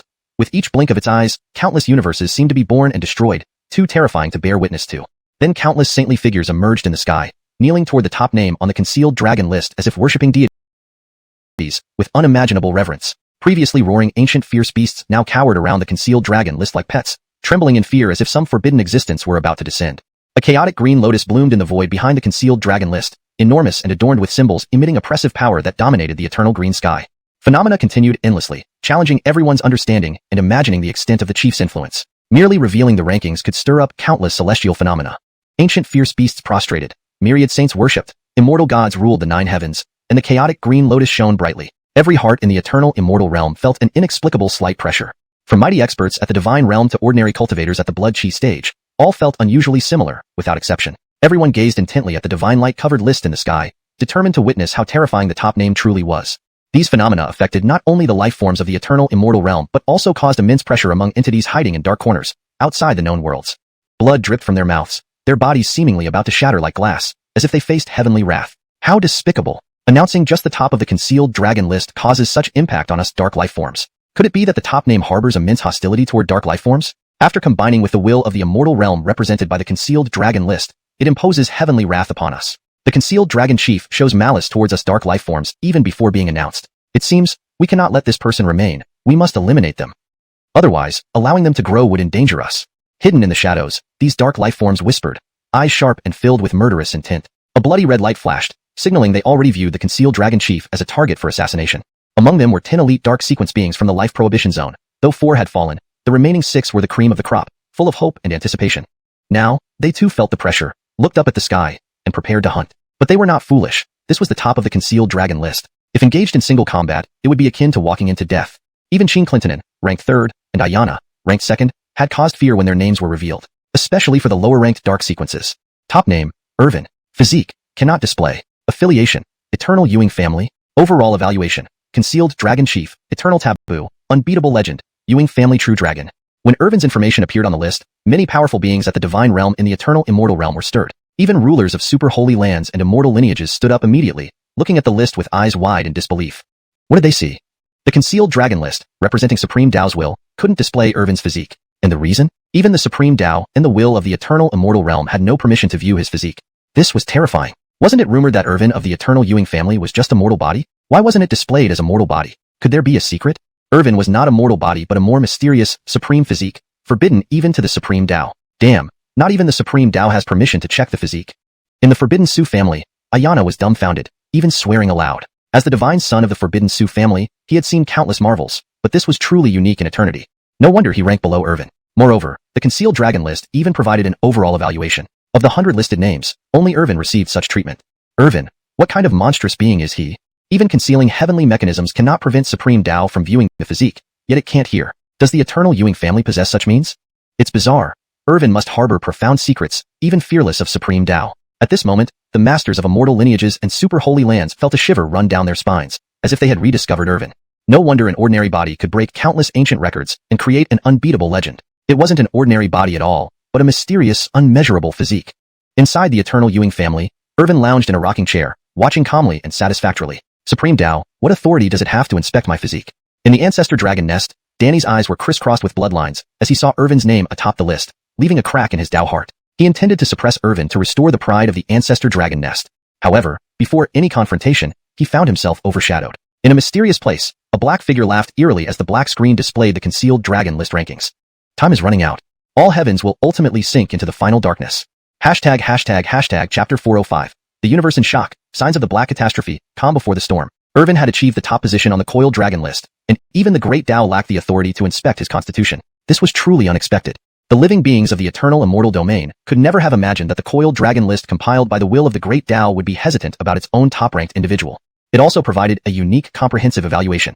Eternal Taboo. Ewing family true dragon. Undefeated legend. When considering Irvin's previous achievements, the peak of the ancient flesh body list, the undefeated legend among the younger generation of the immortal domain, breaking ancient records multiple times, leaving ancient sages in awe, it was undeniably clear that even before the era of great contention had truly begun, Irvin had already become a nightmare for countless geniuses. They could only hope that in future contests, they might avoid encountering Irvin, not daring to oppose him. Otherwise, their ashes might be scattered. Just thinking about it sent chills down their spines. Especially those who ranked at the bottom of the coiled dragon list. They had originally been arrogant and considered themselves unparalleled. But upon the announcement of the coiled dragon list, they found themselves like jesters, relegated to the bottom rungs, clearly inferior compared to the higher-ranked geniuses, drenched in sweat from embarrassment. This coiled dragon list is just in its early stages. In the era of great contention, with heroes rising up, ancient anomalies and taboo geniuses will awaken. Those are the true, formidable foes. Even the higher-ranked geniuses dared not be careless. After all, most of the ancient anomalies and taboo geniuses were still dormant, yet to awaken. Ancient anomalies and taboo geniuses, having experienced the accumulation of time and eras, possessed an incomparably profound background, extremely powerful and dominant. They often held a significant advantage when competing against contemporary geniuses. Moreover, these ancient anomalies and taboo geniuses were far more arrogant and superior than today's geniuses. My Holy Land's Holy Son has managed to secure a place on the coiled dragon list. Although not at the top, he is worth cultivating further. My Tao Sect's Tao child is no less remarkable. He will surely achieve great things. It seems it's time to send him to our ancestral land for training by the patriarch. With direct tutelage from the elders of past eras, I believe our Tao child will advance significantly. In the 30,000 Tao domains, many immortal Tao traditions and supreme holy lands decided to invest heavily in cultivating their listed geniuses. Among trillions upon trillions of geniuses worldwide, those who made it onto the list were without exception, the top 100 super geniuses out of trillions, unparalleled heroes with boundless potential and hopes of achieving the peerless realm someday. Within the heaven's secret sanctuary, surrounded by mystic symbols and ethereal immortality chi, Gabe exuded an aura of profundity, appearing like an inscrutable ancient sage from afar. He now held his hands in a ritualistic gesture, the Taiji Bagua rotating according to established principles, yin and yang in perfect harmony. Above the heavens, the brilliant light of the coiled dragon list dimmed as the top rank was announced. Ancient beast shadows reappeared. Various heavenly phenomena receded, and then transformed into divine light, becoming a single scroll in Gabe's hand. Gabe opened his eyes, looking intently at the list within the pavilion, lost in thought. Heaven's secret has changed, sun and moon rotate. This year's coiled dragon list reveals a multitude of exceptional geniuses. Past coiled dragon lists, too, were compiled by the will of the great Tao and publicly announced by the heaven's secret sanctuary. Throughout countless eras, there were always geniuses who dominated their realms, astonishingly strong and unmatched. However, none were quite like this list. Someone as formidable as Diego, simultaneously possessing 3 super constitutions, could only rank 10th. Previously, such a figure would have had a good chance to rank in the top 5, or even challenge the top 3 with personal effort and unlocking their constitution's full potential. But this time, the second ranker possessed the Fate Void Body, Primordial Saint Body Dao Tai, and Origin Illusion Penetrating Divine Eye, traits that marked absolute protagonists in any era, starting at least as a Joab. Ewing, even so, they could only be the second ranker. The top of the list was an Eternal Taboo, an unrivaled monster whose declared ordinary physique was uninspectable even by the will of the great Tao. Master, is Irvin really that terrifying? A amorous riding a blue ox approached Gabe, asking curiously. I've told you before to try befriending him. It won't hurt. But you insist on playing around, Gabe said gently. Realizing her fault, the amorous giggled but did not argue back. After seeing Irvin's ranking and information, she too was deeply impressed. Although she didn't fully understand the value of being first on the Coiled Dragon list, as each era's top ranker varied, she knew the Origin Illusion Penetrating Divine Eye, Fate Void Body, and Primordial Saint Body Daotai were all legendary unbeatable constitutions. Now combined in one person, Ayana, despite being outstanding, could only be second on the list. Being overshadowed by Irvin, whose constitution even the will of the great Tao couldn't inspect, was indeed impressive. Among the 100 supreme geniuses, only Irvin received a high overall evaluation, deemed an eternal taboo and an undefeated legend. Alberta, my child, last night while observing celestial omens, I discovered that 2 years from now, an ancient taboo will emerge in the ancient Qingyun kingdom. It's not a young genius but an ancient, slumbering entity of immense power, having advanced far in the divine realm, with eyes capable of draining the cosmos. What? Why are you telling me this, master? Our heaven's secret sanctuary is always secluded and never involves itself in mundane disputes. Gabe stroked Alberta's head, smiling benevolently. Our sanctuary remains secluded and avoids secular conflicts, but heaven's grand changes mean prosperity leads to destruction. Soon, the end times will arrive, and no one can remain aloof. All realms will face a catastrophic black calamity. Born for cultivation and arriving to meet the tribulation, Irvin is the key to the disaster. Only by relying on the ancient Ewing family can we have a glimmer of hope for survival. Gabe's voice grew heavy. Alberta fell silent, not fully understanding her master's ominous predictions. Her master rarely spoke with such seriousness, indicating that Irvin involved a major secret, perhaps related to the safety of all realms. She couldn't understand why, despite the ancient Ewing family's immense strength capable of blocking darkness alone, the realms would still face apocalyptic black calamity.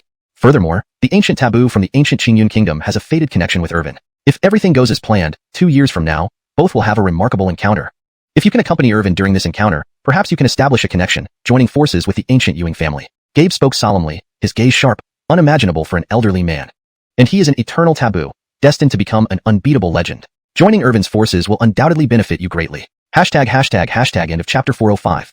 Chapter 406. The movements beyond the realm, time flies, go out for an adventure? Master, I understand. You want me to take this opportunity to befriend Irvin, the amorous said curiously, as if she had just thought of something, and spoke to Gerardo. But Irvin is indeed powerful, undoubtedly the first among the young generation. It's said that he has his own forces, capable of destroying top immortal powers with a smile. Irvin himself is an eternal taboo. When I tried to predict his future last time, all I saw was fog, as if he doesn't exist in this ancient history. Forcibly deducing it ultimately left me with an incurable wound in the Tao. If Alberta can use this chance to befriend him, there might be an opportunity for Irvin to heal my irreparable wounds in the Tao. I understand. This is also a good chance to rely on the great mountain of the eternal Ewing family. Alberta will explore this mysterious top-ranking hidden dragon. Gerardo looked at the thoughtful little Alberta and patted her head contentedly. He also had selfish motives. With the end-time black disaster approaching and the universes descending into darkness, even immortal forces would be mere cannon fodder. The eternal Ewing family might remain neutral, but certainly couldn't protect universal peace. The Sage Heaven's intent wanted to endure eternally and must rely on the eternal Ewing family to do so. As the eternal taboo, Irvin was born for cultivation and arrived to confront calamity. From the back view alone, the future Irvin would undoubtedly be revered by all races, worshipped as Adam, facing the masses, uniquely ruling eternity.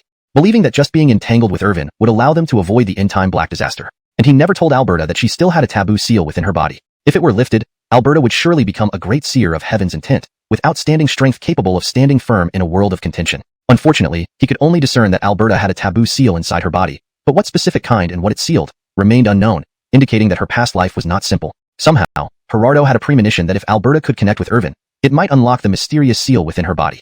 Thinking about this, Gerardo gazed toward the desolate borders of myriad worlds, feeling more uneasy. It shouldn't be this way. The eternal Ewing family and the myriad realms allied army have contained the chaos beyond the realm and the life-prohibited zones. Ewing, what unforeseen events could happen? Trying to predict the grand movements of the chaos beyond the realm, he found its supreme Tao vastly different from that of myriad worlds, with many limitations on Tao rules and principles, making it inaccessible to him. Rumors spread that significant actions from the chaos beyond the realm would render even renowned immortal royal clans as mere cannon fodder. Even immortal imperial clans and supreme immortal emperors seemed to be acting. The Sky Cane leading Sky Demon emperors were continuously slaughtering various universes on the borderlands of myriad worlds, shattering countless worlds. Countless world essences, life essences, and boundless beings' lives were plundered, seemingly for sacrifices. Could it be? There's a need for Sky Demon emperors? But reaching that level means they are already eternally immortal. Why would they need world essences or life essences? Or could there be creatures above Sky Demon emperors within the chaos beyond the realm? Gerardo stopped pondering. The turmoil of myriad worlds was heaven's will, far beyond human control unless like Irvin, an eternal taboo, who might still do something to change it. Meanwhile, within the eternal Ewing family, Irvin continued his laid-back life. However, he had awakened 20 chaotic saintly Tao laws and was unmatched in the Sage realm, boasting formidable combat prowess. Even higher-level Saint Kings and even Saint Emperors would not intimidate him. He was confident he could suppress them. Thus, the elders of the Ewing family did not rush Irvin's cultivation but still nagged incessantly. After all, Irvin was extraordinarily talented, breaking many ancient records and achieving the undefeated legend, revered as the foremost of the young generation. He ranked first on both the Ancient Body list and the Hidden Dragon list, with unlimited potential. In their prime years, even Joabs didn't achieve as much. When Irvin grows up, he may become the second Joab of the Ewing family. However, Yaoqi Holy Sovereign was also nearing that step. Then, the Ewing family would have 3 emperors, unparalleled in myriad worlds. Their reputation would be invincible. People like those Irvin brought back from the eternal heavenly court were also thriving, growing stronger. The snake deity clan thrived in the small world prepared by the eternal Ewing family, advancing significantly in cultivation, especially Snake Korra. After awakening her snake deity and primordial swallowing heaven python bloodline, under the support of the eternal Ewing family, she advanced far in the divine realm, nearly becoming a divine king. Axel, through heavenly fire divine technique, constantly fused various heavenly flames, rapidly progressing and nearing the sage realm. Coralie had fully awakened her Tyne Anya bloodline, playing joyfully with Gordy daily and often honing her lineage with ancient fierce beasts in the eternal Ewing family. Elizabeth was handed over to Sebastian by Irvin to learn alchemy techniques. This saved Irvin from constant pestering to learn alchemy. Initially, Sebastian didn't think much of it, thinking Irvin was just fobbing him off with someone else, but later realized she was a rare purple extreme alchemy body. Sebastian was delighted, believing he'd found a treasure, widely publicizing it in the eternal Ewing family, especially around Hirsch, constantly bragging in front of him, pitying that no one taught Hirsch swordsmanship. 2 years passed quickly. The eternal Ewing family flourished, with diligent cultivators achieving much acclaim in the eternity immortal realm. Irvin, however, continued his laid-back lifestyle, reaching the 7th level of the sage realm. Had he not been lying low and deliberately suppressing his advancement, he would likely have reached the Saint King level by now. One day, under a tree shade, Irvin watched distant talents practice and compete, improving their cultivation. Lying lazily under the tree, half-closed eyes enjoying the moment. Host, having lain down for 2 years, the eternal heavenly court has seen considerable development. Do you want to go out for an adventure? To be honest, after some predictions, I discovered significant events are about to happen. We're bored in the eternal Ewing family anyway, why not seize this opportunity? Chapter 407. The Ancient Green Cloud Kingdom, the Imperial Secret Realm, going all out. Perhaps this is a chance to venture out into the outside world for another spree. With your current strength, at the 7th level of Sage Realm, you are unmatched within the Sage Realm. Even if a Sage King were to come, you could crush them with just one slap. Even facing a Sage Emperor, you could battle them and suppress them. 20 Chaos Sage laws, throughout history, only you have achieved such a feat. The system's voice rang in his mind. Irvin smiled bitterly. How had this dog system become so good at flattery? Perhaps the competition within the system realm was intense, or he himself was just too outstanding, making the dog system more servile. However, the system's suggestion wasn't bad. It indeed offered an opportunity to venture out. He had been confined within the myriad Ian Ewing family for these 2 years, occasionally going out with family elders, but always being dragged back soon after. As the ruler of the myriad Ian heavenly court, he couldn't tolerate this. He frequently snuck out alone, only to be caught again. Let's go, I'll tell Dad. This time, I'm going out. But I need to plan carefully. Where should I go? Absolutely not to the Jade Pond Holy Land. Speaking of the Jade Pond Holy Land sent shivers down Irvin's spine. In the past 2 years, he had visited it, only to find those supposedly aloof Jade Pond maidens turned into ravenous wolves upon seeing him, as if they wished to devour him alive. Even his fan club had grown immensely there, with nearly half of the young generation from the Jade Pond Holy Land joining. It was truly terrifying. Even the fantasy world has idle fans. Some disciples from the Jade Pond Holy Land chased him relentlessly. One auctioned off toys he played with as a child, fetching high prices, while others used rare treasures accumulated over time to win him over. 3 days later, news spread rapidly across the 3,000 Dao realms like lightning. The elite everlasting power, the ancient Green Cloud Kingdom, announced that its princess would hold a contest to choose her spouse, seeking a match. This caused a frenzy, the entire kingdom boiling with excitement. Many everlasting powers took action upon hearing the news. Even some top-tier forces dispatched their prodigies to try their luck in the ancient Green Cloud Kingdom. Everyone hoped their prodigies, with their stunning appearances, could win the heart of the princess. After all, the ancient Green Cloud Kingdom ranked among the top everlasting powers, surpassing places like the heaven-defying Holy Land and the heaven-battling ancient sect. If chosen by the princess, a powerful alliance would benefit their own factions greatly. Moreover, rumors claimed the ancient Viviana possessed the azure bloom icy heart body, capturing nature's essence and nurturing the root of the great Tao, whose dance mesmerized the world. Her gaze could freeze vast regions. She even had a ranking on the hidden dragon list, making her a super prodigy. Quickly send our sex prodigy. No, send that disgraceful Alvaro. Tell him, if he doesn't win the heart of the Viviana, not to return. A supreme sect leader stood up, instructing his subordinates to send their best youth for a potential alliance. Some young prodigies were already eagerly anticipating the journey. After all, even ignoring the alliance benefits, the azure bloom icy heart body of the Viviana was enough to entice anyone. Dual cultivation with her could absorb the azure bloom origin, ensuring a solid foundation and rapid advancement. But many super prodigies remained skeptical, believing this wouldn't be simple. Given the ancient Green Cloud Kingdom's immense power and countless talented youths, why would they let outsiders compete for their princess? Seeing lukewarm responses, the ancient Green Cloud Kingdom issued another announcement. Participants in the marriage contest who ranked among the top 20 would gain access to the Imperial Secret Realm, acquiring profound treasures and blessings of the ancient Green Cloud Kingdom. This announcement caused a stir. The Imperial Secret Realm held unimaginable treasures, given the kingdom's long-standing wealth and depth. Over generations, each emperor had stored divine weapons, treasures, and secret arts within it. In the past, an ordinary son entered the Imperial Secret Realm, obtained a mighty halberd and a war manual, ultimately becoming a divine general, expanding and defending the kingdom. The general eventually reached the Joab realm. Since then, the Imperial Secret Realm became renowned. Whenever it opened, prodigies vied to explore it, seeking fortune. However, it was usually exclusive to the young generation of the ancient Green Cloud Kingdom. Now, it was open with generous terms, just place in the top 20 of the marriage contest. Super prodigies began preparing, lured by the Imperial Secret Realm. Marrying the Azure Bloom Icy Heartbody would mean double success. Some supreme saints and eternal legacies grew restless. Particularly, frustrated prodigies who couldn't pursue celestial maidens now saw hope. If they could marry the princess, they'd rise instantly. Even failing that, securing a spot in the top 20 meant entry into the Imperial Secret Realm. Eagerly, numerous prodigies rushed to register with their elders. Ewing reality struck harshly as lineage leaders favored sending only their best, not wasting chances on less capable ones. ####Chapter 408. A gathering of prodigies, ancient revival, and my 3 missions. Get back here right now. Don't you dare embarrass us in public. Some unworthy second-generation scions, having glimpsed the stunning beauty of Joyce from paintings, also harbored hopes of getting a piece of the action. Even if they couldn't participate, couldn't they at least watch? Thinking this, they hurried to sign up but were swiftly turned back by their faction's higher-ups. In the Simeon Holy Land, the old man Simeon gazed into the distance with piercing eyes tinged with shadow. He gently stroked Amorus's head, speaking benevolently, "Alberta, do you remember what your master told you 2 years ago?" "I remember it well," replied the Amorus with a clear and innocent voice, like ringing silver bells, untouched by the world's dust. It appears as though Joyce is holding a marriage contest, or that the ancient nation of Qingyun has gone all out, offering its royal secret realm as a lure. There, truly lies a great secret.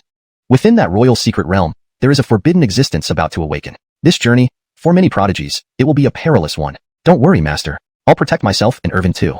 Naive Alberta, that boy doesn't need your protection. With him protecting you, I'm relieved. Subsequently, numerous pieces of news spread. The Daphne Buddha sect's Hicks wrote a Buddha pagoda with elder monks to join the fun. However, people criticized them for intruding on a matrimonial gathering. Next came Terence, Sean, Wanjian sect's holy son Oliver, the young lord of the Grey Wolf clan, and the holy son of the Jesus sect. Some rode divine ships while others traveled atop divine beasts, all heading toward the ancient nation of Qingyun. Even Ellie of the Daoran Daozong soared on a flying sword toward Qingyun. However, among these super prodigies, how many went for the matrimonial gathering, and how many for the royal secret realm, was unknown. Perhaps, only children had to choose. Many wanted both. Indeed, many super prodigies went for the elusive opportunities within the royal secret realm. The ancient nation of Qingyun also sent out heavy gifts and privately invited heirs of various holy legacies and young emperors with ancient venerable bloodlines to participate in the martial arts competition. Faced with such tempting offers from top immortal forces and the allure of the royal secret realm, even some prodigy goddesses and holy maidens could not resist. Someone asked, "I wonder if Joyce is strict about gender." A humble lady believes that love can exist between the same sexes, if the princess doesn't mind. But some saints and gods ranking high on the hidden dragon list felt things were not simple. After all, why would a top-tier immortal force go to such lengths, inviting so many young prodigies with lavish gifts and grand rewards? It felt off, extremely off. Aside from those tempted by the offers, some young ones, driven by curiosity, wanted to see what tricks Qingyun had up its sleeve, taking elders along just in case. Entering the royal secret realm was desirable, but even if they couldn't enter, a visit wouldn't hurt. In the 10,000 Ian Ewing family, Bogdan and Louise's avatars were fishing by the lake. "Dad, just say yes for me. Please, can't I just go play in Qingyun? I'm not really interested in Joyce." Bogdan smiled faintly, his gaze strangely knowing, as if everything Irvin thought was under his control. Irvin was speechless. "Can you stop misinterpreting my intentions?" He was only 14, after all. "You're anxious, but not this anxious." Other young prodigies were thousands of years old, yet didn't feel this pressure. "Your daily focus on spreading our family name." He simply couldn't take it. Though Irvin had reached the 7th heaven of the sage realm, no different from any 18-year-old, he still resisted inwardly. Louisa watched Irvin with amusement, then stretched out her delicate hand to pull his ear. "What do you plan to do there? Really want to attend the matrimonial competition?" "My dear child, your mother agrees. It's fine to find more consorts, but everything must be done in moderation. Your fiancé is quite jealous. Be careful. When that vinegar jar spills, you'll suffer." Irvin wanted to cry. His fiancée indeed wasn't easy to deal with. She teased him constantly and kept reminding him to stay away from other girls. Joking aside, he wasn't that kind of person. "I am an upright person," he exclaimed. All right, mother, I just want to wander around a bit. I won't leave my heart everywhere. Why don't we let Alicia accompany you, protecting you secretly and guiding your path in the future?" Louisa patted Irvin's head, her smile radiant, full of concern. Then Irvin brought along Anya and little dragon Alberta. With Chaos Ancestor Dragon Blood, she had grown significantly in the past 2 years, reaching the 7th heaven of the Sage Realm, matching Irvin. Her combat prowess was slightly inferior but still formidable enough to match Sage Emperors without failing. The power of Chaos Ancestor Dragon Blood was immense. Back when the Hidden Dragon list revealed, she was close to Irvin's maids, placing in the middle. Irvin rode little dragon Alberta, grabbing her jade-like horns like a seasoned driver ready to hit the road. Little Dragon Alberta growled softly. Her master never treated her gently, always so rough. But what choice did she have? As her master, she pampered only her. If the system knew Little Dragon Alberta's thoughts, it might say, comrade in arms. Taking the Tainanya was for searching and looting the Qingyun nation's divine weapons and treasures once inside the royal secret realm. Irvin's trip was solely for three things. Treasures, treasures, and damn treasures. Chapter 409. The Azure Cloud Incident. Another heaven-defying sun? Under the vast blue sky, a divine ship cut through the void, crossing space at an incredible speed, as swift as lightning. The divine ship was extravagantly luxurious, seemingly crafted from divine gold and immortal iron, its body shimmering with flowing light and encircled by various runes. On the prow stood a divine tree, casting essences that blanketed the ground, emitting an aura that seemed to bring instant enlightenment and numerous benefits. Irvin stood on the prow, gently holding the little rabbit in his arms, stroking it tenderly. Little Long Alberta was sweetly sleeping in a corner of the divine ship, drooling profusely. However, Long Alberta's enormous dragon body now radiated with brilliance, her elegant posture and sparkling scales making her resemble a fairy dragon. Typically, ancient ferocious beasts with powerful bloodlines would assume human form upon reaching the sage realm. A beast's formidable physical body, while unparalleled in strength, is cumbersome and less effective when wielding spells and techniques.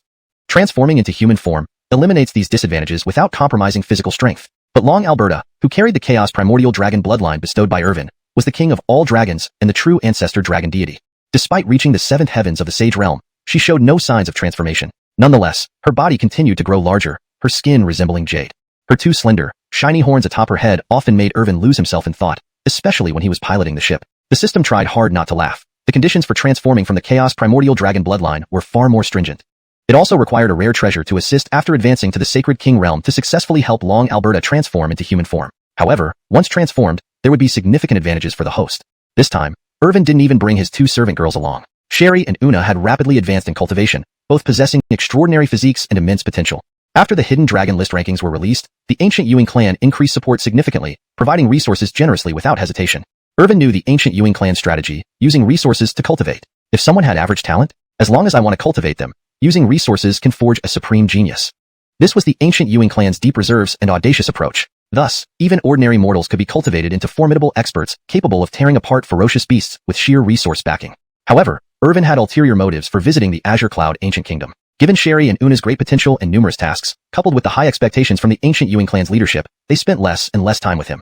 Going to the Azure Cloud Ancient Kingdom, where it was rumored that Christina possessed the blue-violet Iceheart physique and was holding a martial arts competition for marriage, intrigued him.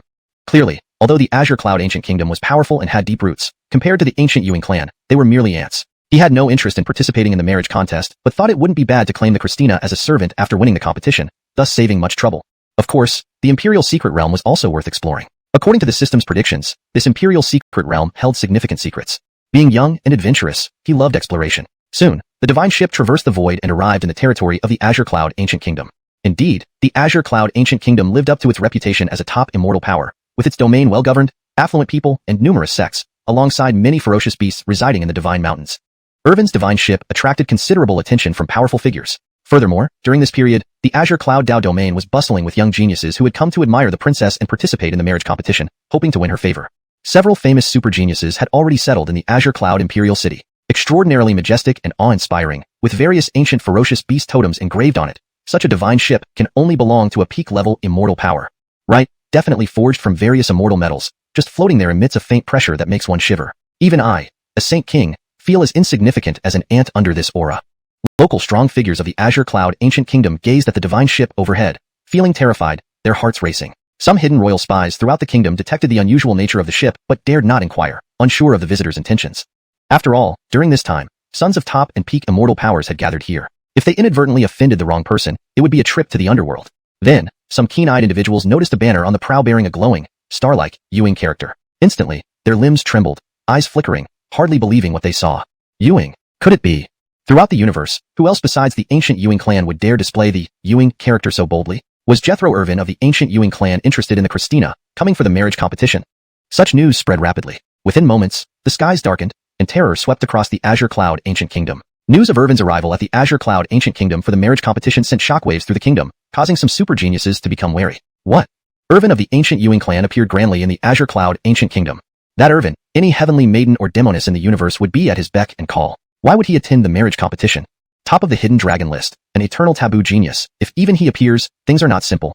A genius stroked his chin, his eyes gleaming, feeling this trip wasn't in vain. If he could witness the legendary top of the hidden dragon list displaying prowess in the competition against other geniuses, it would make the trip worthwhile. While everyone was speculating, Irvin had already reached outside the Azure Cloud Imperial City. The guards outside the city tried to intercept the incoming divine ship, but upon seeing the brilliant, Ewing character, they instantly broke into cold sweat, almost dropping their weapons and quickly shouted, "Let through! Don't delay the Lord!" Meanwhile, Irvin lay on a reclining chair obtained from the system, wearing sunglasses and enjoying the sun bath. Just then, the system's voice echoed in his mind. Ding ding ding, detected another heaven-defying sun. Hashtag chapter 410. The heaven-defying sun, appraisal panel, and another electronic pet? Ha, didn't expect Irvin to be here too. He's truly the eternal immortal domains playboy. How is it that I keep running into him everywhere? Ever since he topped the hidden dragon list 2 years ago, news about him has been sparse. I thought the ancient Ewing family was privately cultivating him with great effort. In an elegant pavilion, several prodigies had gathered. Each one was unique. Some exuded sharp brilliance, others radiated grace, and a few wore armor. The speaker had 2 horns on his head that protruded like unsheathed swords, strikingly formidable. He wore a long robe, and his gaze was piercingly sharp, enveloped in a faint divine radiance. This was Brant from the Ancestor Dragon Nest, possessing innate dragon bones and Dragon King bloodline, with an extraordinarily powerful constitution and remarkable cultivation, standing out among the younger generation. Note: I've maintained the terms Ancestor Dragon Nest and Brant for consistency, and made sure the description flows naturally in English. The others present were also illustrious geniuses, though none were human. Most belonged to the ancient mighty beast races. When Xingyuan Ancient Kingdom announced that those ranking in the top 20 of the competition could enter the Imperial Secret Realm for exploration, the Ancestor Dragon Nest geniuses made plans. Given the significant decline of the Ancestor Dragon Nest compared to other branches of the ancient dragon clans, it needed to rise again. Especially compared to the Dragon King Hall, the Tai Clinton Ancient Dragon Clan, and the Golden Ancient Dragon Clan, which were flourishing and producing many taboo geniuses. However, other branches of the ancient dragon clan kept their ancient anomalies and taboo geniuses hidden, likely waiting for the dawn of the Golden Era to unleash them. After all, the ancient dragon clans were once supreme races, one of the 10 mightiest in ancient times. How could they have only Diego and Brant as outstanding geniuses? That would underestimate the ancient dragon clans too much. Brother, Irvin is here too. Brant spoke respectfully toward a direction. It was unimaginable who this person could be, someone who could make Brant lower his posture. As the figure became clearer, with 2 horns on his head, wearing armor, his face chiseled and refined, emitting immense dragon aura, everyone felt oppressed under his presence. Other race geniuses were startled, forming a guess. Could it be that the concealed genius of the Ancestor Dragon Nest has appeared? Intriguing. So this is the legendary first on the hidden dragon list, and the peak of the immortal physique?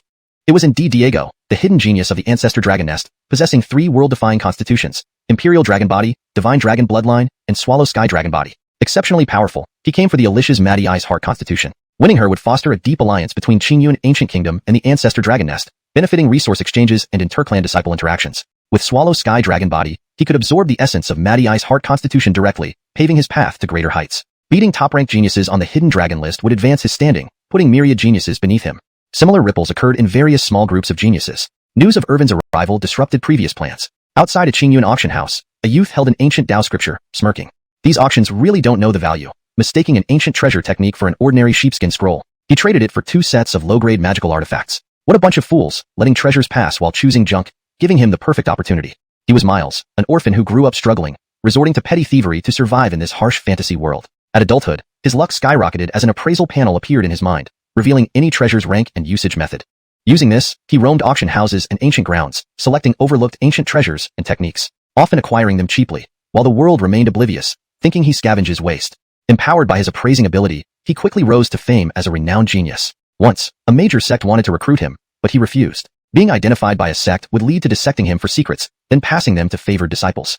Better to remain a carefree solitary cultivator, occasionally plundering and raiding, seizing resources from major sect geniuses. Sometimes, he envied those revered geniuses whose pockets were filled with resources enough for months of cultivation.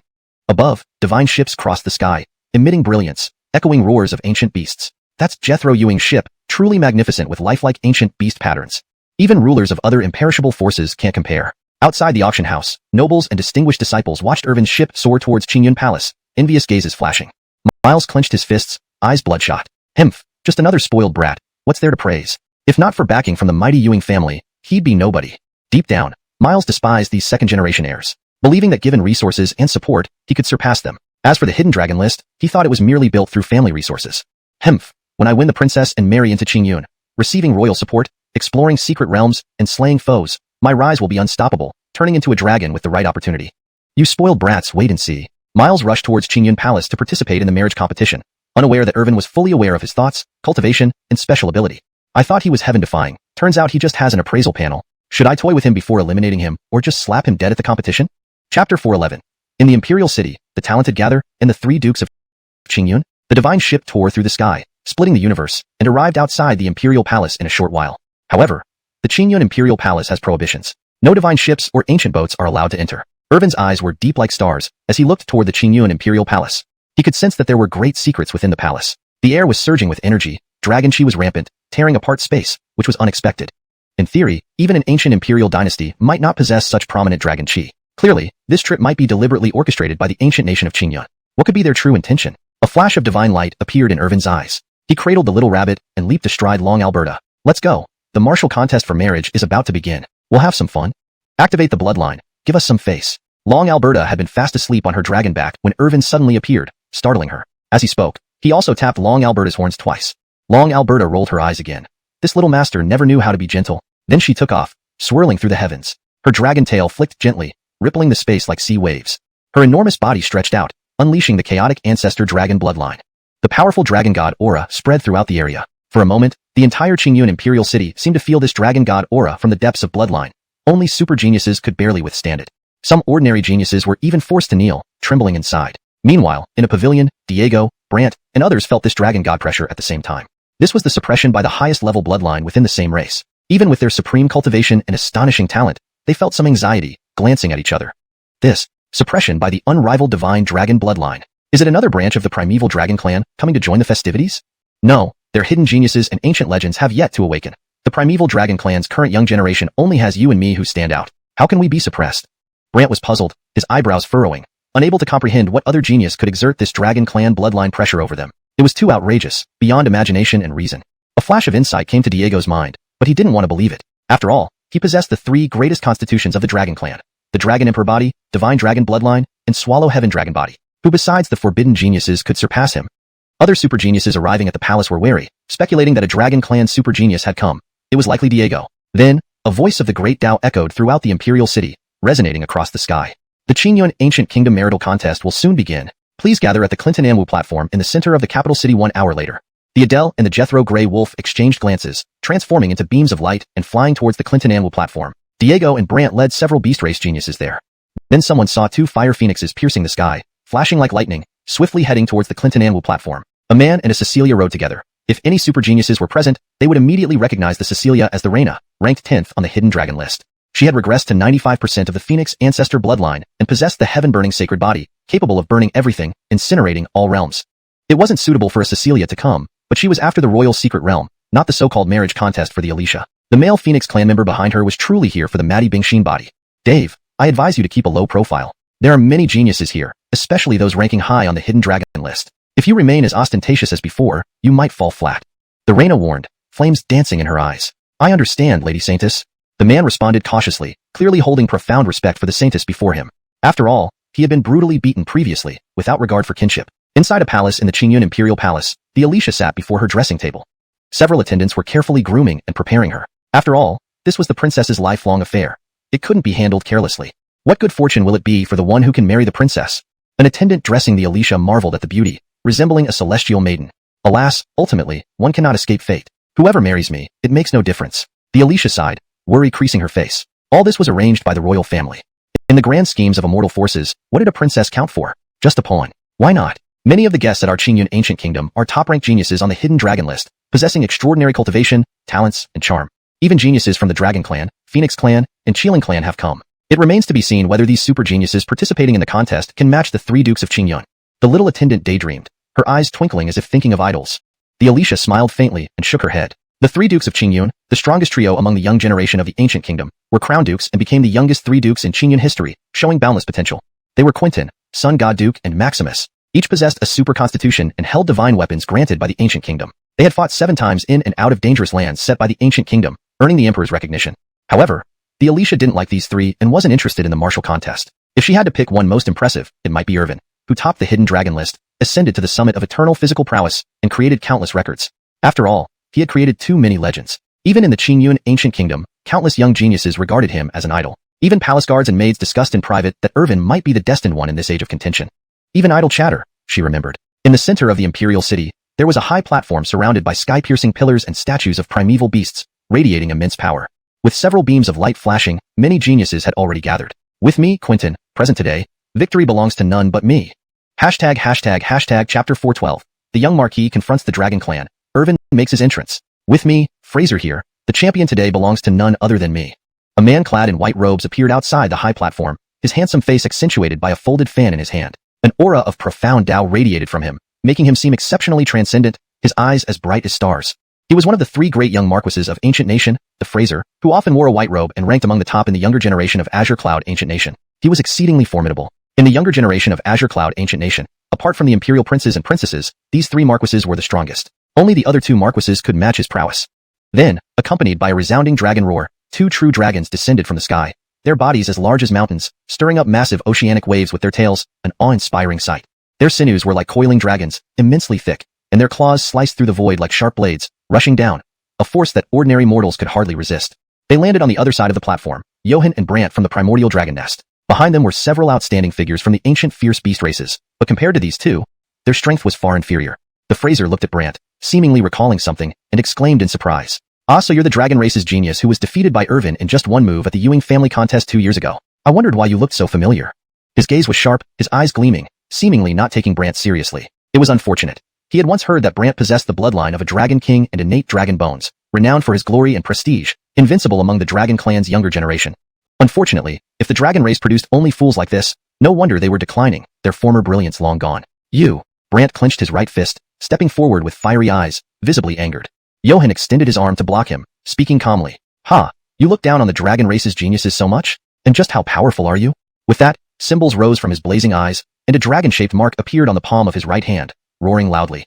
Johann slapped toward the Fraser, unleashing torrents of power that shook the space around them. There was also an overwhelming pressure from the supreme dragon bloodline and a resonating dragon roar. The Fraser eyes twitched. The contest hadn't even started yet. Johann truly was ruthless, striking without warning. But there was no time to think as the dragon head slammed towards him. The Fraser clasped his hands in a seal, causing a 5-colored light to rise from his body, forming a shield in front of him. However, with a thunderous boom, the divine shield shattered, forcing the Fraser to retreat 2 steps due to the shockwave. His eyes narrowed, becoming more cautious, now harboring some apprehension towards Johann. "Try any more growling, and I'll cut you down. Don't doubt my sincerity." Johann stood with one hand behind him, his gaze haughty, dominating all directions. With that single move, he had already gauged the depth of the supposed 3 great marquises of Azure Cloud. It seemed they were merely bullying others within their own ancient nation, nothing impressive in the outside world. If the Fraser had only such strength, then Elwood and Marty couldn't be much stronger. Ha ha, how amusing. You get beaten up the moment you arrive. Behind the Fraser, the air rippled and distorted like glass, after which 2 figures emerged. One was youthful and energetic, wielding a great sword on his back, towering over everyone else. He was the leader of the 3 great marquises, Elwood. The other exuded an aura of Tao, with intertwining rules, resembling the godlike presence of a divine phoenix. He was one of the 3 great marquises, Marty. Elwood laughed, patting the Fraser on the shoulder. After all, it was the first time he saw the Fraser so utterly humiliated. Although it was just a brief exchange of blows, it was clear that Johann's strength was abyss-like, terrifyingly immense. "Hey, do you also wish to experience my skills?" Looking into Elwood's eyes, which burned like flames, Brant, through sensing the aura, realized this person was the strongest among the 3 great marquises. A clash is inevitable. After all, we all know why we're here today. But not now. But your dragon race geniuses wanting to overshadow our 3 great marquises, impossible.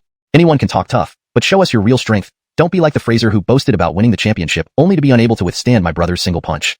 Brant stepped forward, smirking. Indeed, worthy of his elder brother, ranked 10th on the hidden dragon list, effortlessly suppressing the Fraser with a single blow. Heh, quite lively here. I should still be in time, right? A melodious voice like tinkling silver bells rang out. The fire phoenix spread its wings, and instantly, the temperature of the surroundings soared, as if plunging into a sea of flames. From the boundless flames, a Cecilia emerged, her red hair flowing like a stream, her figure alluring and captivating. Her ruby-like eyes reflected the fiery scene, as if she could melt heaven and earth. She possessed both the burning heaven-sacred body and had regressed 95% to the ancestor phoenix bloodline, extremely rare in the secular world. Her ranking on the hidden dragon list even surpassed Johann. The man following her was relatively ordinary, but only in comparison. If not for a genius like Empyrean Lucy beside him, he too would be a brilliant new star. Then came the sacred son of the North Pole, the Jethro of the Grey Wolf, inheritors of some immortal powers, kingdom sages, and deities, all gathered at the Black Tortoise platform. Each one was an unparalleled genius within their respective forces. Today's gathering at the Black Tortoise platform would witness countless geniuses vying for supremacy. Just then, another dragon roar echoed, different from the earlier ones made by Johann and Brant. This roar was filled with unparalleled domineering bloodline power. This roar alone caused all present geniuses, including the 3 great marquises of the ancient nation, Johann, Brant, and even Empyrean Lucy, to feel an involuntary tremor deep within, almost wanting to prostrate themselves. As if a supreme being was descending, Super geniuses exerted their cultivation and constitution but found it hard to resist. Space vibrated and shattered like glass, forming several black holes. Then, a true dragon's shadow appeared before everyone. It was little dragon Alberta. Her twin horns glistened like jade, her colossal body covered in shining scales, appearing majestic in the sky, reminiscent of a primordial divine dragon emerging from the depths of history. The present genius's eyes flickered with fear. None of them expected that this was a dragon clan genius capable of such heavenly might, whose bloodline pressure even slightly suppressed Johan. Just then, everyone focused on the dragon's body and noticed a young man standing proudly atop it, like a celestial being, astonishing the world. It's Irvin, the young master of the eternal Ewing family. Chapter 413. Is the invincible legend going to be so meek? Someone exclaimed in shock, their eyes gleaming as they looked up at the sky. The mysterious true dragon's body was so enormous that it towered over the heavens like an ancient mountain, blocking out the sun. Its two dragon eyes were like distant stars, radiating an ancient and powerful bloodline pressure. The super geniuses present found it difficult to withstand this pressure. Particularly, Carlos, Brant, and the many geniuses of the primeval fierce beast races behind them trembled. Every cell within them quaked under the weight of this ancient, bloodline-induced dominance, rendering them unable to even raise their heads. What kind of dragon clan genius is this? Has a taboo-level genius from the ancient dragon clan appeared prematurely? Brant asked curiously. Even someone like Carlos, with 3 supreme constitutions and divine dragon bloodline support, could only submit under such pressure. Aside from the branch taboo-level geniuses and ancient freaks of the ancient dragon clan, he couldn't fathom who else could possess such divine might. Impossible. It's still some time before those taboo-level geniuses can emerge. Carlos's voice deepened, having just earned himself some glory by forcing one of the Green Cloud 3 princes, the Bjorn, back with a single punch. Ewing now, he was being completely suppressed. As everyone's attention shifted and other geniuses pointed out, the gathered geniuses looked complexly at the unrivaled genius on the true dragon's back. Cloaked in white, he seemed extraordinary and transcendent, akin to a celestial deity. His hair glistened like jade, and an ethereal aura enveloped him. Every move exuded the power of the great Tao. Especially his eyes. They seemed magical, rune-filled, flashing with beams of light, reflecting scenes of fallen gods and bloody deities. Standing majestically on the small Moira's massive dragon body, looking down at the sky, he was in his own world. To him, those renowned, world-conquering super geniuses were like the most insignificant ants. The young master of the myriad ancients Ewing family, Irvin. The rumors are true. He has come to our Green Cloud ancient country. The myriad ancients Ewing family is a taboo, with countless resources and divine weapons. The royal secret realm probably holds no allure for Jethro Ewing. Could the young master of the myriad ancients Ewing family be here to marry Princess Green Cloud? No, if he just waved a hand. All the celestial maidens and holy females would flock to him. The geniuses of Green Cloud ancient country chattered amongst themselves, seeing Irvin standing atop the dragon. In that moment, they admired and revered him as a legendary figure. Some female geniuses' eyes twinkled. Irvin, cloaked in snow-white robes and draped in a misty aura, was a godlike young master whose every attribute was perfect. He was the #1 man in trillions of young women's hearts. Irvin observed the various geniuses below, shaking his head slightly, feeling somewhat disappointed. He had hoped that worthy geniuses would be here but found only former foes or insignificant ones, easily dealt with. However, he did spot a familiar figure. A body woven with flames, eyes like brilliant rubies, radiating intensely like the sun, emanating formidable energy. Her physique was stunning, her chest full, her skin soft and delicate. Her eyes flashed with golden runes, hinting at her profound abilities. Irvin remembered her, the divine Phoenix girl of the Phoenix clan, who previously had 80% of Phoenix blood returned. Now, after 2 years, she had 95% returned, almost matching the Phoenix clan's ancestors, mastering the Phoenix treasure technique. But he wasn't sure if she had fully grasped it yet. With the heavenly burning constitution, she could burn everything in wrath, commanding heavenly might. Initially unwilling to confront him, she later rose to 9th place on the hidden dragon list. Irvin cherished talent, regretting not engaging her initially. A duel with her would have offered insights. As for the armored man beside Brant, with a spear glowing coldly, he stood there imposingly, captivating everyone, appearing like a war god. Descending outside the platform, Irvin flicked his sleeve lightly, stirring a gust of wind. At 14, though young, his stature already rivaled adults. Already a youthful supreme one, he was ready to challenge any genius. Furthermore, among the current generation of the eternal immortal realm, none treated Irvin as a junior. All saw him as a prodigy. In white, surpassing snow, graceful like a deity. This is truly the white-clad divine sun. That's right. The Bjorn of the Green Cloud 3 princes cannot compare. They're worlds apart in cultivation, looks, and talent. Top of the hidden dragon list, an invincible legend among the young generation. If he's here, winning first place seems inevitable. Those previous favorites, Gary, Carlos, Sherman, Ellie, they'll have to settle for lesser positions. Some young descendants muttered that while the top super geniuses could secure spots in the royal secret realm, competing for the top position and marrying the princess was uncertain with Irvin present. Among these disciples, Miles watched Irvin, clenching his fist tightly, eyes unfriendly. Just a pampered rich kid. Why should he hold such high status? With such talent and strength, it's all thanks to his unmatched background. If I were in his shoes, I'd be even stronger. Ewing's, this was Miles. Using the appraisal panel in his mind, he analyzed that despite the hidden treasures, all the geniuses wore divine armor beneath their clothes, causing him resentment. These super geniuses started ahead from birth, far surpassing less privileged young cultivators, further boosted by boundless resources. Without exceptional talent or destiny, How could ordinary people catch up? And here, Irvin was the most outrageous. He wasn't joking. Through the appraisal panel in his mind, he realized that Irvin wore nothing but divine equipment. One full set of defensive divine armors and more. Even worse, his outer robe was a divine artifact. Really? This absurd? An invincible legend of the eternal immortal realm young generation, top of the hidden dragon list, yet acting so meek. Even his jade belt was divine equipment. Just then, Carlos stepped forward among the geniuses and respectfully greeted Irvin. Jethro Ewing, your name has long been heard. Chapter 414. I, Irvin, have no need to explain my actions to others. Once, I heard that the young master of the Ewing family is an eternal taboo, an undefeated legend, and a myth in the immortal realm. 1,000 words are not as good as a single sight. Today, I have witnessed it with my own eyes. Indeed, you live up to your reputation and even exceed expectations. Danny bowed respectfully and said this. However, deep down, a fighting spirit was gradually awakening from the depths of his primeval dragon bloodline, eager to challenge this young man before him. But Irvin had no time for formalities. He tilted his head slightly and asked with some confusion, "You are?" Danny's face darkened, feeling somewhat awkward.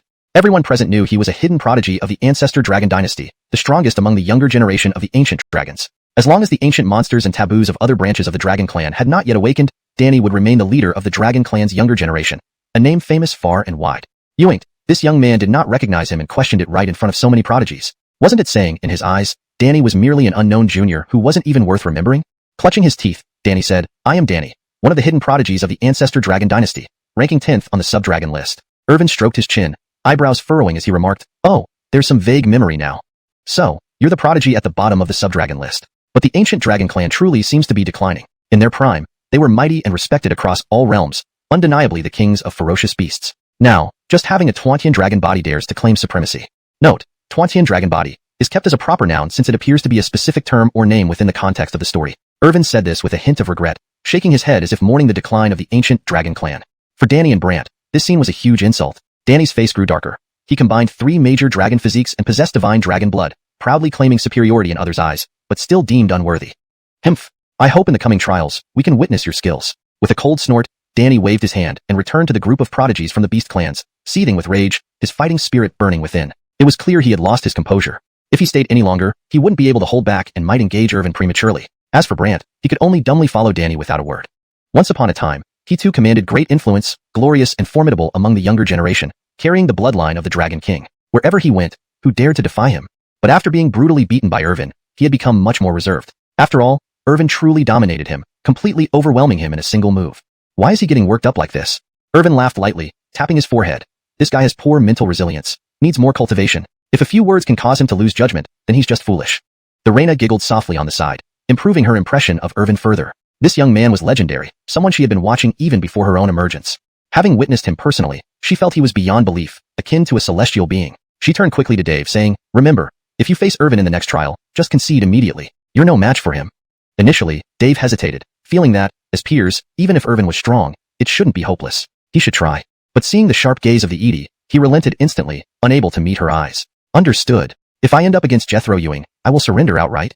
The transcendent progeny Miles also peeked out from among the prodigies. However, he could not escape Irvin's notice. Being a target for exploitation, he naturally drew extra attention. After all, this was the electronic pet prepared by the system for his amusement. Since he was out and coincidentally met someone entertaining, he intended to tease them a bit. Just then, Danny's thoughts shifted. His eyes shone brightly, gold flickering as he looked at Irvin's mount, little Lila. He couldn't figure out where this true dragon came from or why its bloodline power far exceeded his own rank on the sub-dragon list. Wait, he seemed to recall something. When he emerged from seclusion, the elders of the ancestor dragon nest told him about how the 10,000 ancients Ewing clan bullied them, taking their ancient dragon egg by force. Could it be? This true dragon with supreme bloodline came from that ancient dragon egg. Irvin, where did you get that true dragon? Danny's indignation made him directly question, attracting everyone's attention. Ewings, we were so focused on Irvin's amazing presence, forgetting about the true dragon under him, whose bloodline pressure made us tremble. That's right, Danny's sudden questioning suggests something fishy. Don't forget the ancient dragon egg the Ewing clan took from the ancestor dragon nest when Irvin was young. Now, it looks like that egg hatched into this powerful creature. The ancestor dragon nest really lost big time. Some insiders among the prodigies whispered amongst themselves. Though their conversation was private, the voices were audible enough for everyone to hear. Many young prodigies backed off, ready to watch the drama unfold. The Ewing clan had stolen their ancient dragon egg, and now, the creature born from it had bloodlines far stronger than Danny. With proper cultivation, what level would it reach? Unimaginable. Now it became Irvin's mount. The ancestor dragon nest suffered greatly from this loss. And now, Danny suddenly acted. Could it be? With Danny speaking up, many prodigies from various beast clans stood forward. Brant joined Danny with a slight smirk and glint in his eyes. Together with 6 other prodigies from the beast clans, they confronted Irvin. Given the number of enemies Irvin had made, like Eli of the Great Righteous Tao sect and the Buddhist son of the Dafan Buddha religion, they might also intervene. Moreover, they noticed another concealed individual among the prodigies. Though somewhat shady, his strength was considerable, and he stared at Irvin with enmity. Irvin, give that true dragon back to the ancestor dragon nest. It hatched from a dragon egg nurtured through countless eras by our clan. Besides, Ewing clan's elders once said if we were capable, we could reclaim it. In that case, we won't be shy today, whether we take it from you or anyone else. Irvin smiled. They wanted to exploit this opportunity, also coveting Little Long's bloodline, wishing to take it back to the ancestor dragon nest for their use. But, was it possible? Irvin laughed coldly. In my life, I have no need to explain my actions to others. If you dare, come and try. Chapter 415. Provocation by a dragon clan genius, suppressing with one palm. Are they here to cause trouble? This was Irvin. Utterly domineering and absolutely invincible. Even when faced with questioning from the crowd, did it matter? Ewing's, the world-renowned divine dragon, hatched from the primordial dragon egg, is his steed. It was he who granted her new life, merging her with the lineage of the Chaos Ancestor Dragon. And now, they dare to ask for her back. Throughout his life, Irvin had never needed to explain himself to anyone. If they were not afraid of death, let them try to take her. Irvin feared nothing. The battle intent burned in Diego's eyes. The overwhelming aura of invincibility that radiated from Irvin alone was enough to quell thousands of troops. A single roar could make even him feel chills, let alone the other geniuses of the beast races behind him. They trembled, their legs weakening, their lips turning pale. They were clearly terrified. The scene of being easily suppressed by Irvin reappeared in Brant's mind. It was a lifelong pain and psychological shadow. That battle had shaken his Tao heart, creating a crack that would be detrimental to his future cultivation. He might even develop a heart demon, facing obstacles during major breakthroughs, and in severe cases, might die or lose his way. The best solution was to kill Irvin, removing his greatest worry, which would naturally heal his Tao heart.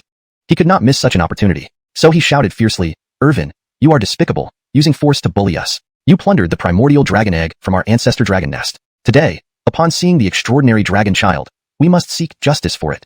Diego instantly understood Brant's intention. Apparently, they wanted the two brothers to jointly pressure Irvin. If Irvin surrendered the extraordinary dragon child, this trip would end up as a farce. If not, they would have a reason to fight him, and then their battle would be righteous. The young geniuses outside the Clinton Anwu platform quietly distanced themselves, watching carefully. After all, these few lords were among the top in their generation. If they fought, it would be easy for bystanders to get hurt. Little Lila, with her crystalline body like jade, her pupils gleaming like gems, saw her master Irvin suffering because of her. Instantly enraged, she roared at Diego and the others. Sound waves spread out, making the void tremble, crack, and tear. Powerful pressure emanated, causing Diego and others to feel uneasy, their bloodlines trembling in fear. This only strengthened their resolve to take little Lila away. Such a genius, if taken back and cultivated with great resources, would surely become a huge help for the rise of the ancestor dragon nest. Seeing the situation, Fong Clintonin said to Reyna, it seems unfavorable for Jethro Ewing. Just a bunch of fools. In the face of absolute power, all their tricks are insignificant. Rules, norms, and regulations are made by the strong to limit the weak. And Irvin stands above all rules, said Reyna. Clearly, she understood the situation better than most among the young geniuses. Miles, on the other hand, hid among the geniuses, continuing to lay low. As the saying goes, while the mantis stalks the cicada, unaware the oriole is after it, he would be the oriole. In truth, he was indifferent to these second-generation nobles. Ideally, they would fight to the death so he could mop up afterward. Irvin, since you refuse to surrender, let's fight. Brant initiated the confrontation, stepping onto the Clinton Anwu platform, his eyes sharp and menacing. Instantly, his body was encased in armor, wielding a war spear, its blade piercing through the void with remarkable power. But facing Irvin, he felt a bit intimidated.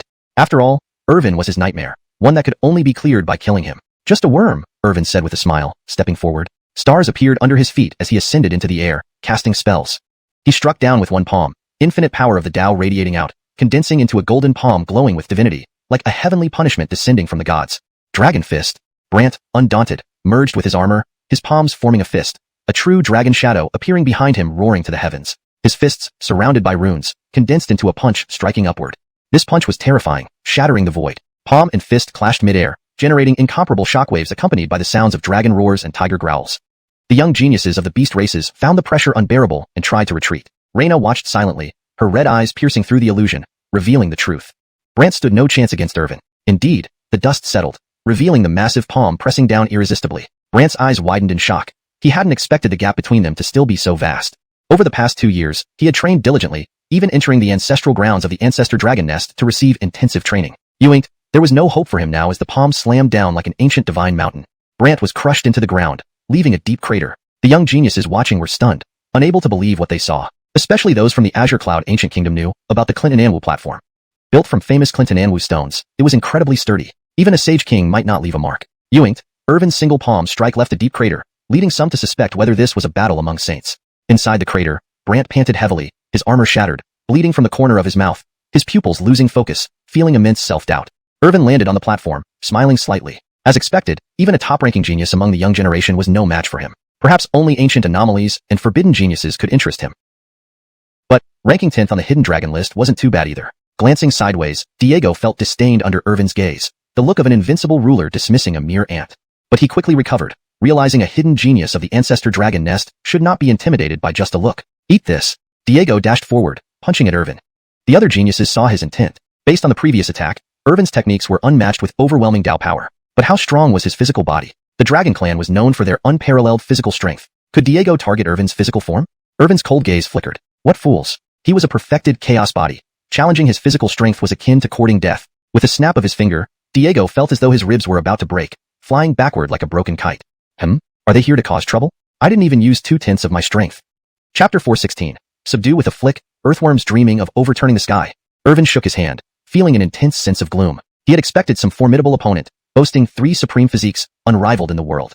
But, is this all it is? The arrogance to challenge him physically, believing that being of the heaven-swallowing dragon physique grants one freedom to act recklessly.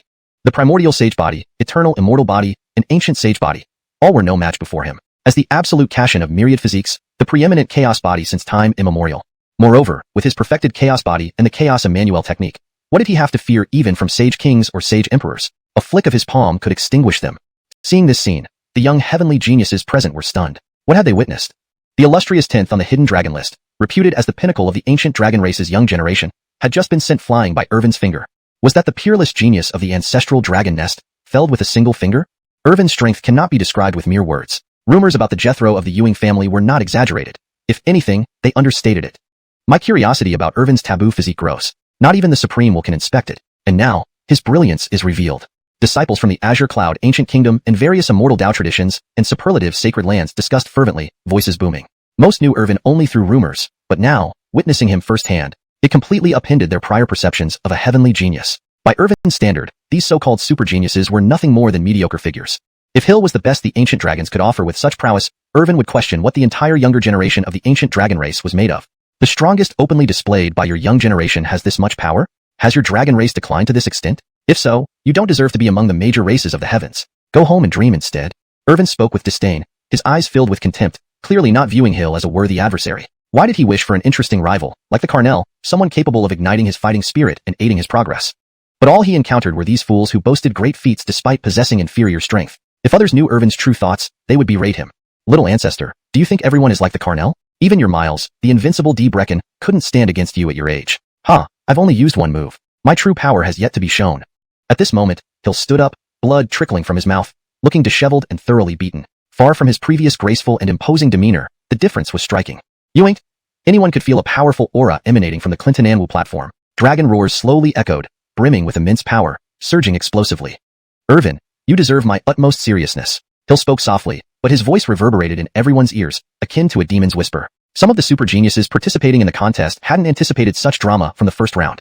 One was the timeless taboo, undefeated myth, top of the hidden dragon list, while the other, the 10th on the list, possessed 3 supreme dragon physiques and held power in the ancestral dragon nest. Hill's terrifying aura continued to escalate, like a dormant true dragon ready to soar to the heavens, shaking the cosmos, accompanied by eerie laughter, sending chills down spines. Even Ellie, whose gaze grew serious after awakening the righteous chi and exploring numerous dangerous lands in 2 years, found himself lagging behind such freaks like Hill.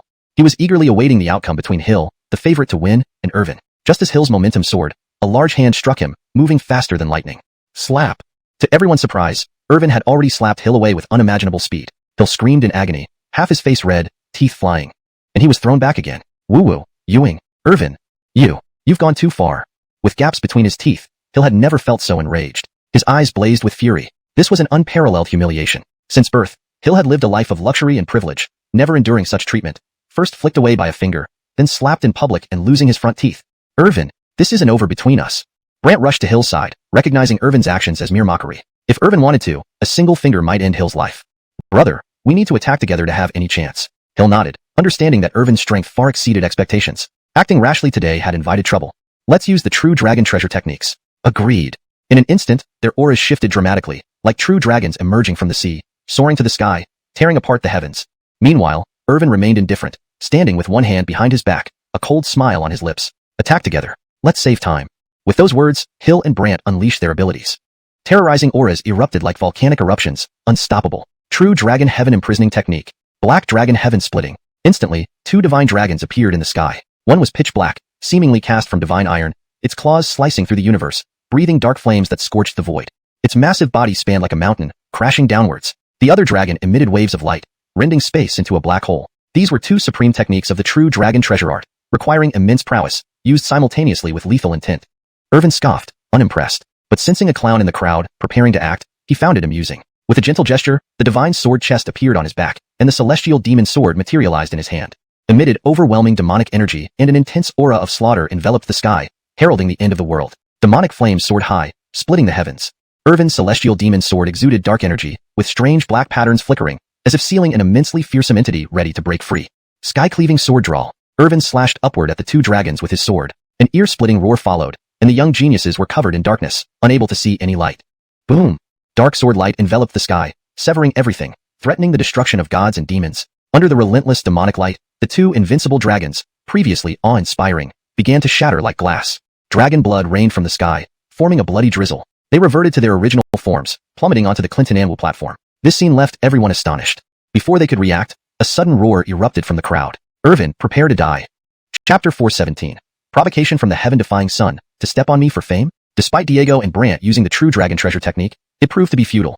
Irvin easily suppressed them with a piercing sword beam that seemed to cover the entire universe, as if ready to slice through the heavens. It was terrifying beyond words. The overwhelming dark light was so intense that it blinded everyone present. They could only vaguely make out an edged weapon with bizarre patterns shimmering, exuding dark aura. Even the brightest sun in the sky was overshadowed by this darkness. The two true dragons were already in tatters, their armor shattered into pieces after revealing their original forms. Their bodies were covered in wounds, bloodied and mangled, losing consciousness on the Clinton-Anwu platform. This was Diego, who possessed divine dragon bloodline, dragon emperor constitution, and swallowing heaven's dragon body. Viewing throughout, he was treated like a monkey by Irvin. Brant fared even worse, having been suppressed in a single move 2 years ago, and now similarly suppressed again. This is the power of Irvin. Even ranking 10th on the hidden dragon list, they're no different from ants to him. The two strongest prodigies of the ancestral dragon nest, yet Irvin only needed to move his fingers to deal with them. More frighteningly, Irvin is just 14 years old, a devilishly gifted talent. Countless young prodigies were shocked. Seeing it firsthand exceeded all previous accounts, leaving them in awe, eyes bulging wide open. Irvin, give up your life. Suddenly, amidst the crowd of young prodigies, someone leaped out boldly. He was confident that although Irvin appeared calm, after dealing with the two supreme prodigies of the ancestral dragon nest, there must have been some toll on him. Like a sparrow preying on a cicada being preyed upon by a magpie, now is the perfect moment to strike. Even if it was an ambush, if successful in suppressing Irvin, he could use him as a stepping stone to become renowned across the eternal immortal realm. Then, surely a top-tier immortal force would come courting him as a super genius. He, Miles, would rise with the wind, soaring straight to the ninth heaven, achieving the name of an unrivaled emperor. Everyone on the scene was caught off guard by this sudden move. Even Ellie with his awakened righteous aura, the Jesus' son, the young master of the Grey Wolf clan, Phoenix clan's Terraphone Clinton and E, did not anticipate this. Such a despicable act was below contempt, especially since it was done right after Irvin fought the other two super prodigies, exploiting a weak moment. Even if it succeeded, it wouldn't bring honor but instead, disdain from the world. However, Irvin sneered coldly, having long noticed this clown lurking among the crowd, waiting for the perfect opportunity. In the face of absolute strength, such scheming was nothing more than fleeting clouds, easily shattered with a flick of the finger. His heavenly demon sword also trembled eagerly, dark and eerie patterns flashing, blood-soaked aura surging. Perhaps because it was the first time being unsheathed, the demon sword demanded blood. An evil demon once sealed, after re-emerging, sought to slaughter the world, ruling eternally. Miles's fist slammed out, wrapped in divine power, augmented by a special material glove on his right hand, shimmering with gold. The power was magnified several times over, further enhanced by his extraordinary cultivation, making this blow something even a sage might struggle to withstand. This glove, obtained at an auction, could amplify his punch's power several times over. Cold lightning flashed in Irvin's eyes, reflecting the scene of a deity's fall, then releasing a godly beam piercing through the void, confronting the supreme punch's radiance head-on. With an explosion, the godly beam sliced through the air, its sharpness neutralizing Miles's attack with ease. Ah! Miles screamed in agony, a large hole appearing in his chest as he flew backward, his special glove reduced to powder by the beam. How can this be?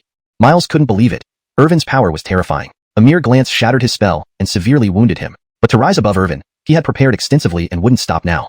He roared, the wound on his chest healing rapidly as intricate runes wrapped around him, resembling a war god. Armor formed outside his body, undoubtedly a supreme treasure ranked in the top 4 categories among the 8 grades of the universe: cosmos, heaven, earth, yellow, mysterious, profound, and primeval, invulnerable and immensely powerful. A silver spear appeared in his right hand, seemingly infused with a silver dragon soul, letting out a dragon's roar upon appearance. A golden sword emerged in his left palm, slicing through the void with a roar of energy. After swallowing a pill, Miles's power surged drastically, surpassing even Diego, though at a high cost. While it could temporarily enhance his strength to suppress peers, it drained his essential chi and blood, requiring 3 months of rest afterward. Irvin, today, you will die. Miles bellowed, his bright pupils turning blood red, as if harboring a malevolent spirit. This sight startled the other young prodigies. Here was an unnamed young man suddenly jumping out, clearly a promising prodigy. Despite knowing he wasn't Irvin's match, he consumed pills to unleash hidden cards, undeterred even by the depletion of his vital essence. Just this courage surpassed many prodigies. White-robed Marquis recognized Miles, speaking to Xianxia beside him. This youth isn't simple. Without guardians or attendants, he likely hails from a humble background without immortal backing. He wields supreme treasures, a high-grade sword and spear, along with the essence-depleting strength-enhancing pill. Not trivial. Xianxia nodded silently, recalling meeting this youth before, receiving help from him during an auction.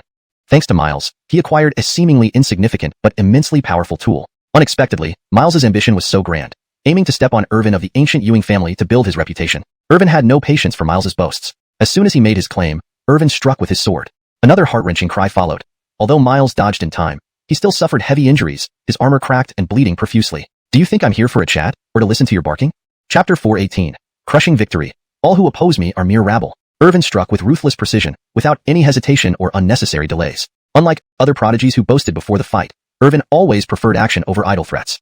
Miles was sent flying backward, cracks appearing on the armor surrounding his body as he coughed up blood. Just moments ago, he had been in peak condition and had taken elixirs to boost his power. He still suffered a crushing defeat.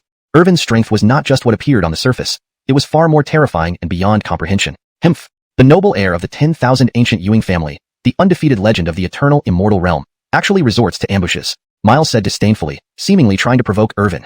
But before Miles could fully comprehend what happened, a slap came at him. Slap. With a loud crack, Miles flew backward again, losing 2 teeth in the process. His face swelled up, almost shattered from the impact.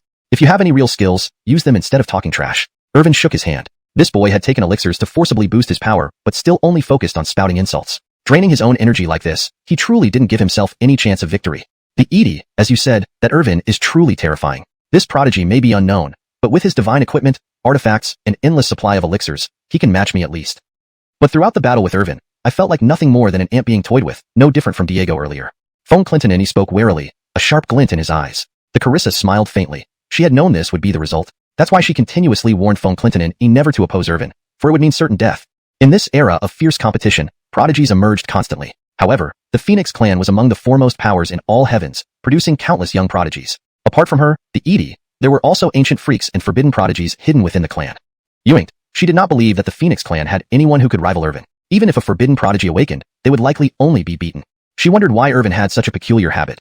Why did he enjoy slapping his opponents? Meanwhile, Irvin seemed unsatisfied and stood proudly on the Clinton Anwu platform, his gaze looking down on all directions with an air of invincibility. He pointed at Miles as if he were looking at a mere insect. You think you can rise above me? You're merely here to die. Miles clenched his right fist in anger. Irvin had seen through his intentions too easily. What did you say? Miles roared furiously, utterly unconvinced. Having risen from obscurity without any resources to support him, he despised and inherently resented those from major factions. Now Irvin regarded him as an insignificant insect, thinking he was just seeking death. These words pierced Miles's insecurities, making him lose control. Unperturbed, Irvin leaped lightly onto one of the 4 giant pillars of the Clinton Anwu platform. To him, all these prodigies were nothing more than ants, capable of being destroyed with a single snap. He looked down at the eager young prodigies below, many of whom sought to challenge him in the competition. Among them, several were hostile towards him. Even those without enmity wanted to test their prowess against the top contender of the hidden dragon rankings.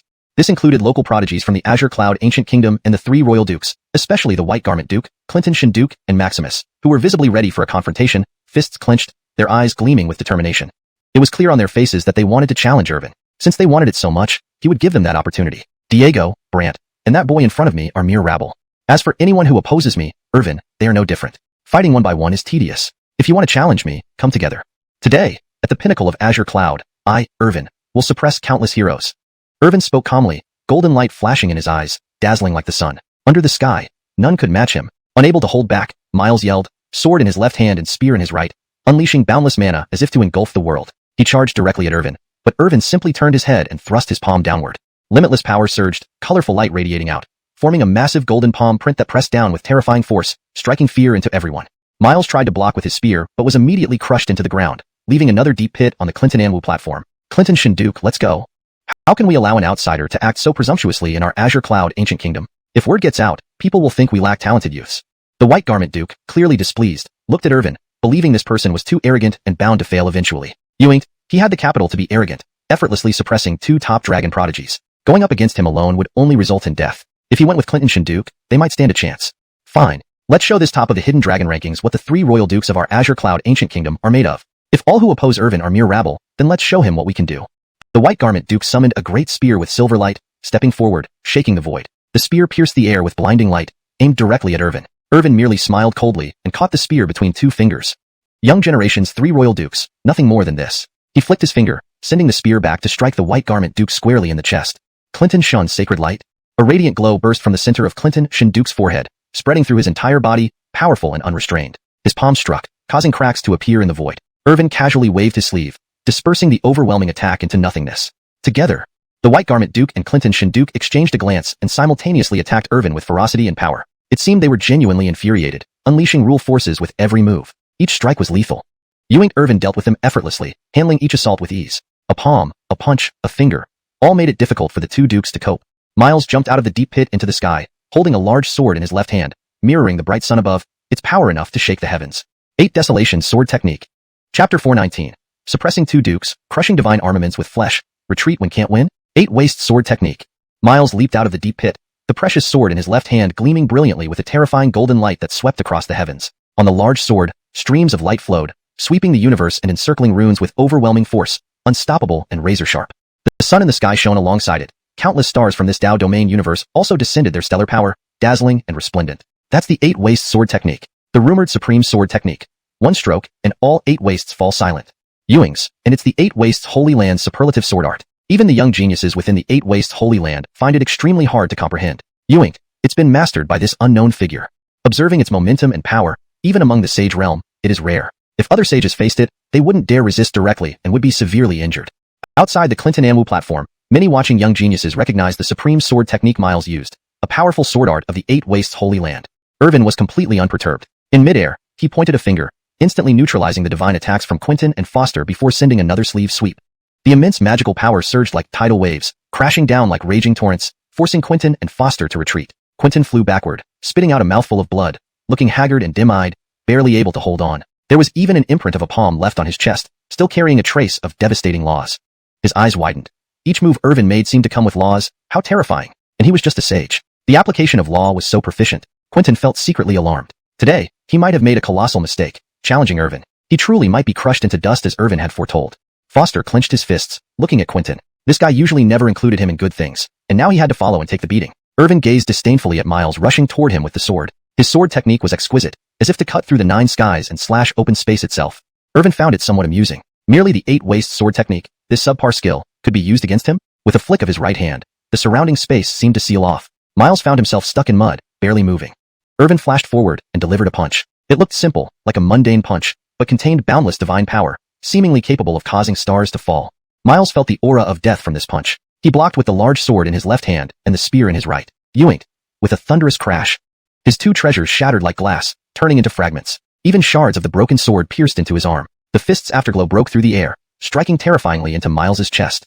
Miles's eyes turned red, bulging out as if experiencing disembodiment pain. His internal organs almost shattered. He fell like a meteor onto the Clinton Anwu platform, creating a deep pit amid smoke.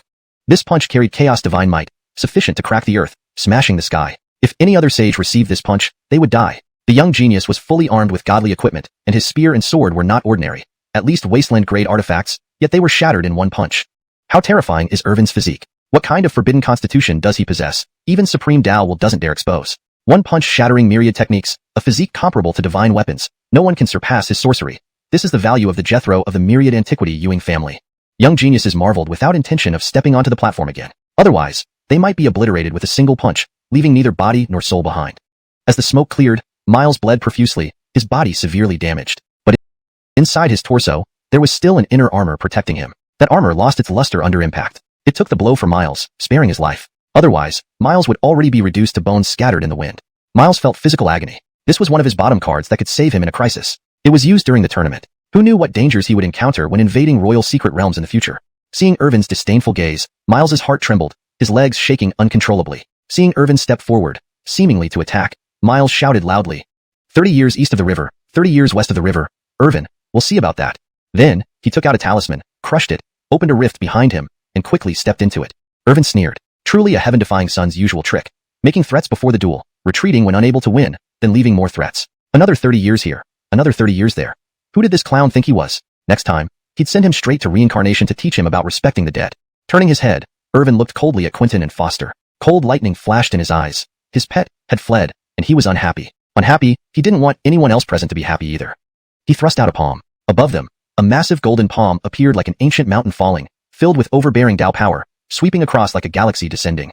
Quentin and Foster resisted desperately, but to no avail. Before a deity, even the tiniest insect could hardly escape death. Their legs grew weak. Soon, they kneeled, bodies feeling like they had collapsed.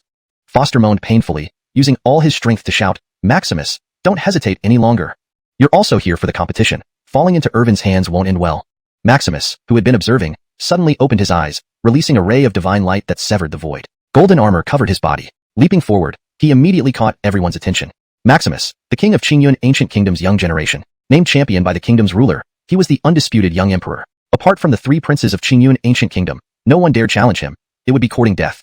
When Maximus acted, it was like tidal waves surging, the universe shaking, dissipating the golden palm. He helped up Quentin and Foster. "Irvin, you leave? Our three dukes of Qingyun have no desire to be your enemy, but the champion of the martial marriage must be me, Maximus. After all, it concerns Alicia and the future of Qingyun Ancient Kingdom." Maximus spoke domineeringly, as if declaring. However, Irvin sneered, "What are you to tell me what to do?" The tension in the arena became palpable.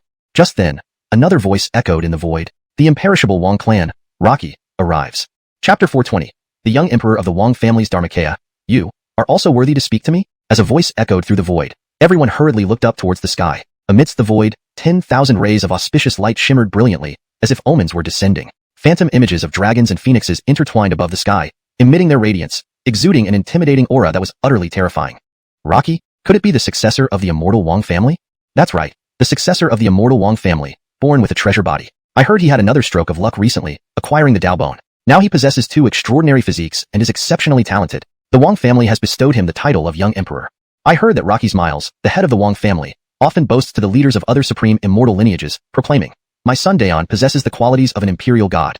The many young geniuses remarked. Indeed, Rocky was quite renowned among the younger generation, and even the rulers of various immortal lineages and super sanctuaries knew of him from the words of the Wang family patriarch at meetings of the immortal clans. Rocky himself was no slouch. Having grown up for 20 years, he had collected 20 years' worth of divine equipment and raised several ancient ferocious beasts. There was even a rumor about finding a supreme treasure sword in a divine lake. That sword, incredibly divine, once drank the blood of a supreme being, slaughtered an emperor, and even felled a mighty expert in the divine realm. After gaining sentience, it directly acknowledged Rocky as its master. Then the void twisted, and two fairies led the way, spreading flowers. A golden path appeared in the sky. For armored guards followed the fairies, holding long spears, their presence formidable. Subsequently, a splendid chariot spanning the Milky Way emerged on this golden path. Two ancient ferocious beasts with strong bloodlines pulled the chariot ahead, galloping on the golden road. Standing on the chariot was a towering figure, his eyes resolute, radiating divine light, akin to a deity. Faint immortal light enveloped him as runes swirled around. Dressed in black gold armor, a precious saber by his waist, and a large spear in hand, he emitted boundless pressure. The moment he appeared, numerous young geniuses roared with excitement. The mere presence of this figure declared his dominance to the world. I, the young emperor, am invincible. But few noticed another genius standing beside the chariot, less brilliant than the young emperor of the Wang family, almost serving as mere accompaniment. Saintus, that's the successor of the immortal Wang family, Rocky, the son of the Wang family patriarch. Feng Clinton and E said seriously, regarding Rocky with due respect. Even Phoenix clan geniuses had heard many tales about Rocky's prowess, portraying him as an unparalleled conqueror who slew ancient ferocious beasts. He has some strength but acts too arrogantly. To those supreme geniuses, he's nothing more than a minor troublemaker. You should not learn from him in the future. Always remember there are always better people out there. Adelina showed disdain, barely sparing a glance. Calling himself a young emperor, yet only showing off within the family, outside, his strength might not live up to his reputation and would only invite disaster. Since her ancestral bloodline awakened to 95%, she regained memories of past eras, which fueled her cultivation and mastery of the Phoenix clan's forbidden techniques. This widened her horizons, making her look down upon Rocky. That's the young emperor of the Wang family? I wonder what his intention is here today. Ellie, Beiji's sacred son, and Langsha Leonardo also watch with interest. Irvin sneered inwardly, dismissing the pompous display with a single thought. This young emperor really knows how to put on a show. Comparatively speaking, he's just putting on an act. It's my first time facing the young emperor of the Wang family. It seems his own act isn't polished enough. He needs more practice. With Rocky driving the chariot and attendants clearing the path, they arrived at the Clinton Anvil platform. The young genius beside the chariot came into view. He was named Amadeo, a cousin of Rocky, and also formidable. For armored guards shouted in unison, "Young emperor of the Wang family, unparalleled in the world, unmatched in the world." Their voices echoed. Rocky's eyes flashed with lightning, and his ironclad armor made him resemble a war god. Holding his great halberd aloft, he declared arrogantly, I, the young emperor, have come here. All of you step aside. Today, the Matty Iceheart body belongs to me, as well as the championship of the martial arts competition. The Imperial Secret Realm also belongs to me. This declaration sent waves of shock among the crowd. Young cultivators marveled at Rocky's audacity. He aimed to win Joyce, the championship, and access to the Imperial Secret Realm. Amadeo stepped forward before the 4 guards, addressing Irvin and the nobles of Mount Qingyun. You all can stand down. My brother Rocky has the qualities of a divine emperor. None of you can match him. Retreat now, or suffer a beating. Clearly, Amadeo was using his brother's influence for intimidation. But leaning on Irvin wouldn't make much difference either. After all, relying on the ancient Ewing family earned him universal respect. Relying on Rocky in front of supreme geniuses only made him look like a clown. Kid, your immortal Wang family may have some merit, but you haven't reached the peak immortal level, Xianxia of the Sun spoke sharply, his gaze piercing. Your behavior is a bit too overconfident. The 2 Wang family geniuses could boast well, but their real strength was yet to be tested. In Irvin's mind, the system chimed in. Host, this you can endure? Someone even outperforms you in boasting. Take him down and dismantle his arrogance. Strength grants one the courage to boast. Without strength, it's no different from courting death.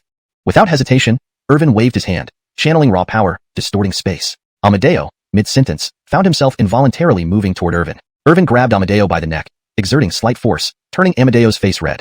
He couldn't comprehend why anyone dared to openly challenge someone backed by the young emperor of the Wang family. Annoying. Irvin coldly snorted, tightening his grip, choking Amadeo as easily as crushing an ant. Blasphemy. Daring to lay hands on the offspring of the Wang family, you've signed your own death warrant. Chapter 421.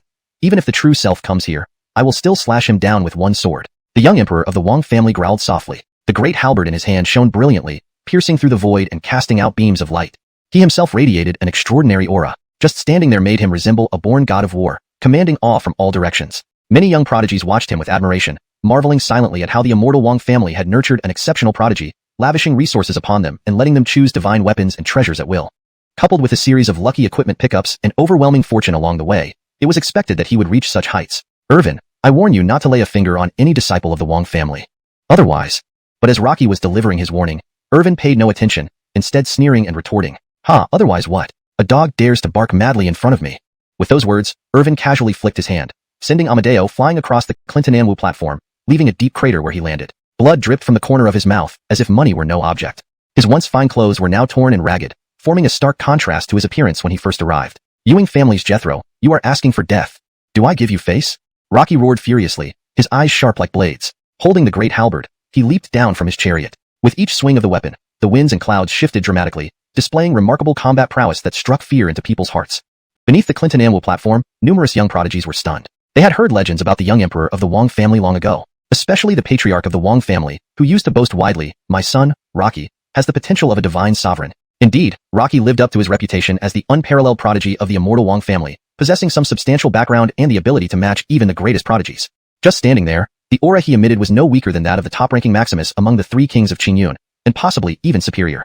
Those who oppose me are but worthless chickens and dogs. Even if all of you attack together, I, Irvin, have nothing to fear. Irvin shook his hand dismissively. Coupled with his stunning good looks, he resembled a celestial deity, his gaze twinkling like stars, unmatched in this world. The female cultivators in the crowd below were almost driven mad by him. Their eyes lit up with pink heart-shaped patterns as they admired Irvin, considering him their perfect partner in their hearts. Ewing he was unattainable, leaving them only to sigh wistfully and pine for him silently. Edie, is being a peerless prodigy based on knowing how to brag? Why do these super prodigies who ascend the stage seem more adept at boasting, especially Irvin? I'd respectfully call him King Bragger. Dave stroked his chin thoughtfully. For a moment, he seemed to grasp a profound truth. Maybe he wasn't strong enough because he didn't know how to brag. You kid, what are you thinking about? Focus on diligent cultivation and keep your feet on the ground. Don't daydream about nonsensical things, the Carissa said while pulling Dave's ear to educate him. This kid never put so much effort into cultivation. Take my halberd strike. Rocky roared like a fierce beast roaring, making the very air tremble. He swung his halberd horizontally, seemingly attempting to slash through the void. It was as though stars were bursting apart. With one swing of his halberd, he aimed to cleave through everything, unleashing a powerful divine light that tore through space. This blow was unimaginably powerful, surpassing even what seasoned saints could achieve. Even long-renowned old saints might not wield such divine might. Dave felt a lump rise in his throat upon seeing this. If he faced such a blow, he would need to unleash the Phoenix divine fire to counter it or risk being wounded. Ellie also focused intently. He had assumed that ranking high within the Grand Dao sect meant he could still dominate after emerging into the world. However, he encountered setback after setback. Losing to Irvin wasn't shameful, given Irvin's position as the top ranker on the Hidden Dragon list. But encountering formidable opponents like Diego and Rocky was humbling. This made Ellie reflect. Clearly, he still wasn't strong enough. Even seclusion and practice weren't yielding significant results. He needed irreplaceable experiences. It seemed he would have to train in ancient perilous lands after this trip, Otherwise, always falling behind others would make future aspirations of supremacy mere delusions. Irvin, however, barely spared a glance, recognizing that the opponent lacked substance, akin to a paper tiger. Then he casually slapped out with his palm. Vast mana surged forth like waves in the void, nullifying the fierce attack with spatial power, turning it to dust. Is this your strength? It seems the young emperor of the Wang family is merely SOSO. Rocky's face twitched slightly. That previous blow had been no test. It contained real killing intent. Even same-rank saints could be instantly slain by it. Irvin simply flicked his hand and neutralized it effortlessly. Having no time to waste, Irvin stepped forward again, crossing space in a flash. Like lightning, he appeared before Rocky and threw a punch. Like a meteor crashing, Rocky recoiled in pain, sent flying away. Yoinked. No blood flowed, and Irvin frowned, sensing something amiss. You aren't your true self? Rocky stood up, clutching his chest in agony. To say the least, that punch felt like being slammed by a primordial tautai, dislodging all his internal organs. Himph. I thought they were all just a motley crew needing only my dermic body to subdue. I didn't expect the legendary Ewing family's Jethro to have some skill. Pity this dermic body contains less than 1/5 of my true strength. Otherwise, suppressing you, Irvin, would be easy. Irvin sighed slightly, finding this fool's refusal to accept reality amusing. Dealing with him required only a flick of a finger. Why did this fool persist in believing he could best Irvin? Why do you idiots always boast so confidently? Your actual strength is no different from a mob of rabble, Irvin remarked, somewhat disappointed, even bitterly so. He came to this ancient nation of Qingyun hoping to meet formidable opponents, only to encounter a group of braggarts unworthy of standing before him, forced onto the stage. Weren't you the one barking loudest just now? Irvin's eyes gleamed, catching hold of the injured Amadeo with one hand. Squeezing slightly, Amadeo screamed in agony. A flash of divine light over his head marked his loss of consciousness. Ewing family's Jethro, you're pushing us too far. Rocky's dermic body shouted, gnashing teeth and eyes red with rage. Facing such audacity, directly slaying a member of the Wang family in front of him, completely disregarding the dignity of a young emperor. Enough noise. Irvin extended another hand, summoning the power of the Great Tao to form a colossal hand in the void, pinning Rocky's dermic body down on the Clinton Anwu platform. Irvin, when the time comes for a battle between our true selves, I'll make sure you fail miserably. Chapter 422. Gary moves, finger snap obstructs the sky. You can go die. Ha, ridiculous. I, Irvin, have faced countless geniuses on my path who claimed they would subdue me, but in the end, they all perished without a trace. As for you, there will be no exception. Even if your true body were here today, it would only share the same fate. This was Irvin, overbearing and unmatched, his words sharp as knives. A flash of fierce light passed through his eyes, cutting through the air like a blade, seemingly ready to sever everything in its path. With a light flick of his finger, a streak of brilliance shot out towards Rocky. This single ray of divine light was enough to shatter Rocky's Dharma body. Rocky's eyes widened. If his Dharma body were destroyed, it would severely impact his true body and future cultivation. The backlash could even require a period of rest and recuperation. But he hadn't expected Irvin to act so decisively, leaving no room for hesitation. Rocky closed his eyes slightly, gritting his teeth. Once this Dharma body was shattered, he would become irreversibly opposed to Irvin, a matter of life and death from then on. However, just as the divine light flashed before him, a figure appeared and struck with a palm, radiating like a blazing sun, powerful enough to sweep across the entire space. Irvin's divine light was nullified, and the figure before him took 3 steps back to stabilize himself. The esteemed young emperor of the Wang family ends up like this. Ha, it seems that divine emperor potential needs more verification. Rocky looked up and saw that the person was none other than the head of the Qingyun 3 kings, Gary. Avon and Clinton Shun Ho also arrived beside Gary at this moment. Oh, Gary, are you and the Qingyun 3 kings also going to try to stop me with futile efforts?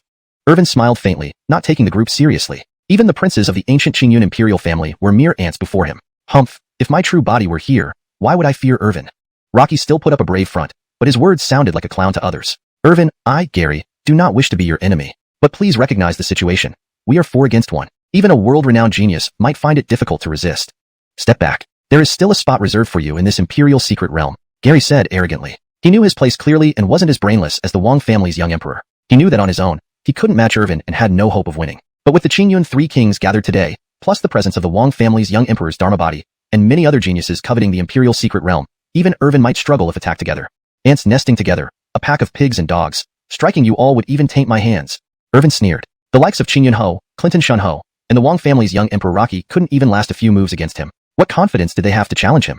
Without wasting words, Irvin pushed out a hand horizontally, instantly shattering the space. The aftermath of the explosion sent ripples of energy reverberating, causing tremors even among the observing geniuses. Gary moved to block, summoning immense power that conjured a large blade before him. Ewing, the overwhelming force of the wave still pushed him back, making his internal organs feel displaced. Rocky, are you going to keep watching? Gary called out, and Rocky stood up, revealing his hidden cards. Seals formed in his hands, and array symbols emerged under his feet. Glyphs circled around him, and a bone materialized over his chest, exuding a divine aura. It was clear to Irvin. This was a Dao bone, though not inherently part of Rocky. It had been extracted from Emmanuel, his celestial general. Even as a Dharma body, it managed to condense the power of a Dao bone. However, The thought made Irvin chuckle. The king of 10,000 bones possessed an immortal bone. In comparison to an immortal bone, a Dao bone was nothing but a lowly ant.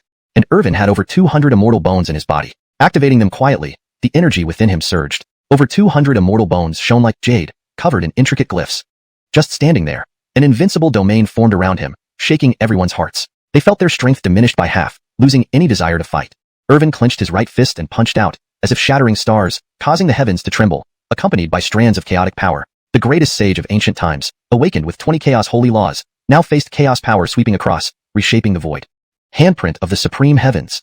Rocky unleashed a mighty palm strike, infused with Dao bone power, resembling divine judgment descending upon the world. Everyone was shocked. The young geniuses in the audience were dumbfounded by Rocky's hidden card. Why didn't he reveal it earlier? That's the handprint of the supreme heavens. Rocky is finally using his Dao bone. The rumors about the Wang family's young emperor having divine emperor potential aren't false. But can he withstand Irvin with this power?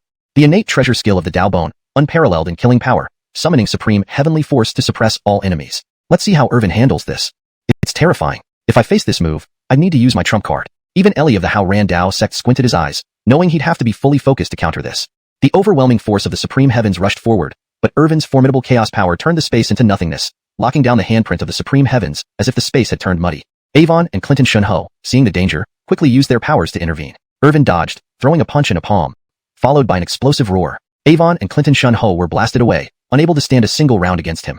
Gary swung his huge blade horizontally, hundreds of feet long, slicing through the sky. Irvin, die! Gary roared, cleaving downward, shattering the void, terrifying in power.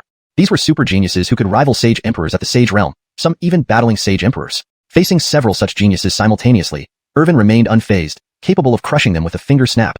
This was absolute strength, absolute invincibility. Trifling trick. A divine light pierced through the sky, turning the vast blade into powder. A bloody hole appeared in Gary's chest, gushing blood, showing shattered bones. Gary screamed in pain, trying to heal with his powers. Meanwhile, Rocky's Dao bone power was also neutralized, powerless like a chick being lifted by Irvin. Imph, I don't like clowns jumping around before me. You can go die. He tightened his grip, resulting in a scream as Rocky's Dharma body disintegrated. Far away, in a splendid palace, a young man practicing with closed eyes suddenly opened them, spraying blood with reddened eyes. Ah, Irvin, I swear to kill you. Chapter 423. Subdue with a snap. Only I am invincible, pride bowed, sovereign arrives. In the immortal Wang family's palace, Rocky shattered the jade table before him with a punch. The pearly white bones in his chest shone brightly, recovering from injuries. However, his complexion was grim, chi and blood floating weakly, his face pale, an indication of backlash.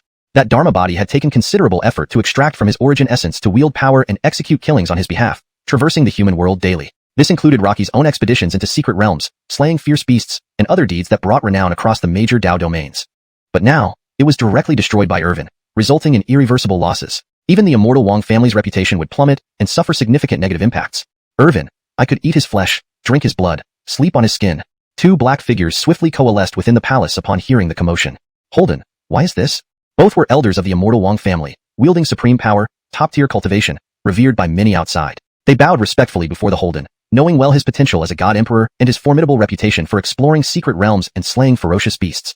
It was rumored that today, the Holden's Dharma body attended the Qingyun Ancient Kingdom's martial contest for marriage proposals. The outcome was unknown.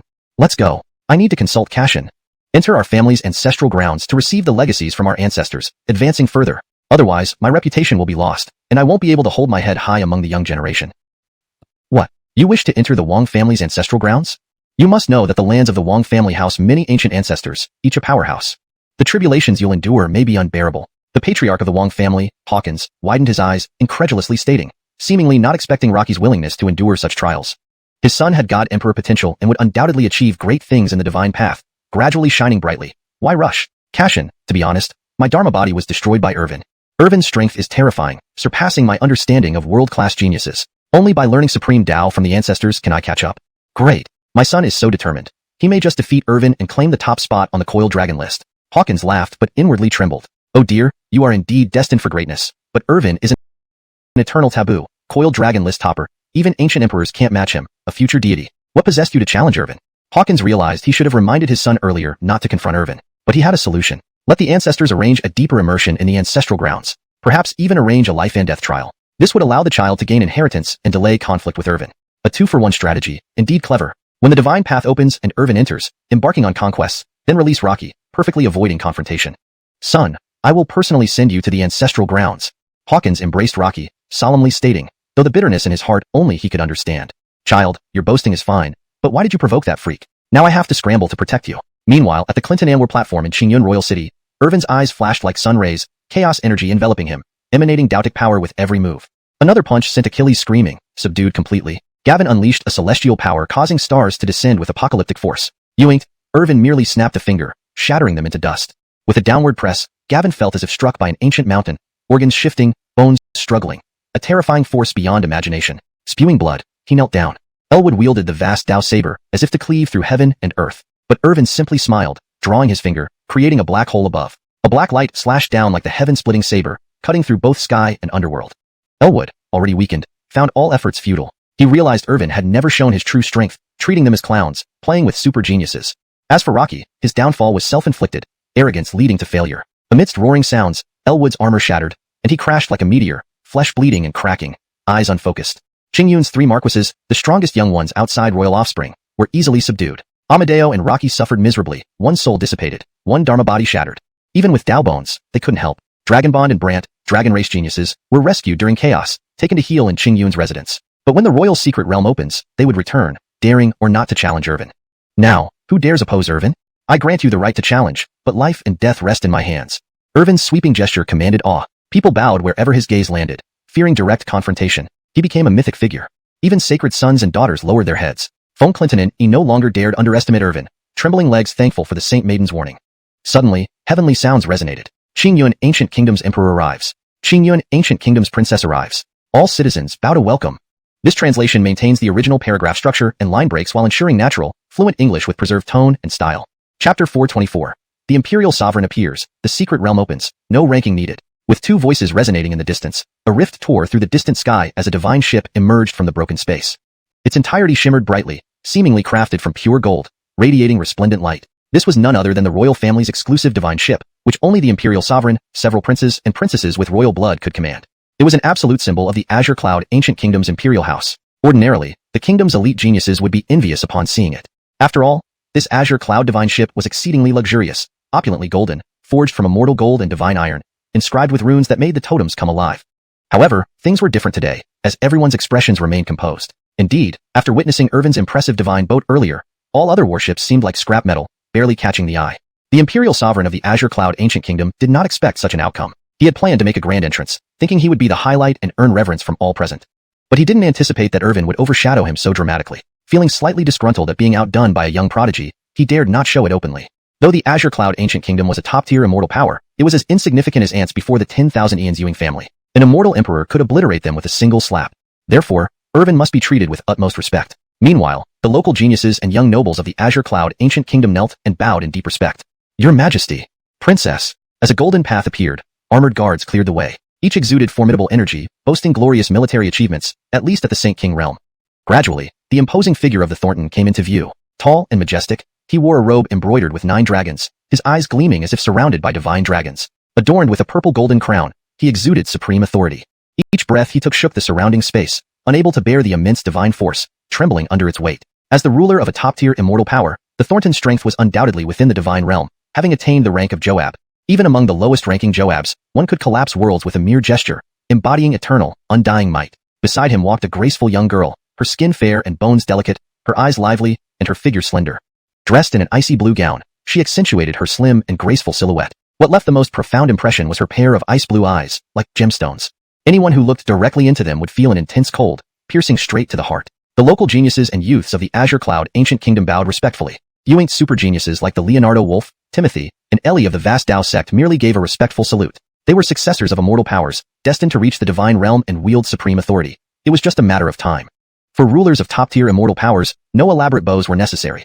A respectful salute sufficed. However, when they saw the Christina, their calm demeanor faltered. She truly lived up to the legend of the Madi Bingxin constitution, her icy beauty emitting a faint cold aura. Her breathtaking beauty stirred thoughts of marriage. Her aloofness only fueled their desire to conquer her. If they could marry or include her in their harem, it would be perfect. Irvin stood proudly throughout, giving no sign of acknowledgement. He was the Leonardo of the Ewing family, holding supreme authority equal to that of his immortal Emperor Miles, with the power to mobilize the living forces of the Ewing family. Bowing to the Thornton like the other geniuses would diminish his own standing and, by extension, that of the 10,000 Ian's Ewing family. The Thornton well understood this and went straight to Irvin without even glancing at the 3 suppressed princes on the Clinton Anwu platform. Leonardo Ewing, we have been eagerly awaiting your arrival. Forbidden for myriad eons, top of the coiled dragon list. Your presence brings great honor to our ancient kingdom, he said deferentially. Irvin smiled slightly, knowing full well what was likely behind today's events. He suspected the involvement of the imperial clan, though unclear about their intentions. He glanced at the Christina critically. This look displeased the princess, her brows knitting together. She initially thought Irvin was frivolous, lowering her opinion of him. In a corner of the Clinton Anwu platform, little dragon Alberta yawned lazily beside the tiny Anya. Is Master really here for a marital duel? Is he planning to add the Christina to his harem? The Anya asked curiously. Dragon Alberta shook her head, her scales gleaming brilliantly. She cared little for these matters, and only wanted more sleep.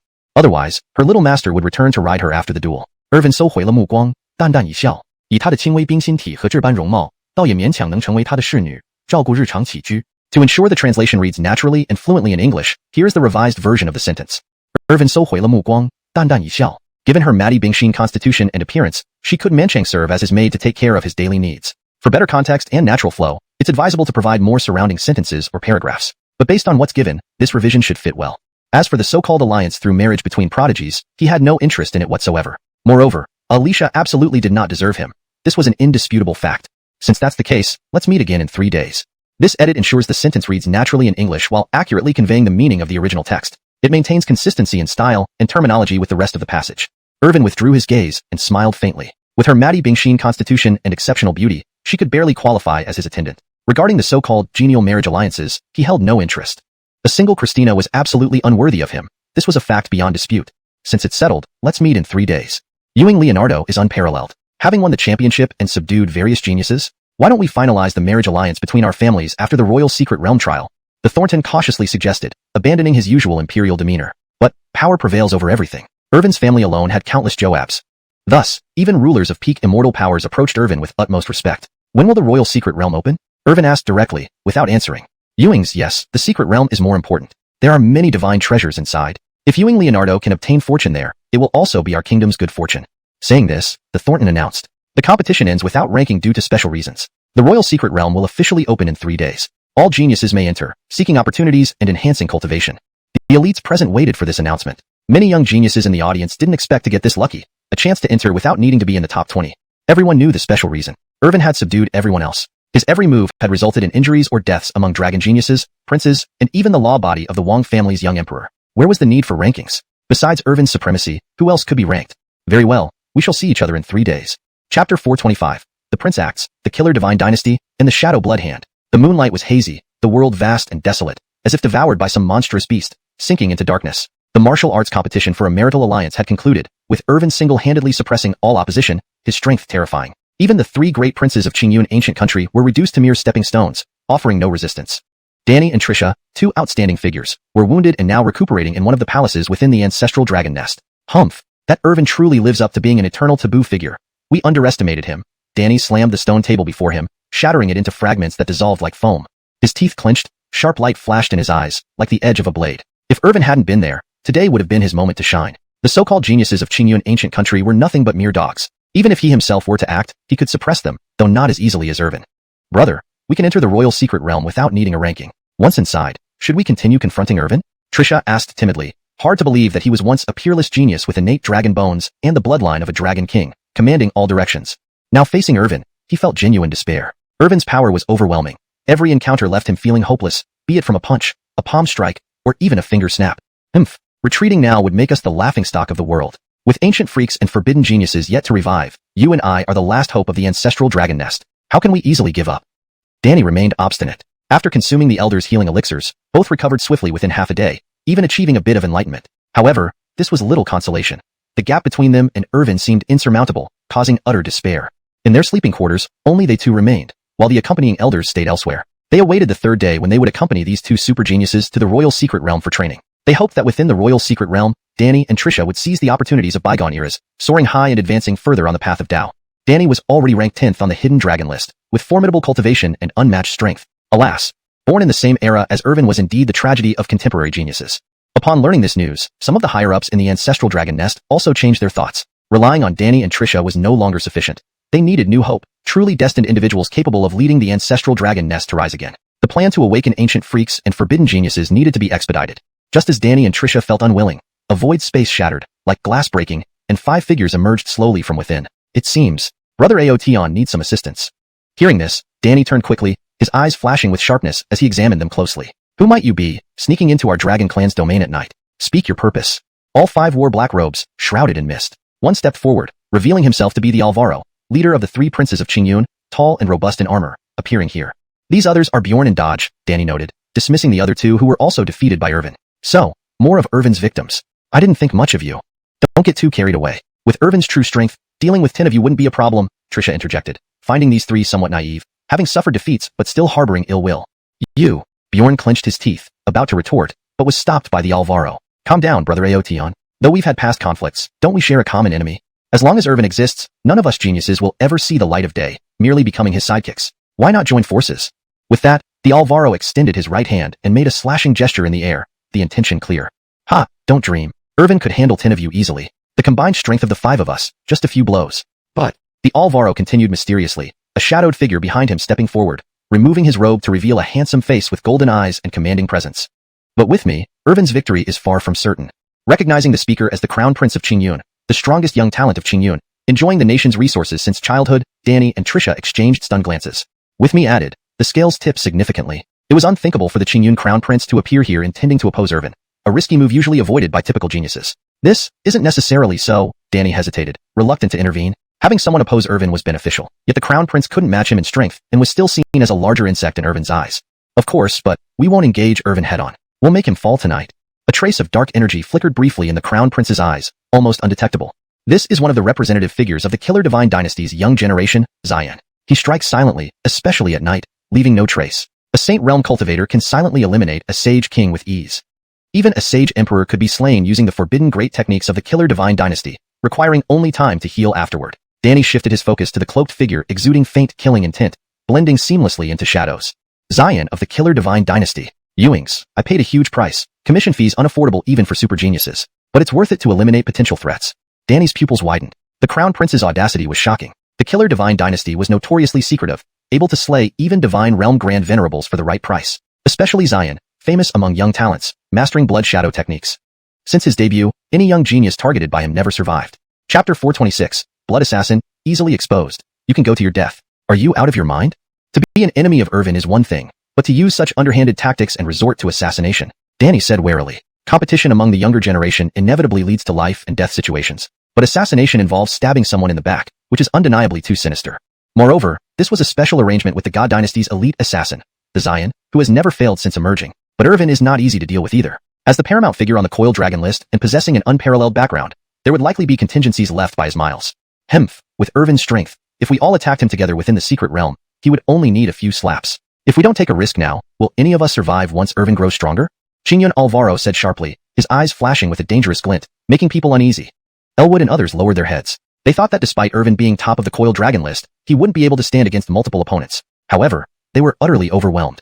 Blood Assassin, what are your chances? The Xian, hidden in the shadows, replied in a deep voice surrounded by blood-colored mist and eerie gloom. 9-1. I will certainly make my move. He has a 90% chance of perishing. Hearing this boast, Danny and his brother exchanged glances. No one understood the terror of Irvin more than they did. Add to that the presence of Joab and Yaoqi. If they offended him, there would be no good outcome. They did not wish to be further involved. Even the God Dynasty might not withstand the wrath of the Joab. Why take such a risk? Do you really think your mysterious power can evade accountability from the Joab? That's naive, Danny thought. No more talk. Let's act. As for us, we wait for news, Qingyun Alvaro said. The Xian bowed and vanished into the darkness. Qingyun Alvaro turned away, his eyes flashing with a deep, almost otherworldly darkness, though it disappeared as quickly as it appeared. He chose to await the results. The night was murky, the void dark. In a grand palace within the ancient country of Qingyun, Irvin lay on a soft bed, hugging Tainanya on one side and Xiaolong Alberta on the other, comfortably asleep. The system sighed internally. It had never seen such a host throughout its domain. This host was always lying around, enjoying music and playing with flowers and jade. At 14, he was already so lax. What would happen at 16 or 18? Truly an idler. Yoinked, the system dared not say anything lest it be called a dog system again. It had finally gained some goodwill and didn't want to lose it all. Suddenly, the program activated automatically. A mechanical voice sounded in Irvin's mind. Beep, beep, soul perception mode activated. Beep, beep, host perceives a killing intent approaching. Prepare yourself. Irvin opened his eyes, a rune flashing past as immense power surged within him. He was irritated. How dare anyone disturb his sleep? Doesn't anyone know the importance of a good night's rest? Restless even at midnight. The system again was speechless. Besides you, who else sleeps, sir? Irvin closed his eyes slightly, rolled over, and went back to sleep. As a chilling wind blew, a blood-colored figure emerged from the shadows, eyes glowing red like a ghost. Approaching Irvin's bed, seeing him sleep soundly, It seemed unbelievable. With the golden age approaching and many prodigies working diligently, how could this fellow be sleeping so soundly? Instantly, the Xian doubted the previous rumors. Shadow Soul Shattering Technique. The Xian thrust both palms forward, emitting bloody runes that enveloped the space, causing the void to shatter and turn to blood. A deadly technique, his claim to fame. For attacking a rabbit requires full force. How much more for Irvin? Using his ultimate skill at the start minimized unforeseen incidents. Otherwise, facing off head-on, he might not match Irvin, or even be killed. The Xian knew the art of assassination well. Many young assassins in the God Dynasty had failed due to underestimating their targets, ultimately paying the price. Before him, space shattered. Within minutes, the figure of Irvin emitted a dying groan and dissolved into blood. Hee hee. So this is the caliber of an ancient taboo? Is this the peak of the coiled dragon list? The Xian sneered, finding the invincible legend a joke. Still, just as he prepared to leave, a voice whispered, "Since you're here, why rush to leave?" The Xian stiffened, drenched in cold sweat, heart pounding. Panicking, he immediately struck backward. Blood cloud palm. His palm shot out, wreathed in a torrent of blood energy, capable of melting anything. Yoink! It vanished instantly. Drenched in sweat, the Xian turned into a blood ray, desperate to flee. His killer instinct told him he was toyed with and failed spectacularly, feeling like a fool. "Is my residence somewhere you can come and go as you please?" A voice echoed as the Xian tried escaping using his primordial power, but space sealed around him, trapping him immovably. "Ah!"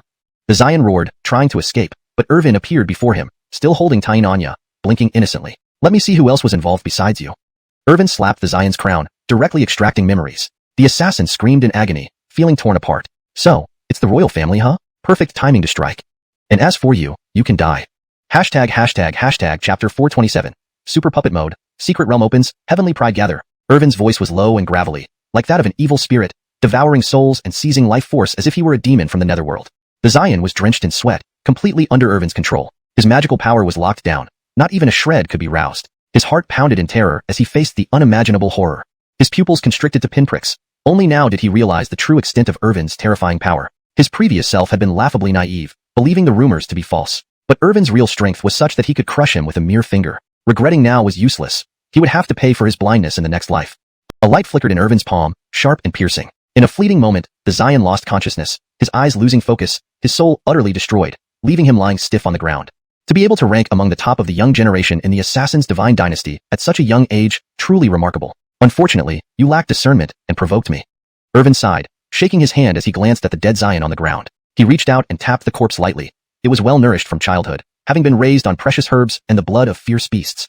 If this one could become a puppet under his control, it might serve well for future assassination missions. After all, his eternal heavenly court required meticulous order, with all functions, potion brewing, artifact refining, and so on, in perfect place. Assassins and loyalists were no less necessary. Chime chime chime, detecting host intention. Chime chime chime, system upgrade in progress. Chime chime chime, system upgrade successful. Successfully awakened. Super puppet mode? The system's voice echoed in his mind. Irvin's lips curled slightly. This dog of a system had gotten smarter, learning to anticipate and answer promptly.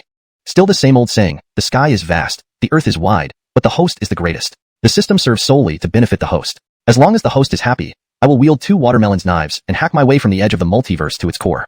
The system seemed keen, finally finding a chance to please its host and make it happy. It quickly activated the super puppet mode, which allowed Irvin to transform those he killed into puppets. They would be cast into the underworld, revived through reincarnation, and then manifest in the present world. In an instant, they would appear before Irvin, transformed into complete puppets, obedient to his will. Irvin extended his right hand, activating the super puppet mode. In a blink, the Xian's corpse turned into a black shadow, vanishing from existence. Before him, the space twisted, revealing a deep, dark path. The way of reincarnation, filled with bizarre and dark forces. From it emerged a black figure, covered in bloody patterns, eyes crimson red like a demon. None other than the Xian, just killed moments ago. However, his pupils were now dark and red, and he kneeled before Irvin, bowing his once proud head. "Master, dark blood awaits your orders." Irvin nodded, his tone indifferent. "You will represent the young generation of the Assassin's Divine Dynasty in the Royal Secret Realms trials. Once inside, you know what to do."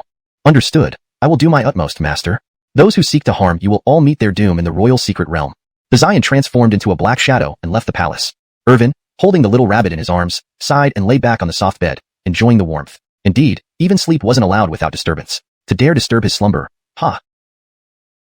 Before entering the secret realm, he planned to strike against the Qingyun imperial family, making the hidden hand behind the assassination attempts pay dearly. Meanwhile, in Danny's residence, the 3 Qingyun dukes and Alvaro Qingyun were waiting anxiously. Alvaro Qingyun was full of confidence, boasting about the formidable skills of the Xian to the others. Whenever the Xian struck, there was never a failed assassination. Just then, accompanied by coughing sounds, the Xian appeared from a shadowy corner, slamming heavily onto the ground before them. The Alvaro and the others froze momentarily, then quickly reacted, examining closely. The Xian's body was like shattered glass, torn apart, spitting blood, and covered in wounds. His eyes were filled with intense fear. This assassination failed? Danny's eyes narrowed. He too had heard of the Xian and his blood shadow technique, which was nearly flawless. Even facing him, victory wasn't assured. However, the assassin's divine dynasty remained hidden and mysterious, moving unpredictably. Even great powers speculated that the legends of the assassin's divine dynasty extended into the chaotic outer realms. Thus, the hidden dragon list did not include them in its statistics. But to go on a mission to assassinate Irvin and return in failure, severely injured, suggested a significant cost had been paid. His body shattered, near death. Seeing this, Alvaro Qingyuan crushed the jade cup he held while drinking tea. A flash of black light crossed his eyes, barely concealing his furious rage. Humph! If Irvin discovers we deliberately targeted him, we might face a storm of vengeance. Ewings, given Irvin's vengeful nature, he won't let this pass easily. 3 days passed swiftly. In Qingyuan Imperial City, crowds gathered, young prodigies arriving continuously at the palace. Today was the day the royal secret realm opened, drawing numerous prodigies from various places to vie for opportunities within. Among them were many local prodigies of Qingyuan ancient country. If they could gain legacies or opportunities, they might rise rapidly, becoming the second celestial general in the history of Qingyuan ancient country. Superior prodigies had already prepared ahead of time and were now in the palace, waiting for the opening of the secret realm. The Jethro of the Grey Wolf clan, the Dax, Eli of the Majestic Dao sect, the Dempsey, and even a prodigy from the Xidigarba Buddhist school. The Phoenix clan's sacred Phoenix maiden had flowing crimson hair, looking like a proud and alluring phoenix goddess. Her bare feet gleamed snow-white, her body voluptuous, her eyes like entrancing rubies. Behind her followed Fong Clinton and E, who, though powerful with a high-grade phoenix bloodline, paled in comparison beside the sacred Phoenix maiden, serving as a green leaf to highlight her brilliance. The two supreme prodigies from the ancestral dragon nest, Danny and Trisha, also arrived, followed by numerous prodigies from fierce beast races, all fully recovered and brimming with energy. In the center of the grand palace, a tall platform had emerged, adorned in gold and seemingly made of divine iron, robust and dazzling. The prodigies marveled at the extravagance of Qingyuan ancient country, which went to great lengths and expense to ensure the successful opening of the royal secret realm. Chapter 428. Seizing the opportunity to strike, Miles's return. He is not the Alvaro. Wait, have any of you heard that at the martial arts matchmaking conference, Irvin single-handedly suppressed all directions, leaving the three dukes of Green Cloud and the dragon race's supreme geniuses too intimidated to lift their heads? Indeed, even the young emperor of the Wang family with the Dao bone came out for the fun, but was directly taught a lesson by Irvin. In the blink of an eye, he was suppressed, his dermic body completely destroyed by Irvin. Even his true form suffered backlash and injury. Countless young disciples came to watch the competition within the imperial palace, many of whom were descendants of local noble families from the ancient nation of Green Cloud. While they were skilled, they fell far short of the successors of the imperishable forces and other holy sons and daughters. Hence, they could only watch. Mortals can't discuss divinity, gods fight, mortals watch. Several young disciples were discussing the rumors. Those who had the luck to attend the match where Irvin participated were boasting wildly, describing Irvin as a godly figure from above. Each punch or palm strike seemed like a star exploding or space fragmenting. The likes of the Green Cloud, three dukes, and dragon race geniuses had no choice but to endure blows without any means to retaliate. But Irvin did not directly agree to become the royal consort, instead choosing to participate in the royal secret realm first. A young genius hinted at this fact, instantly attracting the attention of others. So, doesn't that give us a chance as well? Precisely. Maybe showing exceptional prowess within the secret realm will win the princess's heart. When that happens, the ice-clear body of Maddie will naturally be mine. However, upon hearing these words, some super geniuses smiled slightly. The royal princess and other princes would also participate in the royal secret realm for training. Some ordinary geniuses still hoped to win the princess's favor, competing fiercely. However, there were countless competitors, making it exceedingly difficult to stand out. Yoinked, most super geniuses were after the opportunities in the royal secret realm. Marriage wasn't crucial. Pursuing the ultimate path was the dream of cultivators like them. The three dukes of Green Cloud appeared together, always led by Maximus. Indeed, Maximus stood at the center of attention, his armor glowing with golden light, towering and imposing, drawing everyone's gaze. He carried a large saber different from the one before, likely part of his trump cards. Quentin and Cullen were slightly inferior, but were still among the best in the ancient nation. Their presence here was inevitable. The Green Cloud Emperor appeared alongside the princess. As she emerged, the temperature of the area subtly dropped. Her icy blue eyes shone like gems, piercing to the bone and chilling to the core. Yoinked, she drew cheers and screams from numerous admirers, clearly small fans. Princess! Princess! The princess's beauty is unparalleled in Green Cloud.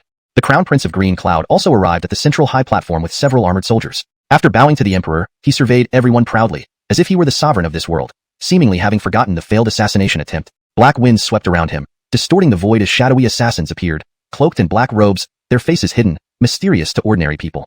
Just as everyone was lost in speculation, on the central high platform of the imperial city, the void warped explosively. A beam of light shot into the heavens, forming a luminous pillar connecting heaven and earth. Countless ancient sages appeared, discussing doctrines, transmitting teachings across ages, conversing with each other and compiling various divine techniques. Each generation of sages left their lifelong achievements and legacies in the secret realm, waiting for the destined ones to revive them. Then, a beam of light appeared, radiating an ancient aura, causing people to wobble. However, members of the Green Cloud Imperial clan felt a sense of kinship through their bloodline. They sensed this time the secret realm awakening would contain great opportunities. Among the crowd, a black-robed figure tightly wrapped up also stood, his eyes sharp like blades, searching intently. Irvin, you never expected it, did you? I, Miles, regained my fortune through my appraisal skills, and now have the assistance of ancient sages. Even peerless super geniuses must bow and submit to me. Your end is near. Indeed, this person was Miles, who ran away when he couldn't defeat Irvin. His hatred for Irvin ran deep. He narrowly escaped with severe injuries after using a spatial talisman. Luckily, he unexpectedly found a ring containing the broken soul of an ancient sage. Following the guidance of this sage, he quickly recovered and made significant progress in the sage realm, becoming even stronger. What Miles didn't know was that as Irvin's electronic pet, every move he made was anticipated by Irvin, including the nature of his newfound fortune. Now, he remained oblivious to being trapped in Irvin's game, awaiting ridicule and his own tragic downfall. The royal secret realm opens now. Various geniuses compete. May the strongest prevail. Enter and seek your desired fortune, said the Green Cloud Emperor, radiating authority as a ruler of a top imperishable force and a divine sovereign. Many young geniuses felt their hearts surge with excitement, imagining themselves standing atop the 9 heavens as immortals. At this moment, an unharmonious voice rang out, "Hold on." Everyone turned to see Irvin riding a baby dragon Alberta landing on the high platform, facing away before slowly turning. Just a glance from him sent shivers down everyone's spines. Green Cloud Alvaro, how much longer do you intend to hide? Do you think the assassination attempt against me can be brushed off? That's incredibly naive. Hearing this, the young geniuses below erupted in fervent debate. The super geniuses present, except those already aware of the inside story, were all shocked, pupils dilated and hearts pounding. The Green Cloud Alvaro attempted to assassinate Irvin? This was a century's worth of scandal, not because of anything else, but because the Green Cloud Alvaro dared to assassinate the son of an Empyrean deity. 1,000,000 lives wouldn't suffice for his sins. The Green Cloud Emperor froze momentarily, looking at the Crown Prince in disbelief. The princess furrowed her brows. Normally, she didn't have much interaction with the Crown Prince, but offending Irvin was inviting death. Lord Ewing, perhaps there's a misunderstanding. The Green Cloud Emperor hesitated, inwardly berating the Crown Prince for his stupidity. Truly offending Irvin would bring destruction to the entire Green Cloud Kingdom under a single blow from the Empyrean deity. However, Irvin faced the crowd and coldly said, "No, he can no longer be called the Green Cloud Alvaro. You are not the Green Cloud Alvaro." Chapter 429. Secrets unveiled, truth revealed, at the cost of a nation's luck. As Irvin spoke, the entire hall instantly fell into dead silence, enveloped by an inexplicable atmosphere. Master Ewing, do you understand what you are saying? To openly defame our Qingyun ancient kingdom's Alvaro, even if you are the heir of the myriad Ian's Ewing family, don't expect to walk away unscathed. 2 young guards loudly rebuked and stepped forward before the Qingyun Alvaro, their eyes blazing with anger. They had been responsible for protecting the Alvaro, who they were constantly near. Now, being accused like this, and even suggested that he wasn't the true Alvaro, was preposterous. Ewing, a murderous intent flickered in Irvin's eyes, only to vanish quickly, the corner of his mouth lifting slightly. Do you have any right to speak here? Before his words faded, a dazzling sword light tore through the sky, rending the void with brilliant light that shimmered across the space. The 2 guards did not even have time to scream as they were sliced into oblivion. This scene stunned all the young geniuses present. How is this possible? Those 2 guards were close attendants to the Alvaro, reaching the peak of Sage King realm and on the verge of breaking through to Sage Emperor. Ewing, they were so easily slain.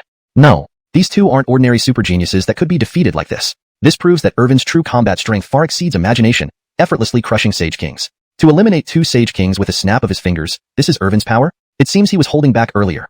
Otherwise, those 2 Dragon Clan geniuses would have certainly fallen. Many disciples below the stage fiercely debated, looking at Irvin with awe, excitement, fear, and envy. Combined with previous rumors, it was evident that Irvin was the undefeated myth of the eternal immortal realm, the most untouchable existence among the young generation.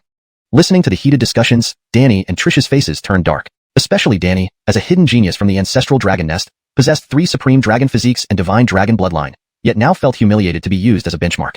Considering this, anyone lower on the list stood no chance against Irvin. Competing with him was simply a dream, impossible. Internally shaken, they realized Irvin's strength was terrifying. He had clearly held back against them. Otherwise, even using secret cards might not have ensured survival. Danny pondered over why Irvin had spared them. Was it due to fear of the ancestral dragon nest? No, that was impossible. The myriad Ian's Ewing family was a transcendent power that could crush immortal forces without hesitation, let alone the ancestral dragon nest. Even at its peak, the ancient dragon clan paled in comparison, always wary and never daring to provoke them. But Danny couldn't comprehend why Irvin kept them alive. Was it just for amusement, treating them like electronic pets? What meaning would there be in easily crushing rising stars like meteorites? Rather, it was better to treat them as heaven-defying sons, nurturing them like electronic pets, giving them hope, than despair, for Irvin's amusement. Phone Clintonini shivered, losing any desire to challenge Irvin. The Reina saw his plight and smiled inwardly, thinking it good for him to learn not to provoke taboo forces. I lost gracefully at the myriad Ian's Ewing family's competition, avoiding direct confrontation with Irvin, sparing both injuries and maintaining dignity, she mused. Ewing family heir, this matter must be resolved or it will not end well, Qingyun's imperial sovereign said, his voice low and displeased. Today's opening of the royal secret realm for geniuses to vie for opportunities was meant to be joyous. But Irvin publicly halted it, accusing the Alvaro of being an imposter and immediately killing 2 Sage King level guards. It was an insult to Qingyun ancient kingdom's sovereignty. Even a clay figurine can burst with rage, let alone a sovereign of an apex immortal force. Despite being questioned, everyone could hear the lack of confidence in Qingyun's imperial sovereign's tone. Facing Irvin's formidable background, even a divine sovereign dared not lose composure, choosing to question rather than confront directly. Hmph, you're blinded. Irvin replied coldly, not granting Qingyun's imperial sovereign any respect. Everyone was shocked, hearts pounding. Irvin daringly called out a divine sovereign as blinded, was treasonous. Ancient sayings warned against insulting royalty. At the divine level, even whispers behind their backs required caution, as they could detect and punish across time and space. To be called blinded to one's face, especially a divine sovereign, was unprecedented. Qingyun's imperial sovereign's heart surged with fury, staring intensely at Irvin, waiting to see how he would explain himself. The Alvaro, sensing danger, tried to step back but was halted by Irvin's stern voice. Does His Highness want to leave? This show has just begun. The Alvaro froze, terrified, unsure whether to advance or retreat, feeling exposed to Irvin. In contrast, the princess was baffled, unable to fathom the events between the Alvaro and Irvin. With icy blue eyes filled with confusion, she awaited the truth. Here's your proof. Watch closely, Irvin said, suddenly extending his right hand. A ball of light formed on his palm, exploding to reveal scenes from the Zion's memory. One scene showed the Qingyun Alvaro offering a strand of national luck, alongside treasures and skills, to hire the Zion to kill Irvin. The revelation stunned everyone. The Alvaro and Irvin had no known grievances, yet he hired an assassin, spending immense resources, even part of Qingyun ancient kingdom's national luck. Chapter 430.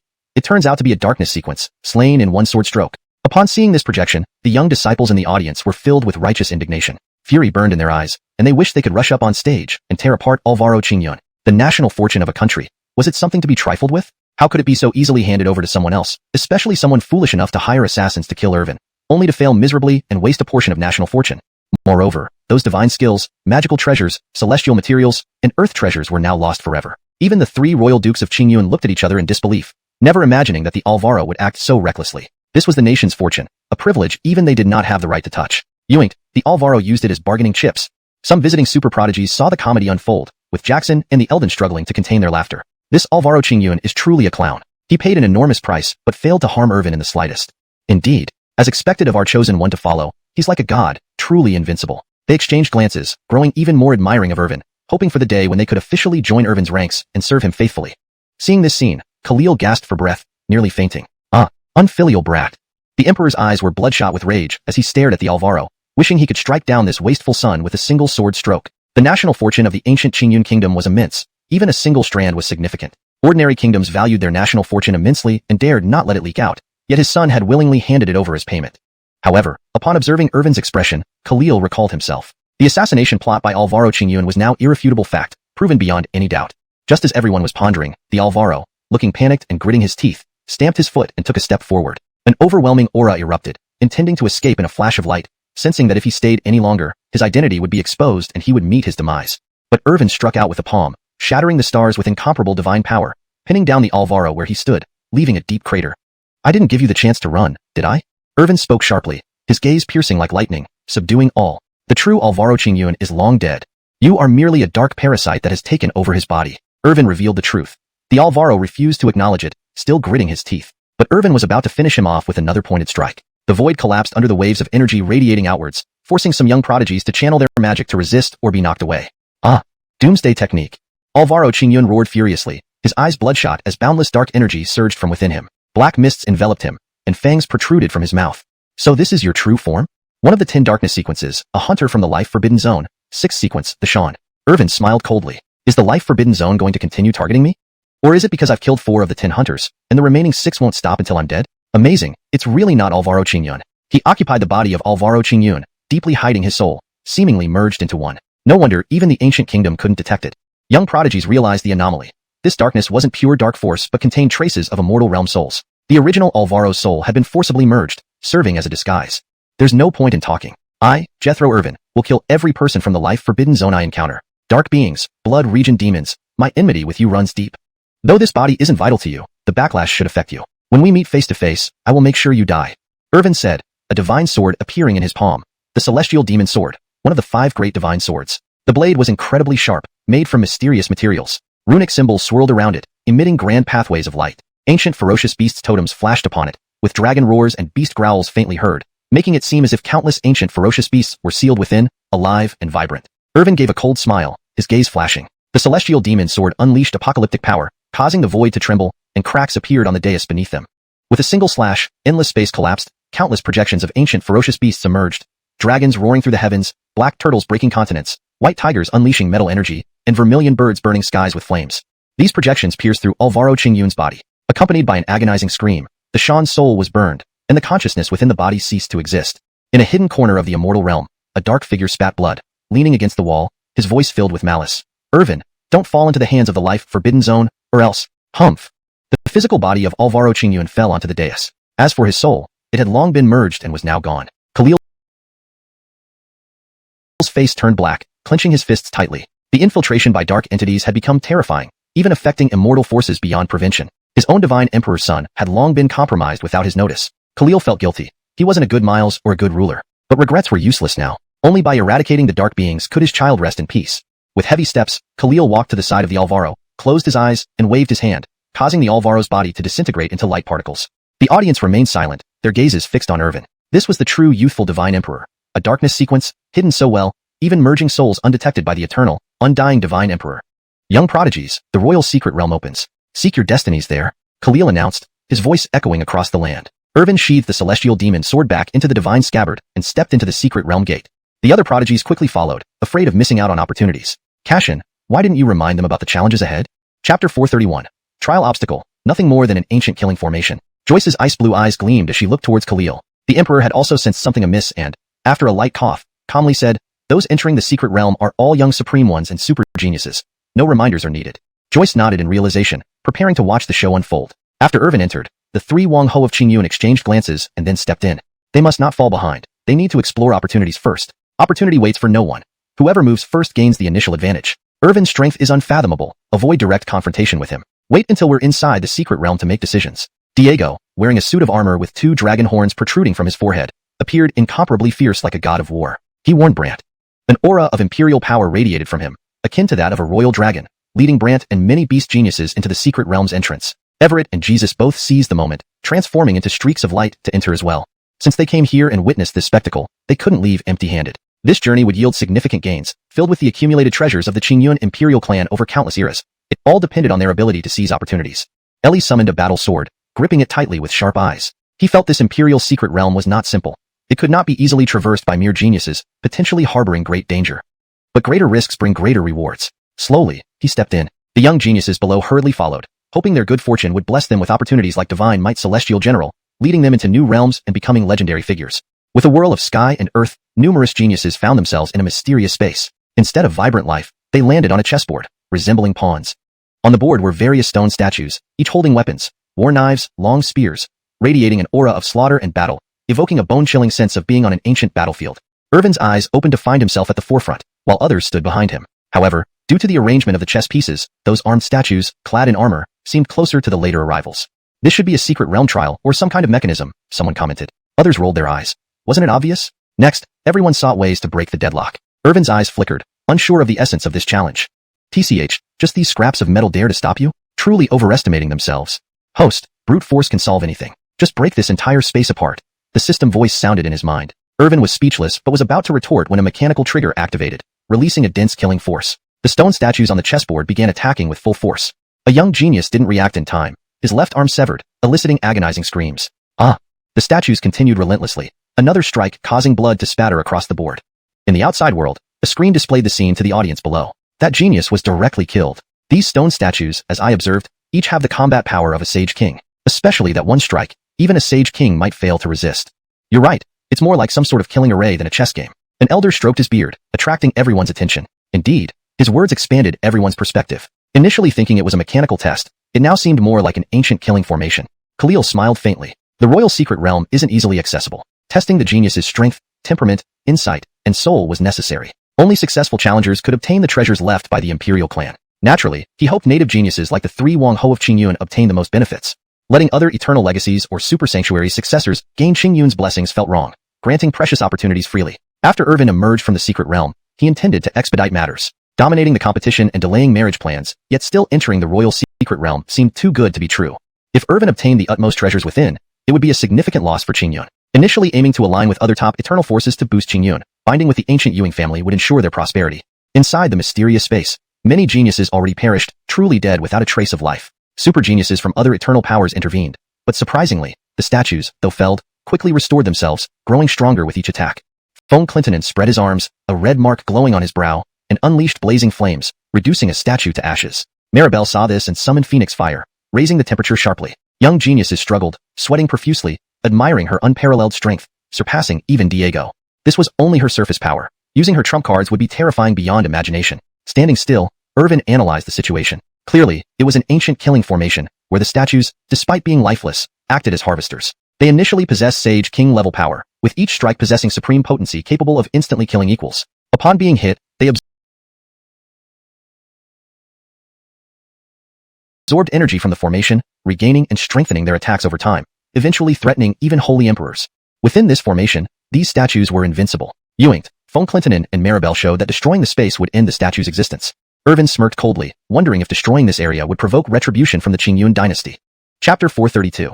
The system wants to make a move again. Primal Chaos Divine Fire, burning through all heavens. Irvin thought as he slowly extended his palm, a bright flame flickering within it. If I can destroy this space, this ancient formation will collapse as well. However, it would be a pity for the Qingyun ancient kingdom. This ancient formation was incredibly powerful, with its lethal force reaching heaven and earth. It seemed specially designed for the younger generation. The stone statues were all immortal beings, starting at the Sage Realm, capable of Thuyi Zhanji that could slay those at the Sacred King Realm. Editing note, the term Thuyi Zhanji does not have a clear equivalent in English, and seems to be describing a type of Thuyi, arbitrary slash-at-will, slashing attack. A more fluent translation might be: the stone statues were all immortal beings, starting at the Sage Realm, capable of delivering strikes at will that could slay those at the Sacred King Realm. It could eliminate many ordinary descendants before officially entering the Imperial Secret Realm. Even the likes of the young Lord of the Grey Wolf and the Sacred Son of the Northern Polar region felt stumped, deploying various magical skills and spells, yet their power was limited. Even if they were struck down, they could quickly recover, and their killing power increased further, eventually dragging down even the super prodigies. Sweat dripped from the forehead of the divine Phoenix girl, feeling immense pressure. Even though the Phoenix heavenly fire could burn everything, turning these stone statues to ashes, the consumption of Phoenix heavenly fire was too great. Using it once drained much energy. Everyone present was a super prodigy, and coming here was also to enter the Imperial Secret Realm to vie for opportunities, seize supreme treasures, and advance further on the path of the Tao. But if they exhausted themselves here, how would they contend with other super prodigies in the Secret Realm, being already a step behind? Each super prodigy was shrewd and had their own strategy, so they all retreated. Seeing many young prodigies hesitant to fight, Irvin smiled faintly. They all wanted to conserve their strength. Even the two super prodigies from the Zulong nest who bragged outside and acted arrogantly, Diego and Brandt, chose to retreat. The Elwood, clad in armor and wielding a treasure blade, could easily repel the stone statues with a casual strike but couldn't directly destroy them, leaving him in a passive situation. Let's temporarily withdraw and conserve our strength. Let Irvin face this killing array. I want to see what methods Irvin has to deal with these immortal stone statues. The Fraser, dressed in white, graceful like a fairy, appeared rather miserable against such strange immortal stone statues, his chest stained with blood. Undoubtedly, the Fraser was injured, panting heavily. If he continued fighting without breaking the formation, he might be exhausted to death. Damon wasn't faring much better either. His eyelids drooped, blood trickled from the corner of his mouth, and his shoulders bore the weight as if carrying Mount Tai. If this was happening to the super prodigies, how much worse off were the ordinary disciples? Most who sneaked in hoping to find a loophole fell under the mighty heavenly authority of the stone statues. Blood flowed like a flood, almost dyeing the entire killing array red, creating a tragic scene that chilled those watching from outside. Some observing disciples, trembling in fear, felt fortunate not to have entered. Otherwise, they would be among those dead bodies now. This ancient killing array is terrifying. Even the few super prodigies are barely holding up against it. No, those few super prodigies have been conserving their strength all along, clearly not wanting to waste energy. But the ordinary disciples are suffering. You see, there are outstanding performers even among the ordinary disciples, an elder said, attracting everyone's attention to the screen projection.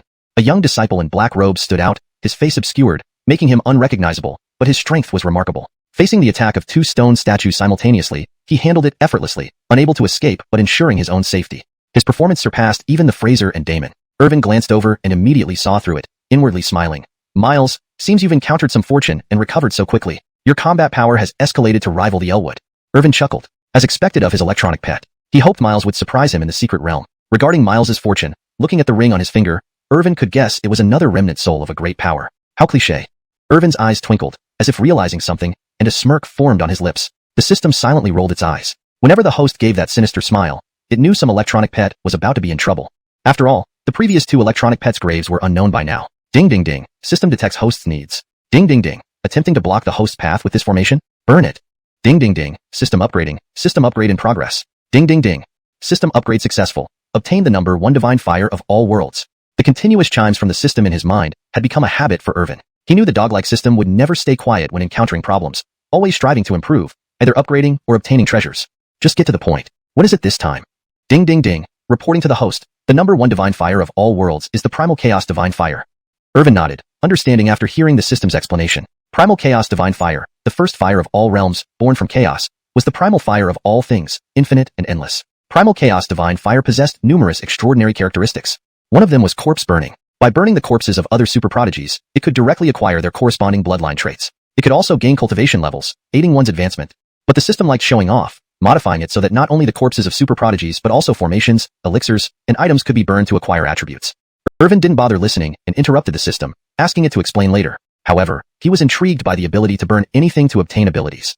Taking this opportunity, he would try burning this ancient formation with Primal Chaos Divine Fire, expecting unexpected gains. Then, Irvin took a step forward, overlooking all directions. His gaze towards the super prodigies was filled with disdain. Like a supreme deity gazing down at lowly ants cowering beneath him, a stone statue swung its sword at Irvin, wrapped in divine power sufficient to slay extraordinary sages. But Irvin remained calm, standing still without moving. Outside, many young disciples held their breaths. This slash, even Diego wouldn't dare meet head-on and would avoid its momentum. Clang! As the giant sword shattered, Irvin stood immovable, while the sword in the stone statue's hand broke like glass. What the hell? What kind of super physique does Irvin have to resist such an attack? Is it the legendary immortal ancient sage body, unbeatable flesh and blood, sweeping through all directions? Stop guessing. The system doesn't even have permission to investigate Irvin's physique, and with his top rank on the 10,000 ancient flesh chart, his physique is definitely far superior to any immortal ancient sage body or Shintendalti. Note, Shintendaltai is a specific term from the original text which doesn't have a direct English equivalent provided in this context, so it's left untranslated to maintain consistency. If a specific translation for Shintendaltai is provided elsewhere in your document, please replace it accordingly. You're right. Don't forget Ayana, ranked second on the hidden dragon list, who possesses the innate saint body, fateless constitution, and primordial deception-breaking divine eye, was crushed directly. If this happened in past eras, he would absolutely be the epical king and era protagonist. Now, he's relegated to second place. Many prodigies marveled at Irvin's physical prowess, recalling previous rumors, feeling awestruck. To compare his body to divine weapons isn't just empty talk. Chapter 433, Cremation? I'll directly incinerate the formation. Even the super prodigies within the killing formation were in awe and greatly shocked. Irvin, what a freak. I'm really curious what kind of super constitution this guy has to be able to do such things. Dave's pupils flickered as he exclaimed, Irvin's strength and actions were something he could never have dreamed of. Facing those Saint Realm statues, he found it quite challenging and even had to use Phoenix Celestial Fire. If Irvin were to consider all of us here mere ants, it wouldn't be surprising. Lorena said, patting Dave. It was good for this boy to come out and see the world, so he wouldn't be overly proud thinking that being top among the young generation of the Phoenix clan was enough to feel superior and act without limits. In the Golden Age, geniuses fell like rain. You have a supreme physique and an invincible bloodline. Very well. But geniuses like you are countless on the immortal path. Sure enough, Dave now felt short-sighted, even harboring a sense of inferiority. Under everyone's gaze, Irvin sneered coldly, his body radiating light. In an instant, the temperature in this area skyrocketed, as if they were in a hell of flames. The statue directly facing Irvin turned into a pile of waste, completely incinerated.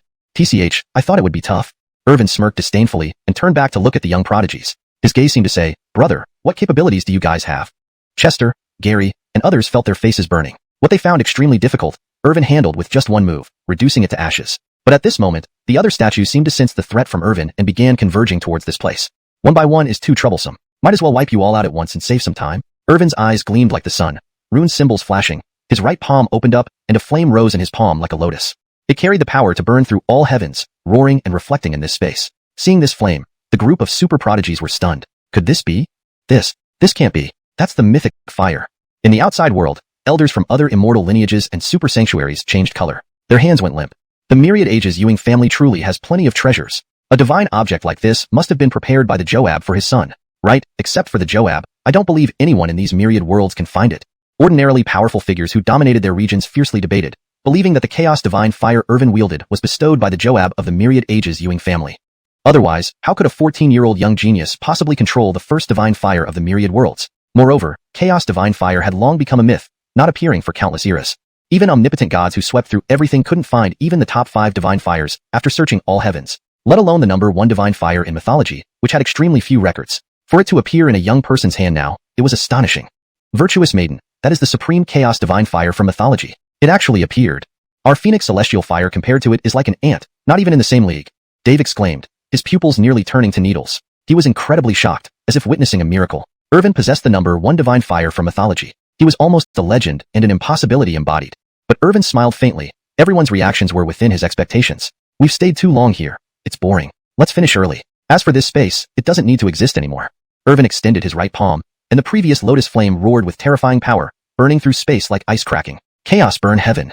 Irvin formed the spell seal, runes swirling, the great Tao almost turning into illusions, evaporating like lake water. The flames were endless, thoroughly incinerating this space. Wherever it went, the void cracked, and time and space seemed to be burned away. Those statues made of special materials, though indestructible like divine iron, each strike accompanied by the power of the saint realm, easily slaying saints and holy kings of the young generation. But facing the overwhelming flames, their resistance was futile. Many statues were reduced to ashes by the extreme heat, unable to revive through the formation anymore. The chaos divine fire incinerated heaven and earth, the sky losing its original color. Space fractured layer by layer, extremely terrifying, resembling an apocalyptic scene that chilled one's heart. Quick! Activate your spells to avoid getting harmed by the chaos divine fire. Chester shouted, hastily activating spells, protective glyphs appearing around him, barely withstanding the extreme heat. Other super prodigies did the same, not daring to let their guard down, afraid of being collateral damage. Dave even pulled out a high-quality divine shield, originally kept as a trump card, but now used under duress. Yoinked, this was just the residual power of the chaos divine fire, still terrifying to this extent. Unimaginable. If they faced the chaos burn heaven technique directly, they'd either die or be severely injured, losing any ability to resist. With such thoughts, the super prodigies grew increasingly wary of Irvin, abandoning any delusions, and dared not show any disrespect. Boom boom boom. Thunderous sounds echoed through the heavens. All that could be seen were the raging, boundless chaos flames. Before the other super prodigies could react, they felt the world turn upside down, the sun and moon reversing, falling into another space. This ancient formation was also incinerated by Irvin's chaos divine fire, ceasing to exist. Subtly, a system voice echoed in his mind. Ding ding ding, congratulations on successfully using chaos divine fire to incinerate this formation. Everything has turned to nothingness. Chaos divine fire characteristic triggered, successfully absorbed the might of the ancient formation.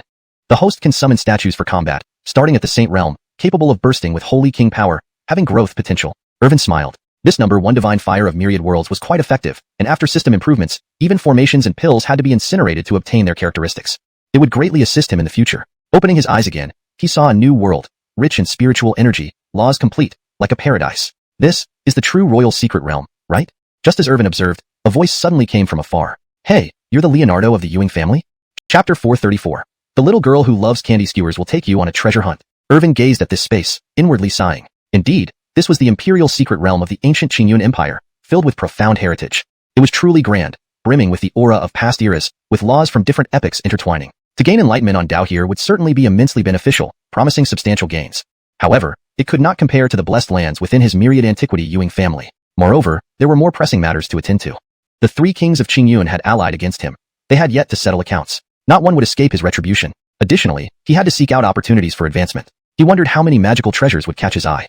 Suddenly, a voice from the distance caught Irvin's attention. Really? There are still indigenous inhabitants in this imperial secret realm? Before Irvin could react, a figure quickly approached. Bouncing and skipping, petite Maddie, with her twin ponytails, delicate features like a porcelain doll, arrived before Irvin. So, you're the Leonardo of the Ewing family? You're quite a handsome specimen, very pleasing to the eye. The amorous said, her gem-like eyes twinkling as she was clearly drawn to Irvin's good looks. Her master often spoke of Irvin, and numerous rumors had spread about him. Now that she saw him in person, she realized the rumors were indeed true. Irvin smiled. This amorous was quite amusing. She knew his identity, yet approached him so casually. And how did she end up in the Qingyun Empire's imperial secret realm? He had broken through an ancient formation to enter first, while other young geniuses were transported to different locations. Little girl, why are you here? Did you come for me? Irvin reached out, grabbing Alberta by the neck and lifting her up. Ouch, you look so handsome, yet you can't be a bit gentler?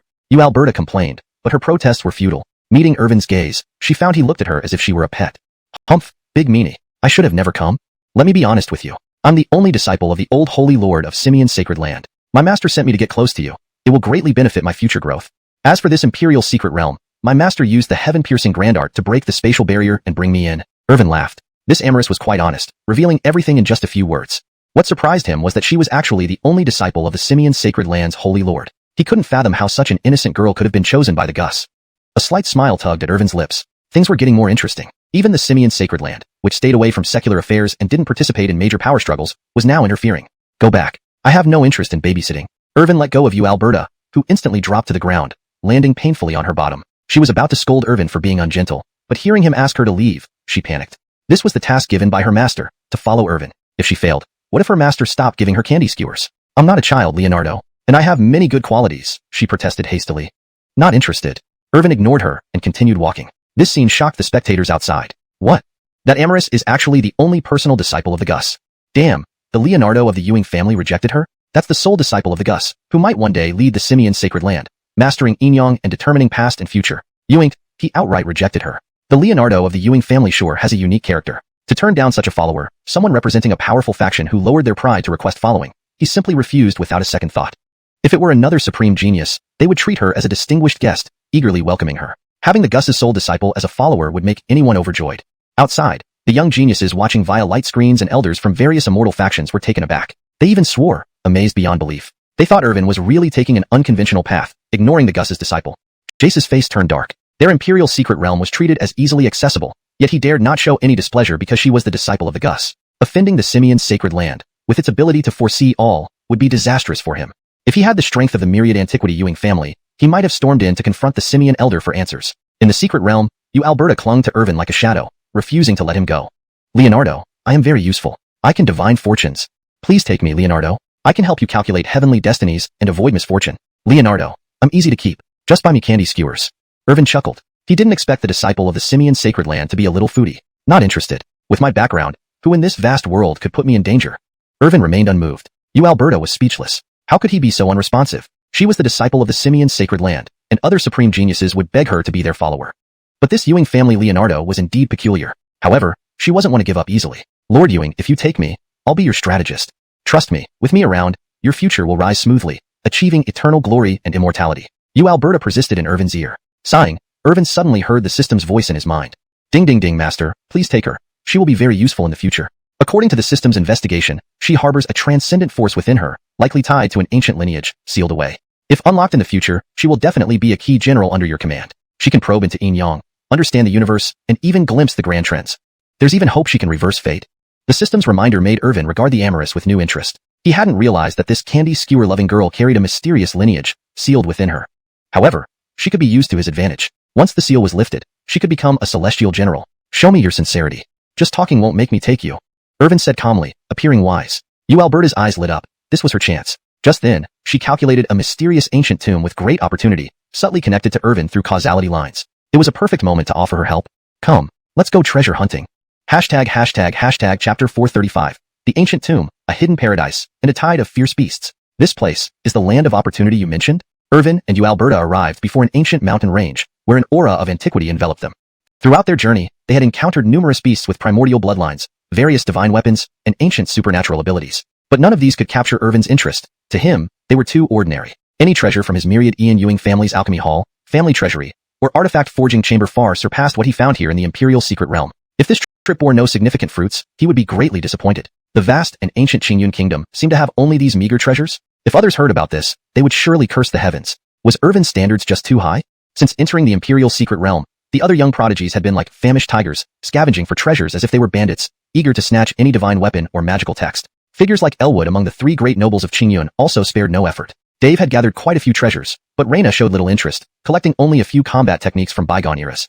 Jace watched this scene with heartache, recognizing that each item represented the legacy of ancient times. These super geniuses, usually lofty and unapproachable, now roamed like visitors at a market, taking whatever they saw without hesitation, behaving almost like ruthless bandits. Fortunately, Irvin, with his higher standards, found the treasures of the imperial secret realm unworthy of his attention, bringing some relief to Jace. Just as he was about to breathe a sigh of relief, another surprising scene unfolded. Irvin awarded all the treasures he had collected on the way to Alberta, who had just joined him. She accepted them without hesitation. Thank you, Jethro. Alberta grinned widely, delighted at her fortune. She hadn't expected following the Jethro to be so rewarding. It would be even better if she could get some sugar-coated haws. So, this is the ancient tomb you spoke of? When will it open, and what treasures does it contain? If I come all this way for nothing, I won't let it go easily. Alberta lowered her head timidly, confident that her divination wouldn't fail. Even if they brought in those young prodigies from the Zhuge family, she was sure she could outdo them in calculating celestial mysteries. Don't worry, Jethro. If we gain unexpected treasures, remember to treat me to some sugar-coated haws. Alberta blinked her big eyes eagerly. Irvin chuckled and patted her head. Don't worry, sugar-coated haws will not be missing from your share. Suddenly, the temperature in the void soared, intense heat permeating the world. Two flaming phoenixes appeared from the distant sky, descending into this space. Reyna and Dave. The former had flowing crimson hair, bare feet gleaming white and sacred, while Dave carried an assortment of treasures and smiled faintly. Greetings, thou brother Irvin. Dave respectfully bowed, now deeply admiring Irvin's prowess. Other young prodigies also converged on this location due to its immense energy fluctuations, much like tidal waves crashing against cliffs. Earlier, a towering beam of light had signified the appearance of a great treasure. Diego and Brant, accompanied by several beast geniuses, also sought to claim a share. While Irvin showed no interest in such treasures, his instincts told him this place held immense opportunities worth exploring. At that moment, the spatial fabric twisted, revealing a glowing barrier. As everyone prepared to enter, numerous ancient beasts with primordial bloodlines leaped forth from within the barrier. They were immensely powerful, their bloodlust overwhelming. A black, giant serpent, spanning dozens of miles like a vast mountain, devoured one of the young geniuses whole. A three-headed golden lion tore through space, summoning a Lion King mark, flattening everything beneath it. A super genius was instantly forced to kneel, his knees gouging deep pits into the ground. The sudden chaos stunned everyone, revealing that this ancient tomb had formidable guardians with primordial bloodlines. Diego, wearing armor with glowing horns on his forehead, unleashed a formidable palm strike that cleaved an attacking beast in two. As a noble from the ancient dragon clan, these beasts were no match for him. There must be great opportunities inside the ancient tomb. Recognizing the significance of the guardians, the young geniuses realized this might be the most significant opportunity in the imperial secret realm. Yu and Talisha outside remained puzzled. When did this ancient tomb appear in our secret realm? My child, this tomb existed long before the founding of Qingyun ancient kingdom. Legends say there are ancient taboos sleeping within. Even the founders dared not offend it, so they sealed it within the imperial secret realm. Many young geniuses have tried to explore it over the years, but died inside. Alicia was astonished by the tomb's history, predating the kingdom itself. Yet it was a perilous place, almost certainly leading to death. Despite this, the super geniuses aimed to seize the opportunities within. Strangely, though endless beasts emerged from the barrier, none dared approach Irvin, not even daring to look at him. Some Saint King-level beasts even bowed to him, forming neat rows as if welcoming him into the tomb. Smiling, Irvin entered without questioning. The other super geniuses watched as he took the lead, leaving them to face the tide of fierce beasts. Master, Atticusing didn't lie to you, did I? I feel this opportunity within the ancient tomb is tailored for you. Chapter 436, The Slumbering Ancient Taboo, The Clinton and Ming Ice Coffin, in the Korra. Irvin stepped into the light curtain. Before his eyes, the stars shifted and beams of light intertwined with glowing runes that painted a mysterious ancient world. However, no ancient ferocious beasts emerged to block his path this time, confirming his suspicions that those mythical creatures with primal beast bloodlines were guarding this place, preventing outsiders from entering. But outside the ancient tomb lay renowned prodigies of immense prestige, masters in their own right, successors of eternal lineages and supreme holy lands. How could they be held back by mere beasts? In contrast, Irvin had an advantage, possibly due to the tomb's acknowledgement, allowing him to explore first. In this way, it saved a lot of trouble. However, even if those super prodigies were allowed in, Irvin remained unafraid, ready to suppress them with one strike each. Alberta walked beside him, munching on candied hawthorns with relish. The two meandered forward, exploring within the ancient tomb. In truth, Alberta was leading the way, as she seemed to sense everything within. Irvin was secretly astonished. This must be the power of predicting heavenly will. Even within this mysterious space, she could seek blessings, avoid misfortunes, find opportunities, and evade calamities. If in the early stages of the Golden Great Era, that ancient continent opens up and all sorts of prodigies compete for supremacy, enhancing themselves and breaking through limits, wouldn't he be able to use Alberta's ability to help himself advance further, transcending limits, surpassing myriad paths? Thinking this, Irvin's lips curled slightly. He felt like he had found a treasure indeed. The heavenly will holy land's predictive arts, even the famous Yuga clan of myriad heavens, might not match up against them. Thus, every edition of the Hidden Dragon Rankings was authorized by the supreme will of the Great Tao, revealed by the heavenly will holy land. Suddenly, a brilliant light shone upon Irvin, seeming to activate some mechanism, guiding him and Alberta to a secluded area. Is this also within your calculations? Rest assured, Jethro, this place harbors your greatest opportunity. As to what exactly, it remains a mystery, Alberta said, rubbing her chin. She didn't tell Irvin that this major opportunity was subtly hinting at something romantic. Seems like Jethro Ewing has quite a few romances blossoming. But Irvin was fixated on a crystal-clear ice coffin in the center of the secret place. It shimmered like crystal, enveloped in mystical runes that emitted an imposing aura, dissuading ordinary people from getting close. A faint wave of pressure rolled out, as if wrath from above. It seemed a deity was meditating here. Approaching the ice coffin, Irvin touched its surface, causing his chaos body to spontaneously generate strands of chaos energy, entering the coffin. Then, he saw inside. A Cecilia in an azure lotus imperial gown, lying asleep, her face icy yet exuding timeless authority. Behind her, a divine halo illuminated ominously. Such a being, thankfully, was still in slumber. Irvin felt deep unease. Such terrifying aura he had only felt from his sister and mother. Could it be that the Cecilia in the ice coffin was an elite among divine sovereigns, perhaps even at the pinnacle of divine sovereignty? This was too frightening. It was unimaginable that such a taboo existence would be slumbering within the imperial realm of the Azure Cloud ancient kingdom. Or had she existed before the kingdom was born? Indeed, while those outside watched the super prodigies battling beasts and entering the tomb, Irvin remained undetectable inside. Even projections couldn't reveal anything, only a misty veil. Irvin's body continued emitting chaos energy, pouring into the ice coffin. The slumbering taboo existence gradually gained vitality, mesmerizing Irvin momentarily. She was unquestionably the most beautiful Cecilia he had ever seen since birth. Her flawless skin, delicate features, all crafted by deities, he wouldn't believe otherwise. Her figure was nothing short of perfect, with long legs and porcelain-like white skin, partially concealed under the imperial gown but unable to hide her unmatched beauty. Especially after absorbing his chaos energy, the divine halo flickered, radiating brilliance. System, who is she? Irvin's eyes sparkled. This place was deeply enigmatic, especially with the slumbering taboo entity within the ice coffin, shrouded in mystery. Irvin, always loving to unravel mysteries, activated his system. A light flashed from his brow, scanning the ice coffin. For a moment, neither the ancient existence nor the secrets of the ice coffin could remain hidden, now known to the system. Report, Great Host. This ice coffin is named the Clinton Ming Ice Coffin, a forbidden item reaching divine sovereign level quality, even advancing half a step towards a higher level. This coffin can isolate time and space, where both cease to exist. It can imprison myriad gods and demons, keeping them eternally asleep. Even the peak divine sovereign cannot escape. Listening to the system, Irvin felt it was oddly proficient. Had it rehearsed this before? Or did it already know everything about this place? What about the ancient sleeping entity? Don't change the subject. Ding ding ding, system's friendly reminder. Great Host should not know too much right now. Knowing ahead would make subsequent events less thrilling. Huh. System, acting all secretive. When you finally materialize, the first thing I'll do is give you a good beating. The system stayed silent, inwardly chuckling. Soon, you'll thank me, Great Host. Ding ding ding, detecting instability in the Azure Lotus Cora, aura. Absorbing massive amounts of chaos energy. There's a high possibility of unrest. The system prioritizes Great Host's safety and automatically imprints a slave seal. From this point on, the Azure Lotus Cora will become Great Host's exclusive slave, loyal without second thoughts. Command her to crawl, and she won't dare walk. A seal floated in the air, piercing through the ice coffin and landing on the Cora's brow as Irvin pricked his finger, a drop of blood entering the coffin, merging with her body. Boom! With a loud bang, Irvin stumbled backward 2 steps. The Clinton Ming ice coffin seemed to react, ancient runes appearing, filled with awe-inspiring power.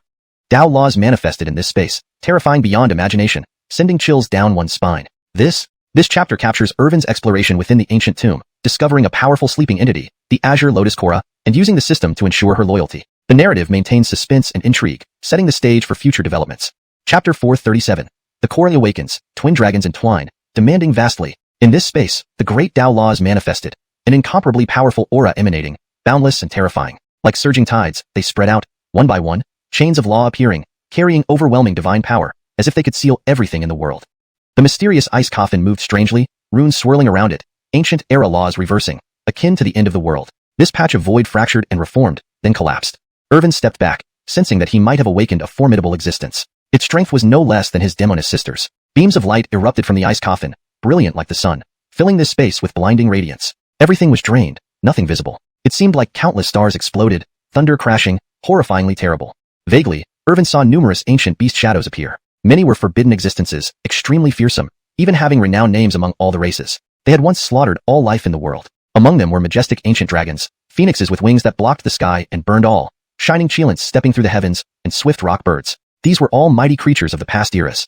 Regardless of the realms, they were true top-tier fighters. Once grown, their cultivation was supreme, with very high limits. Each era had its own lineage, evolving into many branches. Now, they bowed to the ancient sleeping being, showing submission.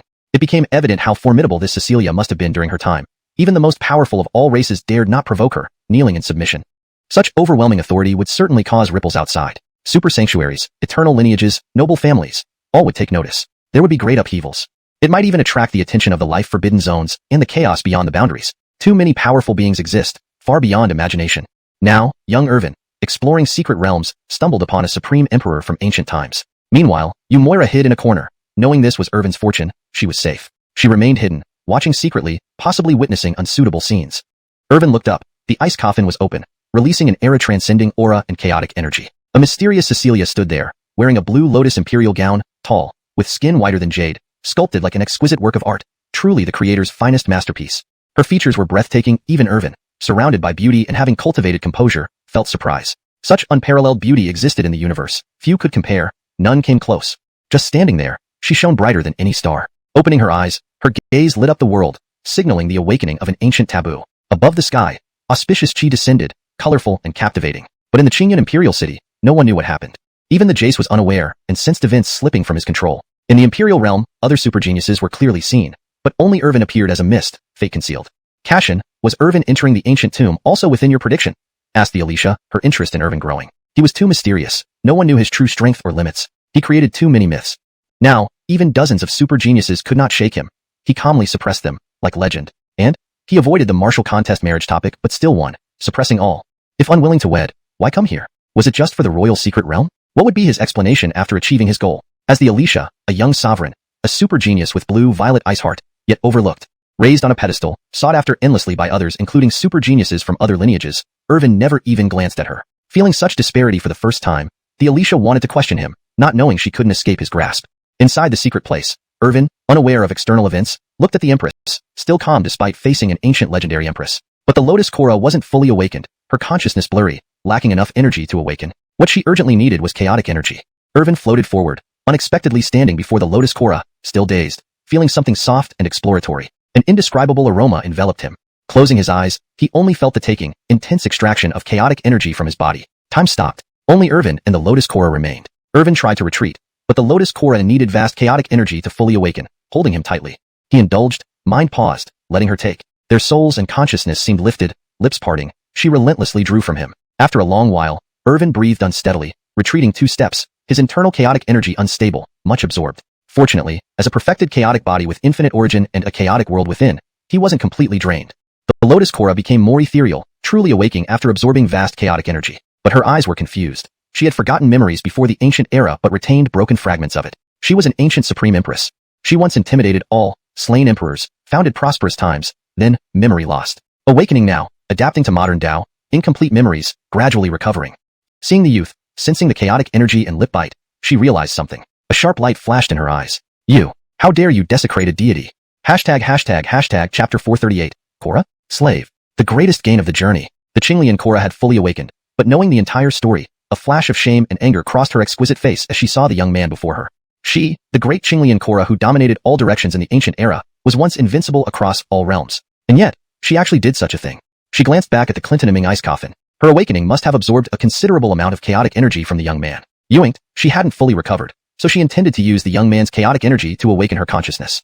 Indeed, just after regaining consciousness, she immediately sensed that this young man was a chaos body, and an extraordinarily outstanding one at that. It seemed, he was a perfected chaos body.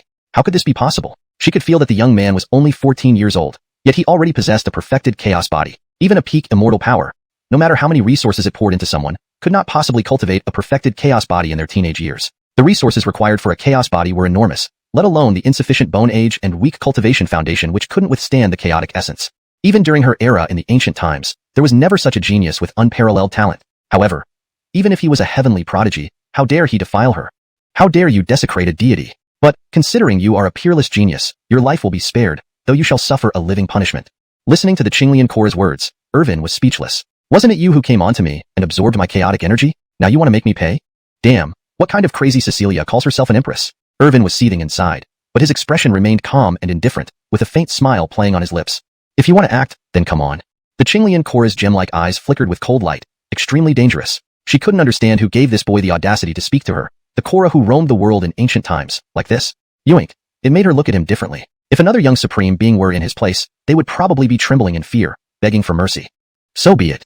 The Qinglian Korra raised a finger slightly, and instantly, space rippled as an infinite force surpassing the laws of the universe surged out, enveloping the sky in cold light. Irvin's body trembled slightly. This crazy Cecilia is serious. Just this aura requires me to fully activate my perfected chaos body to resist. Is this what absolute power feels like? All physical techniques and cultivation methods are futile against such overwhelming strength. Thinking about this, Irvin felt more determined than ever to enhance his cultivation as soon as possible. Otherwise, while he might be invincible among the younger generation, facing elder leaders of some immortal forces could still lead to a dimensional disparity attack. System, if you don't show up now, I'll dismantle you. Initially, the system enjoyed watching the show. After all, its mating mode and the host's unparalleled appearance should have influenced the Qinglian Korra to some extent. But unexpectedly, this Cecilia attacked directly, fiercely. It also didn't think the host would panic. He always seemed to have everything under control. Ding ding ding. Why are you panicked, host? Don't forget the 100% counterattack mechanism. If you suffer a fatal injury, she will be the one who suffers instead. Irvin clenched his right fist. If there's a chance, I'd sever the system's lineage. You're useless when it comes to real matters, yet talk so much. First, get this crazy Cecilia under control. Ding ding ding. Servant mark activated. Irvin smiled faintly, feeling more confident as a brilliant light shone in his eyes. He said calmly, "Did you dare to attack your own master? Audacious." Before the Qinglian Korra could react, she felt an overwhelming pressure descend upon her, making her body weak as if she couldn't muster any more power. What is happening? Her limbs were limp, beyond her control. Her beautiful legs and exposed shoulders were barely covered by her dress, and a hint of white flashed between her breasts. It was as if a proud fairy had fallen to the earthly realm. Her heart raced, looking at the young man before her as if he were a demon. What have you done to me? Breathing heavily, her eyes dazed, it felt like everything about her was controlled by this young man, completely devoid of willpower and thoroughly dominated. This was true. If a typical young genius tried to imprint a slave mark on a self-cultivator who has deeply explored the divine path, it would be impossible. Even if the mark were planted, it wouldn't work and would result in backlash, likely leading to their downfall. But this slave mark came from the system. As they say, A system product is always top-notch. Even the supreme gods in the Imperial Divine Realm would submit to Irvin. Irvin slowly approached the Qinglian Korra, looking down at her weak and helpless form lying on the ground. His eyes sparkled as if he were viewing his prey. I never dreamed that the supreme Korra who ruled all realms in the ancient era would become my slave. He gently brushed her beautiful face with one hand, so soft and delicate, as if water would spill out from her skin. Her exquisite features were beyond description, utterly mesmerizing. Having her served daily would indeed be a pleasant affair. Marjorie and Una were busy cultivating, leaving less leisure time for themselves. Originally, he thought about turning the blue-violet ice heart into a slave to serve him. Now, he could achieve two goals at once by making the Qinglian Korra his slave. Even within the ancient Ewing family, those at the pinnacle of the Joab level were few. His Magdalena only recently attained this realm. Alicia was merely his protector or bodyguard. Now, this supreme divine emperor was going to be his obedient slave. The system proved reliable in crucial moments. At his command, he could decide the life and death of this peerless Korra. If he ordered her to commit suicide, her body would instinctively follow without hesitation. You placed a mark on me. The Qinglian Korra gritted her teeth, looking at Irvin with venomous resentment. From Korra to slave, this transformation occurred within the span of a moment. Such a dramatic fall in status almost made her wish to die. But that was just a wish. Without Irvin's consent, the slave mark wouldn't allow her to take her own life. Chapter 439. Irvin's unremarkable family background. What will you do? Korra Qinglian blushed with embarrassment, looking straight at Irvin before her. She hadn't expected this young man to be quite cunning despite his age. He had even taken advantage of her slumber to plant a slave mark on her.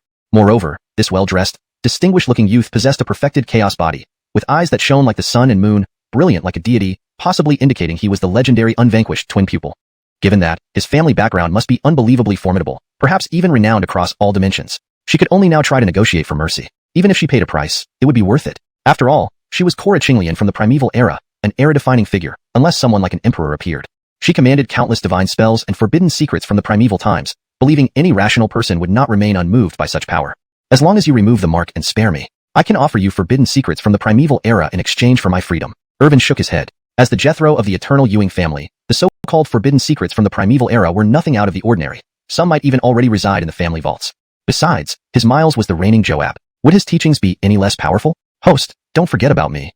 I can get any cultivation technique or spell from before the primeval era. All you need to do is ask. The system chimed in, seeking attention, as if eager to remind Irvin of its existence. They had been together for over a decade, yet this impatient nature and competitive streak never changed. Do you think I need it? Irvin spoke disdainfully, as if the sought-after primeval secrets were common roadside weeds. Korra Qinglian's pupils dilated slightly. She had suspected Irvin's background to be top-tier, but his dismissive attitude toward primeval-era secrets puzzled her. Was he from an ancient lineage? Who are you really? Korra Qinglian became intensely curious about Irvin's identity. In such a short time, he had planted a slave mark on her while ignoring their cultivation gap. And now, he dismissed even the secrets of the primeval era. Regarding my background, my family background is rather unremarkable. Just having a Joab for a Miles and a sage mistress for a mother. Korra Qinglian felt shock, her slender body trembling. A Joab? That was truly taboo. An eternal, supreme existence, undefeated through the ages. He was the son of a Joab, and how casually he mentioned it. Having both a Joab Miles and sage mistress mother and still call it unremarkable? Could you be? Across countless eras, including the primeval era she lived in, there existed a taboo force that transcended the millennia. Now, dismissing the secrets of the primeval era as insignificant and calling the Joab's family unremarkable, he must be the Jethro of that taboo force. Indeed, standing before you is Irvin, Jethro of the eternal Ewing family, supreme ruler of the eternal heavenly court, son of the one and only Joab Bogdan, and Mother Chana of the Jade Pool. Hearing this, Korra Qinglian trembled again, realizing her grave mistake. How could she dare provoke the Jethro of the eternal Ewing family? Fortunately, they were inside her sealed space. Had this happened outside, she would have ceased to exist entirely. Even during the flourishing days of the primeval era, offending the eternal Ewing family was a death sentence multiplied 100-fold. Feeling the burning sensation of the slave mark within her and recognizing Irvin's formidable background, Korra Qinglian closed her eyes momentarily, then snapped them open. Making a monumental decision, she steeled herself, adjusted her posture, knelt on both knees, revealing her delicate shoulders. Her fair skin flashed before Irvin's eyes, drawing a flicker in his gaze. Taking a deep breath, she lowered her head. This servant willingly submits. At present, she had no choice but to humble herself, with the slave mark controlling her life and Irvin being the Jethro of the eternal Ewing family. Inconceivable as it was, the once mighty Korra Qinglian found herself reduced to a slave immediately after her revival. But serving the Jethro of the eternal Ewing family could grant her access to resources and possible advancement, including listening to teachings from a Joab, quite appealing indeed. If it were another Jethro from even a peak immortal force daring to treat her thus, she would crush them instantly. Irvin gently lifted her up, a slight smile playing on his lips. As a servant, you must have the right mindset. But once we return to the family, I'll ensure you receive treasures and Dao seeds to help restore your peak strength quickly. If possible, I'll even request Joab Dao rules to aid your further advancement. Irvin smiled calmly, his unmatched beauty making him seem like a refined scholar, instilling trust in others. Korra Qinglian nodded, feeling, for a moment, that submitting to Irvin wasn't too bad. Shaking off the thought, she wondered if she had been bewitched. Could this young man have some strange charm, altering her impressions in just a few words? She must be more vigilant. Falling into his trap would mean counting coins for him later. The system watched in awe. Seriously, host, your psychological manipulation skills have skyrocketed. Brainwashing? Basic stuff. Relax, Clinton. No need to make a fuss. The system sighed, remembering how he once thought the host was a lazy fish. But this was an unusually thick-skinned lazy fish who wouldn't tolerate any disrespect, lest he adjust things. With matters settled here, it's time to return to the family. But that electronic pet and the 3 royal princes of Qingyun have lived long enough. It's time to end their journey. Chapter 440. Broken Divine Soul, Divine Orchid, and the Disciple Takes Action. Irvin said as he approached the abyssal ice coffin. This was an imperial-grade artifact, which, for him, was quite a commendable treasure worth claiming. In the blink of an eye, the abyssal ice coffin vanished, stored away in the system space. He would have it analyzed by the system once he returned to the clan. This was an artifact capable of suppressing countless deities and demons. One could only imagine if other divine beings were still sealed within it. If he could fully control the abyssal ice coffin, releasing its power later on would mean no one in the world could oppose him.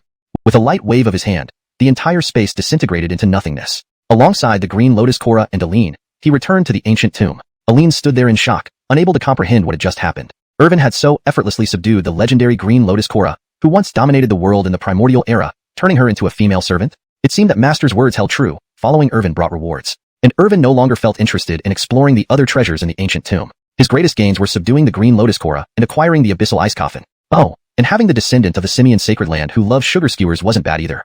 Meanwhile, outside the tomb, Irvin's figure suddenly appeared in the massive projected light screen. Everyone was startled. Previously, the area had been covered in mist, impossible to see through. Now, with Irvin's appearance, it seemed he had encountered a significant opportunity.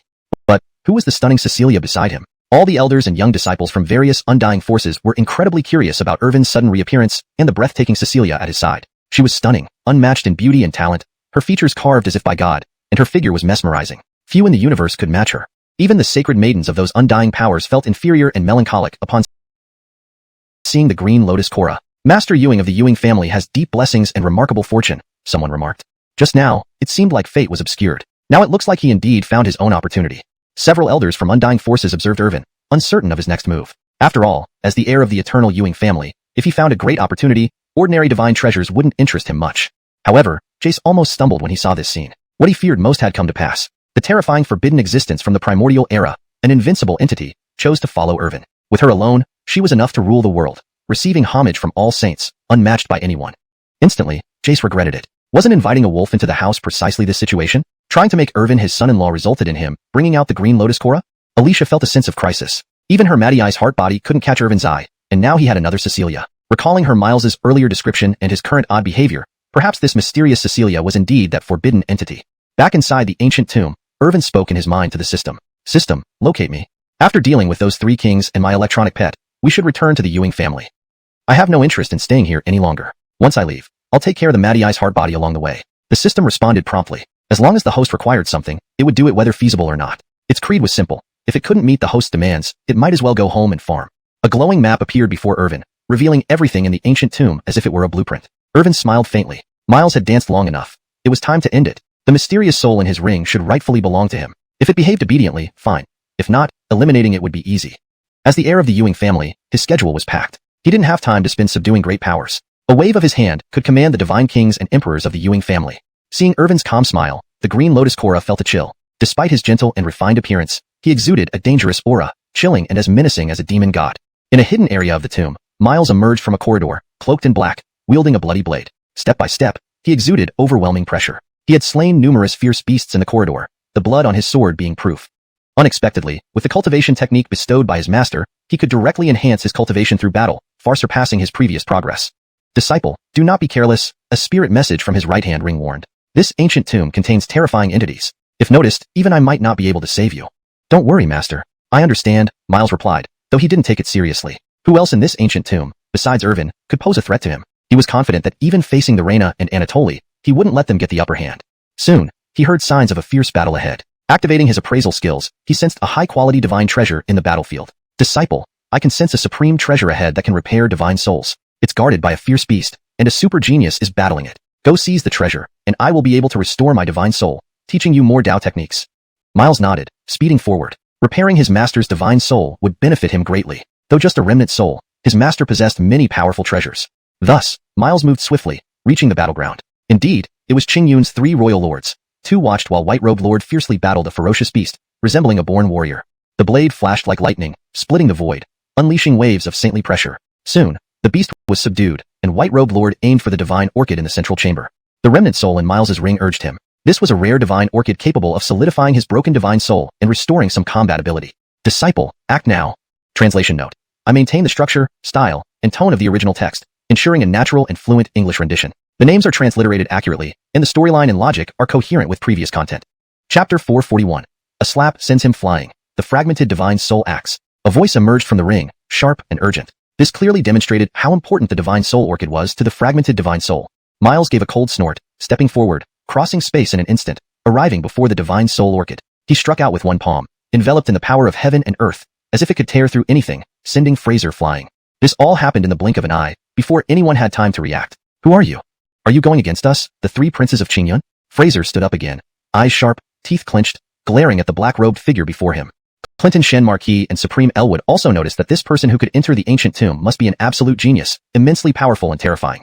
Moreover, he could send Fraser flying with a single move. It seemed his purpose here was also the divine soul orchid. That divine soul orchid came to us after a fierce battle with pure-blooded ferocious beasts. Consider carefully, sir. Otherwise, the wrath of the princes is not something ordinary people can bear. Clinton Shan Marquis warned sternly, a great spear appearing on his left finger, as if ready to strike at any moment. Supreme Elwood didn't show any sign but stood proudly, his pupils glowing, runes flowing around his body, sword spines swirling in the storm. To treasures of heaven and earth, only the capable should own them. You three aren't worth my effort yet. Stand down and don't oppose me, Miles said, but now his voice sounded incredibly aged, like that of an elderly man. The three princes of Qingyun exchanged glances. Had they misjudged? An older cultivator had somehow entered the ancient tomb. Although the tomb's rules suppressed cultivation to the same level, elder generation cultivators were indeed more challenging to deal with. They had countless battles under their belts, and their experience was immeasurable. Meanwhile, outside, waves rippled among the Immortals' Force's elders and young disciples. What was happening? How did an elder generation cultivator manage to enter the royal secret realm? That shouldn't be possible. The royal secret realm had restrictions allowing only the younger generation entry. Had they used some kind of secret treasure or suppressed their bone age? If so, doesn't it disrupt fair competition? Ewings, even if the three princes of Qingyun are outstanding among young geniuses, they would struggle against elder cultivators at the same level. Who knows what other advantages those elder cultivators have, tipping the scales too much. Elders from other immortal factions commented. Indeed, if elder cultivators joined the competition among the younger generation, it would completely disrupt fairness. There was an unspoken rule in the major immortal factions. Elder cultivators should not interfere, or else they risked attacks and demands for explanations from other factions. Everyone wanted their share of the feast. No one filled up and then overturned the pot. Of course, the Wangu Ewing family was an exception. Possessing overwhelming strength above all rules meant they transcended all worldly constraints. Rulemakers weren't bound by rules, a fundamental truth. So, who dared offend Irvin, regardless of identity or agreements, would first receive a lesson. Just as the three princes of Qingyun were deliberating, this space suddenly became scorching, as if a great sun had descended, divine light shining, flames filling the air. Accompanied by a phoenix's cry, a towering flame spread across the space, heading straight for the black-robed youth. Phoenix heavenly fire. Miles frowned slightly. It was a Phoenix clan genius, likely either Nicola or Dave. If it were Dave, it'd be manageable, just a bit more troublesome. But Nicola ranked 9th on the Coiled Dragon list, even surpassing Carlos. Adding to that, offending the three princes of Qingyun. If they teamed up, only his master's intervention might suffice. Master, prepare for the worst. To obtain the Divine Soul Lotus, we may need your help. Don't worry, take bold actions. I'll cover you. Miles laughed heartily, radiating confidence like a god of war, standing firm. Who dares sneak attack? Show yourself. Resorting to tricks isn't heroic. Only you can ambush others, but others can't ambush you? What logic is that? Beside the three princes, a phoenix apparition appeared, and both Nicola and Dave arrived. Nicola remained stunning, her crimson hair cascading, crystal-like eyes, exquisite features, like a celestial maiden, aloof and domineering. She barely glanced at the three princes, perhaps viewing them as mere monkeys. However, in her hand was a flawless white orchid, like jade. You dared ambush and steal my orchid. Return it or face divine wrath. Miles warned, but Nicola ignored him as if deaf. His complaints grew louder, becoming increasingly annoying. Then, with a flicker, her delicate hand struck, energy surging, collapsing the heavens and shattering space into fragments. Miles felt a burning pain in his face, followed by an immense force sending him flying, powerless to resist. In front of her, he was like a tiny chick. Don't think being the Phoenix clan's holy maiden with pure blood allows you to act recklessly. Child, there are many strong ones in this world. Miles advised in his aged voice while urgently asking inside. Master, can we handle this? This is the 9th-ranked supreme genius on the Coiled Dragon list, even above Carlos. She has 95% pure Phoenix blood and the rare heaven-burning sacred body. In that case, let me lend you a hand. We must secure the Divine Soul Orchid. Otherwise, all efforts will be wasted. A voice sighed in the ring, and instantly Miles's aura surged, far exceeding the boundaries of a sage, making even Sage Kings seem inferior. I warn you one last time. Give me the orchid. Chapter 442. Soaring combat power, burning bridges, flashy moves. At this moment, Miles's voice was incredibly ancient, as if a powerful figure from prehistoric times had awoken.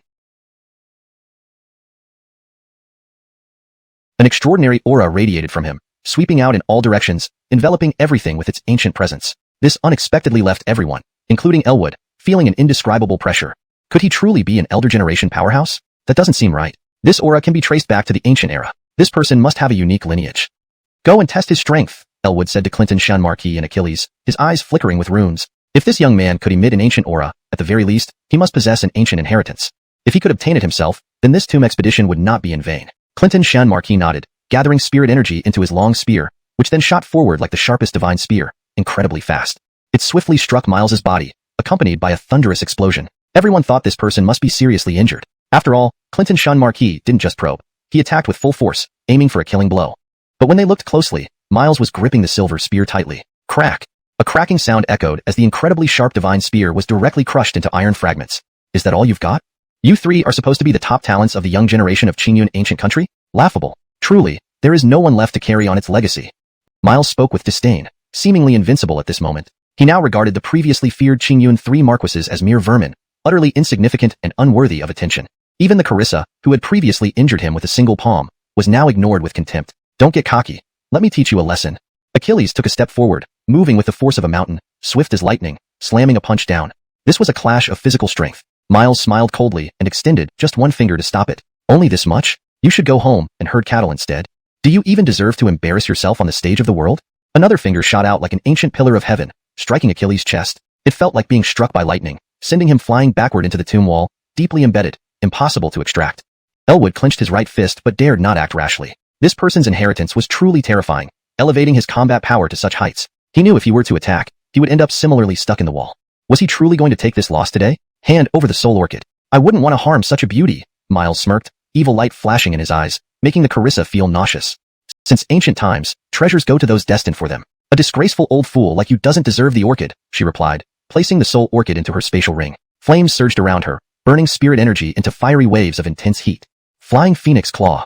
The Carissa reached out her right hand, forming a crimson claw of fire in the air, thick flames engulfing it, capable of incinerating all and banishing evil. It rushed forward, tearing through the void and burning everything in its path, showboating in front of a master.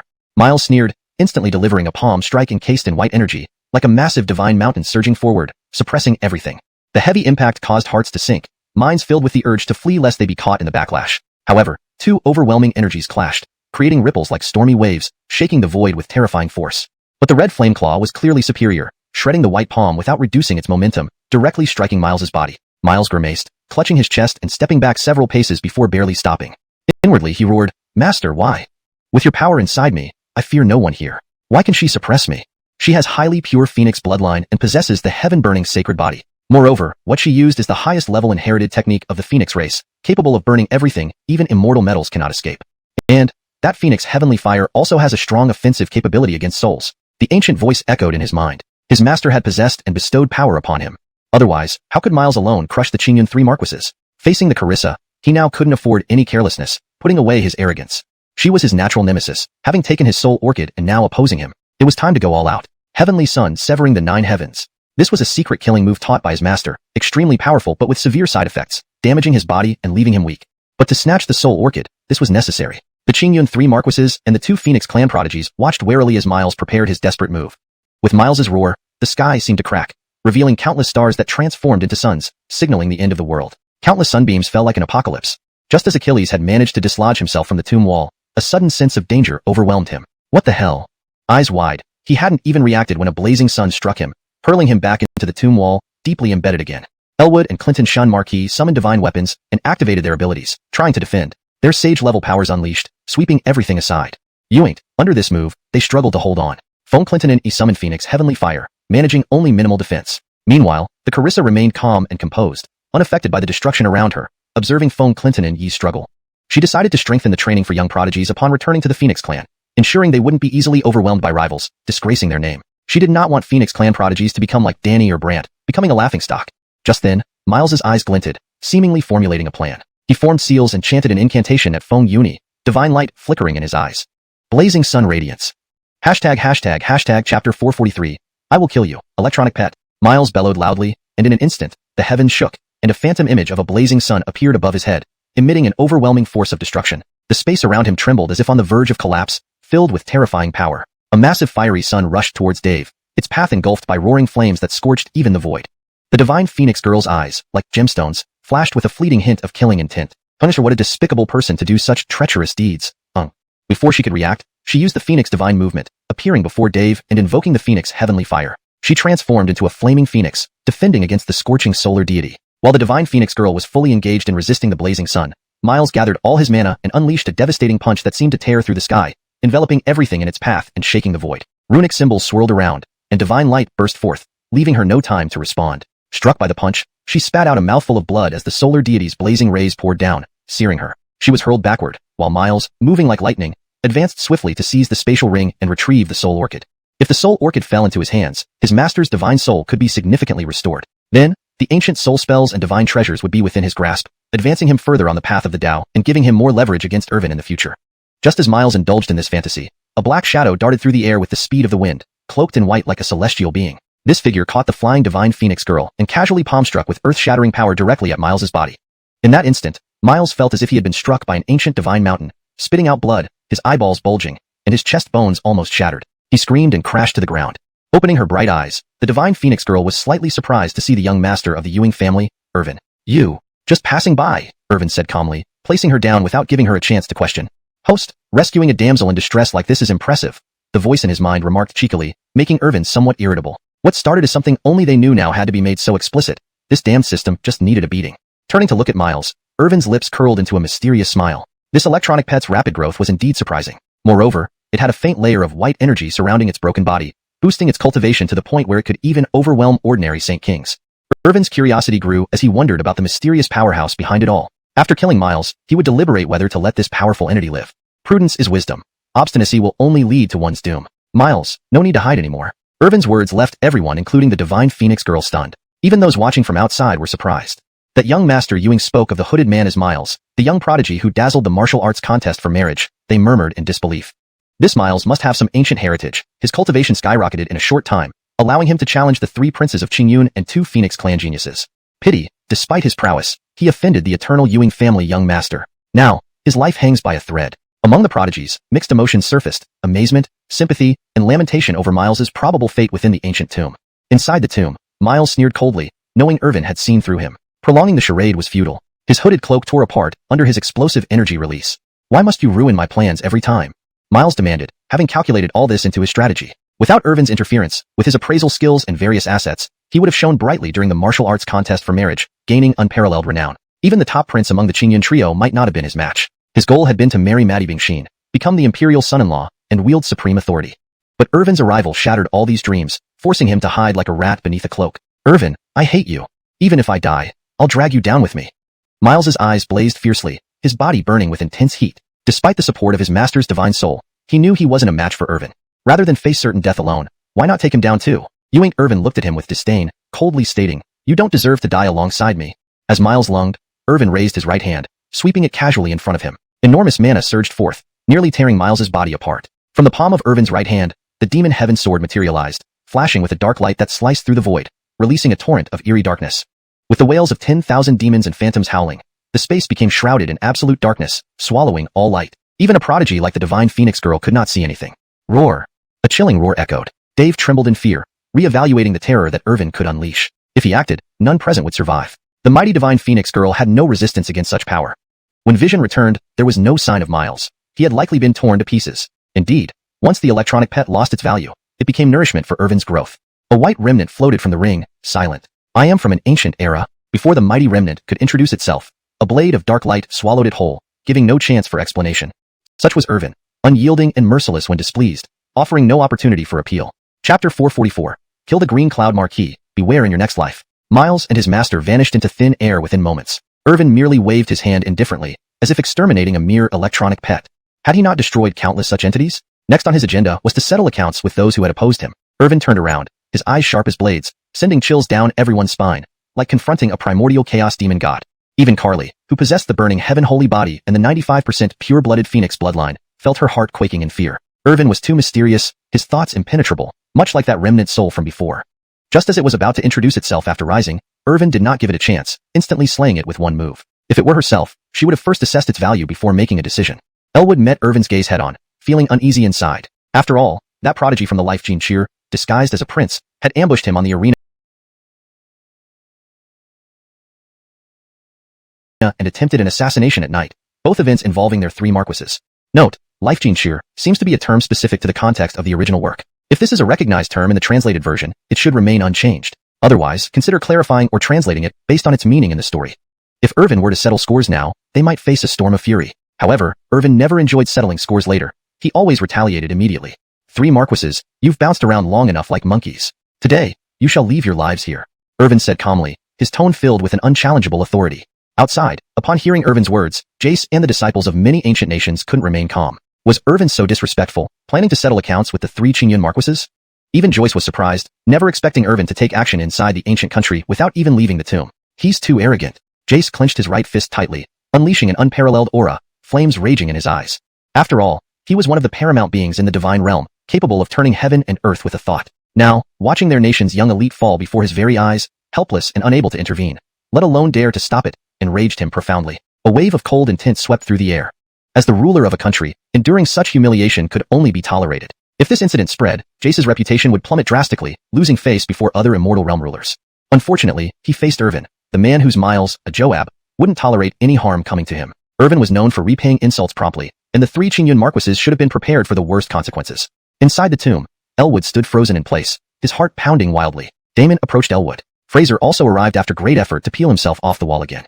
Irvin, there must be some misunderstanding. Please hear our explanation. Damon tried to explain, hoping to save his own life. Irvin's power was terrifying. Even if they attacked together, they had no hope of victory and would be easily subdued. Humph, I have no interest in dog barks. Irvin replied, a sharp light shooting from his eyes, piercing through the void. Damon flew backward before reacting, spitting blood, a gaping hole in his chest, the scene brutally bloody. Fraser cast a spell, lightning flashing endlessly, surging with formidable power, spreading through the void. But Irvin didn't even glance, another palm striking out, his vast mana surging like a tidal wave, unavoidable. The overwhelming lightning that tore through everything was instantly torn apart. Fraser's clothes shredded as he was slammed back into the wall, his internal organs almost shattered. He inwardly cried, how unlucky am I today, getting stuck with this wall. Elwood refused to sit idly by, drawing his saber and slashing powerfully, tearing through space momentarily.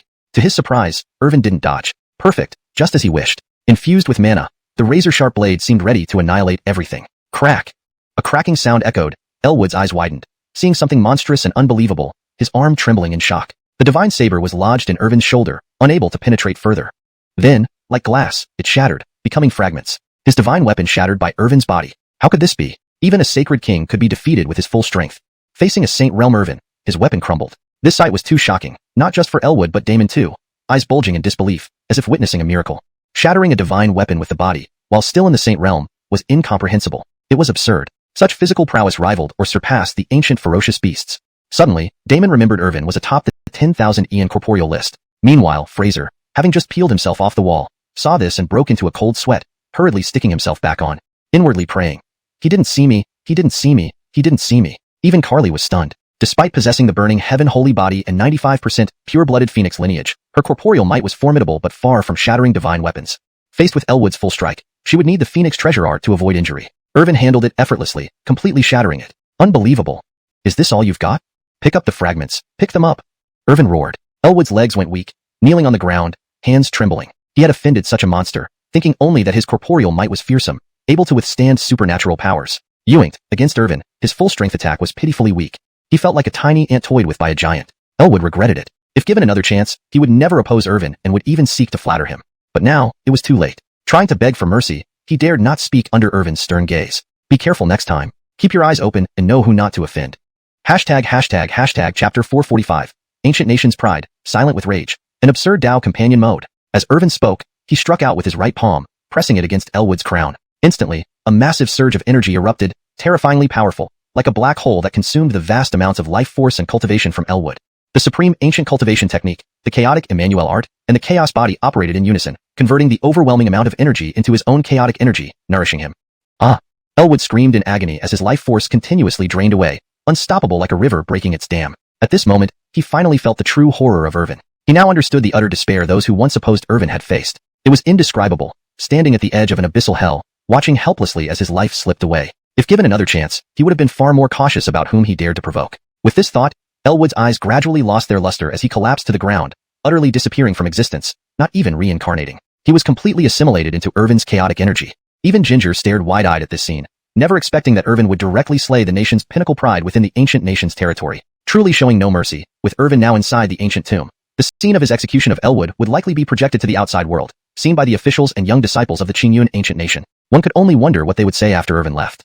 However, Irvin still wasn't satisfied. His gaze flickered, sharp as a blade, and he looked like a god or demon ready to devour someone. He turned to Clinton Shen Marquis and, with a single motion, generated an irresistible suction force. Clinton Shen Marquis, powerless, was lifted effortlessly into Irvin's hand. Irvin licked his lips. He found that although the system's automatic cultivation mode was reliable, the energy assimilation through the chaos body and the chaotic Emmanuel art made his cultivation skyrocket rapidly, far beyond his imagination. Even his foundation in the Tao became solid without any superficial signs. It seemed that resolving more electronic pets and super geniuses would benefit him greatly. The fools were indeed helpful, providing both entertainment and aiding in his cultivation improvement. Master Ewing, please spare my life, Clinton Shen Marquis cried, all the arrogance of a prodigy gone. I will follow you, do anything for you. Irvin couldn't understand why Clinton Shen Marquis still begged for mercy, knowing his inevitable end. Don't worry, it'll be quick and painless, Irvin coldly replied, unleashing chaotic energy that instantly enveloped Clinton Shen Marquis. Cornelius, seeing this, stopped pretending to be dead and hurriedly detached himself from the wall. He tried to escape, fearing that Irvin was going to kill everyone here. After Miles and the mysterious soul remnant, then Elwood and Clinton Shen Marquis, he had a feeling he would be next. Being called intelligent, Cornelius knew what was coming. He transformed into a beam of light, moving with incredible speed, trying to flee this hellish tomb. Indeed, to him, the ancient tomb had become a living hell, and Irvin was its divine devil, massacring lives and suppressing all. You think you can run? Can you? Irvin sneered, opening his palm. Suddenly, space contracted, trapping everyone as if they were in thick mud, unable to escape. No matter how much Cornelius struggled, he couldn't break free. Even spatial breaking runes were ineffective. If Irvin truly wanted you dead, there was no escaping. The idea that electronic pets could escape was merely part of Irvin's strategy. Leaving them out allowed him opportunities to harvest when needed. All at once, wouldn't that be perfect? Moments later, Clinton Shen Marquis vanished, completely assimilated by Irvin. Cornelius was trembling with fear, but no matter how he struggled, he couldn't escape Irvin's grasp. Since you've done wrong, you must pay the price. Irvin showed no mercy, using the immense power of the chaos energy to assimilate Cornelius instantly. Outside, chaos erupted. The young prodigies of the Qingyun ancient nation were furious, finding Irvin excessively arrogant. Even as the heir of the ancient Ewing family, such blatant actions were unacceptable. He killed the leader of Qingyun's young generation while obtaining their nation's opportunities. Even the Qingyun Korra glared with rage, finding it excessive. Irvin had trampled on Qingyun's dignity, sparing no face. First, he killed the disguised Alvaro of Qingyun and then eliminated the three Marquises. Though Elwood and others had faults, dealing with them should have been Qingyun's prerogative. Did Irvin treat all worlds as his personal domain?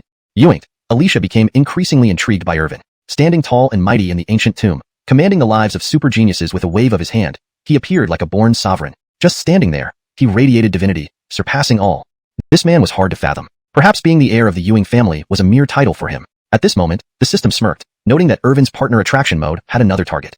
Meanwhile, Irvin, unaware of this, continued to assimilate the souls and energies of the ancient elder, the three Marquises and Miles, advancing his cultivation closer to the Saint King realm. Given time, he would ascend to Saint King. Though he could break through immediately, Irvin wanted to accumulate energy and explore the secrets of the Saint King realm. His goal was to surpass all limits in each realm, reaching heights unmatched in all of eternity.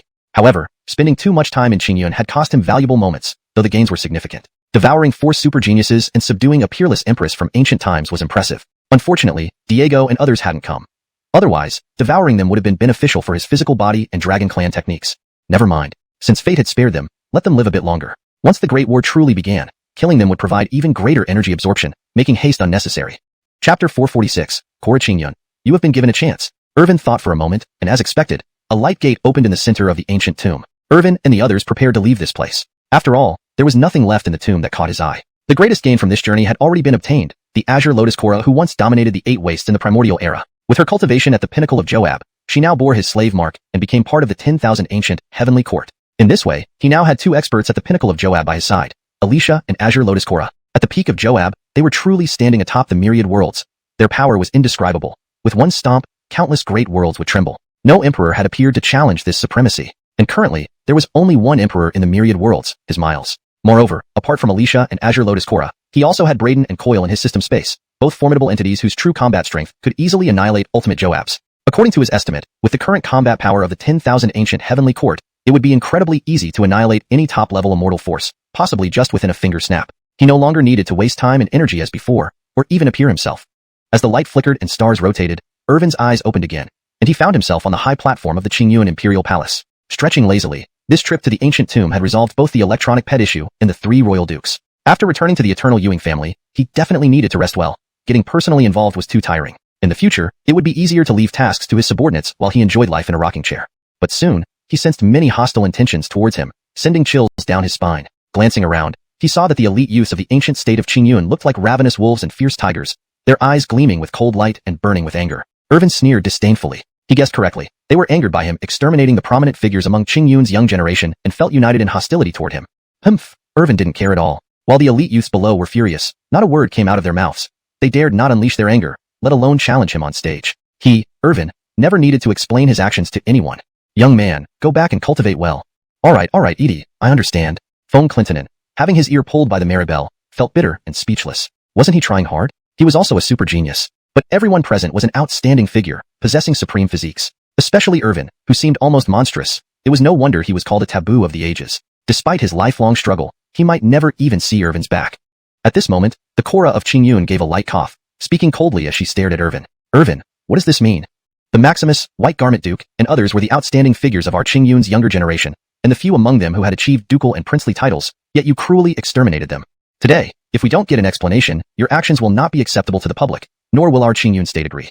Many disciples cheered in agreement. They felt reassured by the reliability of their Korra. However, the shrewd observers from other immortal forces exchanged glances and shook their heads. The Qingyun Korra had conceded. Just asking for an explanation allowed Irvin to off the hook. It seemed the eternal Ewing family's deterrent was too powerful. Irvin laughed scornfully. Did he need to explain his actions to others? There was no reason for it. Korra Qingyun, my actions require no explanation from me. You saw the projection earlier. The geniuses from the life-prohibited zone and the 3 dukes attacked me. Where were you then? Now you question me? Is it your identity as Korra that gives you courage? Irvin's tone was chilly, his gaze sharp, unafraid even facing a divine-level supreme being. So what if it was a divine-level realm? Were there few divine-level beings in his eternal Ewing family? They were everywhere. Qingyun Korra clenched her right fist. She merely wanted an explanation. She hadn't expected Irvin to be so resolute, someone who tolerated no grains of sand in his eyes, representing supreme authority. Immediately, she was placed in an impossible position, unable to advance or retreat. If she pressed further, she would bring disaster upon the Qingyun state, potentially erasing it from history. Ewing stepping back meant conceding and losing face and dignity among other immortal forces, leading to ridicule and loss of respect. Her breathing quickened. She had underestimated the situation, attempting to assert dominance over Irvin. Now trapped in a dilemma, she didn't know how to resolve it. Meanwhile, the Maribel and Alberta were impressed by Irvin's boldness in confronting a Joab without backing down. In such situations, they would likely show utmost respect. Alberta, munching on a candied hawthorn stick, clapped her hands, eyes twinkling like a starstruck fangirl, feeling she had chosen the right person to follow, someone generous enough to share candy with her. To shift focus, Qingyun Korra asked awkwardly, Jethro Ewing, did you obtain any opportunities in the ancient tomb? What a pity. I thought the royal secret realm contained great opportunities. I didn't expect the divine weapons, treasures, and magical techniques there to disappoint me. The corners of Qingyun Korra mouth twitched along with other Qingyun officials. You're not afraid to speak openly. A few compliments wouldn't hurt. Your words would have doomed you long ago if not for your unparalleled background and talent. Moreover, they were certain Irvin must have gained significant opportunities, perhaps far beyond their grasp, especially since he had subdued the incomparable Azure Lotus Korra. Clapping his hands, symbols swirled in the broken space around him, barely enduring the pressure. A Cecilia slowly materialized, her long, white legs graceful like jade bamboo. Her stunning beauty was beyond compare, crafted by the highest rulers, enchantingly perfect, even seeming unreal. She opened her eyes, pupils shining like gems, reflecting images of gods and demons falling. In her eyes, rules and the Tao seemed mere illusions. Even a glance from her made Qingyun Korra feel intimidated, as if being watched by an ancient ferocious beast. Undoubtedly, if Azure Lotus Korra willed it, even Qingyun Korra couldn't stand against her. Let me introduce my servant, the Azure Lotus Korra. Chapter 447. The Imperial Sovereign's request, a princess maid? I'll barely accept it. Upon hearing Irvin speak, everyone present was utterly astonished. Whether it was the young disciples or the elders of various immortal factions, they all widened their eyes in shock. Even venerable elders plucked their own beards in disbelief, mouths agape, as if their jaws would drop off. It was simply too astonishing. Even with mental preparation, it was hard to believe.